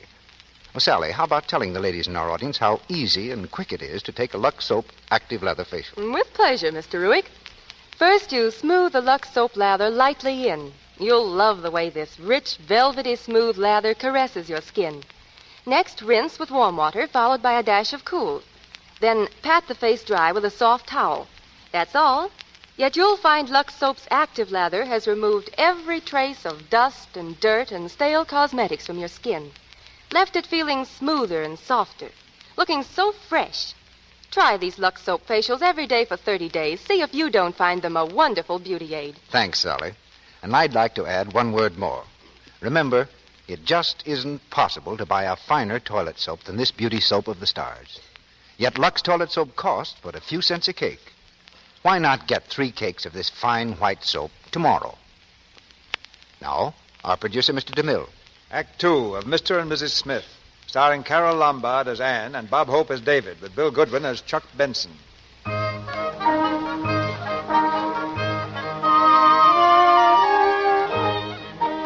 Bag and baggage, David Smith has been tossed into the street by his own wife, who now considers herself Miss Annie Krausheimer. Homeless and weary, David wanders into his club downtown. In the steam room, he sits wrapped in a towel, staring into the clouds of mist. Through the fog comes another half-draped torso, Chuck Benson. Hiya, Dave. How goes it? Haven't seen you around the club in months. Oh, hello. Benson, Chuck Benson. Don't you remember me? We were in the golf foursome in last year's tournament. Oh, yes. How are you? I'm fine. How are you? Oh, I got a little kink in my arm. I think this steam ought to fix it. Yeah, I had a fight with my wife, too. Oh, it wasn't exactly a fight. We were drinking champagne and it went to my head, bottle and all. Yeah, sure, same old story. But you know what I don't understand? Whenever 2 people have a fight, the woman goes home to her mother. Well, every time my wife and I have a fight, I have to get out of the house. Huh. How do you get back? Oh, it's the simplest thing in the world. Ignore it. Ignore the whole thing. Next day, they're glad to see you. I know, brother. I've had experience. Hey, you're right. Hey, I'll just go to the office. I won't even call her. She gets worried. Why don't I show up in the morning? By the time I get home tomorrow night? Thanks, Chuck. You're a pal.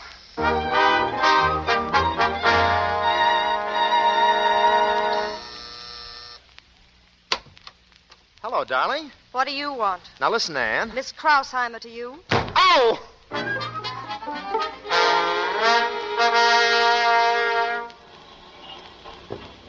Taxi lady? Thank you. 36th Street and 5th, please. Okay. Hello? Oh, good morning, Mr. Smith. Is this your cab? No, I was crossing the street and the lights changed. Say, Anne, are you going to stop this silly farce or aren't you? I've got a lot of work piled up in the office. You let me come home. I'm willing not to discuss this anymore. Well, that's very generous of you, but I won't be thrown crumbs by a crumb. Now, listen, you're my wife. Oh, no, we're not legally married, Ducky. Well, then we're going to be legally married. Sorry, I haven't time. I'm learning the words to the Hut-Sut song. Are you out of your mind? Why, think of my reputation. Well, why the laugh? Oh, I thought of your reputation. Legally, we're not married. Oh, all right, we'll get married. Does that suit you? We'll get married. That's a nice snarling proposal. Listen, you had a hard enough job getting me to marry you before, and I didn't know you then. But I do now, and how I know you. If anyone asks you, you're no bargain. Well, what's the matter with me? Am I a cheapskate? Am I a dope, a fathead, a rat? Well, keep mentioning them. You're getting warm. Well, name one thing about me you don't like. One thing. My, aren't we vain? In the first place, I wish you'd go on a diet and get a little thinner. Well, what for? Well, I'd like my girdle back.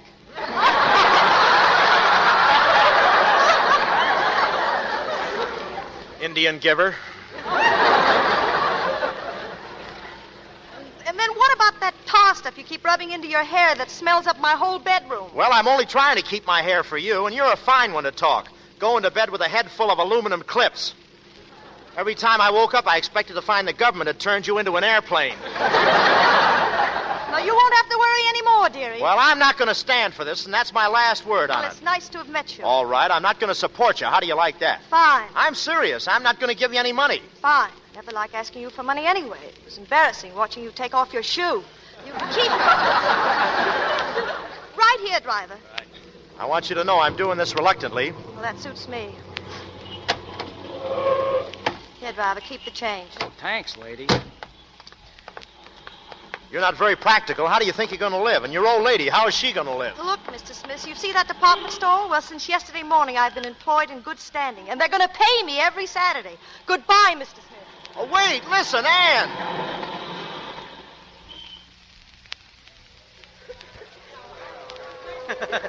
Good morning, sir. Are you looking for something? Oh, yes, I am. Can I help you, sir? Yeah, she's about 5 feet. No, I'll find it myself. I might be able to save you a lot of trouble. I'm very well acquainted with the merchandise. Oh, thanks, but I'd rather find it myself. You just run along and water your carnation. You're embarrassed. Is it something in ladies' lingerie? Yes, it's something in ladies' lingerie. Well, you go right down the aisle. Now, don't tell me it's a game I'm playing. Oh, it's perfectly all right, sir. Perfectly, sir. Oh, there you are. Good morning. Anything I can do for you? Ann, are you crazy, standing all day on your feet for $18 a week? Will you please do me a favor and come home? I've got a cake in the oven. I'm sorry, sir. I think you have the wrong department. We have nothing here for you. Are you walking out of here peacefully, or do I have to carry you? The manager's looking. Can I show you something else, sir? All right, I'll carry you. Here. All right, I'll drag you. Get away from me! Yes. You're coming home. You're nothing but a silly little... Let go! You can't take me out of here.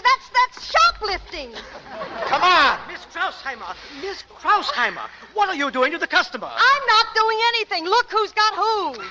Sorry, sir, but I'll have to ask you to release our sales clerk. You want to try to make me release her? Well, if you're not pleased with this clerk, I'll be happy to get you another. I'm pleased with her, and she's no clerk. She's my wife. Your wife? I am not. Miss Krausheimer, we understood you were a single woman.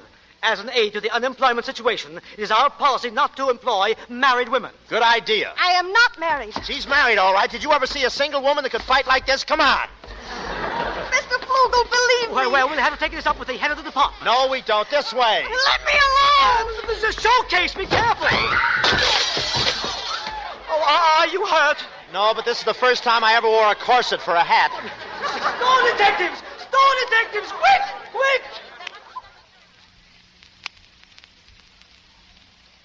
Now get out and stay out, and don't come back in this store again. That goes for the both of you. Well, I'm fired. Are you satisfied now? Listen, I have an appointment in the office at 2 o'clock. Are you going to make up with me? No, I'm not going to make up with you ever. For heaven's sakes, Ann, what do you want? I had a chance to get out of our marriage, didn't I? But now I want to get back. Doesn't that convince you I still want to be married to you? I'm very flattered, but I don't want to marry you. Thought the whole thing over, and I'm not interested. Well, what's the matter with me? Well, I don't like your temper. You're too jealous. You're always knocking people down. Oh, now, wait. If you're referring to last New Year's Eve, that midget had no right to... Move along there. Move along. Just a minute, officer. You heard what I said. Move along. You're blocking traffic. Why don't you go someplace and steal an apple? Go on. Hit him, why don't you? Knock him down. Go on. Madam, I wouldn't advise your friend to hit a cop in this town. But I'm on your side, officer. I don't even know this man. Oh, you don't, huh? She does so. She's married to me illegally. Run along, buddy. Go visit Columbus Circle. Listen, Go on before I run you and beat it. Oh, bully.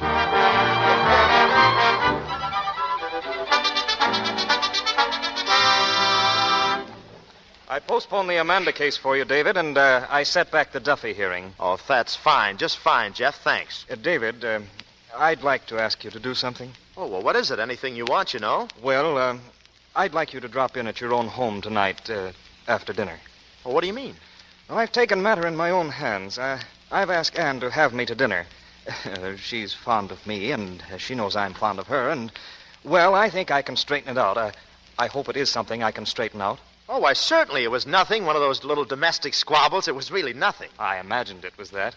Why, you're too fine to do anything, Shoddy. Oh, thanks, Jeff. I want you to just drop in unannounced at about, shall we say, 9 o'clock?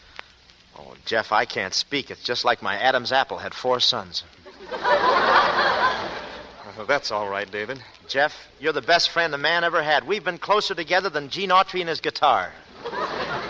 Well, we're partners, David. You're the best law partner a man ever had. We were school chums. And you were the best fullback Alabama ever had. I always said Hinkle was a greater back, but I was wrong. Hinkle couldn't touch you. Thanks, David. Thanks.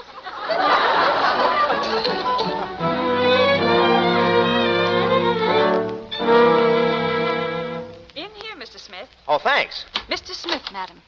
Hello, David. Oh, hello, Jeff. Oh, hello, Ann. How are you, dear? Talk to my lawyer. Your lawyer? What lawyer? Anne's asked me to represent her in this matter, David. Well, what for? Oh, I've been telling her she doesn't need a lawyer. Oh, well, I'll say she doesn't.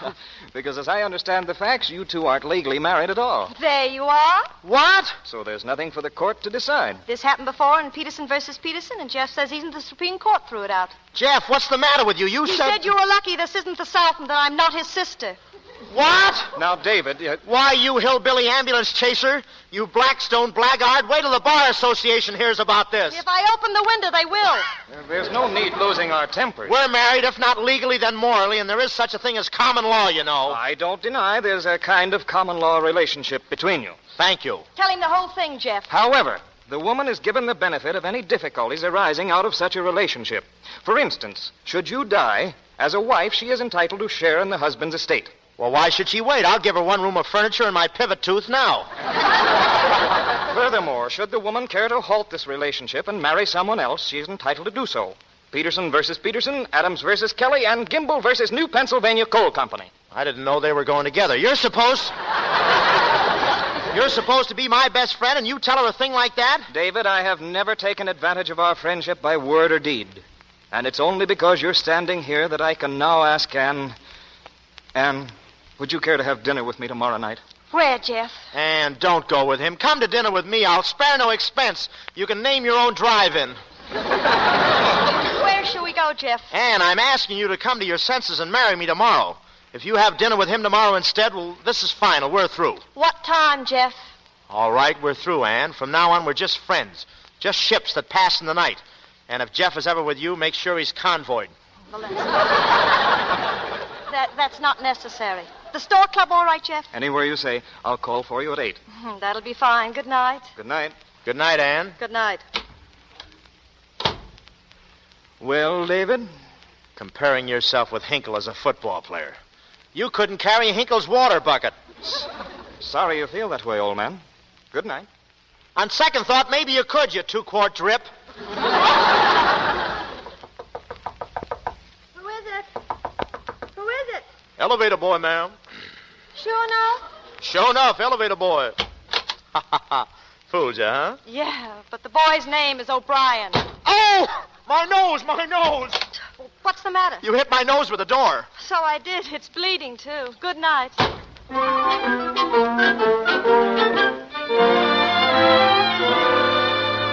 Well, now, I'll tell you. When a man comes to the club for one night, that's nothing. When he comes back all week, that's trouble. Go ahead, Dave. Take another drink. Hey, Benson, are you sure this is good for nosebleed? Oh, best thing. I always use it, but then, I don't know, I use it for everything. Oh, that reminds me. I got to make a call. I'm kind of a dummy, you know. Uh-huh. The worst thing I could do is chase her. Let her have a week or 10 days without me. After 10 days with her mother, even I'll look good. Uh-huh. She's used to me. She can never even get to sleep until I get home. I'm just her big box of Ovaltine. Oh, hello. Hello, Gloria. Well, hiya, Gloria. Oh, yeah, and I'm kissing you back. Huh? Jimmy? This is no Jimmy. This is Jackie. Wonderful girl, Dave. Society girl. Real class. Say, Gloria, how about tomorrow night? Atta girl. Listen, I got a friend. How about Gertrude? Oh, you like Gertrude, Dave. Me, Gertrude? Oh, this is a great fella, Gloria. Society fella, real class. Put Gertie on. Say, I don't think I better. Oh, now, don't be a sap. She's beautiful. Hello, Gertie. Listen, I got you a great little dinner partner for tomorrow night, but he kind of needs cheering up. You know what I mean? Okay. Here, she wants to talk to you, Dave. Oh, me? Well, hello, Gertie. Hey, she's kissing at me. Kiss her back. Well, I don't know her. Oh, it's all for laughs. She's a great kid. Oh, well. Huh? Well, how can you tell you're crazy about me? Oh, it's just an average voice. Yes, I used to sing a little. Give me the phone. What did I tell you, Gertie, huh? Great fella, huh? 8 o'clock? Where shall we make it, Dave? A stork club. How about the stork club? Okay. Goodbye. Oh, wait till you see them, Dave. They're terrific. Real society girls. You know, she said she liked my voice.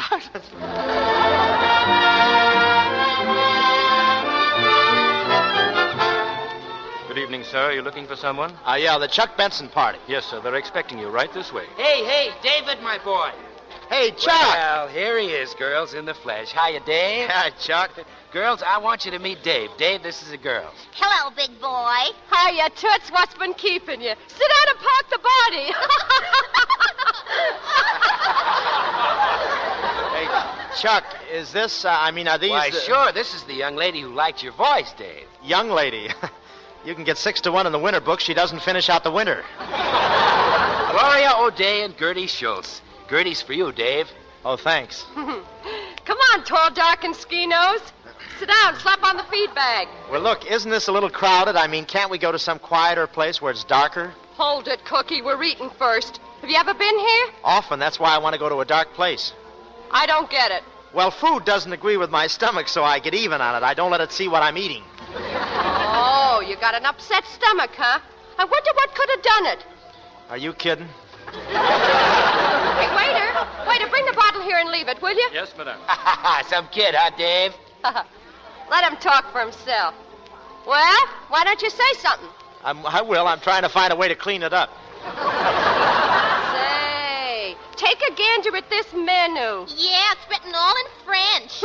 Just putting on the dog for the fancy prices. Look, oofs, that's eggs. What's that?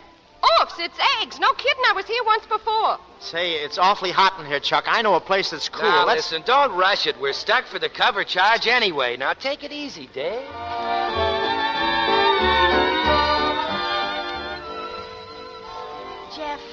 Jeff, isn't that David over there? Where, Ann? Oh, yes, it is. Who's he with? Is that girl a client of yours? No, I never saw her before. Cute, isn't she? A little muscular, but cute. Say, he knew we were coming here. He's just trying to make you jealous. See, he's looking this way now. Well, just ignore him. Laugh, Jeff. What? Well, laugh. Make him think we're having a good time. Oh. Oh, Jeff, you're wonderful. Yeah. I just adore the things you say. Trying to make me jealous, is he? Oh, with that lady wrestler he's got with him. I'd like to tell him what I think of him. But I thought you were going to ignore him. I am, as a matter of fact. I'm going over there and ignoring him with a large plate. Ann, come back. Ann.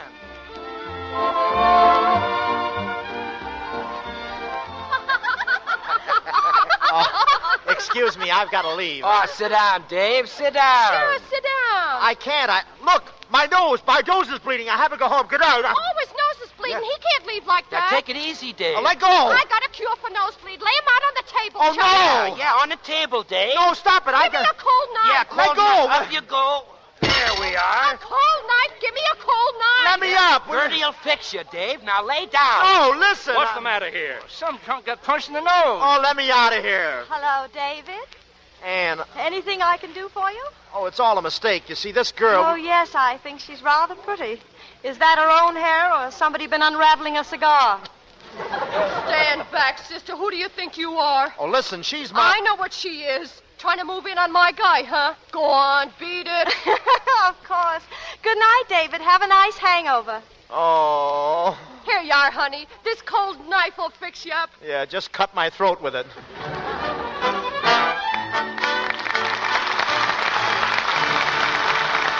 pause now for station identification. This is the Columbia Broadcasting System.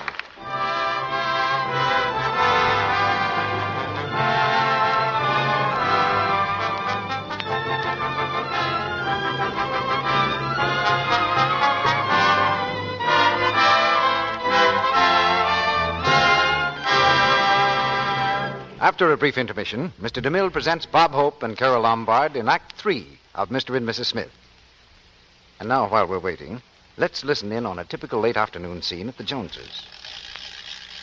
Mary Lou, please stop playing with that horrible thing. Let Mommy give you your bath. Mary Lou, give Mommy that whirligig this instant. Now listen, dear, please. You know Mommy has to have time for her beauty bath, too.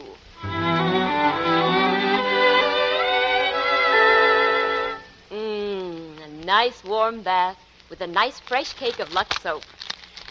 Oh, goodness, this feels good, all this creamy, active lather. It feels so sort of soothing some way.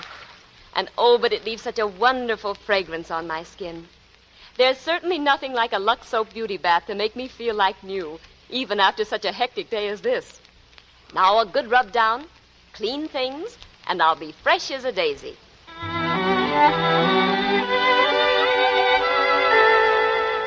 Hello, honey. Ah, here she is, all dressed up and looking mighty sweet, too. Well, looks like I'll have to have a kiss right now. Darling.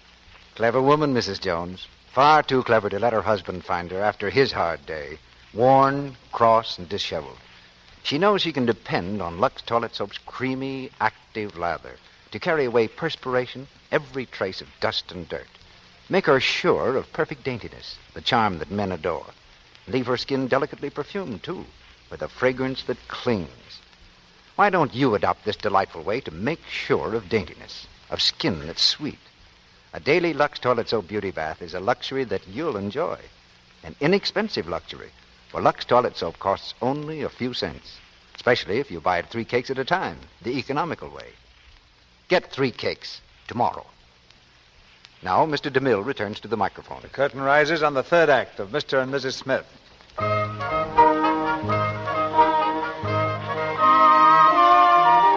For a solid week, David has been following Anne.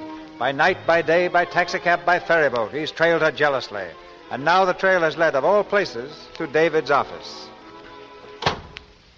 Good afternoon, Mr. Smith. Hello, where's my wife? Well, she came up here. I saw her. Where is she, in my office? No, sir. She's in Mr. Custer's office. Oh. Mr. Custer's parents just arrived from the south. They surprised him. You mean they're in there now? Yes, sir. Thanks. That's very fine. Hello, David. Hello, Jeff. Excuse me just a minute, folks. Jeff, what are we going to do about poor old Conley? His case is coming up Why, soon. you must be David Smith. Jefferson's partner. Folks, this is David Smith. My parents, David. Oh, how do you do? How do you do? I'm happy to know you. Pleasure's all ours. And, dear, this is Mr. Smith, Jefferson's partner. Miss Ann Krausheimer, Mr. Smith. Oh, we met some time ago. Yes, we used to be roommates. Sit right down, my boy. Sit right down. We'll get acquainted at once. You know, Mr. Smith, Mother and I just met Ann. And we find out now that she and Jeff are both mighty sweet on each other. Ashley. Why, David probably knows it better than we do, don't you, David? Well, if it wasn't for me, they'd never even gotten together. I played Cupid. Caught cold doing it. Oh, that's so romantic. Any of your family from the South, Miss Krausheimer? Well, no, not exactly. But in the Civil War, I had a relative in the North who didn't fight at all. He was a slacker.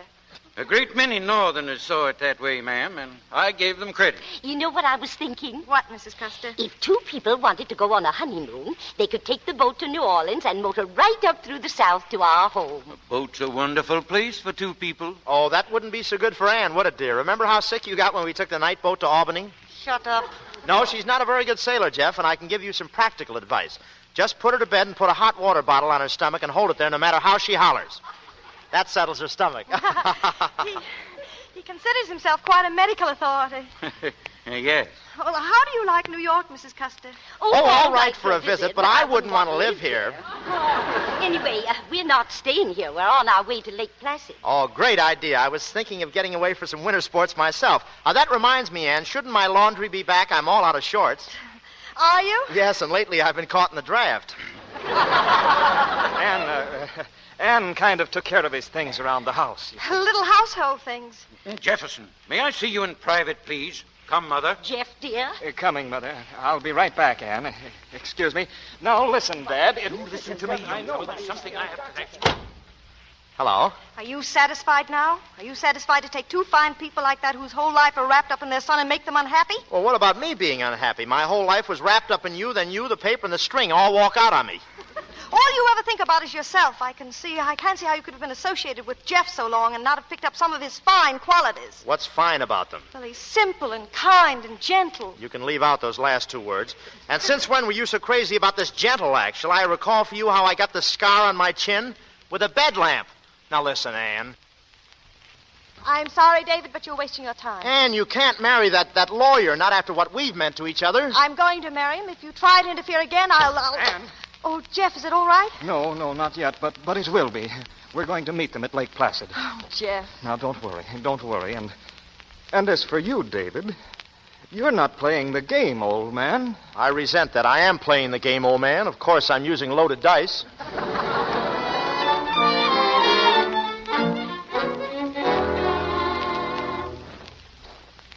Their cabins are right over here, sir. Which is Miss Krausheimer's cabin? Number 10, sir, there. Number 9 is Mr. and Mrs. Custer, and number 8 is Mr. Jefferson Custer. It's pretty far from the main lodge out here, but it's nice and quiet. Now, can I show you the other cabin? No, thanks. That's all. I'll wait for Miss Krausheimer. Yes, sir. But I think everybody's out skiing, sir, and... Fine. Go ahead, son. I'll wait for them right here. Mr. Smith, you're not going to sit down in the snow. Why not? I like to sit in the snow. My whole family sat in the snow. Your whole family? Well, my brother was a midget. He sat on ice cubes. Go away, will you? This is a free country, isn't it? If I want to sit in the snow, let me sit in the snow. I'm a penguin. So what? Go on, beat it. Yes, sir. Yes, sir.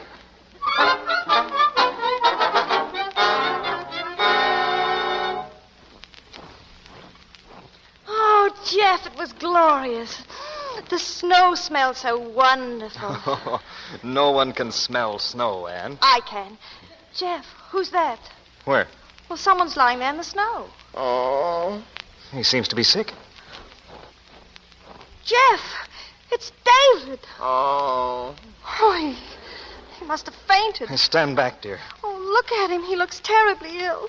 He seems to have quite an even pulse. Oh. Well, don't let him soak there. Carry him into your cabin. All right. Grab his legs, Anne. Oh, I got him. Well, go easy now, Jeff. Easy. Right. Oh, what could have happened to him? Oh, look out for his head. Yes. Oh, poor David. He'll be all right now. Don't worry. Well, he doesn't seem to be breathing. And control yourself. Put him on the bed. Lift now. 1, 2, 3. Oh, he's frozen. Look at him. He's blue with cold. Well, he's breathing fine now. I think a few hours' sleep will bring him around. Do you really think so? Sure. Come on now, old man. Wake up, old man. We'll go away the first 2 weeks in December. What did he say? I don't know. The first 2 weeks in December. What's he mean? Oh, we were coming up here the first 2 weeks in December. Oh, you'll be crazy about it, Anne. 2 weeks in the snow. We'll have a lot of fun. Look out, Anne. Don't fall now. Oh, he thinks we're skiing. You're very graceful, Anne. Don't go so fast next time. I don't want you to get hurt. Oh, isn't that terrible? Watch out for the tree. Watch out.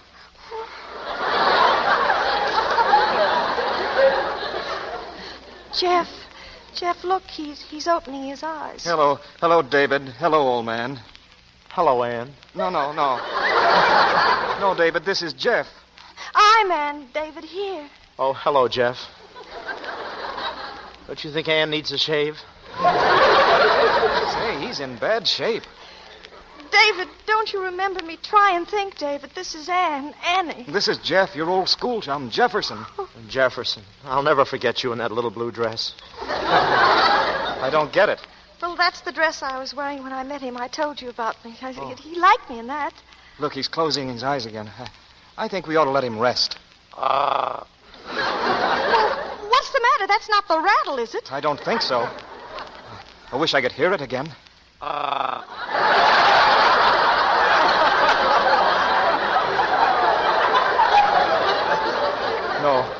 No, he's just clearing his throat. Oh, he looks awful. Oh, David. Easy now, Anne. Let him sleep a few hours. Well, do you think we ought to leave him? Oh, he'll be all right. Come on outside. I want to talk to you. Anne. Yes, Jeff? Anne, a woman can't control herself entirely by her head. You've had 3 years with David, and whether you realize it or not, there's a bond between you that's not easily broken. Well, people get divorced. Jeff, I'm worried It's true about... that I think you'd be better off with me, but, well, I'll tell you what I'd like you to do. Take back your promise to marry me and think about it for a few days. Jeff, I don't think a person ever existed as fine and generous as you are. Don't you think we ought to see how David's getting along? We'll only wake him. Well, I'll see if he's still asleep. I'll look through the window. Well? Why, What's the matter? Look at him. He's sitting up. He's a faker. I'll kill him for this. Easy, Anne, easy. Well, let me at him. Anne. You wait out here. I want to take care of this alone. Wait a minute. He's lying down again. Acting. I'll show him some acting. Anne, don't bother with him. Let me alone. I'll be right back. David? Oh. Oh, poor David. You're so sick, aren't you? Oh. David, please look at me. I'm so sorry for everything, darling. I've treated you horribly. Your poor face is so thin and worn.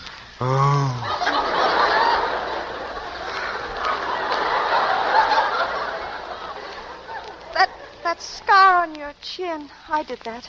I picked up a bed lamp and I hit you with it. Like this! Oh, no! Yeah, that woke you up, didn't it? My head, you've cut. What's the matter with I'll you? tell you, you've been found out, you beast. I should have known it was all too convenient your being up here. Look here, Ann. The big sympathy act, coming up here and pretending you're on a bat. I love you, Ann. Listen to me, David. You pick up and get out of here. I don't ever want to lay eyes on you again. You're just making a nuisance of yourself. Oh, am I? Yes, and get your hands off Ann, me. I don't care what you say. I tell you, you're in love with me. I tell you, you're crazy. And I'm not going to give up till the last minute. This is the last minute. You're mine and you belong to me. You couldn't have anything to do with that pile of fried chicken out there.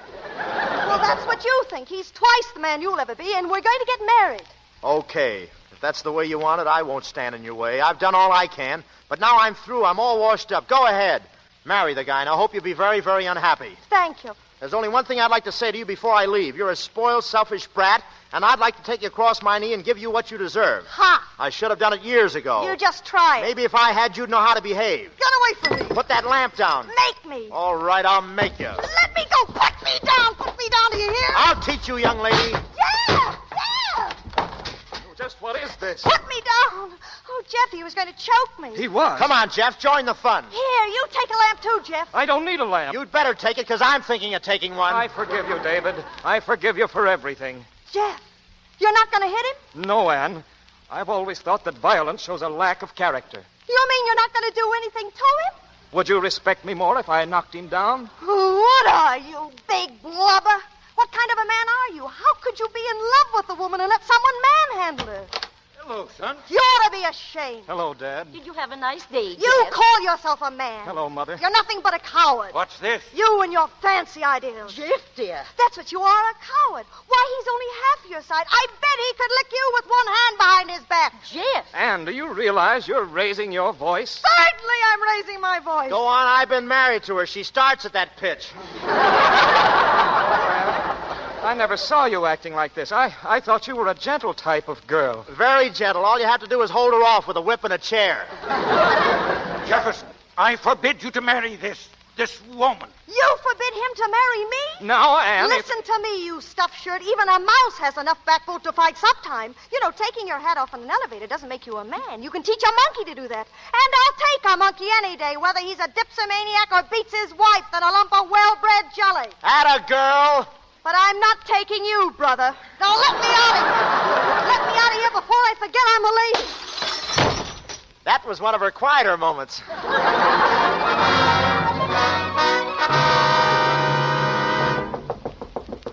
Ann, are you in there? Ann, I'm coming in. Get out of here. Hello. Did you hear me? What are you doing with those skis? I'm going skiing. At this time of night, don't be silly. You haven't even got a rear light. Take them off. They're on and they're staying on. I'm spending the night at the lodge. Oh, that's ridiculous. Why don't you spend the night here? Not on your life, brother. Would you mind handing me that sweater, please? I would. Get it yourself. I can't. I've got my skis on. Well, then get a ball of wool and start knitting one. Okay, I'll get it. Very graceful. You look like a stork that just came in for a forced landing. Now, Mr. Smith, good night.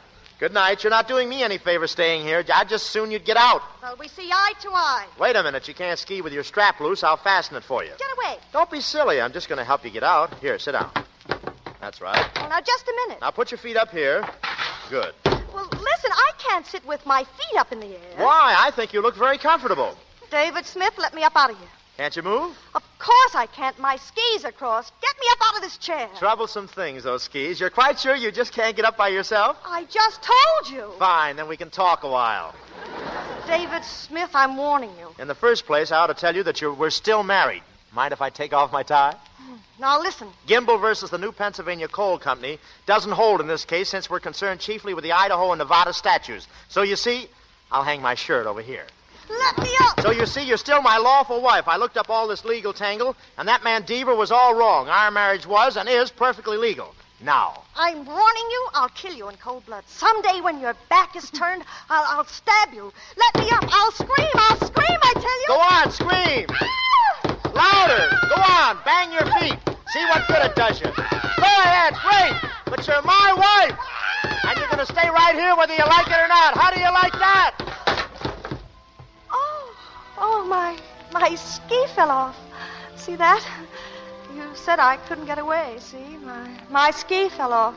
Well, Well, David, put it on again. And...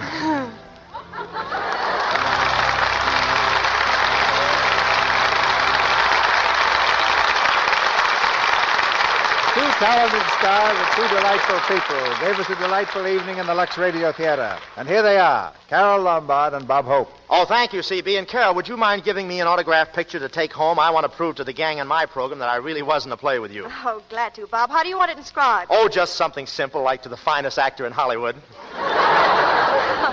Oh, I thought it was for you. Do you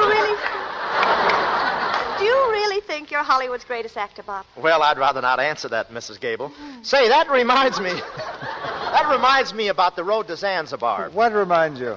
Oh, anything at all, CB. I've got a great idea. Would you like to hear some of the best parts of the road to Zanzibar? But, Bob, I've seen the picture. Well, then, would you care to reminisce? Bob, I haven't seen the road to Zanzibar yet. Tell me, how is it? How is the road to Zanzibar? Yes. You know, I've always dreamed about moments like this. Well, I really had a swell time here, CB, and I'd like to have both you and Carole come over to my program and try the Pepsi. Remember what I told you, Bob. This is the Lux Radio Theatre. Oh, but couldn't I just say... But while you two are playing tag, I'd like to say just a word about Lux soap.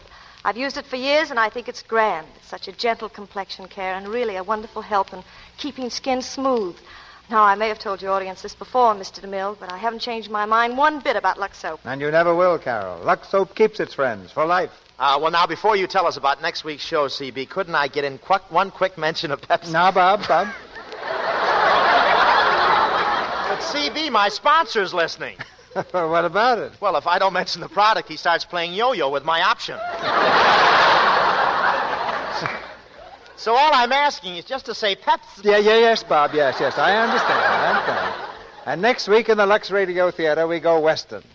With a current screen success and the original stars of the picture, Loretta Young, Robert Preston, and Edward Arnold. The play is The Lady from Cheyenne. It's adapted from Frank Lloyd's Universal production. A rousing story of the Wyoming frontier in the days before women could vote, and how a beautiful school teacher outwits the whole state legislature to win the ladies the right to vote. You can count me in on the audience with a cast like that, Mr. DeMille. Good night. Good night, Carole. Your performance was really wonderful. Oh, CB, aren't you forgetting somebody? Well, if I am, Bob, I'm just being kind. Oh, wait a minute, CB. I appeal to the women listeners. I leave it to Carole. Don't I, Carole, appeal to the women listeners? Well, I appeal to the men listeners, don't I, CB? Well, there are 16 million kids in this country. Good night. Good night. Hollywood has a word for stars like you two. Colossal.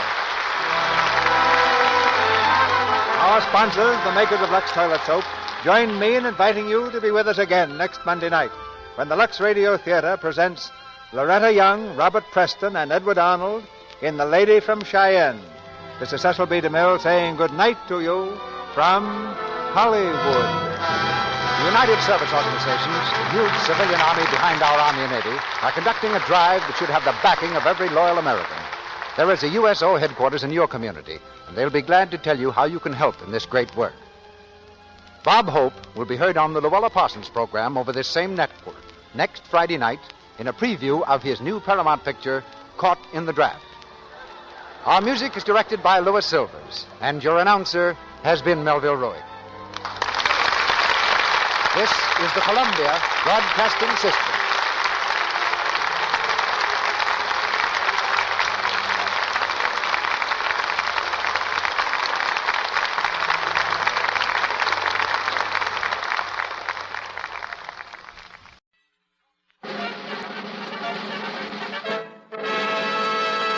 From Hollywood, California, the Lux Radio Theatre presents Barbara Stanwyck and Melvyn Douglas in Dark Victory.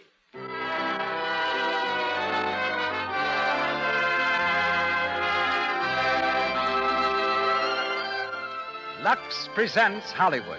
Our play for tonight, Dark Victory, an inspiring play of a surgeon and a girl. Fate tried to separate them. Love brought them together forever. We want you to know how sincerely we appreciate your enthusiasm for this program and our products. Your purchases of Lux Toilet Soap and Lux Flakes, which enable us to bring you these productions, tell us in the best way possible that you like the Lux Radio Theatre. Headline tonight, are Barbara Stanwyck and Melvyn Douglas in Dark Victory by George Brewer Jr. and Bertram Bloch. Our guest is Miss Nina Roberts, hairstylist of Hollywood stars, and Louis Silvers conducts our orchestra.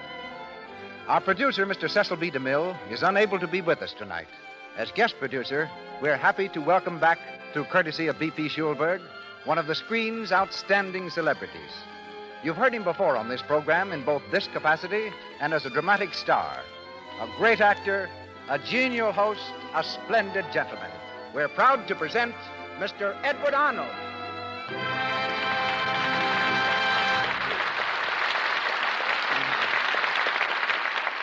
Thank you, Melville Roig, and good evening, everyone.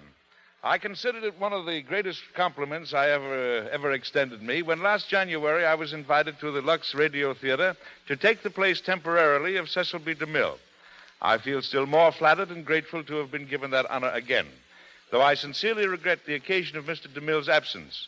But illness overtakes even the best troopers now and then, and while I know my regret is one you all share, you'll be happy to learn that his illness is not serious and that DeMille will be back with us next week or the week after, producing the Lux Radio Theatre as heretofore.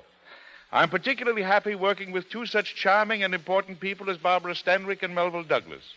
Miss Stanwyck may not know it, but she's assumed a major importance in the Arnold household, being the idol of my 13-year-old daughter, Jane. The love of my daughter's life happens to be horses, and ever since Miss Stanwyck acquired a ranch in the San Fernando Valley and began raising fine horses, Jane's invariable greeting when I come home is, "When are we going to get a ranch like Barbara Stanwyck's? Hello, Pop." When it comes to off-screen activities, I have a little more in common with Melvyn Douglas. We're both pretty fond of good music, both have wives who are singers, and at present, Melvyn and I are hard at work in a drive for the Symphony Society of Southern California. Miss Stanwyck comes to us from 20th Century Fox Studios, where her new picture is called Always Goodbye. Tonight we hear her as Judith Traherne. Mr. Douglas, who plays Dr. Frederick Steele, is a Columbia Studios and Metro-Goldwyn-Mayer star and is now at work with Louise Reiner in The Toy Wife. Our curtain goes up. The Lux Radio Theatre presents another outstanding Broadway play, Dark Victory, starring Barbara Stanwyck and Melvyn Douglas.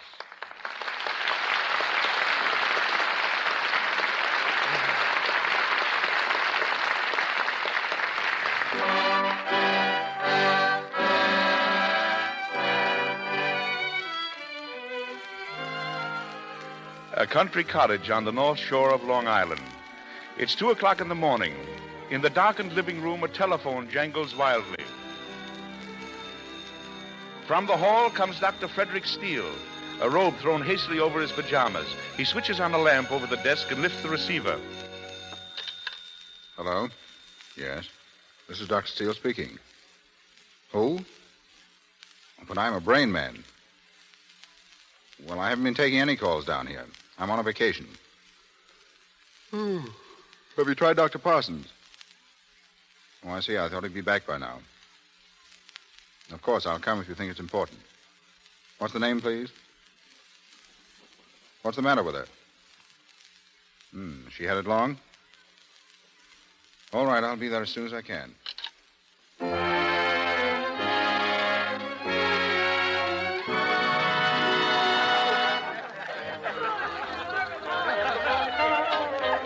Did you get the doctor, Alice? No, Mr. Hearn, not Dr. Parsons. There's another one coming, Dr. Steele. Steele? Who is he? Judith, what kind of a hostess are you? Come and join the party. Oh, Leslie, please, Martha's sick. Oh, she'll be all right. Well, I'm worried about her. Leslie, see if you can keep them quiet in there, will you? And for heaven's sake, turn off that radio. I beg pardon, Mr. Hearn.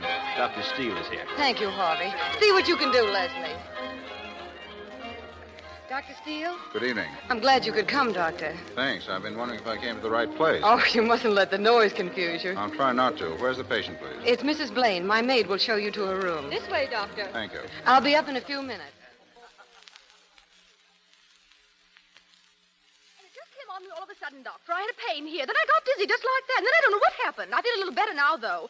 But I'd feel terrible if I thought I couldn't ride tomorrow. We're having a hunt, you know. Really? Riding to hounds.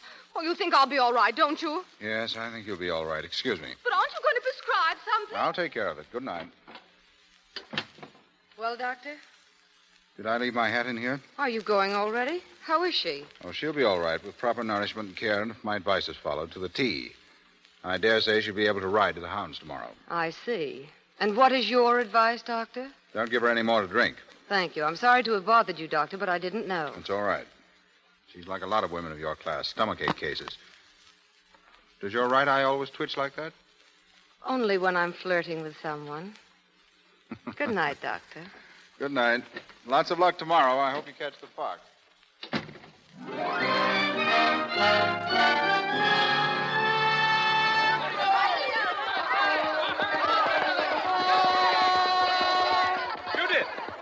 Judith, we're way off. What's the difference? Well, they've all gone down the road. We'll cut across the field and meet them. I'll race you to the fence, Leslie. It's a go. Come on, Stardust, come on. The rails are up. We can pass right through. First one through the gate. Keep to the left or you'll miss it. Oh, stick to your riding, Leslie. Over this way. Bear to the left. I know where I'm going. You're too far over. You missed the gate. Come on, Stardust, come on. Judith! Judith, for God's sake, you're going right for the fence. Come on, come on. Judith, look out for the fence. Look out, Judith! Judith! Judith, are you all right? Judith.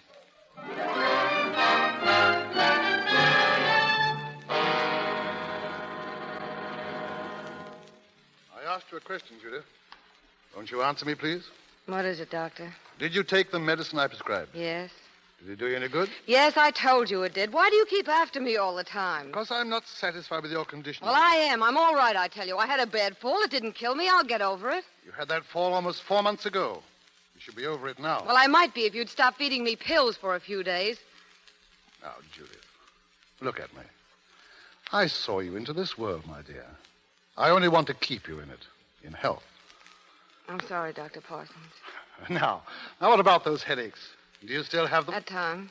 When did you have the last one? I don't know. Yesterday, I think. They're nothing. I've had them before. Before? Before you had the fall? Yes. Judith, I want you to do a favor for me, will you? Well, what is it? Now, please don't refuse me. I want you to go into New York with me. I want you to see a man there. A doctor I have great faith in. Oh, Dr. Parsons. Now, please, Judith. I just want to satisfy myself that everything is all right. Now, will you do it? For me? Very well, Doctor. Good. I'll go and call him now. I won't be long.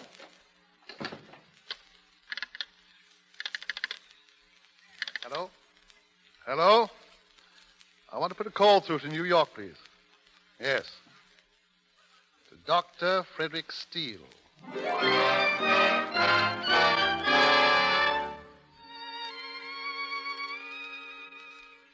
I tell you, Parsons, I can't do it. I told you on the phone I couldn't do it. Oh, but you've got to help me. It's important, Steele. This girl I is don't one... care who she is. I can't see her.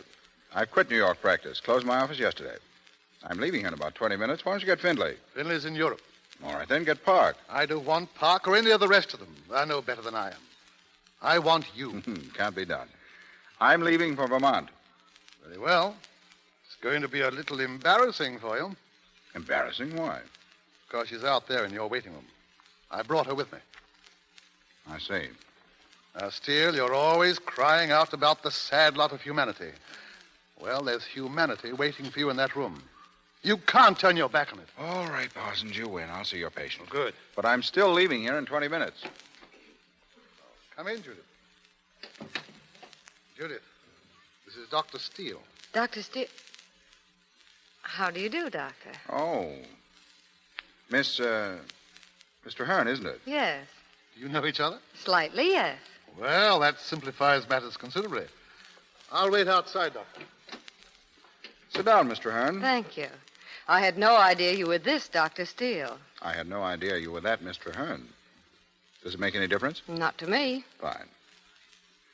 I know something of your case, Mr. Hearn. I understand you had a fall. Yes. I also understand you don't like to talk about your health. I don't? Why? It bores me, that's all. Most people love it. Is that light from the window too strong for you? No. But your right eye seems to... It's, just the same little failing, Doctor. Oh. How old are you, Mr. Hearn? I'm 27 years old, an only child, an orphan since I was 20. I weigh 115 pounds. I've had mumps, measles, and whooping cough, all at the proper ages. Shall I go on? Please. I'm interested in horses. I take plenty of exercise. I smoke to excess, but seldom drink. I'm said to have a sense of humor. Your headaches must interfere with that. I see you have my case history. They're pretty bad, aren't they? Those headaches. I can stand them. Mostly on the right side. Yes. How'd you happen to fall from your horse? We were riding for the gate. I misjudged the distance and missed it. My horse didn't clear the fence. How far to the right of the gate were you? They tell me it was about 15... How did you know it was to the right? I guessed it. Clever of you, Doctor. About 15 feet. I suppose you think I got what I deserved. How do you mean? Oh, that night you came to the house, you had a great contempt for the pastimes of the idle rich. Oh, I was a bit cranky that evening. You must make allowances for the hour. But you have a contempt for them? They don't appeal to me, that's all. Well, it's the only thing I know. What does appeal to you? Just your practice, I suppose. No, that least of all. You seem to be doing pretty well. Too well. It comes a little too easily, this feeding sugar pills to a Park Avenue clientele. Oh, I know. Stomachache cases. Yes, you can call it that. It sounds awful. It is. Then why do you do it? Because, like you, Mr. Hearn, I'm caught in the swim. Oh, Doctor, what a relief to find out you're no better than I am. But I'm leaving my practice. Clearing out. Retiring? No, just the contrary. I'm going back into medicine. That's a little deep. Well, I'm going to a remote village in northern Vermont to be a country doctor. Oh, yes, I remember now. But why? And why Vermont? I was born there. Oh, it's just sentiment then. If you like. All the same, I think I envy you. It must be swell to believe in what you're doing. Don't you? No, not the way you do. Oh, I'm not complaining, take it all in all. They dealt me a very good hand. I'm young. I have no particular responsibilities. I won't cultivate them either. I'm freer without them. I'll probably marry someday. No hurry about that. And when I do, I'll build a house on a ridge I know with a glorious view. I'll have my horses, and with luck, I'll have, about 40 years of it. I think that's a pretty good setup. Do you? That light is in your eyes, isn't it? I wish you wouldn't keep harping on that. There's nothing the matter with my eyes. But you're squinting. I'm not squinting.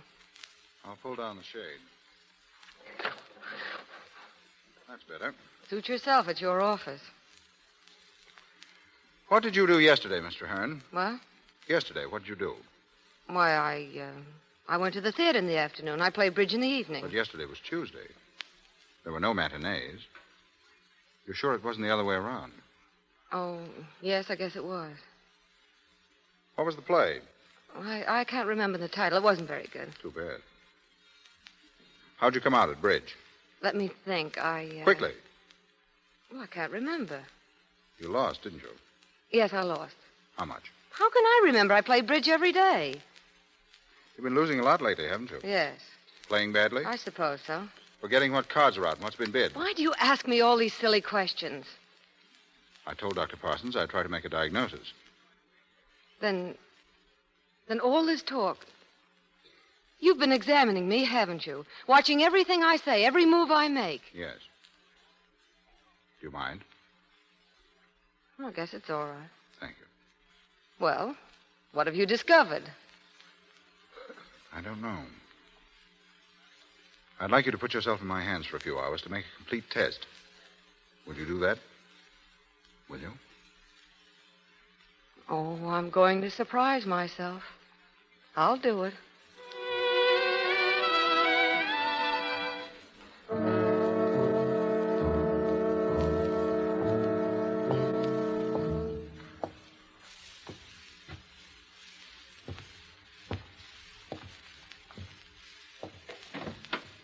Steele, I thought you'd never finish. It took a little time, Doctor.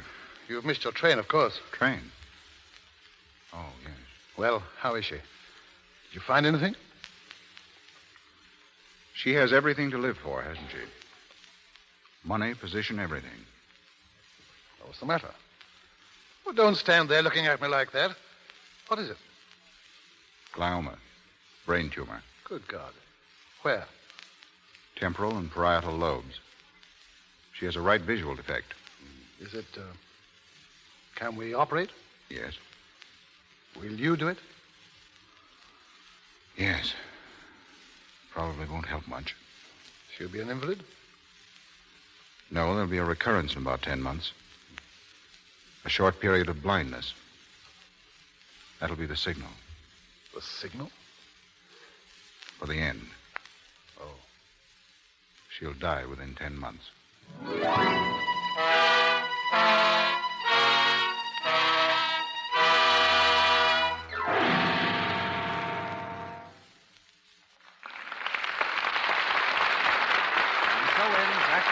Doc Victory, starring Barbara Stanwyck and Melvyn Douglas. In a few moments, our stars will return in Act Two. During our brief intermission, we are going to give you an opportunity to determine your movie IQ. That is, to find out how well you really know your movie stars. A young lady is going to read some sentences which don't seem to have much significance. But hidden in each is the name of a famous screen star. Just the last name. See if you can spot it. Listen carefully, and remember, it's only the last name you're to watch for. Let's go. First sentence. She's a blonde. L is not her first initial. I'll repeat that. She's a blonde. L is not her first initial. Did you get it? That's Joan Blondell. She's a blonde. L is not her first initial. Oh, Mary, maybe you'd better read that just a little bit more slowly. I can see some people in the audience straining to think. Surely, Mr. Ruick. Sentence 2. A ton of coal barely lasts us through the winter. Now, I'll say that again. A ton of coal barely lasts us through the winter. That was easy. Claudette Colbert. A ton of coal barely lasts us through the winter. Sentence 3. On payday, vistas of joy confront us. Here it is again. On payday, vistas of joy confront us. Now, that's not quite so easy. Davis. Betty Davis. On payday, vistas of joy confront us. We named 3 of the loveliest, most charming women in Hollywood. Joan Blondell, Claudette Colbert, and Betty Davis. They each represent a different type of beauty. But about complexion care, they all agree and use Lux toilet soap regularly. And they give you another tip. We use Lux toilet soap as a bath soap, too, they say. They find this soap with active lather a sure way to protect the daintiness that is so essential to feminine charm. Its active lather removes perspiration, every trace of dust and dirt. Leaves the skin really fresh, perfumed with a delicate fragrance you'll love. And now, Edward Arnold. We continue with Doc Victory, starring Barbara Stanwyck and Melvyn Douglas.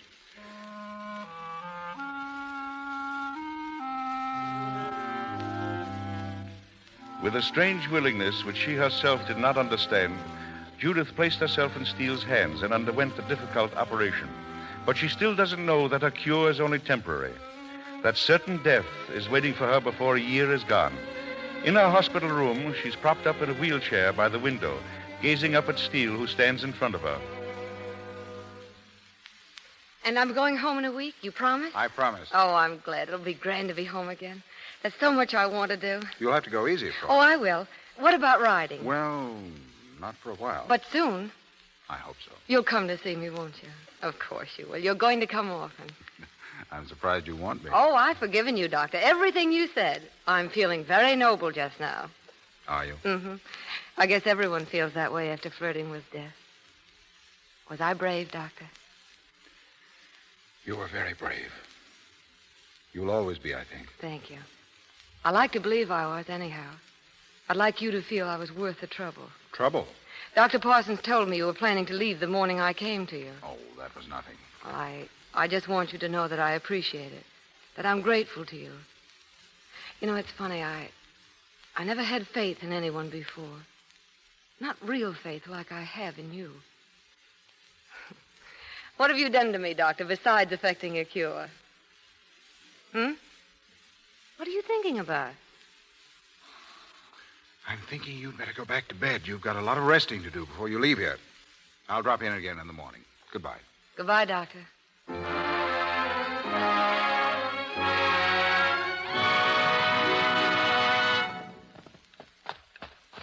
him a good rub down, Michael. Yes, miss. How are you, Martha? I'm Lund, is this really you? Yes. Well, Alice told me you were out riding. I thought she'd been drinking. Did you just get here? 10 minutes ago. Oh, you must be the first. Come inside. I've got a lot to tell you. Who else is coming? Oh, it's a big weekend. Harker, Les Clark, the Todds, Mabel, Jerry Levitt for you, and Dr. Parsons. To lend a medical flavor. Mm-hmm. Go ahead, Martha. Anyone else?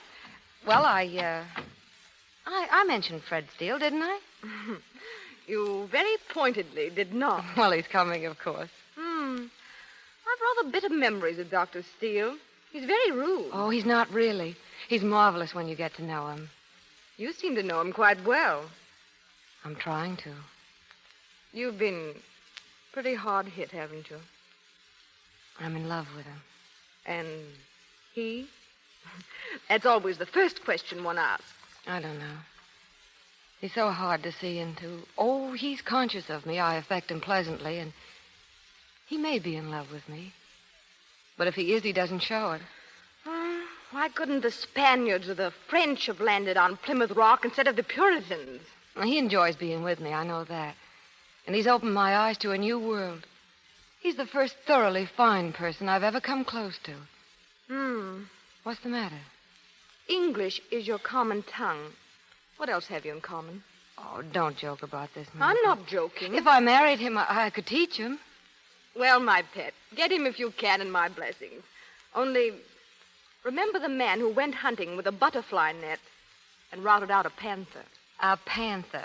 Yes, that would be just the thing for my farm. Farm? You have no farm. Oh, but I might have one of these days in Vermont, darling.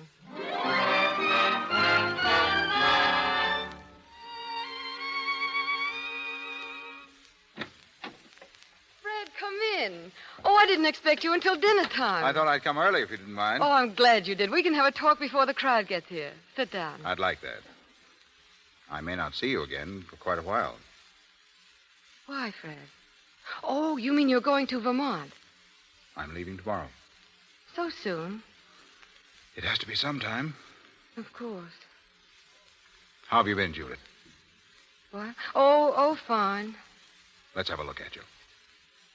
No headache? None. Been sleeping well? Beautifully. Appetite good? Marvelous. You see? I know all the answers. Good.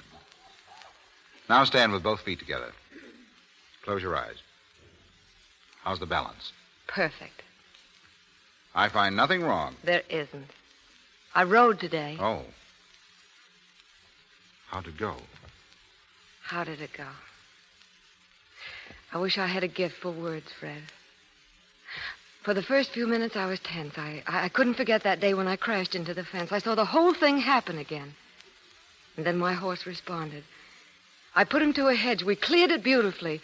The fields lay clear and green before us. I was free. And what was better, I was myself again. Oh, Fred, how can I ever thank you? Oh, don't let's talk of thanks. I owe you so much. I've been repaid 1,000 times for anything I've done. And I never want you to feel under any debt to me. I think that's the nicest thing anyone has ever said to me. Are you so generous to all your patients, Dr. Steele? Judith, you know what I mean. Oh, perhaps I do, and perhaps I don't. How much of what you say do you ever mean? I mean that I care so much that I'll be ready to come to you halfway across the earth whenever you call me. Is that better? You sound so serious. Well, it was a serious speech. It had such finality to it. Fred, what's disturbing you? Nothing. Yes, there is. Why do you choose just those words whenever you call me? I was trying to fit the role you picked for me. Oh, you're not telling me the truth, but that's your privilege. I'll get it from you sometime. Perhaps later in the summer if I should see you. What? Well, you see, a real estate friend of mine told me last night that I ought to have a place in the mountains. And where do you think he suggested I buy a place? Vermont. No, really? Uh-huh. Maybe I'll buy it. And then I can come up once in a while and stand godmother to the babies you bring. Well, I'll have to arrange for them to be born between your horse shows. You think it's all nonsense, don't you? My interest in showing horses. But I love it, and I do it well. That's something, isn't it? Oh, I know. But what of the more serious side of life, my child? Oh, don't worry. That's coming, too, when I'm married. Married? Mm-hmm. Are you thinking seriously of getting married? Why not? Is it unnatural? Look at me. Is it so hard to think of me in love? What's the matter? Nothing. Fred, what's happened? Nothing has happened. What are you hiding from me? Judith, why should I hide anything from you? Oh, don't evade. You're trying to protect me. From what? I tell you, there's nothing. That strange, solemn note that comes into your voice whenever we talk about me and my future. I've noticed it before. You're imagining things. Oh, don't lie. Not to me. What's frightening you so? Judith, you're frightening yourself. Oh, I see. I see. This terrible thing in my brain is coming back. It is, isn't it? And this time it's going to... I'll die, won't I? Judith. I'm going to die. That's it, isn't it, Fred? Oh, God, Judith. Please. I'm all right. Just give me a minute. Light a cigarette for me, will you? Thanks. I'll have those headaches again and that awful confusion. No, you're not going to suffer again. That's all behind you now. How will it come? Quietly. Peacefully. God's last small mercy. I'll have no warning. No chance to be ready. There may be a moment. Near the end. When you won't be able to see quite as usual. You mean I'll go blind first? Just for a moment. Then you'll be perfectly all right again for a few hours. Fred, how long have I?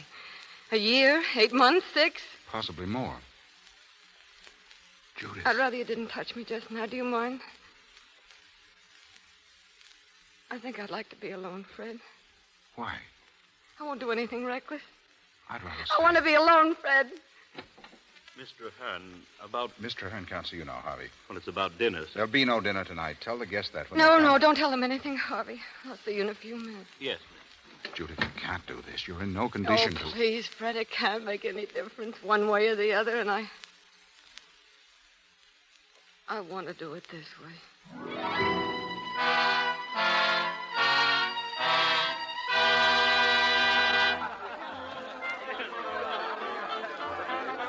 Pretty gay, aren't they? What are you doing out here, Steele? You ought to be inside with the young people. I'm doing the same thing you're doing, Parsons. Watching her. Yes. Strange, isn't it? That girl in there, so full of life, so entitled to live, and a contemptible, meaningless organism puts a period to it. It's rather a bitter commentary on advanced medicine. She'd be the first to tell you that. She's found out. What? She knows she's going to die. Good God. How did she find out? I told her this afternoon. You told her? Oh, how could you? We won't go into that. She caught me off guard. She was thanking me for saving her, talking so hopefully of her future. How did she take it? You know how she'd take it. Magnificently. But she's a lonely girl. She'll be lonelier now. She has courage. Thank God for that. She has friends, many of them. Friends? Those chattering fools in there, do you think they can help her? One word from me and they'd run from the house like rats. Steele, you wouldn't. No, I won't tell them. Where are you going? To be entertained, Dr. Parsons. Oh, come in, Dr. Steele. You're just in time to hear the punchline. Mother, stop it. You'll be sent home. Without her supper? Without her supper. Because of one little story. Oh, one of your little stories, yes. Oh, you know, Judith, my suspicions of you are right. You're not sophisticated at all. Actually, you're a woman who's destined to be a mother, and you have loads of children. There is Oscar and Judith and Peter and little Frederick. Why don't you shut up? What? Fred. It's all right, Martha. It isn't all right. Judith isn't well. I am. I'm all right, I tell you. Will everyone please get out? No one is getting out. Judith, I want to speak to you. Will you come outside, please? I'll be right back, everyone.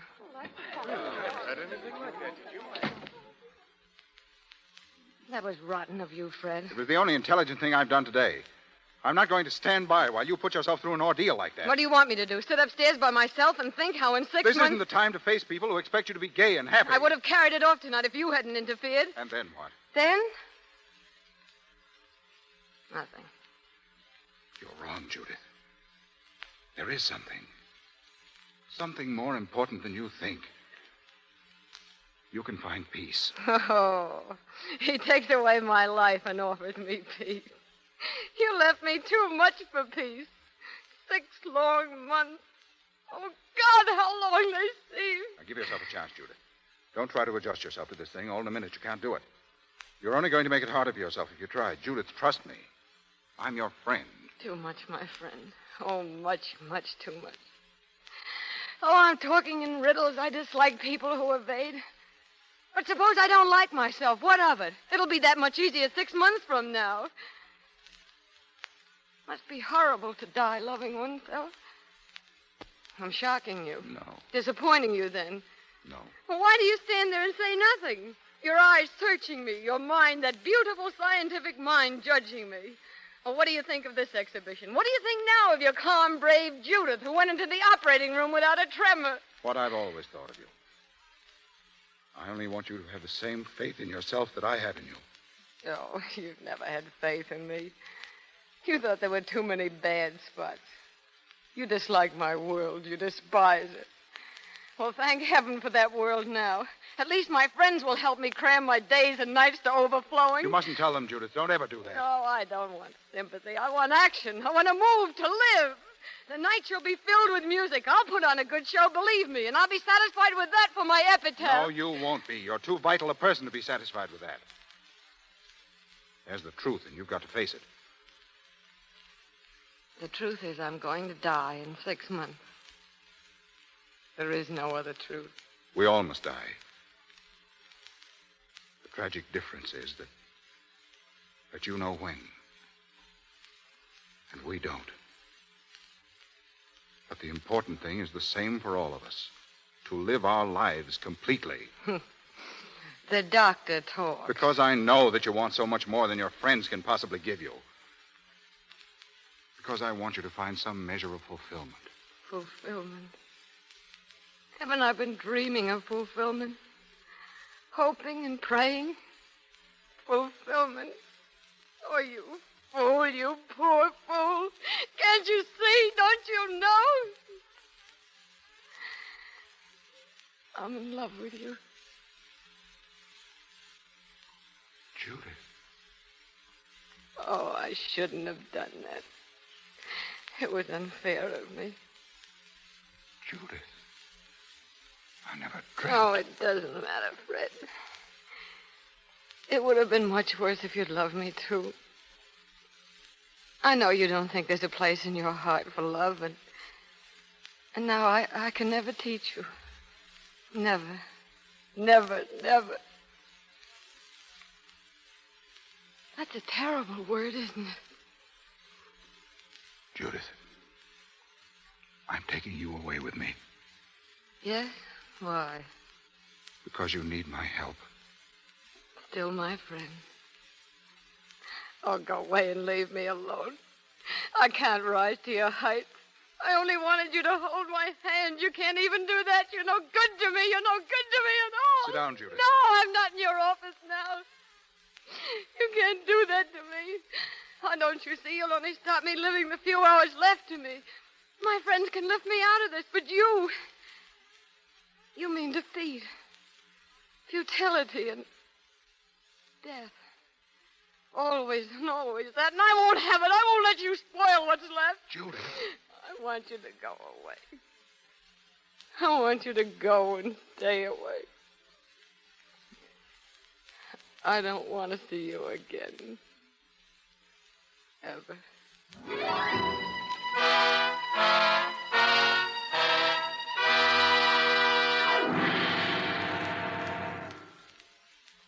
We pause for station identification. This is the Columbia Broadcasting System.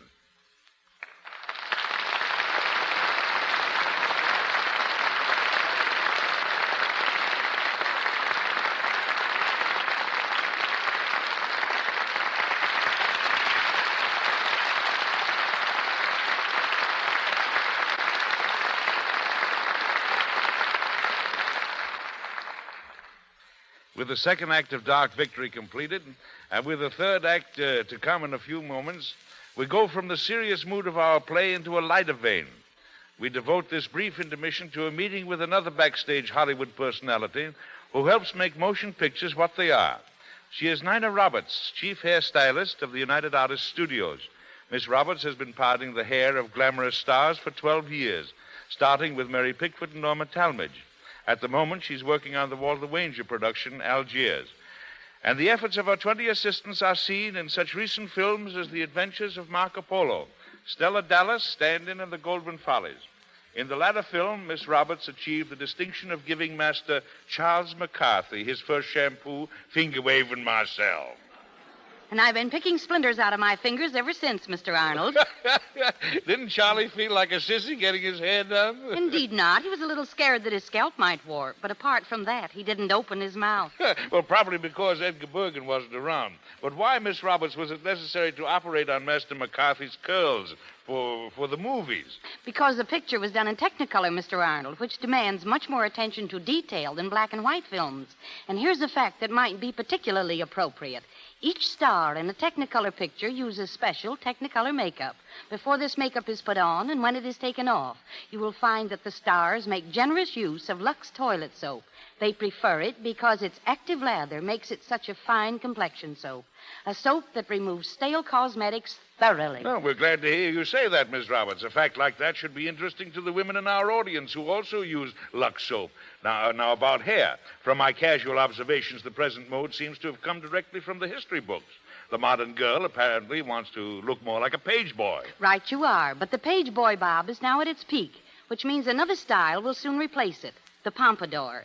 You'll first see it in modified form, with the hair swept up the back of the head and curls on top in the form of paillettes or ringlets. Hair will be worn sleek and tight to the head, so it will really look bobbed, and women will once again reveal the fact that they have ears. Well, there are many types of girls and faces in our audience, Miss Roberts. Would you make an attempt to distribute a little specific advice? You name them, and I'll try. Well, let's begin with the general classification of brunettes. Good. Dark hair usually looks best when it's sleek and well-groomed, because dark hair around the face usually shows a definite hairline. Blonde hair doesn't show a definite hairline, and therefore usually looks better curled. Very good. Now, what about the girl with a round face? She should wear her hair drawn smoothly from the forehead and a soft knot in the back. In the evening, a high dress will subdue the roundness of the face. Now, the girl whose nose is a trifle larger than she'd like it to be. She should avoid both the high hairdress and a lot of waves on the top. She should keep a flat hairline in the head and fullness at the sides in the form of curls or waves. And for those who wear glasses? My suggestion is never wear the hair pulled away from the face. A softly waved hairdress with some fluffiness around the temples is most becoming. And speaking of fluffy hair, Mr. Arnold, did you know that Lux toilet soap makes the hair grand as shampoo? And we use it at the studio all the time. But getting back to girls with glasses, they should choose hats with widely flaring brims, never off-the-face hats or turbans. You'll find all these types on the screen. So watch the pictures not only to see specific examples, but also to learn what's new in style. Thank you. Thank you, Miss Roberts.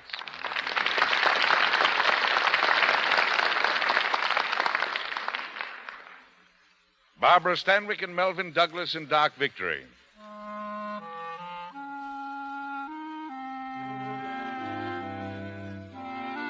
It's late October. 4 months have passed, and Judith is living desperately, cramming a lifetime into a few short weeks. But she finds no satisfaction in her mad existence, no relief from the gnawing thought that her days are numbered. She's in a car now, on her way home from a late party.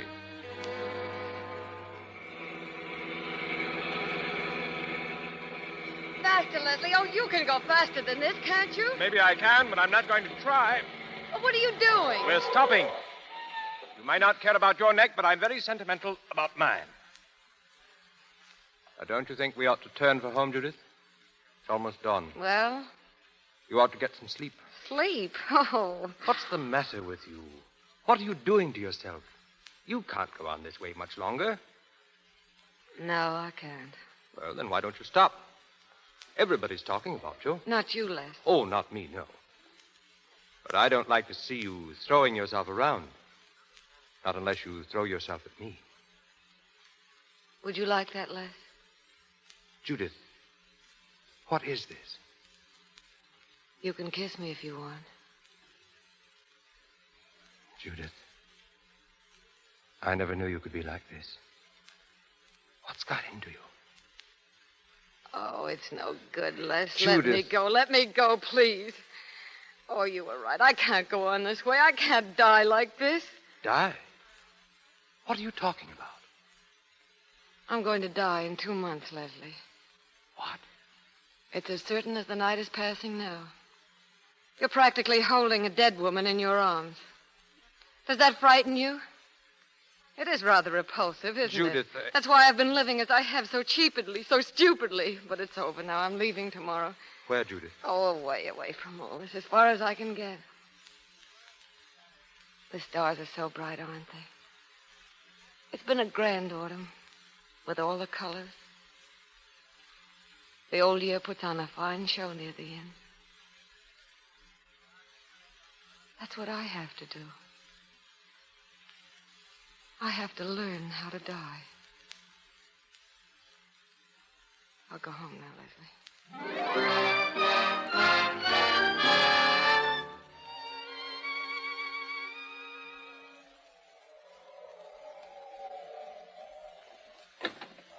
Good evening, Jenny. You're late tonight, Dr. Steele. Yes, I had to stay at the Fraser's house longer than I expected. It's after 9 o'clock. I know. I saw the train pull out as I came by the station. You're tired, aren't you? I hadn't thought about it. Maybe I am. Well, I don't like your looking so tired. Oh, don't worry about me, Jenny, and don't fuss. Remember, I'm not in the second grade any longer. Oh, I'm sorry, sir. Oh, so am I, Jenny. Don't pay any attention to me. I'm all right. Oh, I thought coming back here it'd make everything different. It hasn't. You're not contented here, are you? No, nothing's ever complete, Jenny. There's no such thing as perfection. I've learned that. Now, you didn't used to think so. But I've learned. You see, I came very close to it once, Jenny. Almost to the thing itself. I held it in my hand. But there was a little flaw, and because I couldn't compromise, I lost it. I don't know what you mean. Oh, it doesn't matter. Good night, Jenny. Good night.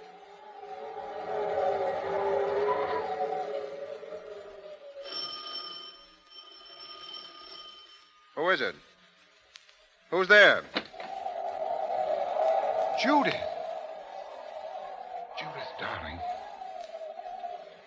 Oh, darling, it's cold. Come in. I came to you, Fred. I came to you after all. Oh, Judith, darling. Here, sit down. Are you all right? Yes. Give me your coat. How'd you get here? I walked. You walked from the station? There wasn't any taxi. Fred, I've got to speak to you. No, not tonight. Let it wait until tomorrow. No, I've got to tell you now. I've come a long way. You'd better hear me. All right, go on. I've done what I said I would, Fred. Yes. Everything. It was no good. It didn't work, Fred. I was afraid it wouldn't. I should have brought you with me. I failed you, Judith. No, I failed myself. But last night I reached the end, so I've come. I won't demand much. Your strength can help me face myself. Oh, darling, I'll give you so much more than that. I don't want more. I wouldn't know what to do with it. Now. I love you, Judith. I want you to marry me. Fred. I want you to marry me, Judith. You do. You really do. Oh, that's very precious. I'm lonely, too. I need your companionship and your love to make me whole again. Oh, darling, be careful. We mustn't make it harder for ourselves. No, you're still afraid that I'm just your friend. No, I'm not. You do love me, and I'm grateful. But it's too late. A shadow's fallen on my earth. It mustn't fall on yours. But, darling, it's been falling since time began. Even as we speak, the earth is shouldering eastward. Come here, darling. Between now and now, there's been birth and the passing of life, sunset and dawn, weariness and answering sleep. And your shadow's mine, and your victory over it. That's mine, too. I must never interfere with your being a doctor. Your kind of a doctor. You must promise me that. It must be part of our bargain together. Oh, I want to help you. I must give you something of me that will live on in your work after I've gone. When I've done that, I shall have done everything. I understand. I promise, darling.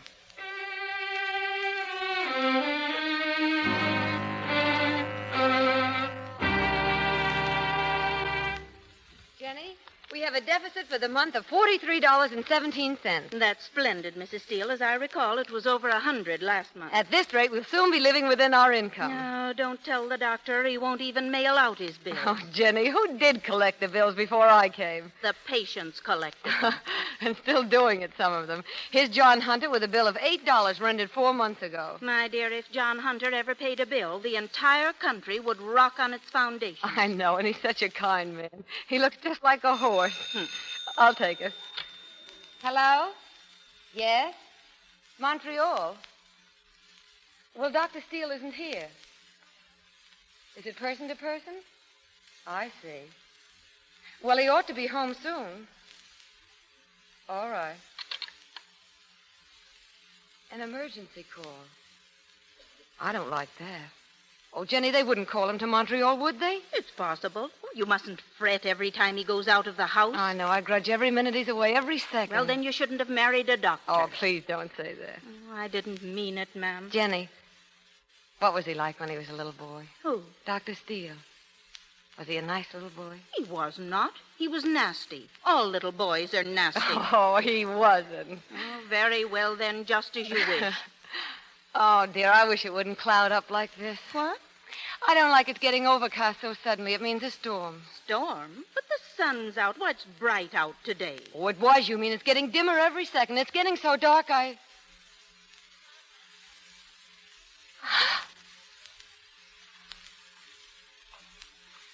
Jenny. What is it? What is it, Mrs. Steele? Nothing. I'm just dizzy. Well, sit down here. Yeah, sit down here. There. Is it all right? Yes. Yes, it's all right now, Jenny. Oh, you frightened me, ma'am. Oh, it was nothing. And Jenny. Yes? You mustn't tell the doctor. You mustn't. Do you hear? Oh, but do you hear, Steele. Jenny? Oh, yes, ma'am. Yes, ma'am.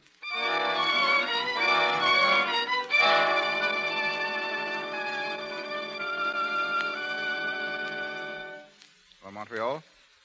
Hello, I'm waiting for a call from Montreal. All right. Hello, Platt?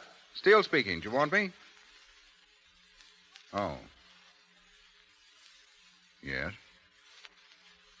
Is the skull fractured? Fred. Shh, Montreal. Well, what are the chances? Well, no one very sick at the moment, but anything might happen. No, not from what you say. No chance unless you operate. Yes, it is. Very delicate. Yes, I've had good results, but Oh, you must, Fred. You've got to go. Wait a minute. But, darling, it means at least 3 days. But you must. You can save a life up there, Fred. Tell him you'll go. Hello. How about the trains? Yes, I can make that one. All right. Goodbye. There's a train at 6 a.m. But I don't like this, Judith. It's all right, Fred. Believe me.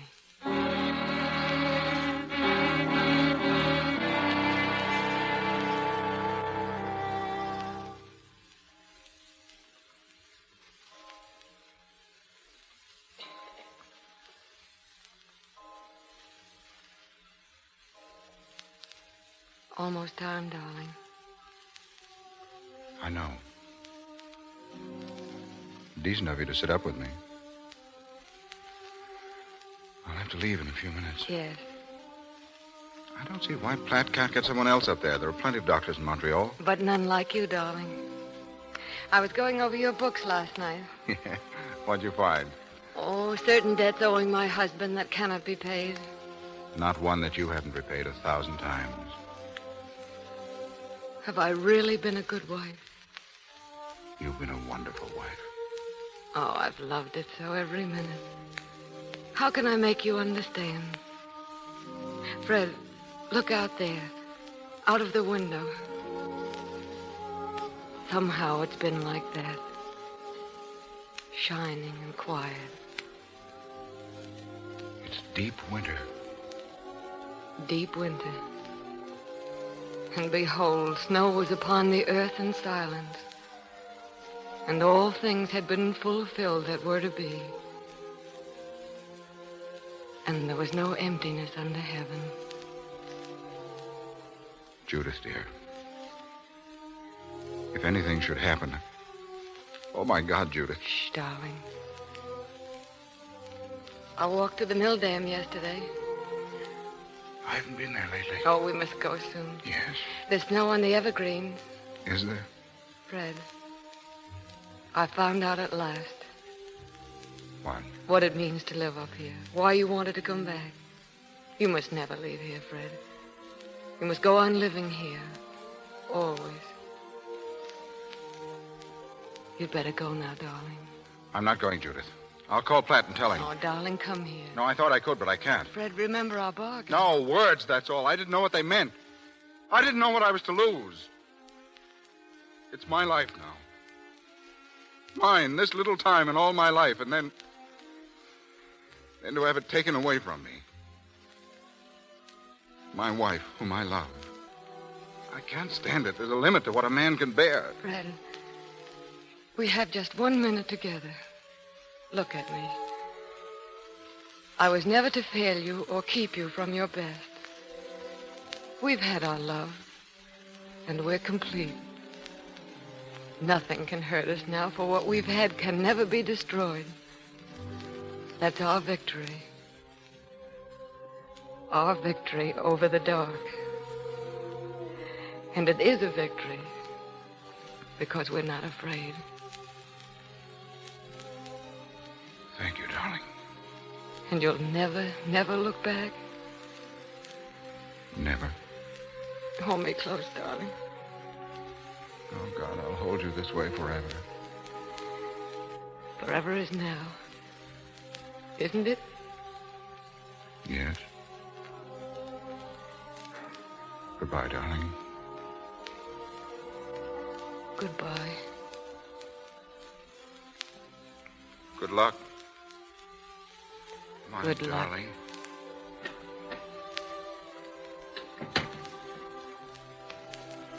Mrs. Steele, is the doctor gone? Yes. He left this piece of paper with me. It has the address where he's going to be. He said in case you needed him. Give it to me, Jenny. Yes, ma'am. But, Mrs. Steele, you're tearing it. I'm not going to need him, Jenny. Because someone else needs him more. Who? Who needs him more? Someone who's going to live.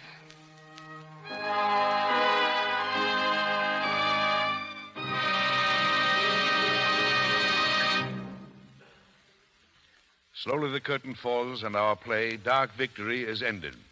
And now let me observe one of the happiest customs of the Lux Radio Theatre by bringing back for a curtain call Barbara Stanwyck and Melvyn Douglas as themselves.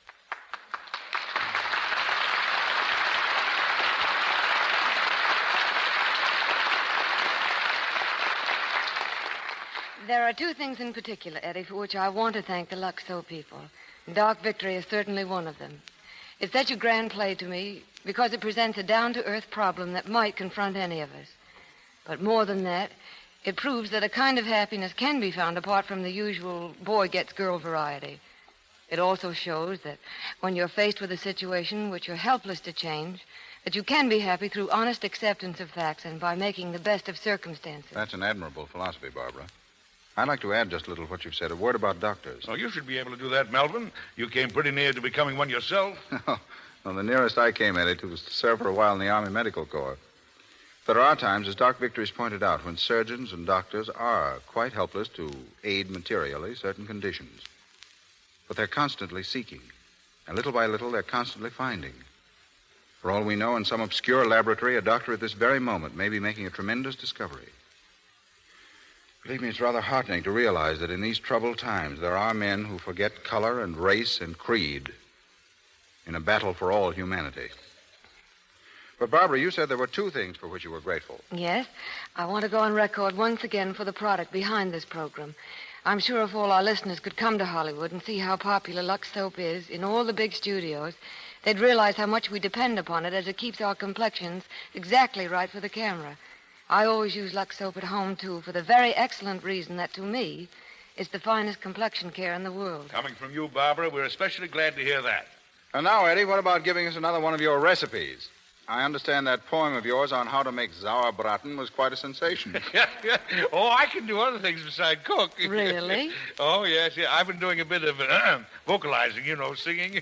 Well, I know you're just begging to be asked, so go ahead. Well, what are you going to sing?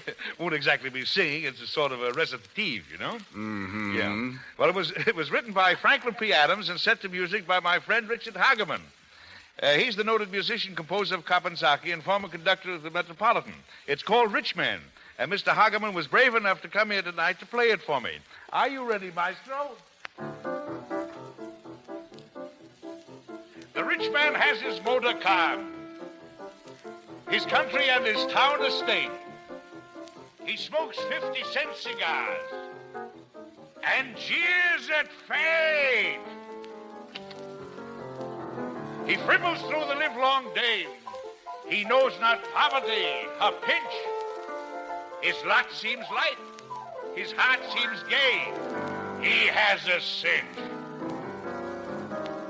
Yet though my lamp burns low and dim, though I must slave for livelihood, think you that I would change with him? Ha! You bet I would.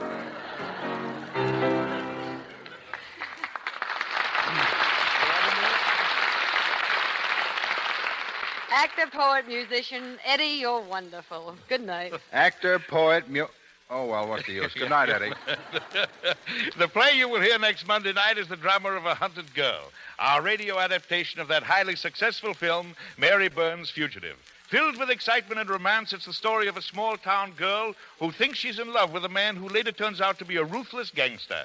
How real love and sanctuary finally come to Mary Burns provides an hour of great radio entertainment, especially when our stars will be three such superb and popular performers as Miriam Hopkins, Henry Fonda, Mary Astor, and Lloyd Nolan.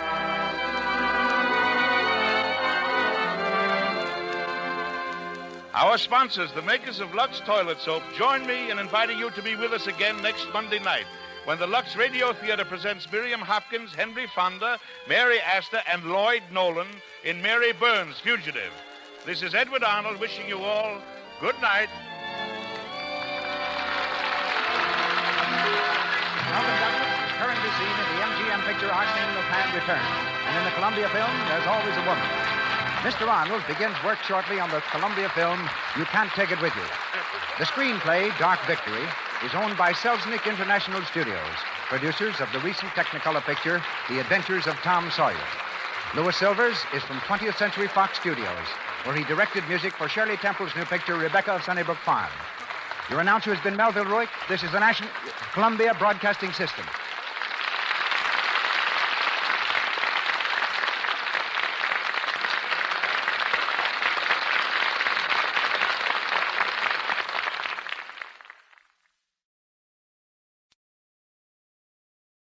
Lux presents Hollywood.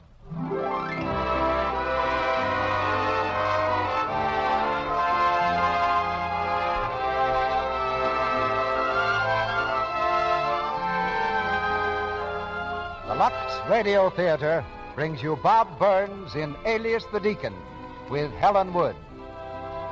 Ladies and gentlemen, your producer, Mr. Cecil B. DeMille.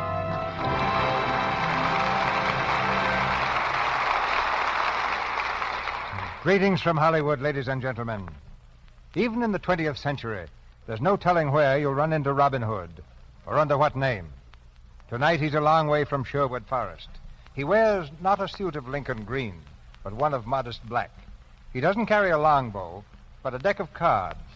And his name, known to every sheriff in the Middle West, is the Deacon. But don't be alarmed. Of all the gentry who deal cards with scientific knowledge instead of blind hope, the hero in our play, Alias the Deacon, is the most charming and the gentlest. His coat may conceal a pair of aces, but beneath it beats a heart of gold. It's a part for Bob Burns if ever there was one. And so we followed the inspired lead of Universal Pictures by casting him in this radio adaptation of the screen success. It took a little persuasion, though, to get him here. Bob said he'd promised some fellow to go fishing with him. We got him to postpone his trip only by revealing a very special rendezvous for trout. I'd been reserving that spot for a holiday of my own after finishing the picture Northwest Mounted Police. But I think Bob Burns in Alias the Deacon will be worth the sacrifice. Wherever the Deacon alights from his private car, any passing truck, injustice is on its way to defeat, and romance runs its proper course, and certain petty tyrants are apt to start running too. Any play with Bob Burns in it is a friendly play. But another kind of friendliness that we're very proud of is your loyalty to our product, Lux Flakes. You've never let us down yet, and I know Lux Flakes will never let you down. Now I'm sure you're anxious to meet the Deacon, so we'll raise the curtain on the first act of Alias the Deacon, starring Bob Burns in the title role and Helen Wood as Phyllis.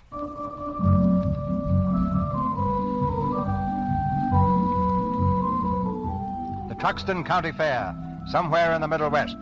It's Saturday afternoon, and a holiday crowd jams the midway, gazing in awe at the world's greatest collection of freaks, gasping as the high diver plummets into the tank, meanwhile clutching tightly to their breasts their hard-earned baby dolls and canes. In a secluded corner of the grounds, another attraction holds forth, a quieter and more intimate form of entertainment.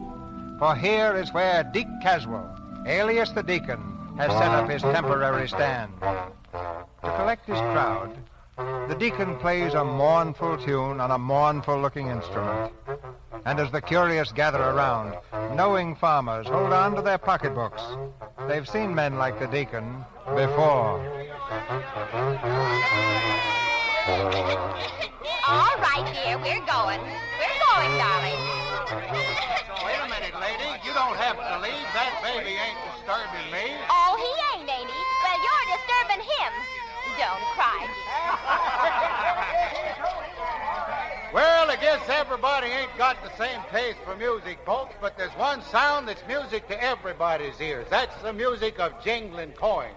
Of course, you have to have the coins to jingle. Well, that's where I come in.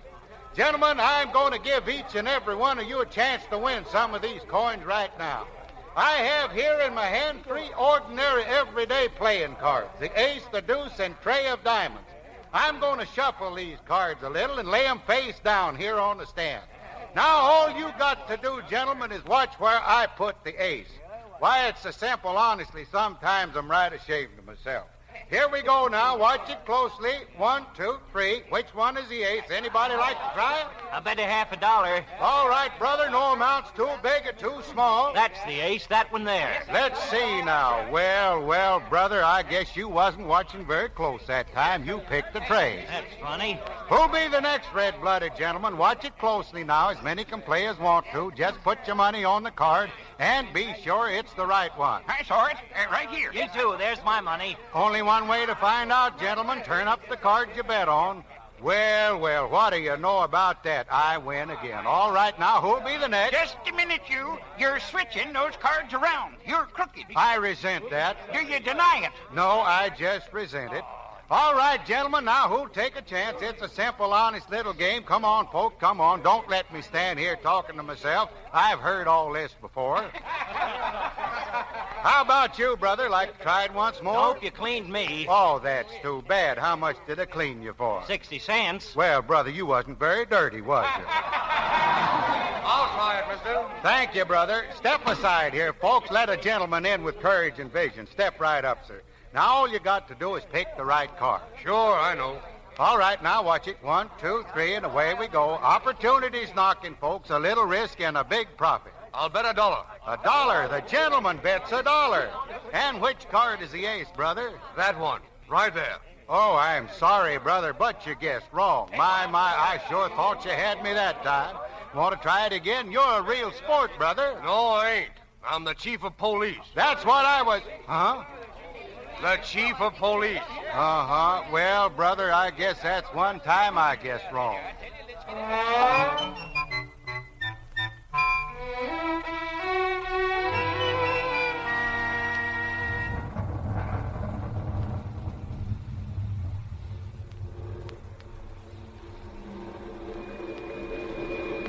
All right, mister. You see that sign over there? Where? Oh, you are now leaving Truxton. That the sign you mean? Yeah, and the sign means you. Now go on, beat it. Thanks, Chief. Don't thank me. If the roof of our jail didn't leak, you wouldn't be getting off so easy. There's the bus depot right over there. Now come on.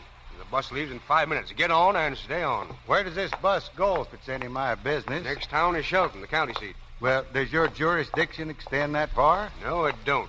Well, then you wouldn't mind if I stop over there long enough to give one of my educational lectures. Why, no. I'll even wire my friend the sheriff to reserve a nice room with a southern exposure.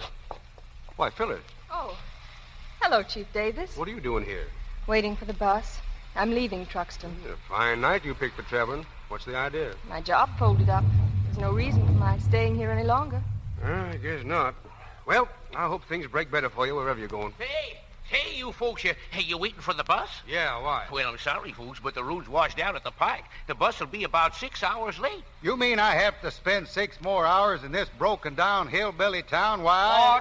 Why, it'll be a pleasure, Chief. But maybe it's a pleasure I can skip. Where does that delivery truck go? Anybody know? Why, that's Johnny Sloan. Going into Shelton, probably. Shelton, huh? Well, maybe I ought to have a talk with Mr. Sloan. Evening, young fella. Hello. Kind of bad night all around. I'll say it is. I've been driving through floods for 2.5 hours.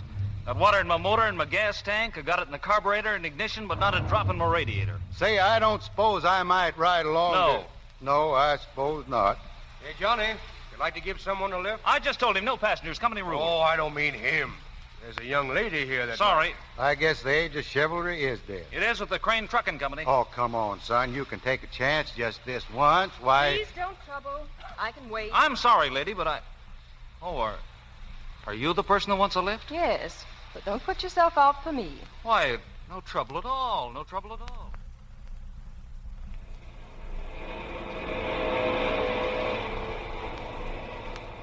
You married? Me?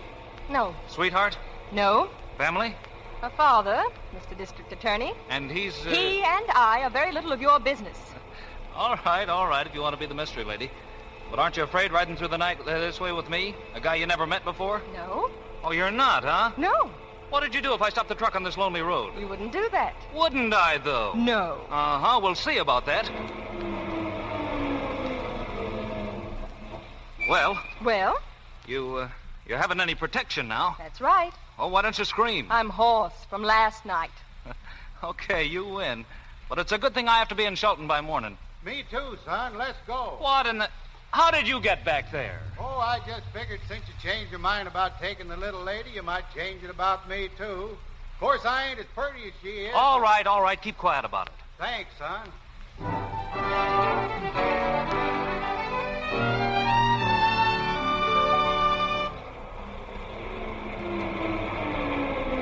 Well, this is Shelton. Thanks a lot, Mr. Sloan. It's all right. Tell me, you married? Me? No. Sweetheart? No, No, I haven't. And I won't have until in my kick reposes another $250. The same being the rest of the purchase price for the best little business opportunity in all Shelton. I see. Yes'm. In front of you, you see a guy who isn't going to be a truck jockey all his life. Shelton needs a first-class garage. And I got my eye on a place that with a little fixing will make the ones here now hang their grease racks in shame. I'm sure it'll be a success. Well, goodbye. Hey, wait a minute. What are you going to do? Look for a job? Oh, will I see you again? Probably. Well, that's good. You see, there's a lot of things we ought to talk about. Are there? Sure. A lot of questions I'd like to ask you. Questions? Like what? Oh, like, Say, where's the nearest barber shop? Oh, for the love of... Are you still here? Uh-huh. Well, what do you want? Just the nearest barber shop, that's all. Across the street. Thanks, son. And thanks a lot for the ride. How All right, Sheriff. You want a little tonic on the hair, Sheriff? Nope, just water. Sure. You're the boss, Sheriff. You're the boss. Make it fast, Henry. I'm a mighty busy man since oil was discovered in this town. Morning. Good morning. You're next. Thanks. Yes, Sheriff. It'd be nice if we could have an oil boom like this every year. I don't know. There's been an awful lot of riffraff drifting into town. Yeah, I bet you're keeping your good eye on all suspicious characters, eh, Sheriff? I'm keeping a special lookout for a card sharp they run out of Truxton. Heading this way. Is that so? Yes, sir. I got a wire this morning. No tin-horn gambler better show himself around here. Hey, mister, where you going? I'll be back a little later. Yeah, but I'm ready for you now. Just a minute, mister. Don't believe I've seen you around here before. I'm Yates, Sheriff Yates. Well, how do you do, Sheriff? I'm Caswell, Deacon Caswell. Well, how do you do? Deacon, eh? Oh, yes. I heard there was a lot of strange goings-on in this town. I figured I could do some good around here. As a matter of fact, Deacon, I think you could. Now, for instance, I happen to know there's a lot of gambling going on. Gambling? Tell me, Sheriff, where's the game? Well, I ain't sure yet, but I kind of got my eye on the Clark Hotel. You have, huh? Yeah, Elsie Clark's place, just down the street. If my information is correct, there's a bridge game goes on there pretty near every day. Ain't it awful the way some folks get into? The rest of the picks are ours. You're down 3, Elsie. My goodness, but you do get the cards, Mrs. Gregory. I play the ones I get, Elsie. You certainly do, Mother. Yes, and us along with them. Well, ladies, I don't like to break up the game, but I'm expecting Mr. Cunningham. How much do I owe this time? A little less than $35, Mrs. Clark. $35? Oh, well, I'll get it out of the hotel safe. We'll go on with the game as soon as I've seen Mr. Cunningham. Dear me. Elsie's been having awfully bad luck, hasn't she? Of course, I can afford it, but Elsie, well, I don't know. She can afford it, too, with a hotel like this. Well, as a matter of fact, I think trying to hold it is the reason she plays. She mortgaged the place to Mr. Cunningham before the boom came, and he's one of those men who likes to be paid. Yes, I've heard that about Mr. Cunningham. Well, I guess I'll have to step across to the bank for a minute. I'll be back in a few minutes. Don't be too long, dear. I won't. Mother, listen. Shh, now be quiet. I won't. How much longer do we have to keep these bridge games up? I'm getting sick of these women. We're going to play until Mr. Cunningham gets this hotel. I don't see what Mr. Cunningham has to do with it. Well, I do. He happens to hold our mortgage, too. He told me that anything I could do to help him get this place, well, he said he wouldn't forget it. You mean he doesn't want Mrs. Clark to meet her notes? Mildred, be careful what you say, dear. It might be misinterpreted. Over there, Deacon. That's our hardware store. Jim Cunningham owns that. Cunningham, huh? That the same Cunningham that runs the real estate office? Same feller. Cunningham's a pretty important man in this town, Deacon. Mm-hmm. You know, this is mighty friendly of you to show me around like this, Sheriff. Seems to be a right promising little town. Well, we've had so many undesirables drifting in lately, it's nice to meet up with a better class of newcomer. And that's nice of you to say, Sheriff. It is indeed. Oh, not at all. Not at all. This is the Clark Hotel right here, Deacon. I'll see if we can get you a room. Go ahead, Deacon. Thank you, brother. Willie, customer here. Hello, Sheriff. Oh, where's your ma, Willie? She's in the office, borrowing some more money from that old weasel Jim Cunningham. Now, Willie, Mr. Cunningham's been a good friend to your ma. Sure. He was a good friend of Whitey Hoyt's ma, too. Now he owns her property. That's so, Sheriff? Oh, you can't believe everything you hear. Believe me, he wouldn't be coming around here with his promises to pay if my pop was still alive. Well, what kind of room do you want, Deacon? The $2 kind or the $3 kind? Well, what's the difference? Well, there's no difference. We've only got one room left. Well, I kind of wanted the $3 kind. Gee, that's swell. Hey, kid, give me the key to me room, will you? Here it is. Ah, thanks, pal. Oh, hiya, Sheriff. Hello, Bull.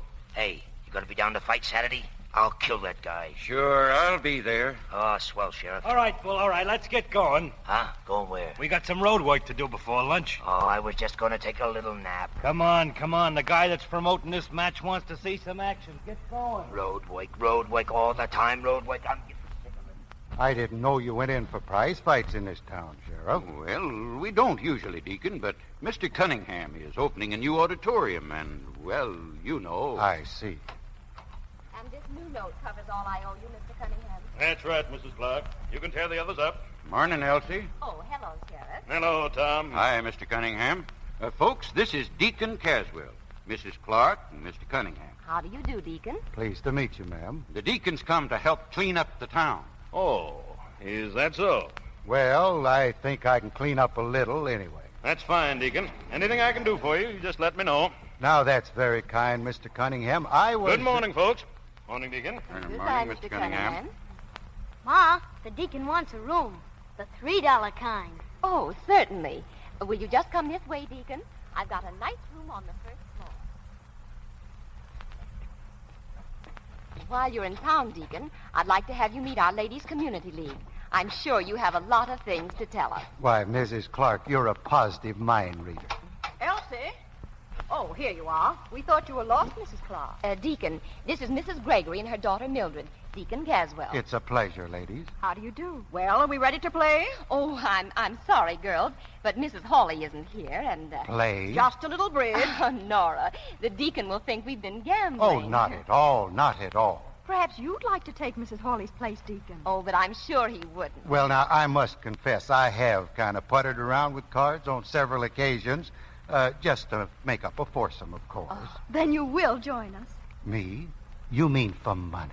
Oh, well, now, it needn't be. We can play for nothing. Well, I don't... Oh, I guess I wouldn't mind playing for some trifling stakes, just to be sociable. Oh, that's so nice of you, Deacon. Well, it is indeed. We'll only be about an hour. An hour?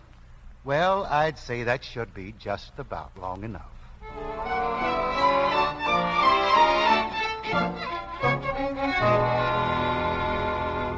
That's our trick, Deacon. Is it, Mrs. Clark? Now, ain't that lucky? Play your card, please, Deacon. Oh, certainly. You know, I guess we Caswells are all lucky. All except my Uncle Canfield Caswell, that is. Whenever I had him for partner, I used to feel I was living beyond my means. If you don't mind, Deacon, this one is our trick. Oh, I beg your pardon. I thought that was my ace. I did have one that kind of resembled it. 10 of diamonds. Your play, Deacon. Mildred played the 10. A red one, huh? Mrs. Clark, I'm awfully afraid I've messed this hand all up. I don't seem to have any more red ones left. See? Why, you've got nothing but trump. Is that good? Fair, Deacon. Just fair. Oh, don't you see, Deacon? All the rest are ours. They are? Mm-hmm. Oh, I guess I'll just never get to understand this game. Well, how much do we owe? Exactly $86. $86? Why, we've been gambling. Not with your luck, Deacon. Come on, Mildred. Let's go. Goodbye. And thank you so much for helping us out, Deacon. That's all right, ladies. that's I'm good, happy Deacon. to have met you. Well, here's your share of the winnings, Deacon. Why, Mrs. Clark, I couldn't touch that money. Oh, but you must. Oh, no, I couldn't. Well, it's hardly fair, but if you say so. Well, now, maybe I could. That is, if I donate it to some charity or, say, the Deacon Caswell Fund. The Deacon Caswell Fund. How marvelous. Your own fund. Yes, ma'am, my very own. Oh, my purse. Oh, I'll pick it up. Oh, it's all right. Notes. Paying up your debts, Mrs. Clark? Well, not exactly. I gave Mr. Cunningham one note to cover the whole amount. $3,000. Oh. I guess he's the same Mr. Cunningham who's going to promote the prize fight, huh? Yes. Quite a busy man in this town, isn't he? Yes, why? Oh, nothing. Only my Uncle Phineas once said, if you try to pick all the flowers, you're bound to get some poison ivy.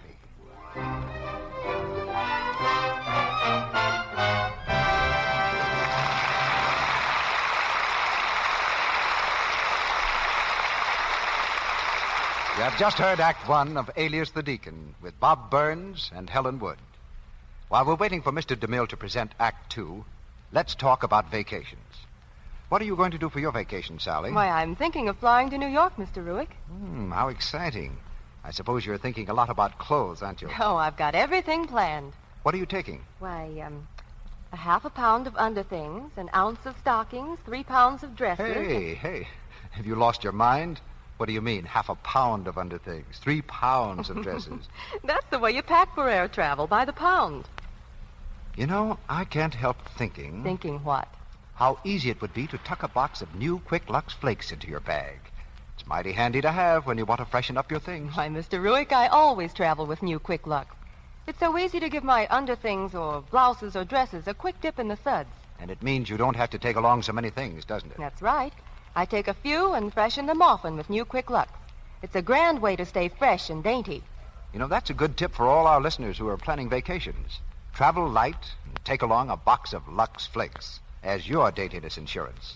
Lux removes every trace of perspiration from your washables and protects you against offending. Undies should be luxed after every wearing. Blouses, dresses, and accessories often, especially during warm weather. New Quick Lux is so easy to use, so fast. In water as cool as your hand, they dissolve 3 times as fast as any of 10 other leading soaps tested. And New Quick Lux is thrifty to use, too. Ounce for ounce, it gives you more suds than the other soaps tested, even in hard water. Fast, thrifty, and safe for everything safe in water alone. That means stockings, underthings, and all your washable dresses. Ask for New Quick Lux tomorrow in the generous large box. It comes in the same familiar package and costs no more. Now, our producer, Mr. DeMille. Act 2 of Alias the Deacon, starring Bob Burns as the Deacon, with Helen Wood as Phyllis. The quiet little town of Shelton is proving a gold mine for the amiable Deacon. For a gentleman so unfamiliar with bridge, his luck is astounding. And slowly but surely, his partner, Mrs. Clark, is winning back all she lost. Through the Deacon's influence, Phyllis is now employed as a waitress in the Clark Hotel. From breakfast to dinner, she's on her feet.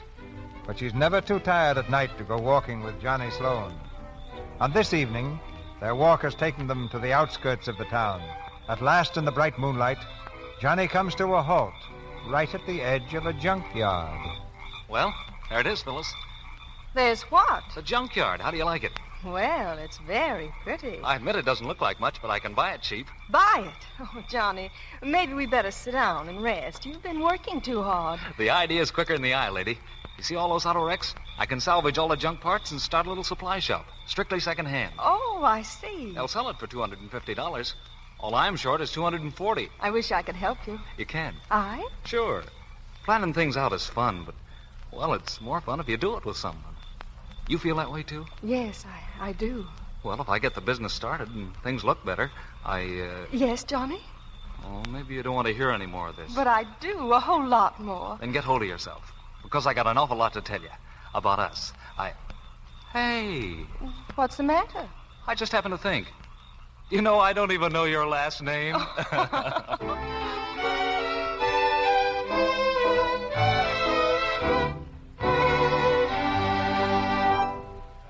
Haircut this morning, Deacon. It fixed you up all spruce. Nope, just finish with the shave, Andre, and don't make it too close. Oh, don't worry about me. I haven't cut a customer in over a week. You know, the barber down home used to deduct a penny every time he cut somebody. You know, it was nothing to see a customer leave his shop a dime winner. Say, how's the sheriff getting along with his gambling crusade? Oh, fine, fine. No more gambling in this town. Well, that's almost too bad in a way. Huh? What do you mean? I understand some people find a lot of pleasure in a friendly game of cards. Deacon, you ain't one of those people. Oh, no. I always remember what my Uncle Confucius Caswell used to say. Cards have either a bee or a bicycle on their backs. That means if you play with them, you either get stung or taken for a ride. That's all right. Well, good morning, Mr. Cunningham. I've been looking for you, Deacon. What's the idea of your steaming up the Ladies' League against holding the fight? I don't like it. Well, to tell you the truth, Brother Cunningham, I didn't think you would. What's that? I'm just on my way to the Clark Hotel to address a special meeting of the Ladies' League now. You're not going my way, are you? I certainly am not. Now, listen, Deacon, if you don't stop shooting off your mouth about things that don't concern you, But, Brother Cunningham, you do concern me. I remember what my Uncle Confucius used to say.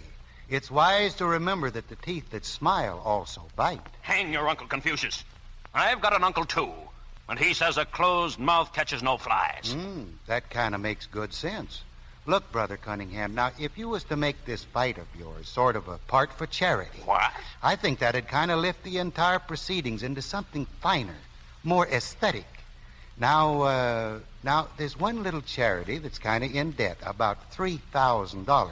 You know anything about it? You're not getting a quarter out of me, or any information either. Remember what my uncle said. All right, Brother Cunningham. And if you see your uncle, you might tell him what my uncle said. He said that smart people always do in the beginning what darn fools finally do in the end. Now, if you'll excuse me, the ladies are waiting. Good morning, Brother Cunningham. And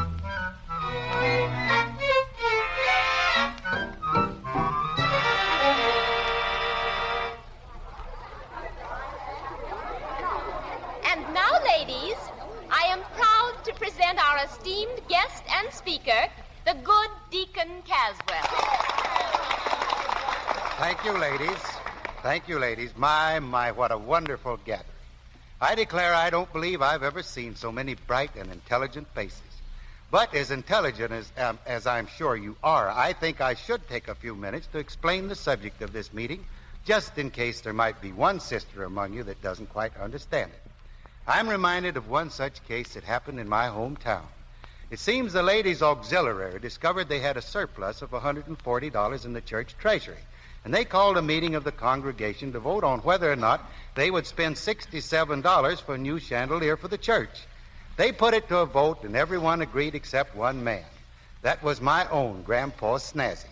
Everybody surrounded him, and they said, "Snazzy, we ought to make this unanimous. What are your objections to buying this chandelier for the church?" Grandpa Snazzy says, "It's the silliest thing I ever heard of, just like throwing $67 in the fire." He says, "After you bought the chandelier, there ain't a soul in town can play one of the darn things." But ladies, we're here today to discuss bringing something to this town that's far more important than that. And that, ladies, is reform. Thank you, ladies.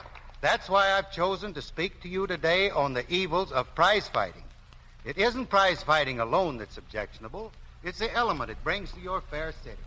After all, a man is known for the company he keeps. Johnny. Come outside quick. It's important. All right, right away. What's the matter, Johnny? Has something happened? Hello. What? I said hello. Johnny, is that all you wanted? Sure. Why? I thought it was something important. Well, I'm important, ain't I? Yes, but... Well, I thought you had some news about the garage. I have. What? I made $3 this morning fixing a fellow's car. Now all I need is $237. Oh, Johnny, you're crazy.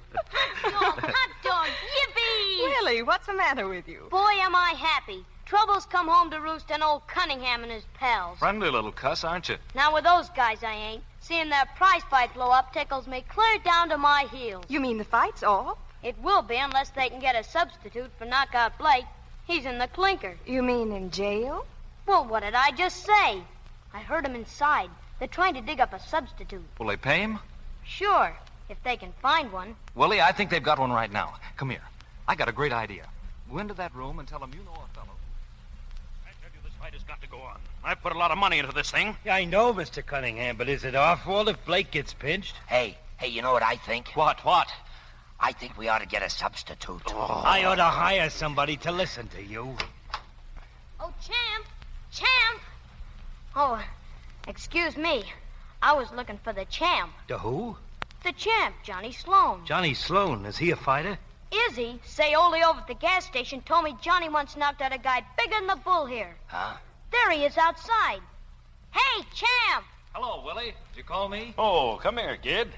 So you're a battler, huh? Sure, sometimes. Battler nothing. He's a killer. Well, how'd you like to kill the bull? Maybe. How much? Yeah, how much? $100. $100. Hey, champ, he thinks you're still an amateur. Sure sounds like it. Well, that's an insult. No, take it easy. Take it easy. $250. $250 or nothing. Oh, come now, be reasonable. Yeah, after all. be reasonable. You know, money ain't everything in life. Quiet. Well, that's what you're always telling me. I'll make it $150, and an extra $100 if you stay the full 10 rounds. All right, you got a deal. And a fighter. Well, that takes quite a load off my mind. Yeah? Well, if I was you, I wouldn't get too happy with that deacon inside there stirring up the clubwomen against our little waltz. The deacon? Oh, I can handle him. Yeah? How? Excuse me. I'll be right back. Ladies, prize fighting is the appeal to man's baser instincts. It encourages gambling. It sets men a-feuding with each other. It brings a class of people... Call for Deacon Caswell! Call for Deacon Caswell! I'll take it, son, if you'll excuse me, ladies. Right over here, Deacon. What is it, son? Listen, Deacon, you've got to cut out this anti-fight stuff. Oh, I'm afraid I can't, son. I can't explain just now, but... But Johnny's gonna fight. He's gonna get $250 for it. He needs the money badly, Deacon. You see, without it, him and Phyllis can't get married. Oh, well, that's too bad, but I just can't get out of this right now. I just can't No? All right, Deacon. Remember the day I took your bag upstairs for you? do it. Yes? Well, it fell open. There was 6 packs of cards in it. No. Yeah. Oh, I see. Well, now maybe I can do something after all. Sure you can, Deacon. Atta boy. Yes, my dear ladies, I believe I've discussed one side of this question pretty thoroughly. But like all subjects, there are 2 sides to it. Now, where was I? Oh, yes. I was discussing the evils of prize fighting. Prize fighting is horrible, but prize fighting is also a form of athletics. And athletics is what builds our children into strong, healthy citizens. We don't want our boys to be strong and healthy, do we? Well, we want them to be strong and healthy, don't we? Why, of course we do. And the manly art of self-defense will help them to be. And that's why, ladies, I'm telling you now, anyone who opposes prize fighting in this community is a traitor to her country.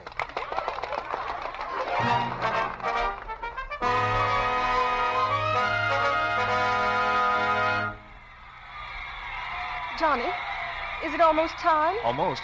That's the last preliminary up there now. Johnny, I just can't stay and watch the fight. I'm going back to the hotel. Okay, I'll be there in an hour. We'll spend the rest of the night just counting that dough. Hello, youngster. What do you want? Now, is that friendly? I just stopped in to see how you're feeling. I'd feel better if you'd keep away from me. You're a jinx. Oh, you've got me wrong, brother. I hope you knock that bull so cold they'll have to carry him out with a pair of ice tongs. Okay, I'll do my best. Sounds like you're feeling pretty fit, all right. Doesn't he look it? Well, I like to know these things because while the race is not always to the swift nor the battle to the strong, it's not a bad way to bet. Good luck, Johnny. Thanks. Okay, Sloan, we're on. Let's get going. All set. So long, darling. So long. Be careful. Sure. See you at the hotel. You a little worried? Worried? A polar bear'd have to wear mittens to shake hands with me. Oh, I hope it works out, Deacon. So much depends on it. Just remember that dark cloud has got a $250 silver lining. Now, you run along now. Don't worry about it.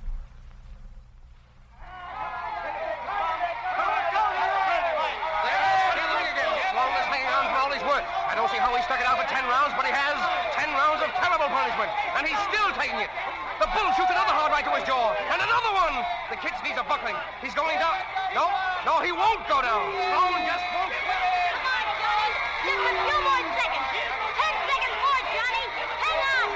8 more seconds.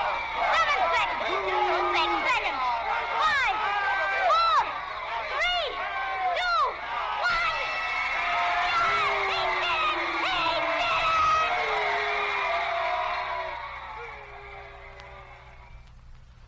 No use arguing about it, Sloan. 150 is all you get. Take it or leave it. Now, just a minute, Mr. Cunningham. You said an extra 100 if I stuck the full 10 rounds. Well, I stuck, didn't I? Yes, you stuck. You were out on your feet. Telling me you were a fighter. Why, you couldn't punch your way out of a paper bag. All right. Then this shouldn't hurt you. Oh!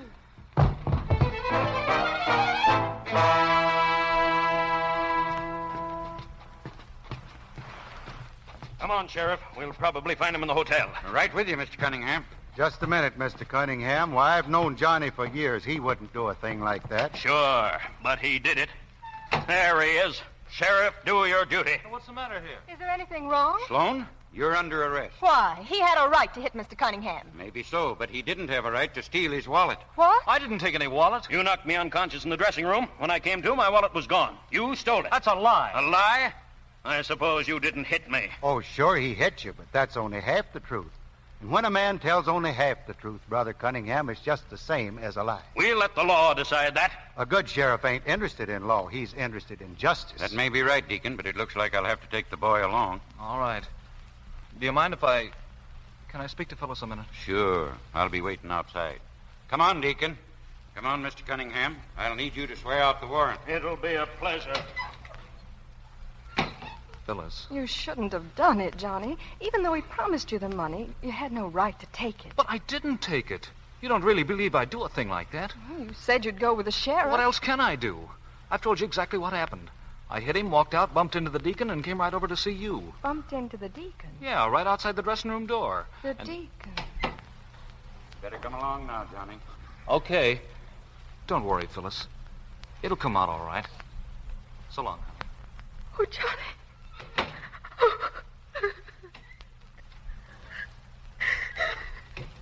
Phyllis, I'm awfully sorry about the boy, Phyllis, but I did the best I could for him. Yes, I'm sure you did. Huh? What do you mean by that? You know what I mean. You were right outside the dressing room when Johnny hit him and knocked him out. Then Johnny left, and you went in. Oh, I see. You think I did it? I know all about you. I had a letter from Truxton. You were run out of there. You may be fooling Mrs. Clark and a lot of other innocents around here, but I know you. And the whole town will know you if that wallet isn't returned by tomorrow morning. Do you understand? Tomorrow morning. I guess you got a right to think that way you're thinking now, Phyllis. I've been on the wrong side of society for a long time, but I've always liked to believe that I ain't ever been mean. Not as mean as you're making me out to be. I guess it wouldn't do much good for me to tell you you're wrong. No, it wouldn't. I see. All right, Miss Phyllis. I'll still be around in the morning. Good night.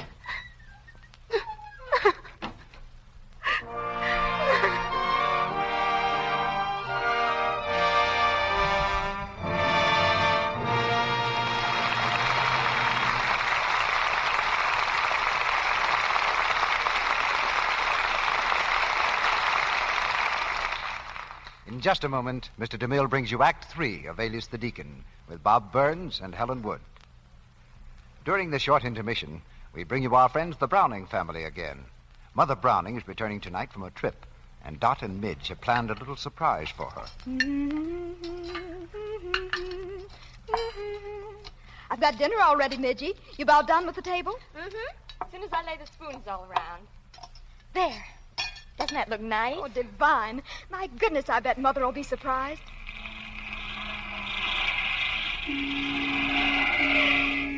Here she comes now. Dot, Midge, where are you? I'm home. Hi, Mother. Greetings, Mummy, darling. Have fun? Grand. How nice everything looks. We've got dinner all ready. All you have to do is eat. You darlings. The table looks lovely.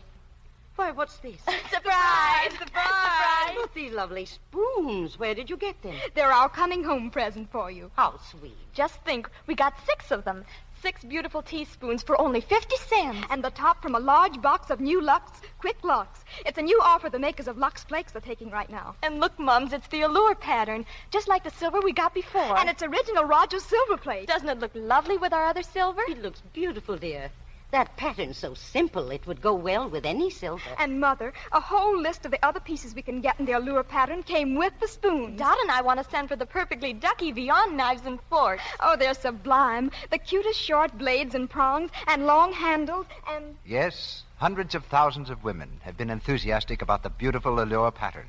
And so many have asked for matching pieces of this handsome original Rogers silver plate that the makers of Lux Flakes, in cooperation with the International Silver Company, the world's largest silversmith, are offering this amazing bargain once again, so you can get new matching pieces or start a new set.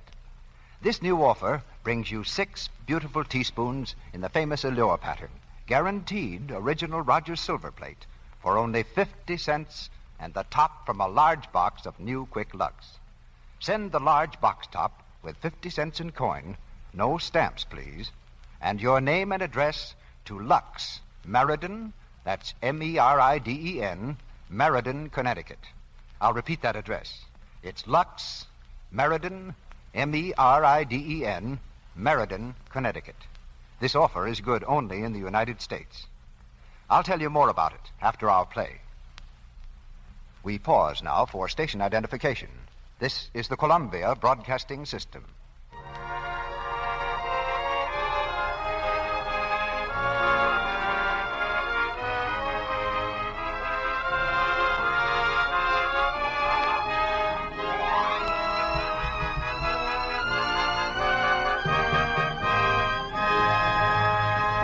Curtain rises on the 3rd act of Alias the Deacon.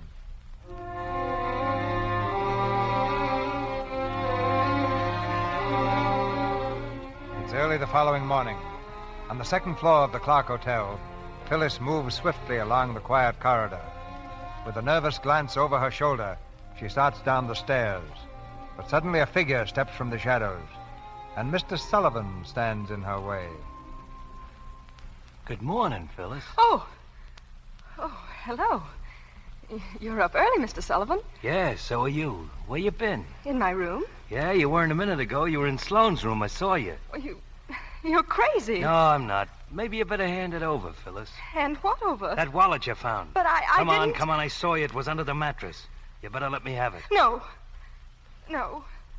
And you won't say anything, please. Not me, but what about you? If they ever put you on the stand, your boyfriend sunk. Well, you couldn't lie even... I know. He did it. Well, there's only one thing to do. You mean get out of town? Yes. Look, beautiful. I'd like to help you. There's a bus leaving at 4 o'clock. We could be on it. We could be on it? Sure, you and me. Thanks, just the same. But I always like to travel alone.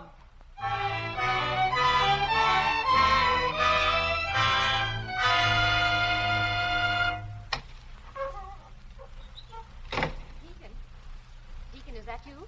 It's me, Mrs. Clark. I just came from the courthouse. Johnny will be released just as soon as the papers are filed. You're a very persuasive man, Deacon. I never thought I'd be putting up bail for a criminal. That boy is no criminal.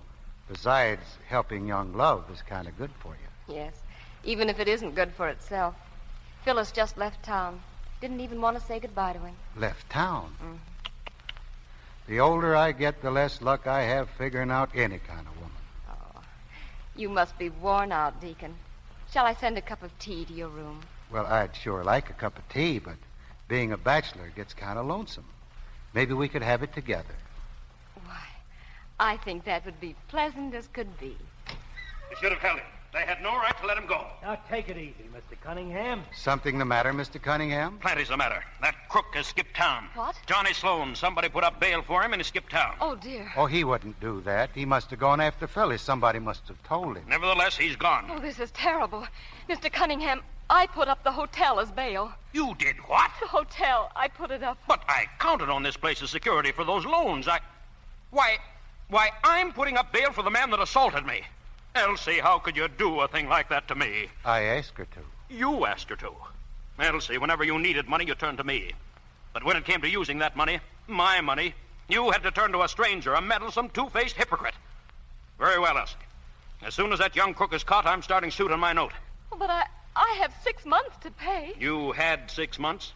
Maybe you didn't notice that the new note is on demand. Demand? But Perhaps your financial advisor can straighten this out, too. Oh, Deacon. Deacon, what am I going to do? I'm sorry, Miss Clark. I never thought this would happen. But it's everything I own. It's... Oh. I don't think Mrs. Clark is feeling very well. That's surprising, when she has you around here to help her. Oh, Mrs. Gregory was telling me about those little card games, Deacon. Very interesting. Oh, yes. Well, I guess I shouldn't have played with those ladies, Brother Cunningham. I succumbed to a weakness. But to tell you the truth, if it wasn't that I didn't know one card from another, I'd be tempted to do it again. And that'd be dangerous because I've got my parish's money in my pocket. $2,500 of it. What's that? Yes, Mr. Sullivan. I got to be careful. Well, I should say. You see, bridge is a very scientific game. But I'd be perfectly willing to give you a chance to even up at, let's say, a little draw poker. Draw poker? What's that? You don't know? Why, we can teach you, can't we, Mr. Cunningham? Well, I'm kind of angry at the deacon, but, maybe I was a bit too excitable. Well, now, that's mighty swell of you, Brother Cunningham. Just step into the dining room, Deacon. We'll teach you in no time at all. No time at all. Now, let's see, gentlemen. You say a royal flush beats everything? That's right. You're catching on fast, Deacon. Come on, let's begin. I'll deal. Wait, don't you think I ought to cut the cards? Huh? Oh, not that I don't trust you, Mr. Sullivan. Well, I always say if you suspect a man, don't play with him. And if you play with him, don't suspect him. Still, I think it'd be a little more friendly if I cut him. Sure, we'll even cut for deal. Take a card, Deacon. Well, now, that's downright brotherly. I have a 7. 10 here. I got a king. Who wins? Why, you do, Deacon. Already? Naturally. Beginner's luck. Beginner's luck. How true, brother, how true. Now, let's see. I think you said 5 cards to each player, didn't you? 5 cards, Deacon. Thank you. You're welcome. I'll open for 10. 10, eh? All right. I'll stay. Let's see now. That's a lot of money, 10 cents. What do you mean 10 cents? $10. $10? Just a sociable game, Deacon. Oh, well, I'll play along just to see what happens. Add up, boy. 3 cards here. And 2 for me. 3, 2. I'll just take 1. Huh? I pass. Me too. Do we lay our hands down now, gentlemen? That's right. Pair of kings. I have 3 twos. Let's see now. Aces count as 1s, don't they? Well, yes, they do, but... But then I guess you win, because that's all I have, 3 little bitty 1s. Oh. Oh, well, now that's too bad, Deacon. Better luck next time. Well, that's the way I feel, brother. You deal, Mr. Sullivan.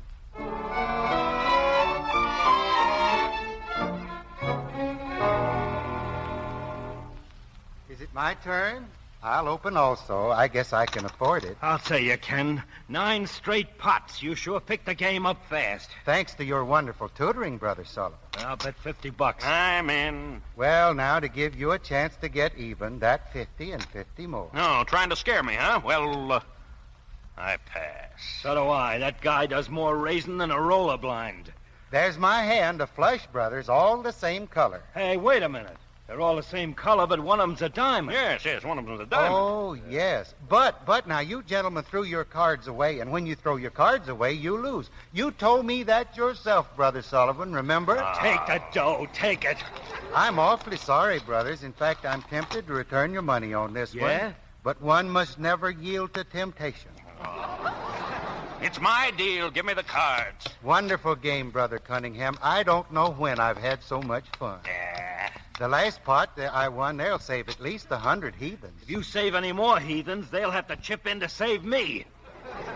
All right. Who opens? Opens? Oh, yes. I'll bet $20. I'm in. I'll stay, too. How many cards, Deacon? Well, now, I'll take 4. 4? That's fine. 2 here. 2? And 2 for the dealer. Brother Cunningham, is it correct to deal from the bottom of the deck? I didn't deal from the bottom of the deck. I didn't say you did. I just asked if it was correct. Oh. Play the game. Play the game. I'll bet $100. Okay. I'm in. 100, eh? All right. And I'll raise that 200. I'll raise that another 200. I'm out. I'll see that and throw in another 200. My goodness, how much money is in that pot, brother? Over $1,000, ain't it? 1,360. Have you got that much cash? Well, I got Mrs. Clark's note. Is that good enough?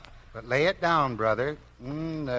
What would you do with this hand, Brother Sullivan? Listen, if I knew as little about cards as you, I'd write a book on it. Oh, well, I'll see it, Brother Cunningham. Right.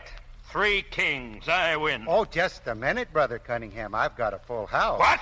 Deacon, you're cheating. Brother Cunningham, how could you say that? Because I know what cards I dealt you. Why, Brother Cunningham? I mean, it's all a mistake. You see, All right. Caught you in the act. What is this, Sheriff? I just got word that there's a card sharp in this room. There certainly is, and there's your man, Jim Cunningham. What? Sure, he just admitted he was cheating. Oh, please give him another chance, Sheriff. Why, what's going on here? Oh, Mrs. Clark, Mr. Cunningham has just donated this note of yours to the Caswell Fund. You mean he's not going to sue? I'm afraid not. Are you, brother? No, certainly not. Oh, Deacon, how can I thank you? Oh, I could just kiss you. Well, that's a pretty good way. But there's one thing more. Mr. Cunningham, just what were the denominations of the bills stolen from your wallet? 4 $100 bills, brand new. That's strange. They tally exactly with the bills Mr. Sullivan donated. So what are you trying to do, pin it on me? Why, Phyllis even found a wallet in his room. I guess she did, all right, after you put it there last night. You're crazy. Maybe so, but I ain't blind. If you didn't put it there, then how did you get those bills? Well, I can explain that. You'll explain it down at the jail. Come on. Now, wait a minute. Shut up. Oh, Deacon, it just occurred to me. Remember that other card sharp I was telling you about? Oh, yes. Well, I think I know who he is. I guess he'll be gone, though, by the time I tend to these birds. Oh, I'm sure he will. Good morning, Sheriff.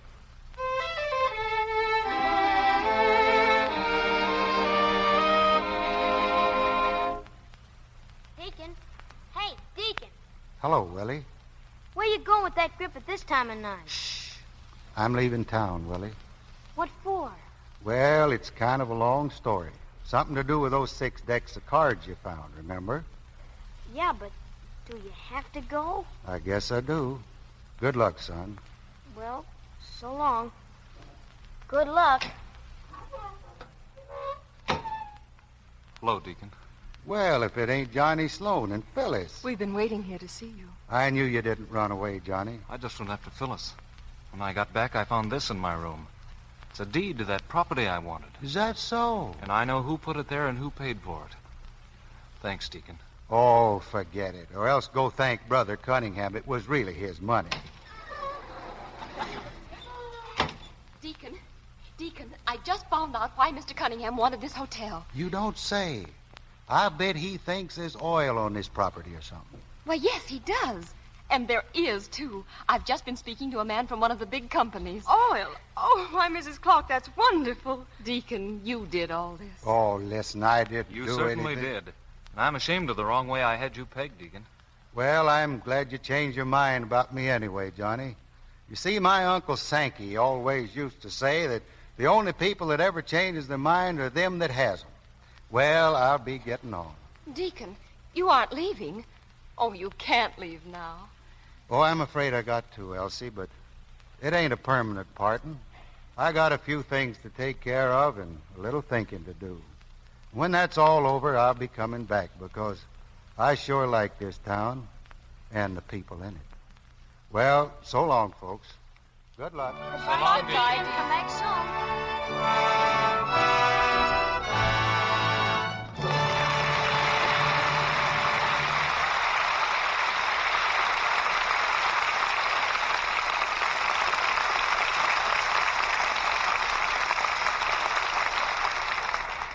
We bring to a close our performance of Alias the Deacon.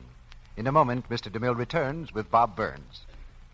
But first, I want to tell you more about our spectacular new offer. Right now, for a limited time, you can get 6 beautiful teaspoons in the same handsome allure pattern we've offered before. And you can get all 6 spoons for only 50 cents and the top from a large-sized box of New Quick Lux Flakes. Why, that's less than 9 cents a spoon. It's a great value, a marvelous bargain. Every single piece is original Rogers silver plate, made by the International Silver Company, the world's largest silversmiths. That name stands for guaranteed quality. As a matter of fact, a written guarantee comes with the silver and says in part, every piece of silverware bearing the name William Rogers Manufacturing Company is guaranteed to give satisfaction in family use and will be replaced without charge at any time it does not conform to this guarantee. That's it, a guaranteed quality, and beautiful workmanship besides.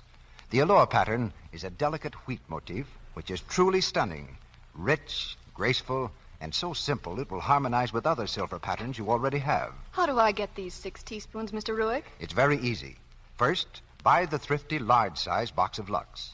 When you buy it, ask your dealer for the handy order blank, or just send your name and address and the top from your large box of New Quick Lux with 50 cents in coin, no stamps, please, to Lux, Meriden, that's Meriden, Meriden, Connecticut, and you'll receive your 6 teaspoons promptly. Can I get as many sets as I like, Mr. Ruick? You certainly can, but for each extra set, be sure to send another 50 cents and another large box top. With the spoons, you'll get a full list of all the other pieces available in the allure pattern, including the smart new Beyond knife and fork. Now remember, you can't buy this allure pattern in any store. It's exclusive with the makers of Lux Flakes. So send for your 6 teaspoons right away. Mail the top from a large box of Lux with 50 cents in coin and your name and address to Lux, Meriden, that's Meriden, Meriden, Connecticut. This offer is good only in the United States. Here's Mr. DeMille with our star. The Deacon is looking for new fields to conquer. But the man who made him real tonight is right here at our microphone, Bob Burns. Thank you, Mr. DeMille. I want to tell you I enjoy coming to the Lux Radio Theatre. You always say such nice things about my acting. Well, Bob, I hope it was acting. But now, Mr. DeMille, I don't want people to think if they come over to my house to play Old Maid, I'm going to deal from the bottom of the deck. You know, when we was rehearsing the other day, I got to thinking about my Uncle Fudd. That's exactly what we've been waiting for, Bob. For something to remind you of your Uncle Fudd. Well, now, you may not know this, Mr. DeMille, but he's my poker-playing uncle. You know, he just wants to play poker all the time, but he never wins. The last time I was down in Van Buren, Uncle Fudd asked me to go along with him to a poker game. Well, I didn't get into the game, but I watched. And I want to tell you, Mr. DeMille, it was awful the things they was doing to Uncle Fudd. Why, they dealt from every part of the deck but the top. Well, I finally took Uncle Fudd out there after he'd lost 35 or 40 cents, and I said to him, I says, Uncle Fudd, this game is crooked. They've been cheating you. He said, yes, Robin, I know it. Says, they've been cheating me right along. I says, well, what do you keep going back for? And he says, well, Robin, there ain't nothing I can do about it. It's the only poker game in town. Uncle Fudd's philosophy is certainly refreshing. I hope your relatives don't start that game on Monday nights until our play is over. Oh, what's your show going to be next Monday night, Mr. DeMille? We're going to have one of the great actresses of our time, or any other time, in the Lux Radio Theatre next Monday night, Miss Helen Hayes. Our play is the delightful comedy by Mark Connolly and George S. Kaufman, To the Ladies. With Helen Hayes, we'll have Otto Kruger, and they'll both be heard in the same parts they played in the Broadway production. And I serve fair warning that after hearing To the Ladies, you can never doubt that the hand that wields the skillet is the hand that rules the world. Well, sir, I'm going fishing, but I'll take a radio along so I can hear that. Good night, Mr. DeMille. Good night, Bob. Come back with some fresh fish stories.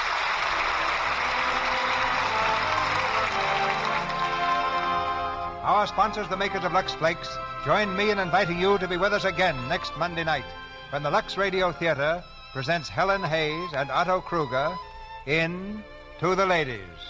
This is Cecil B. DeMille saying good night to you from Hollywood.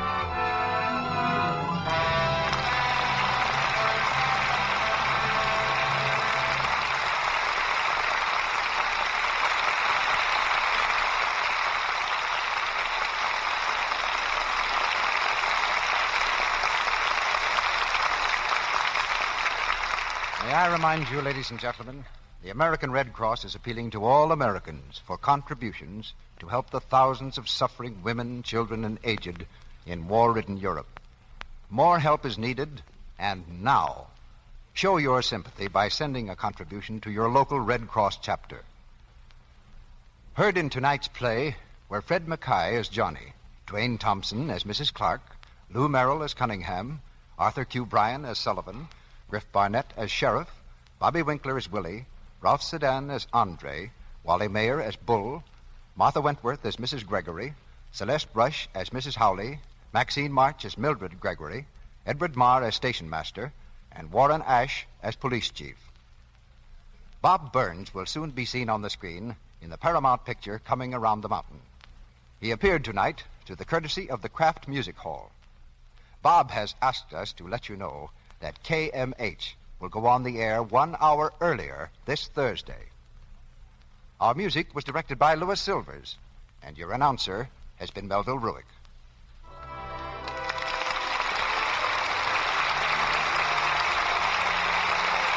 This is the Columbia Broadcasting System.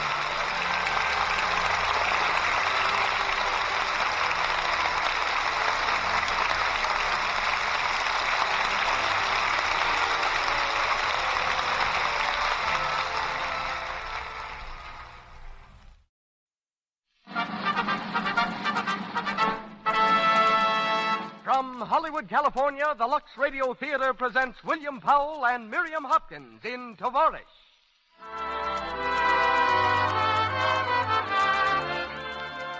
Lux presents Hollywood. Romance, drama, and comedy come to you tonight under the title of Tovarish, a smashing success of the stage and screen, telling the story of two exiled members of the Russian nobility who swapped their ermine for aprons.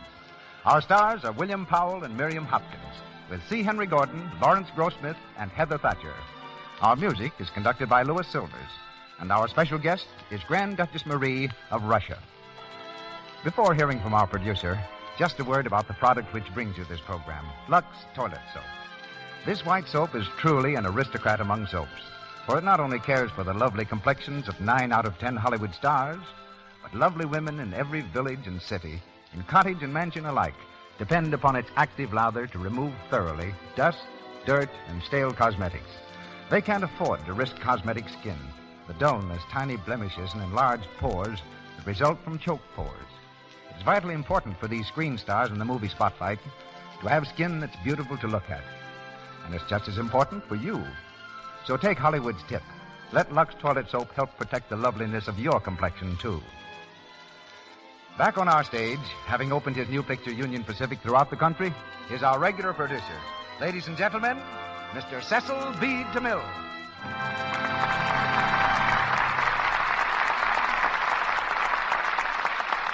Greetings from Hollywood, ladies and gentlemen.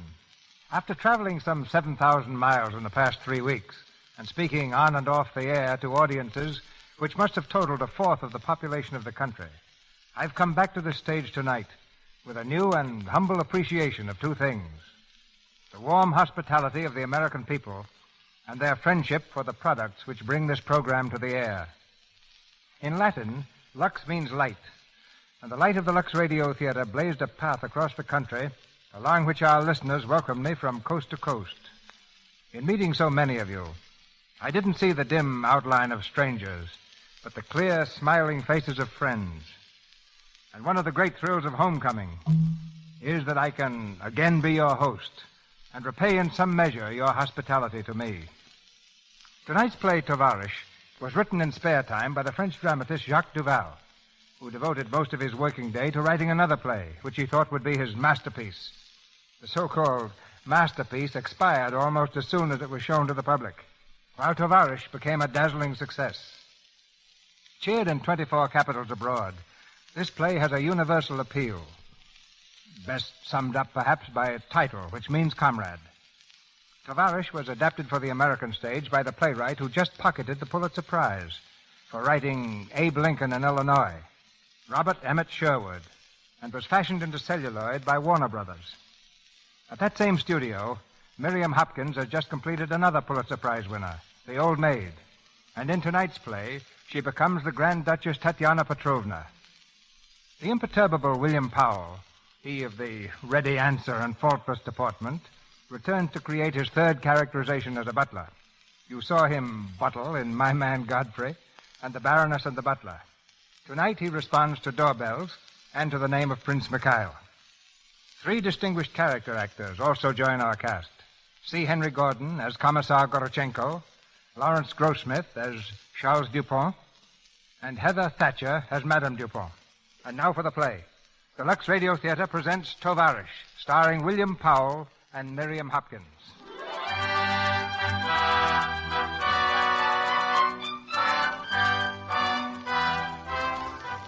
It's a gay spring morning in Paris. The early traffic darts through the narrow streets and whirls merrily across the bridges of the River Seine. On one of these bridges, a man strolls slowly.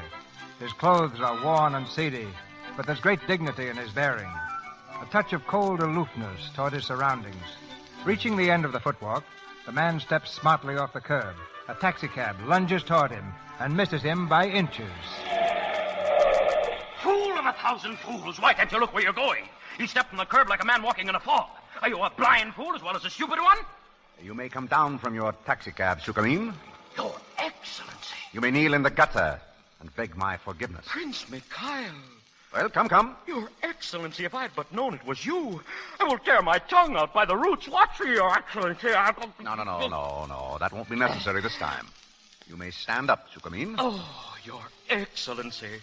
It is so wonderful to see you again. Not since Petrograd before the revolution have I been blessed by the sight of your face. Your Excellency, the Grand Duchess. How is the Grand Duchess? Her Imperial Highness, the Grand Duchess Tatiana, has done me the honor to marry me, Sukamin. Yes, Colonel Trepanov has told me. She's very well. When I see her later, I shall tell her you send your undying loyalty, that you lay your life at her feet. Ah, yes. Come, Your Excellency. My taxi is at your service. Oh, thank you, but I think I'll walk. However, the Grand Duchess still enjoys an afternoon airing.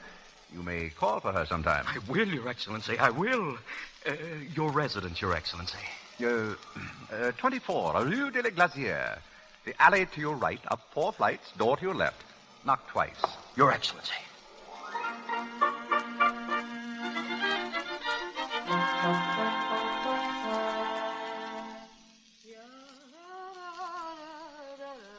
Tatiana, Yes, Mikhail. what are you doing? Washing. And what is my darling doing? Your darling has been polishing his boots. He is now resting in bed. He's drawing the covers over his wasted limbs and trying to forget that there is no coal in the stove. Do you mind if I hang this up to dry in here? No, my sweet.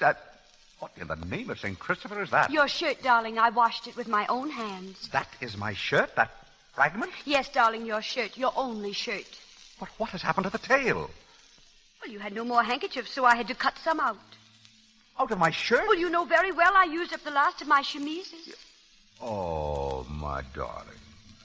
How can I beg your forgiveness? You sacrificed the last of your chemises, and I complain at the loss of a mere shirt tail.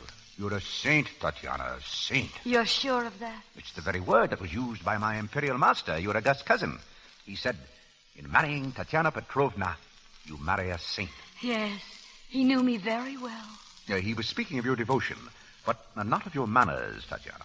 And is there anything wrong with my manners? Oh, you can't be blamed for them. Blamed? You were born a Grand Duchess. You lacked the opportunity for social contacts that was given to the rest of us.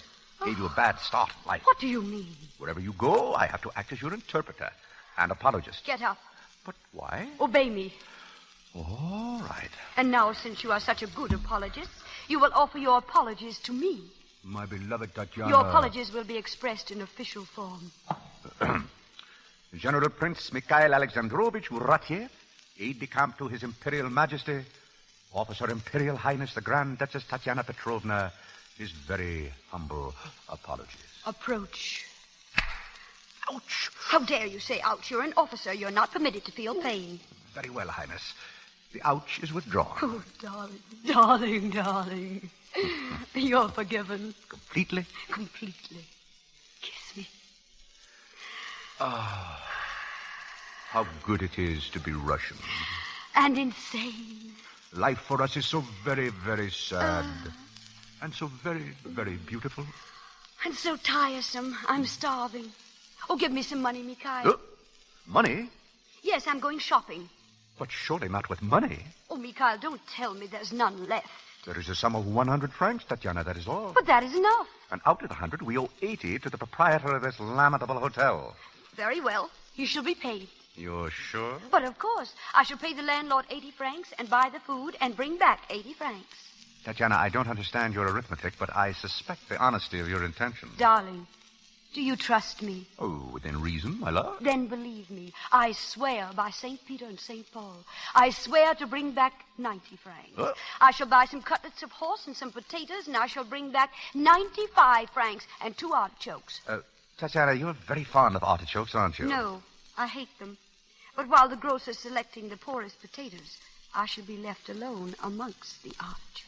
I humbly beg that the Father of all living may look the other way, that he will not see the Grand Duchess Tatiana Petrovna, cousin to the Tsar, arrested for stealing artichokes. Nonsense. I'm never arrested. Mikhail, did you hear a knock? I'm under the impression that I did. If it's our friend, the landlord. If it is, I shall deal with him. Enter. Madame Courtois?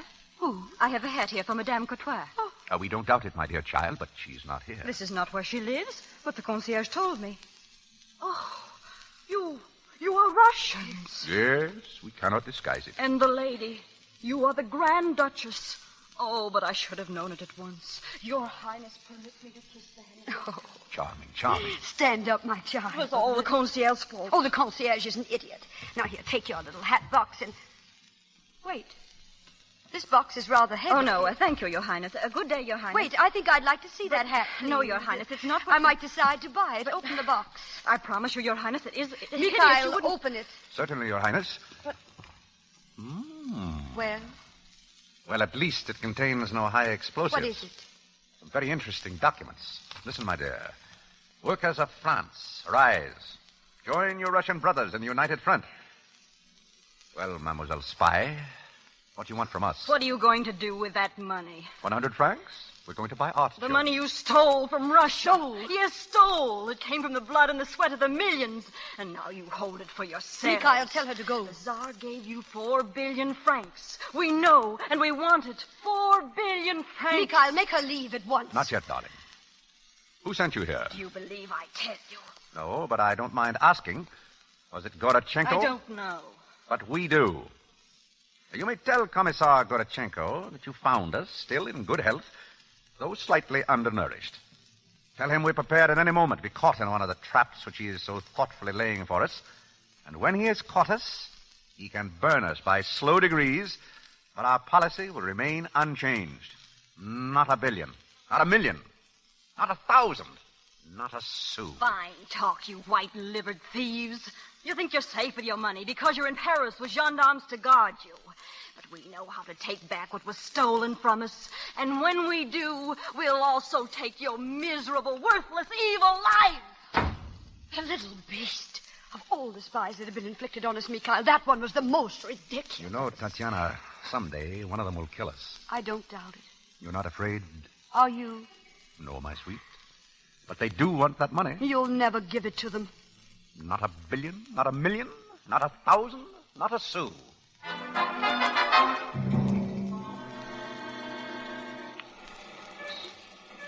The greens, the carrots, the peas, that will be 3 francs, madame. 3 francs? That's outrageous. Oui, madame. And would madame like some artichokes?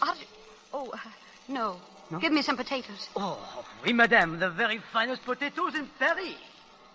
You, madame, I saw. What are you talking about? I saw the artichokes. You put 3 of them in your dress. You stole them. Stole them? Oh, it's ridiculous. Gendarme! Gendarme!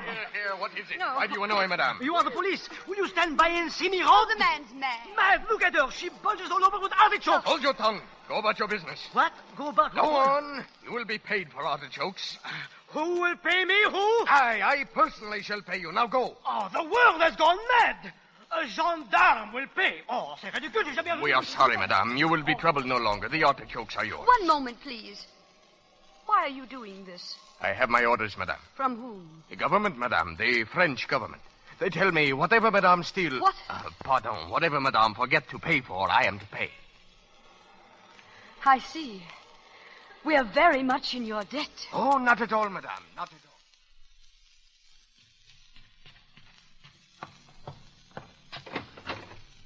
Mikhail. Yes, my love. Mikhail, we shall have to move. Move? From this hotel? Perhaps from France itself. But why? Because we are wards of the state. Today I went to a new grocer and I learned why I've been so successful. The French government, the benevolent French government, pays for all the food I carry away. Pays for it? Yes. The swine, putting us in their debt. Mikhail, we must pay them. We must find out how much it is and we must pay them every last sou. But how? Take the money from the bank. Never. Oh, but it would only be a little bit. To save our honor. Surely heaven would forgive us that. No, Tatiana. I received that money from the hands of a czar. It is into the hands of a czar, whoever he may be, that I shall give it back. Oh, Mikhail. Mikhail, well, what are we going to do? There is only one possible solution. I must work. Work? Mikhail, even for fun you mustn't say such things like that. It isn't for fun, it's for food. But what could you do? Admiral Sukhumi works. He navigates a taxi. Yes. And Colonel Trepanov works at the Kazbek, doing the dagger dance. I could do that. 2 daggers on the belt, another in the teeth. Here, watch, Tatiana. Oh, no.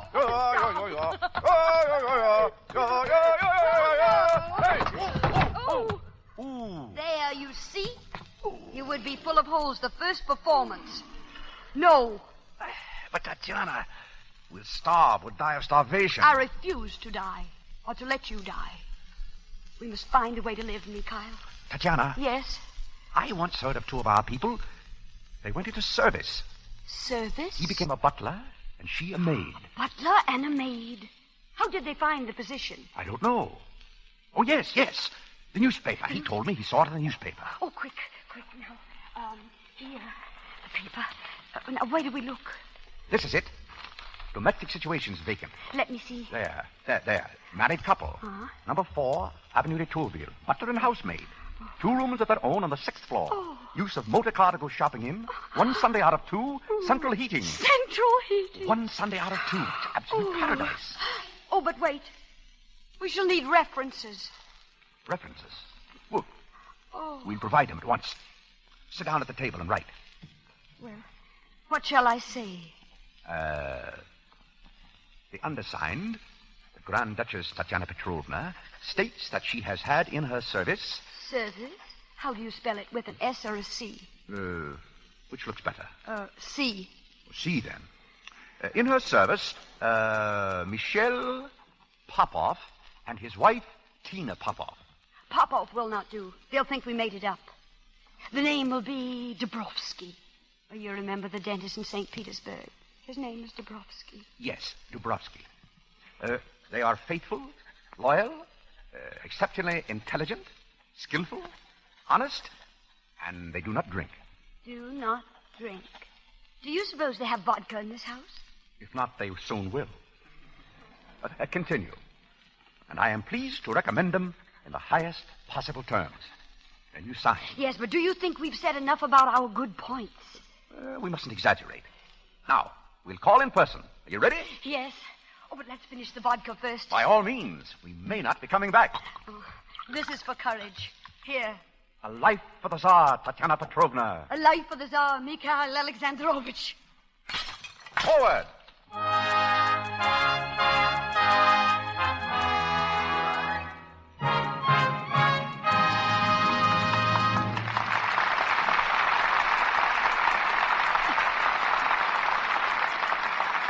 The curtain falls on the first act of Tavares, and our stars will be back with us after a short intermission. Now, here's a Hollywood restaurant, and a young man and his young wife. How about a dance, beautiful? I want to show you off. Oh, show me off? What an idea.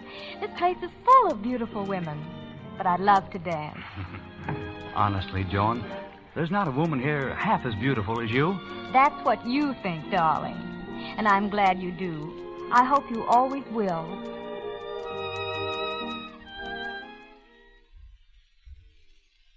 Joan's a clever wife. She knows Ted thinks she's beautiful because he's in love with her, and because she has a skin that passes the love test. When a man's in love, his eyes look closely, and only skin that's smooth and soft can pass this test. It's such a pity when women let unattractive cosmetic skin, dullness, little blemishes, and large pores spoil the beauty of their complexions. Lux toilet soap removes stale cosmetics, dust, and dirt thoroughly. Helps guard against choked pores, because Lux toilet soap has active lather. This white, smooth, fine-quality soap is the beauty soap 9 out of 10 screen stars use. It's the beauty soap clever young wives and clever women and girls everywhere use. It's so important to a woman's happiness to keep good looks, to keep romance. Make Lux toilet soap your regular beauty care. Our producer, Mr. DeMille. Act 2 of Tavares, starring William Powell and Miriam Hopkins.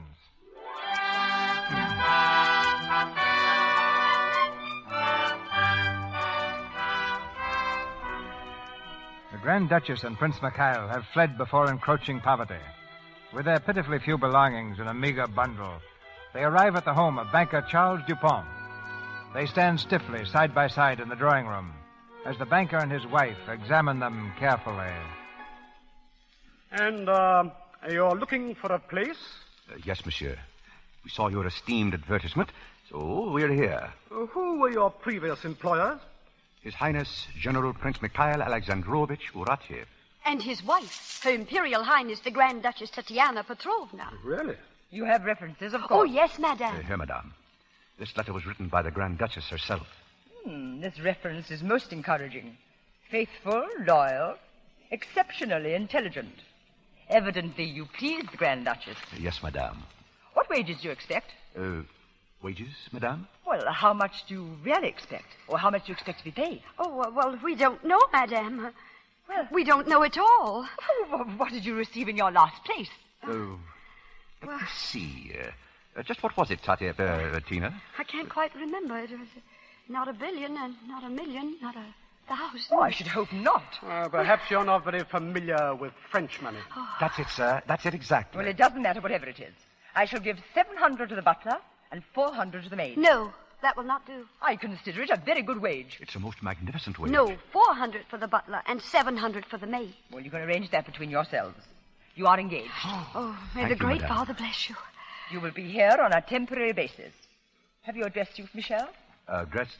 Oh, no, madame. Well, how did you dress at Her Highness's? In Russian fashion, madame.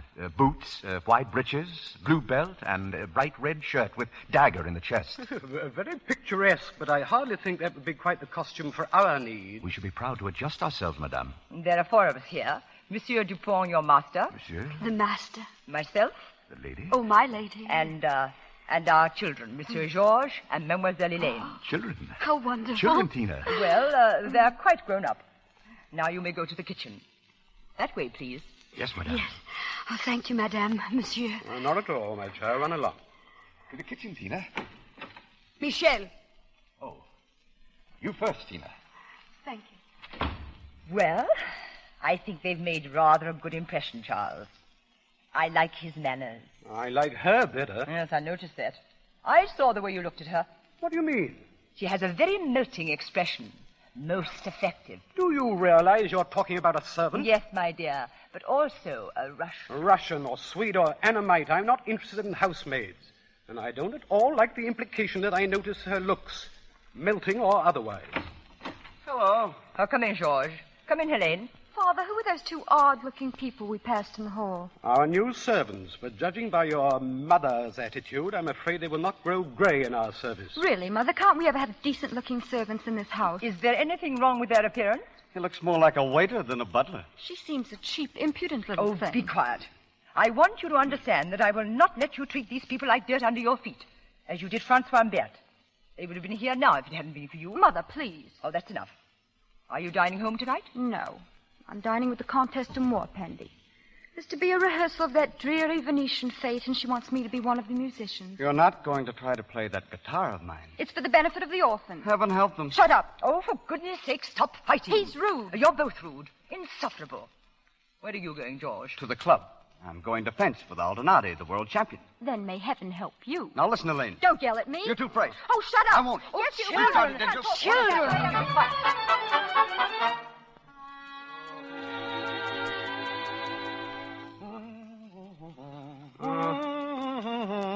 Your vest, monsieur? Thank you. Michel! Yes, sir? You always hum at your work? Did you say hum, sir? You were humming unmistakably. You're quite right, sir. So I was. It was a sensation of joy, sir, at being in your service. It shan't happen again, sir, I assure you. Now, sir, may I fetch you some medicine? Medicine? What for? For your headache, sir. How did you know I had a headache? I can see it in your eyes, sir. A struggle against intolerable pain. You're very observant, but medicine will do me no good. This is a headache that only the guillotine could cure. Oh, no, sir. There's a Russian remedy that is infallible. My former master, Prince Uratiev, made use of it quite often with immediate results. You sure it's harmless? Utterly, sir. Then go ahead and mix it. Thank you. Oh, excuse me, sir. Have you a shotgun? Why, yes, I have.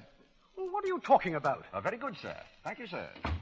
Michel, come back here. A shotgun? What on earth? Good evening, sir. What do you mean by bursting in on me like that? Madame wishes to know if you are ready to leave for dinner, sir. Well, can't you knock? Knock what, sir? At the door. You're not supposed to come bursting into rooms without giving Oh, warning. but I did give warning, sir. I scratched. Do you always scratch? Oh, always, sir. The Grand Duchess objected to knocking. It frightened her. It meant only one thing to her, Bolsheviks. And the Grand Duchess... Yes, if you'll pardon me for saying so, my girl, in the few hours you've been here, I've grown pretty tired of the Grand Duchess and her peculiar ways.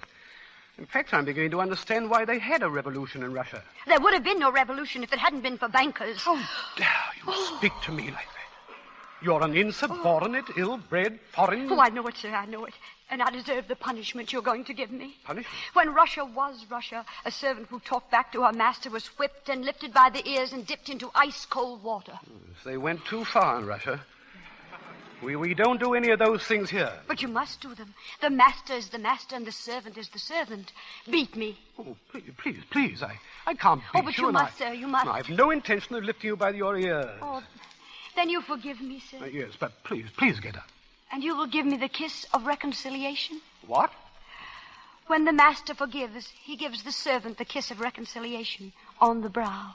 Oh, I see. Well, there. Thank you, sir. Good Lord! Here you are, sir. So you scratched, too. You can't knock, I suppose. Oh, I'm very sorry, sir. Have I offended you, sir? No. No. So what is that? Is it water? Oh, no, sir. It's a recipe, sir. There is no record of a headache that could resist it. His Imperial Majesty himself. All right. His Imperial... You're sure there's nothing harmful? I know, sir, that if I have misrepresented the facts in any way, the penalty for me will be a ghastly, lingering death with red-hot bayonets in my eyeballs. Yes, no, never mind. I believe you. Do not breathe, sir. Drink it off in one gulp. That's right, sir. Do you see anything, sir? Butterflies. Yes, that will pass, sir. The cigarette, sir? Yes. What's in that infernal stuff? A pure gin. 100 grains of salt. 20 drops of ether. And 150 grains of gunpowder. Gunpowder?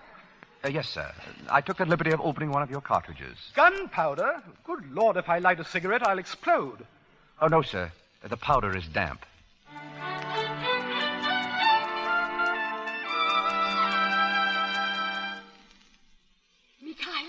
Mikhail. Have they gone? Out for the whole evening. Well, how do you like our job? I say heaven be praised. I join you in devout gratitude. Especially for the bed. What bed? In our room. Didn't you notice it? It's magnificent. No. I was looking out of the window at the view. Mikhail, we can see the cross on the Orthodox Church. We can see Russia. It is paradise. Oh, if I have to leave this place, I shall die. And I with you. Oh, Tatiana, my darling. Oh. Am I disturbing you? Oh, not of course at all, not, sir. Are there any orders, sir? I want you to clean these foils and wipe up the gloves and masks, too. Yes, sir.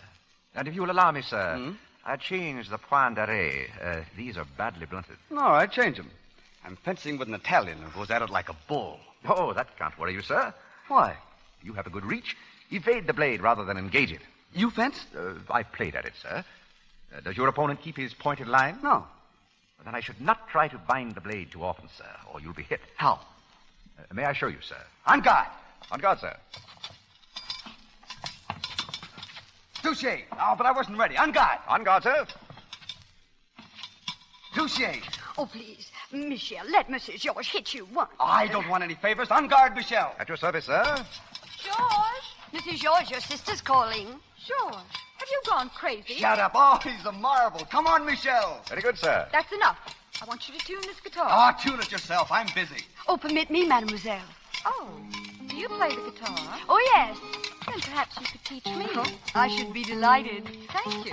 Oh, Oh, I've told you before, sir, about binding the blade. Touche! On guard! Is that a Russian tune? Yes, mademoiselle. It's called Black Eyes. Keep your guard up, sir.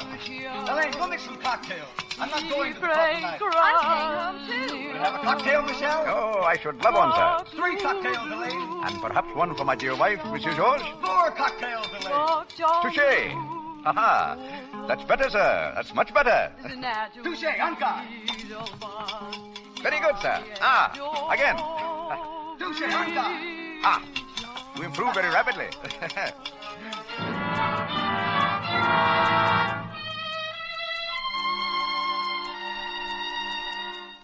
And what's the Russian word for sir? Wait a minute. Господин. Friend? Druk. Comrade? Tovarich. Oh, no, No? George. Tovarich. Tavarish. Tovarich, Michel. Tavarish, Tina. Seems funny to think they've only been with us a few weeks. I feel I've known Tina for years. He's marvelous. Yes, she is, isn't she? Elaine. What? How do you say in Russian, I love you? Я вас люблю. How do you know? I looked it up. Oh. What time is it? 7:30. And we want to be well out of here before those stuffy guests arrive for dinner. We'll be out of here all right. Michelle and Tina are going to join us later at the Russian place. Tavarish, Tina. What is the matter with you? Oh, nothing. Where are you going? Nowhere. Nowhere? That's nice. I just saw her in the library. Tina. Oh, good evening, Mrs. George. What are you doing? Fixing the flowers. Oh, please. Let me help you. Thank you, Mrs. George. Where does it go? On the table, here.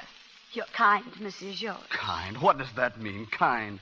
Oh, Tina, don't you understand? Dear little Mrs. George, what do I not understand? Tina, il was le bleu. Oh, you mustn't say it like that. Oh, but I mean it. Il was le bleu. No. No? Ya was le bleu. Like that. The way you say it, it sounds like little sick dog. I love you. And it's right you should. The master must love the servant, and the servant the master. I love you too, Mrs. George. Oh, but don't you see? I love you. Can't you understand that? Mrs. George, you're a dear, delightful little boy, and I'm a housemaid. You're not like any other housemaid that ever lived. No. I'm superior. I realize that. Oh, Tina, I've money. I can make you happy as a princess. A princess? I only want to be as happy as a housemaid. Now you may kiss me. Tina. There. And you mustn't think about me anymore.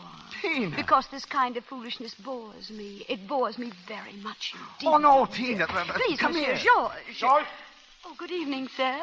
What's going on here? Oh, it's all my fault, sir. It was nothing of the kind. I don't care to hear anything from you. Now, kindly leave the room. Very well. I shall kindly leave the room. I regret very much that this has happened, Tina. You must not blame him, sir. He's such a sweet little boy. I do blame him and myself for having allowed such bad manners to develop in my son. Come here, Tina. Yes, sir? I want you to forgive me. Of course, sir. No. You must forgive me in the Russian way. The kiss on the brow. All right, sir. Thank you. You have the most extraordinary eyes, Tina. Melting, that's what they are, melting. And your hands, your lovely little hands. Will you dress for dinner, sir? I didn't hear you come in, Michel. I scratched, sir. Oh, you scratched. Do you wish to use the blue glasses or the bohemian glasses for the moselle, sir? Whichever you like, my friend. The blue glasses, Mademoiselle Helene. Very well, Michel. Is my daughter laying the table? Yes, sir. She expressed a wish to do so. Bless my soul. Michel, you are to serve the cocktails. And Tina, my dear, you serve the sakuska. The concierge will be at the door. He'll do the announcing. Yes, madame. Very good, madame. Oh, Charles, have you spoken to them about our guest of honor? Well, I was about to mention that. Madame, and I appreciate the fact that your sympathies are with the cause of White Russia. Yes, sir. And naturally, we understand your devotion to your former employers and the prince and princess... Oh, for heaven's sake, Charles, come to the point. Our guest of honor tonight is a representative of the Soviet government, Commissar Gorachenko. Gorachenko? You heard of him? Well, Michel? Yes, sir. We've heard of Commissar Gorachenko. I've never met him, but I suppose he's pretty much of a bore. He's a most cultivated man, madame, with a very lively wit. A bit malicious, perhaps, but keen. It was he who composed that immortal sentence which was engraved on the door of the Lubyanka prison. 4 walls for punishment are 3 too many. Well, we must try to forget the past. Gorachenko is now representing the Soviet oil interests. And oil, as we all know, is most effective in smoothing out... He was not always in oil, sir. General Gorachenko was chief of the investigating staff at the Cheka. At that time, my former master, Prince Uratiev, had some dealings with him. Really? Yes, sir. The conversation between them wasn't progressing as smoothly as Gorachenko wished. So, to enliven matters, he placed the end of his cigarette, the lighted end, of course, between Prince Uratiev's fingers. You'll find him very interesting, sir. Oh, how horrible. When he was commissar of the fort of Kronstadt, the Grand Duchess Tatiana Petrovna was imprisoned there. I've heard her speak of him often. He did not confine the cigarette trick to men prisoners only. And he had others, too. Very entertaining. Oh, my dear, I do hope you're not going to think of these dreadful things when you're serving the soup. Oh, madame, we shall think only that we are your servants, and that we must be worthy of your trust. Of course. I knew we could depend upon you. Charles, isn't it time for you to be dressing? Don't worry, I'll be ready. Tatiana. Tatiana, don't look like that. Korochenko. Oh, the name sticks in my throat. Darling. He'll recognize us, won't he?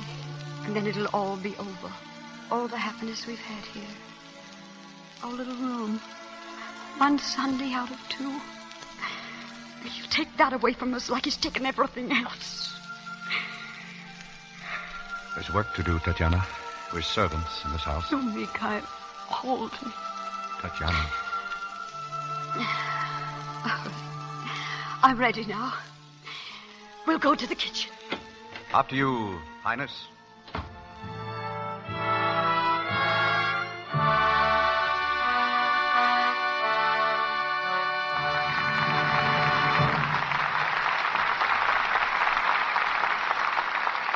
We pause for station identification.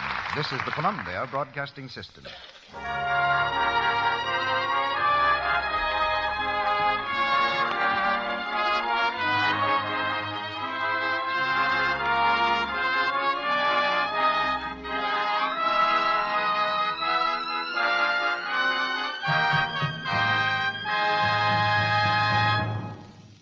Just heard Act 2 of Tovarish, starring William Powell and Miriam Hopkins. They return soon for Act 3, but now it's intermission time to hear from the evening's special guest. But before we do, a word about our product. No one denies the fact that fresh, fragrant skin is appealing. It is easy to be sure of this important charm if you take the Screen Star's advice and make Lux Toilet Soap your daily bath soap, too. One of the very loveliest Screen Stars, Barbara Stanwyck, says, "A Lux Toilet Soap beauty bath is the best way I know to make sure of daintiness. It leaves skin really sweet." Miss Stanwyck is right, because that rich, active lather carries away every trace of perspiration, dust, and dirt.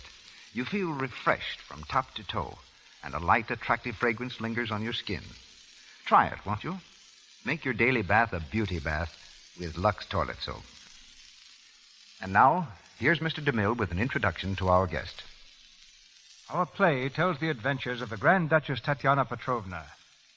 We're about to present you now to another Grand Duchess, who's widely known in this country and whose name stands for adventure, dignity, and achievement throughout the world. Our guest has lived 2 lives. First as a princess of the Russian crown and cousin of the late Tsar. Then as a humble and penniless exile. She's Grand Duchess Marie, who escaped from Russia in the 1918 uprising, when 21 members of her immediate family were killed, who earned her first money knitting and embroidering, and who, since coming to this country, has gained new fame and distinction as an author, lecturer, photographer, and designer. Royalty steps to our microphone now as we switch to New York City and the presence of Her Imperial Highness, the Grand Duchess Marie of Russia. Thank you, Mr. DeMille. Your play tonight, Tovarish, is one which I saw 3 times and loved dearly. The first time I saw it, I sat and wept through the entire performance. It brought back so vividly, so truly, the problem which I too had to face, that of redesigning my life after its very foundations had crumbled. In 1928, I arrived in your United States with a suitcase, a typewriter, a guitar, and the first draft of a manuscript, partly French and partly in Russian, which I hoped someone would publish. Behind me lay a lifetime which even then seemed half like a dream, a life so different from the one I live now that I sometimes wonder if it really did happen. Right now it seems so strange to think of a childhood spent in palatial halls, surrounded by a retinue of servants, with my nearest and dearest companion, my brother Dmitri. One thing was consistently drummed into our ears, a saying which came down to us from my great-grandfather, the Emperor Nicholas I, who would say to his children, "Always act so that you will be forgiven for being born Grand Dukes." It was good advice and taught us a certain humility and the feeling that we must belong to the world at large, a feeling that I, as well as the 2 Russians in your play, would indeed be lost without. This feeling of humility has made many exiled Russians of noble birth successful at a more modest occupation. It is the driving force which compels each of us, whether known to the world as Princess Tatiana or housemaid Tina, to be the best princess or the best housemaid possible. There were times, such as my wedding to Prince William of Sweden, when even being a Grand Duchess was difficult indeed. I can remember bewildering months of preparation, a dress of silver cloth, heavy jewels which only Grand Duchesses wore, the weight of it all so great that once I sat down, I had to be helped up. But the world has changed much since then, and although it has changed quickly, it is not so fast as a proverbial Russian temperament can change. It is our burden and our joy to be able to give ourselves swiftly to whatever mood seizes us, as Tina and Michael so well portray. I try to use this inherited tendency and make myself adaptable enough to fit into life in the United States. Happily, it was not necessary for me to rely only on philosophy for long, for I found a welcome on these shores and a place in your world. I am convinced that you fortunate people who accept your freedom as casually as you accept a sunshiny day do not realize nor appreciate as I do the real greatness of your country. Finding a home here has widened my horizon and continued my education, and I'm indeed grateful for the warm welcome I found. I grieve for the past sometimes, but I cannot regret the lessons I have gained through bitter experience. Life must be lived as it comes to us.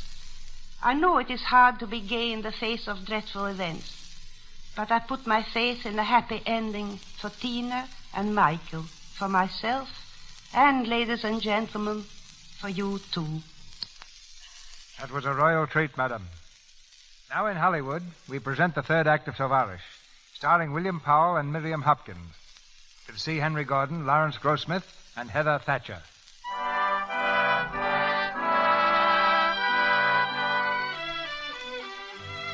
It's a few minutes before dinner, and Gorochenko still has not arrived. In the drawing room, the Duponts entertain one of the other guests, Madame Van Hemert. You Hollanders are a remarkable people. We've had to be, Monsieur Dupont. And Gorochenko. What is he like? I confess I'm a little nervous. Don't worry, madame. He can be agreeable enough when he's in the right mood. And when he's in the wrong mood. He has the grace to keep ominously quiet. Oh, excuse me, madame. Yes, Tina? Shall we serve the cocktail? Imperial Highness. Oh, no, please don't do that. Please don't. Excuse me, madame. What on earth? I beg your pardon, madame, but just why did you curtsy like that? Why is she here? That's our housemaid. She's a Russian. Yes, she is the former Grand Duchess Tatiana Petrovna. No. You're mistaken. She was employed by the Grand Duchess. She is the Grand Duchess. I knew her well in Petersburg. Is her husband, Prince Horatia, here too? Prince Horatia? Oh, I suppose that's Misha. Are you sure about this? I promise you, Madame Dupont, I couldn't possibly be mistaken. Charles, what are we going to do? Commissar Gorochenko. Gorochenko. Oh, Charles. Quiet. Monsieur Dupont, I believe? Yes, how do you do, Commissar? Very well, thank you. My wife, Commissar. Madame Dupont. How do you do? Madame Van Hemert, you already know. Oh, Madame Van Hemert. Good evening. It's a most distinguished gathering. I feel ill at ease already. You know how distinguished it really is once you see who else is here. Oh, there are other guests. Well, thank heavens I'm not the last. Yes, there are others, but not exactly guests. Would you have a cocktail, sir? Thank you, thank you. Hors d'oeuvres, sir? Yes, I believe I will. Commissar, about the deal for the oil lands... Oh, your pardon, monsieur. I drink to you, Madame Van Hemert. The gathering is very distinguished indeed.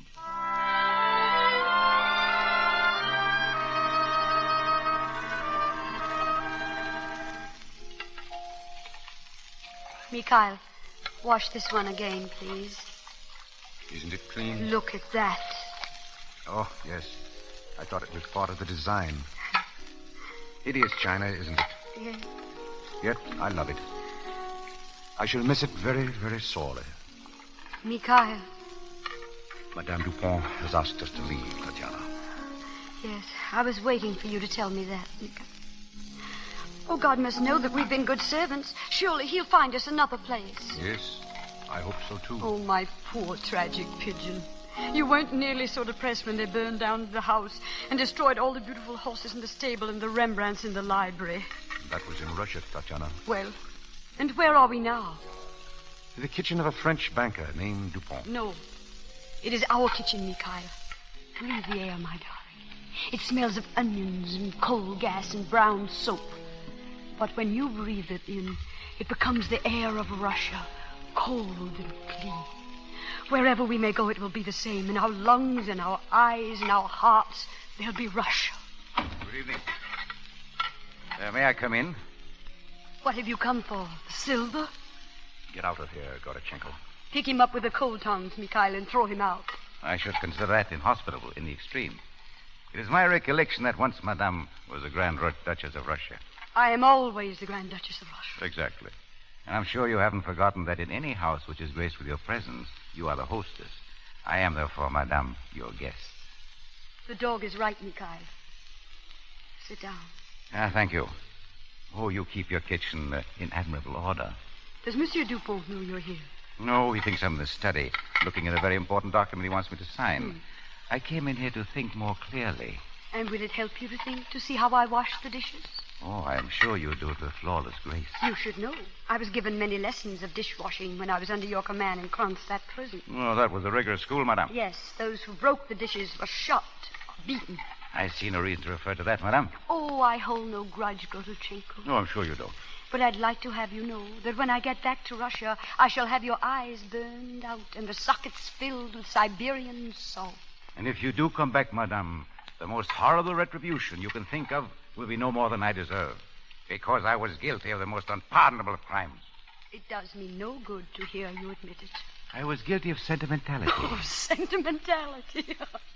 That's a rather quaint way of describing it, Commissar. I was referring to the moment of weakness when I permitted you to escape in that motorboat through the darkness. You knew that boat was there? Yes, Madame. Why did you let me escape? Well, there was something in you that impelled me to neglect my obvious duty. And I could not rid myself of the belief that your usefulness to Russia had not ended. That can't be the reason you're here now. Oh, but it is, Prince Horatio. I want you to do me a slight favor. You have only to ask, Commissar, and it will be refused.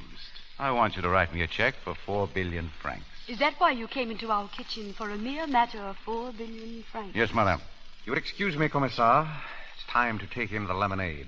But first you will sign the check. Won't take a moment, General. For 2 hours I've been closeted in there with chauffeur Dubieff of the Bank of France, Madame von Hemmert, whose name is Anglo-Dutch Oil, and Dupont, the representative of the United Petrol. Can you imagine why they were so cordial to me? They want me to sign the transfer of the Bakura and Petropolsk oil fields for the next 50 years. And will you sign? I've been fighting to avoid it. For it would mean 50 years of English, Dutch, and French digging Russian soil, capitalizing Russian resources, drawing lifeblood from the veins of our country. Keep up the fight, Commissar. Don't sign. Oh, I'm afraid I must, General. For I've been commissioned to find credits in gold for the Soviets of Ukraine and Ural for the manufacture of tractors. If I don't find that money, and at once, some 5 million wretched peasants will starve to death. I have no money. Oh, you have 4 billion francs. That is not mine. It was given to you unconditionally by Nicholas Romanov. It was given him by the Tsar. Ah, yes, Madame, that was 1917, but now... You needn't continue, Gorachenko. I have refused that money to all the scavengers who tried to take it from me. I've held on to that money as I've held on to my immortal soul. I've even denied it to myself. Very well, General. I wish I could take you now into the Tsar's room at Tsarkosello. Is it still there? Intact, Madame. It has been preserved precisely as it was. Is my photograph still there? Yes, Madame. But it pains me to say it. You have now a mustache. Oh, supplied by a barbarous visitor. Oh. Well, he was condemned to 10 years penal servitude. For lèse majesté. Oh, for damaging the workers' property. Prince Horatiev. Do you remember in that room on the wall behind the Tsar's desk a big map of all the Russias? Yes, I remember the map. At the bottom of it, to the right, are marked Bakura and Petropolsk. Of all the undeveloped oil fields in Earth, they are the richest. If I sign that agreement with the foreigners, a part of that map will have to be torn away. Then don't sign. Well, the peasants must have tractors. But not from me. I received that money from the Tsar. And who was the Tsar, General? He was beyond your degraded comprehension. I ask of you, Madame, who was the Tsar? He was Russia. Yes, he was Russia. And therefore he's not dead.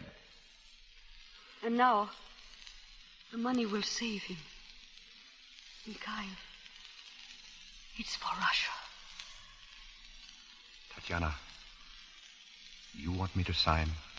Yes, Mikhail. Give him the money. Tatiana, you loved the Tsar, didn't you? And understood him. He wouldn't have let Bakura and Petropolsk go, would he?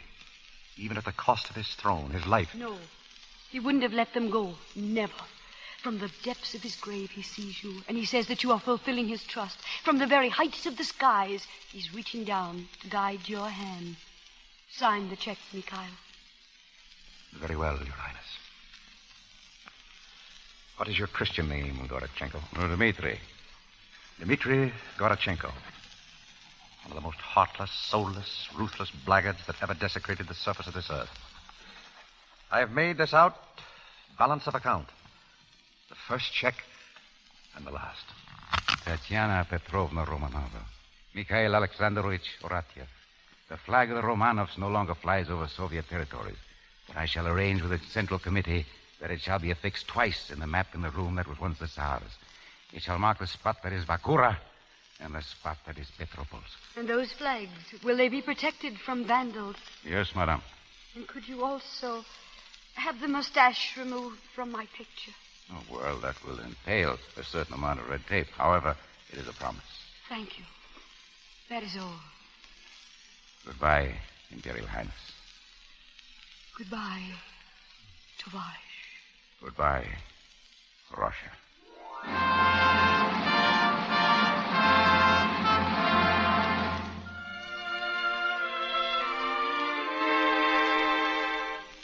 Tatiana.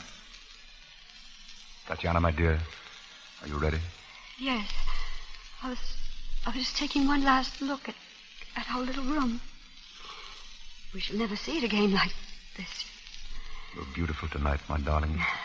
I wore this dress at our last grand ball, and this cape. After tonight, I shall put them away with my dreams. Tatiana, Monsieur George, Helene, they'll be waiting. Go to the kitchen, Mikhail. Wait for there. Yes, sir. Monsieur Dupont. I've been waiting for you here. I want a few words with you. Very good, sir. I never dreamed that you could do such a cruel thing to us. Perhaps someday you will forgive me, sir. But we understand perfectly that you and Madame have every reason to detest us, wish to be rid of us. No. We do not detest you. Oh, thank you, sir. In fact, we respect and admire you. But what will you do now? The same sort of work, we hope, sir. Then, if that is what you wish, Madame and I have been talking it over, Mikhail, I'm ready. Your Imperial Highness. Oh, please, no. sir, don't. You were saying... I was about to say, if you are determined to continue with this sort of work, then why not continue with it here? You mean you wish us to stay? Well, that is... I mean, it's for you to say. Before all the saints, sir, I swear to you that never by word or deed should we remind you that we have ever been other than Michel and Tina. You may reduce our wages to nothing. You may beat us with whips. You may cancel every other Sunday we have free. If you wish us to... Very well, then that's Oh, settled. monsieur, we're your slaves. Our lives are yours. No. I mean, that's enough. It's, good night. Oh, we're saved. Saved. The Russian God has saved us again. Never have two poor Russians had greater cause for celebration. Come, Tatiana. Oh, our kitchen. Our dear, darling kitchen. Oh, look, Pidgeon. It's snowing. It's so beautiful. I'm so sad. Yes. Everything's so sad, isn't it? Even happiness. Especially happiness. No. Your eyes are full of tears. They're the reflection of yours, Tatiana. Oh, we're fools, aren't we, Mikhail? Yes, my darling. Fools now and forever. Come. Yes. Oh, no, wait. I've forgotten something. Your jewels, Your Highness. The milk bottles, my prince. If I don't leave them out for the milkman, the Russian God won't do it for me. Come, Mikhail. Forward, Your Highness.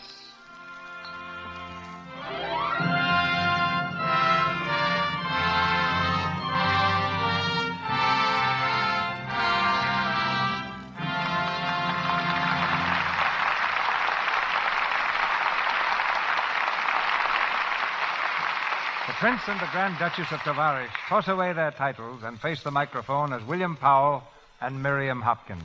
And welcome back, Mr. DeMille. It's surely good to see you in Hollywood again. Incidentally, it appears that we've done a turnabout since I was here last. At that time, I was the one who had just come back from New York. And at that time, you had something to say not only about New York, but about Lux soap. Oh, and what I said still goes. It's certainly a great help in keeping the complexion smooth and nice looking. I know I use Lux soap all the time, and from my observations around this town, practically every actress regards it just as highly as I do. But getting back to New York, did you have a good time? Miriam, you should have seen the crowds at the station when I arrived. The whole city was on holiday. Well, bands playing, flags flying, streets teeming with excited millions. And to think they did all that just for... For you, Cecil? No, Bill, for the opening of the World's Fair. And incidentally, it's a great show. Now that Union Pacific is able to stand on its own 2 feet, Cecil, or its own 2 rails, what are you going to focus your camera on next? I really don't know. What are you going to do? Well, I'm scheduled to bring back the Thin Man again. Oh, but that was announced months ago, William, and you haven't started making it yet. What goes? I've been waiting for the doctors to tell me that I can go out and play, Miriam. Mm-hmm. Present plan is for me to put on my gum shoes next month at MGM and start detecting again. Meanwhile, many thanks, Cecil, and good night. Good night, Mr. DeMille. Good night, Tavares.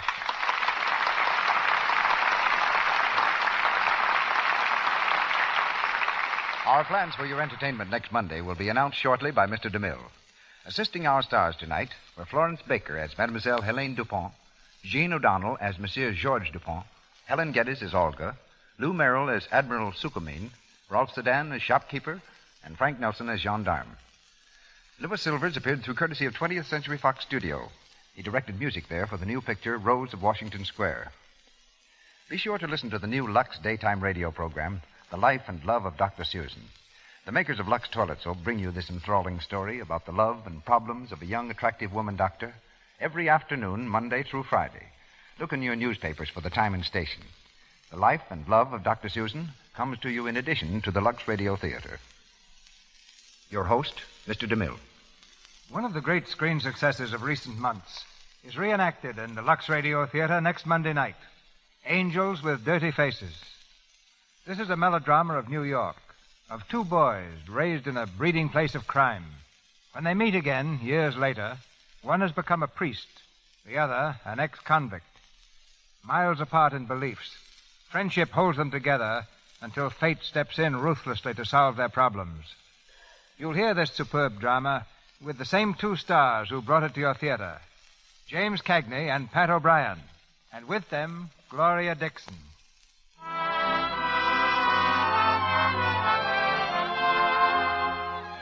Our sponsors, the makers of Lux Toilet Soap, join me in inviting you to be with us again next Monday night when the Lux Radio Theatre presents James Cagney and Pat O'Brien with Gloria Dixon in Angels with Dirty Faces. This is Cecil B. DeMille saying good night to you from Hollywood.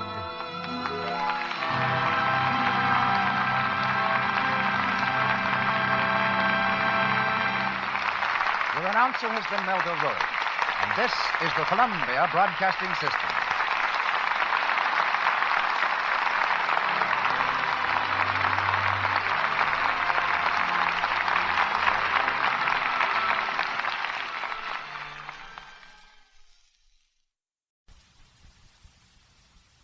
From Hollywood, the Hollywood Radio Theatre.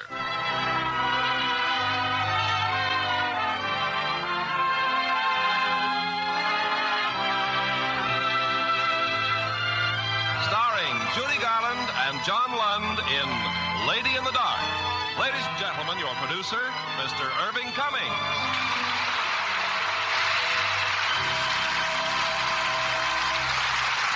Greetings from Hollywood, ladies and gentlemen. Tonight we are delighted to have as our guest John Lund, who has given us so many excellent performances, and Judy Garland with her inimitable voice that reaches the heart of everyone who hears it. We will present these 2 fine artists in Lady in the Dark, the stage hit written by Morse Hart and made into a sparkling screen hit by Paramount Pictures. And of course you'll hear the delightful music of Kurt Weill and Ira Gershwin. Now, Lady in the Dock, starring Judy Garland as Liza Elliott and John Lund as Charlie Johnson.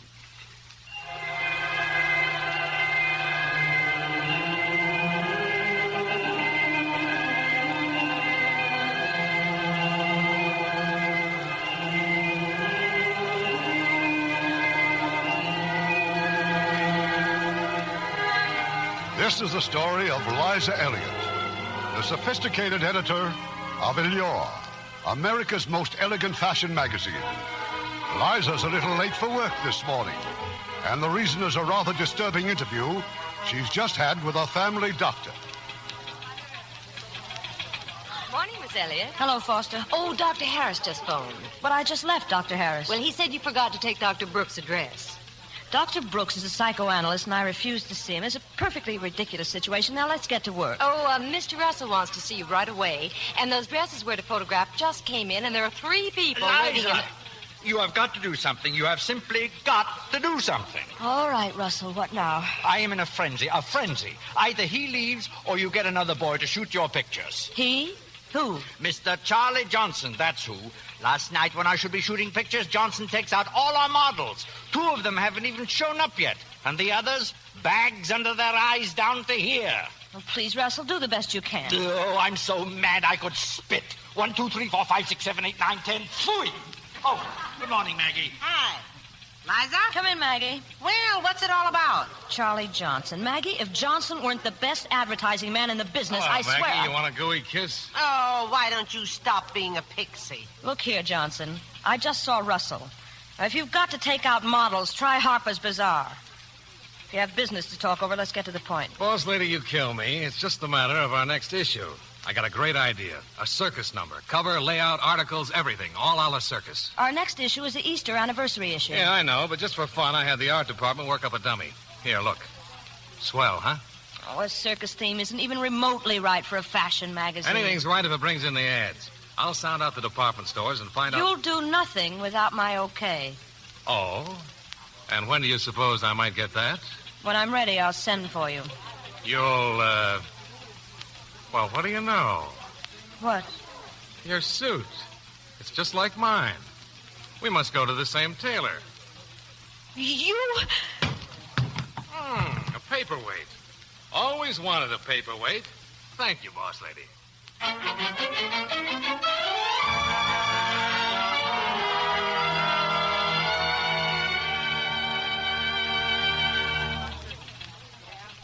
Maggie, come on in. Now, look here, Charlie. What are you trying to do to Liza? Nothing at all. She's just sore because I'm wise to her. Wise about what? Ever see a brick house that really isn't made of bricks? The bricks are just painted on? Well, that's Liza Elliott and that big executive pose of hers.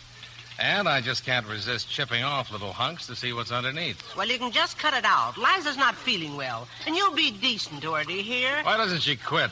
Our publisher's in love with her. Why doesn't she marry him? You know as well as I do that Kendall Nesbitt can't get a divorce, so shut up. She can still quit. I've had my eye on that job of hers ever since I came here. A girl like Liza shouldn't try to be top man. She's not built for it. Look, you want me to apologize to boss lady? You wouldn't.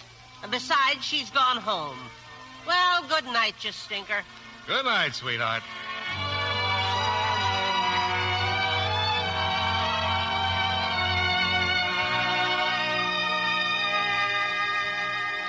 Kendall, come in. Hello, Liza. I thought you had that publisher's dinner tonight. I have, but I wanted to find out what the doctor told you. Well, I'm a very disappointing medical case. It seems to be all in my mind.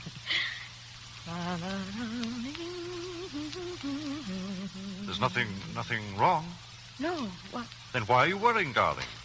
Worrying? You were just humming, and when you start humming... Oh, now that's silly. You are worried, Liza, and it's all my fault. My dear, when I think what we might have had... Darling, please. I should have bowed out of your life long ago. Oh, don't say that. Don't ever say that. I'm perfectly happy. I don't know what I'd do without you, Kendall. Thank you, darling. Well... I'll see you tomorrow at the office. Of course. And try to get some sleep, huh?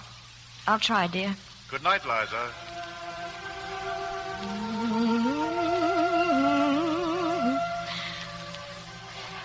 that melody? What is it? What is it? It means something to me, but I can't remember. I can't remember.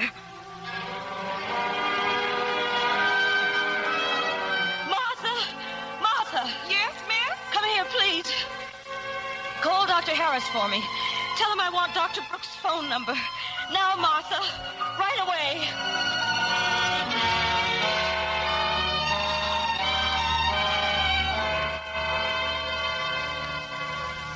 Now, what else can you tell me about yourself, Miss Elliot? It's fear, Dr. Brooks. I'm afraid. All day long, I'm in kind of a panic. Ever think of stopping work? Well, I couldn't. The magazine's the only steadying influence I have. Well, what about you and this Mr. Nesbit you mentioned? I see no point in being schoolgirlish about it. Mr. Nesbit and I... Well, we can't get married because his wife won't give him a divorce. Look, I came here hoping you'd be able to help me. Do you think you can? Perhaps. I'd like a trial analysis for a month, starting now. Well, that's impossible. I'll be terribly busy for the next few days. In that case, I suggest you find someone else. All right. What do I do? Well, I want you to lie down there and start talking. Anything at all that comes to mind. Meanwhile, you'll get into your beard, I trust. Start talking. What are you thinking about? I'm thinking about a song. A little song I knew as a child. I dreamed about it last night. What kind of a dream, Miss Elliot? I was all alone in a vast, misty cloud, and all around me was the song. I was dressed in blue, a blue gown, the most beautiful gown I'd ever seen. I felt I was the loveliest creature on earth. Does the color blue mean anything to you? Well, that's just it. I really dislike blue intensely. Anyway, the mist suddenly disappeared, and there I was, standing on a huge stage. I'd just made a speech. The crowd was cheering me. I was the center of attention. Thank you. Oh, how lovely to be me. If there's a party, I want to be the host of it. If there's a haunted house, I want to be the ghost of it. If I'm in town, I want to be the toast of it. Oh, how lovely to be me.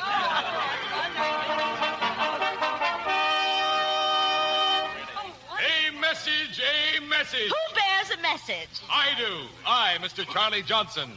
From the President of the United States to Miss Liza Elliott. And? The President requests that for national unity and for the advancement of cultural achievement... Yes? That your portrait be painted for the new 2-cent stamp of the U.S. Hooray! Oh, how really, really lovely. And who is to paint me and where? I am to paint you, and here. In this dress like this? Exactly. The most beautiful, the most enchanting, the most fabulous woman in the world. Oh, how true. A chair for Miss Elliott. No, not a chair. A throne for Miss Elliott. A throne? How charming. Now, what about a coat of sable for her lovely shoulders. Diadems and flowers. No. One flower, a single rose. Red, white, pale pink, yellow. No, a blue rose, drooping with humility in this hand of indescribable grace. Oh, lovely, perfectly lovely. Now, about my pose, don't you think I should... Just as you are. Oh, Miss Elliott, what wordless wonder you reflect. Yes, I know. But my hair, I never pose unless... As I see it beyond perfection. My brush shall capture every gleaming highlight. Yes, but my feet... Now, if I crossed my feet, I think that it would... Well, don't you agree? I mean... Miss Elliott, I beseech you, indulge me. Let me complete the portrait before the inspiration leaves me. Oh, no, interruptions? No interruptions. I'll be done in 3 more strokes. Like this, and thusly, and so. The grace of the bump and the looks of the year. Oh, girl of the moment, you're my moment every time. I have completed the portrait of a goddess. Look, multitude. Observe, admiring throng. Here at last is the true picture of Miss Liza Elliott. Why, it's a caricature. A caricature. Is it? What's the matter, boss lady? Can't you take it? Go away. Go away. Go away!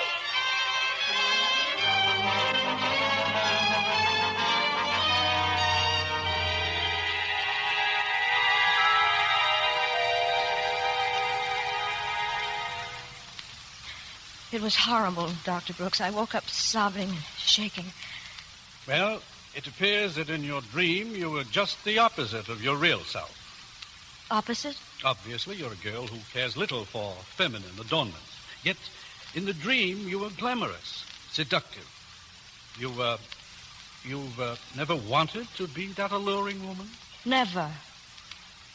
The only thing I ever wanted was to make something of myself. Most girls want love and marriage. Well, I didn't. And I despised girls who did. Why? I don't remember. Or you don't want to remember, which? I simply don't know. Well, I think we've done enough for one visit. And that's all there is to it? For the moment, yes. I'll call you soon. Thank you. Well, good night, Dr. Brooks.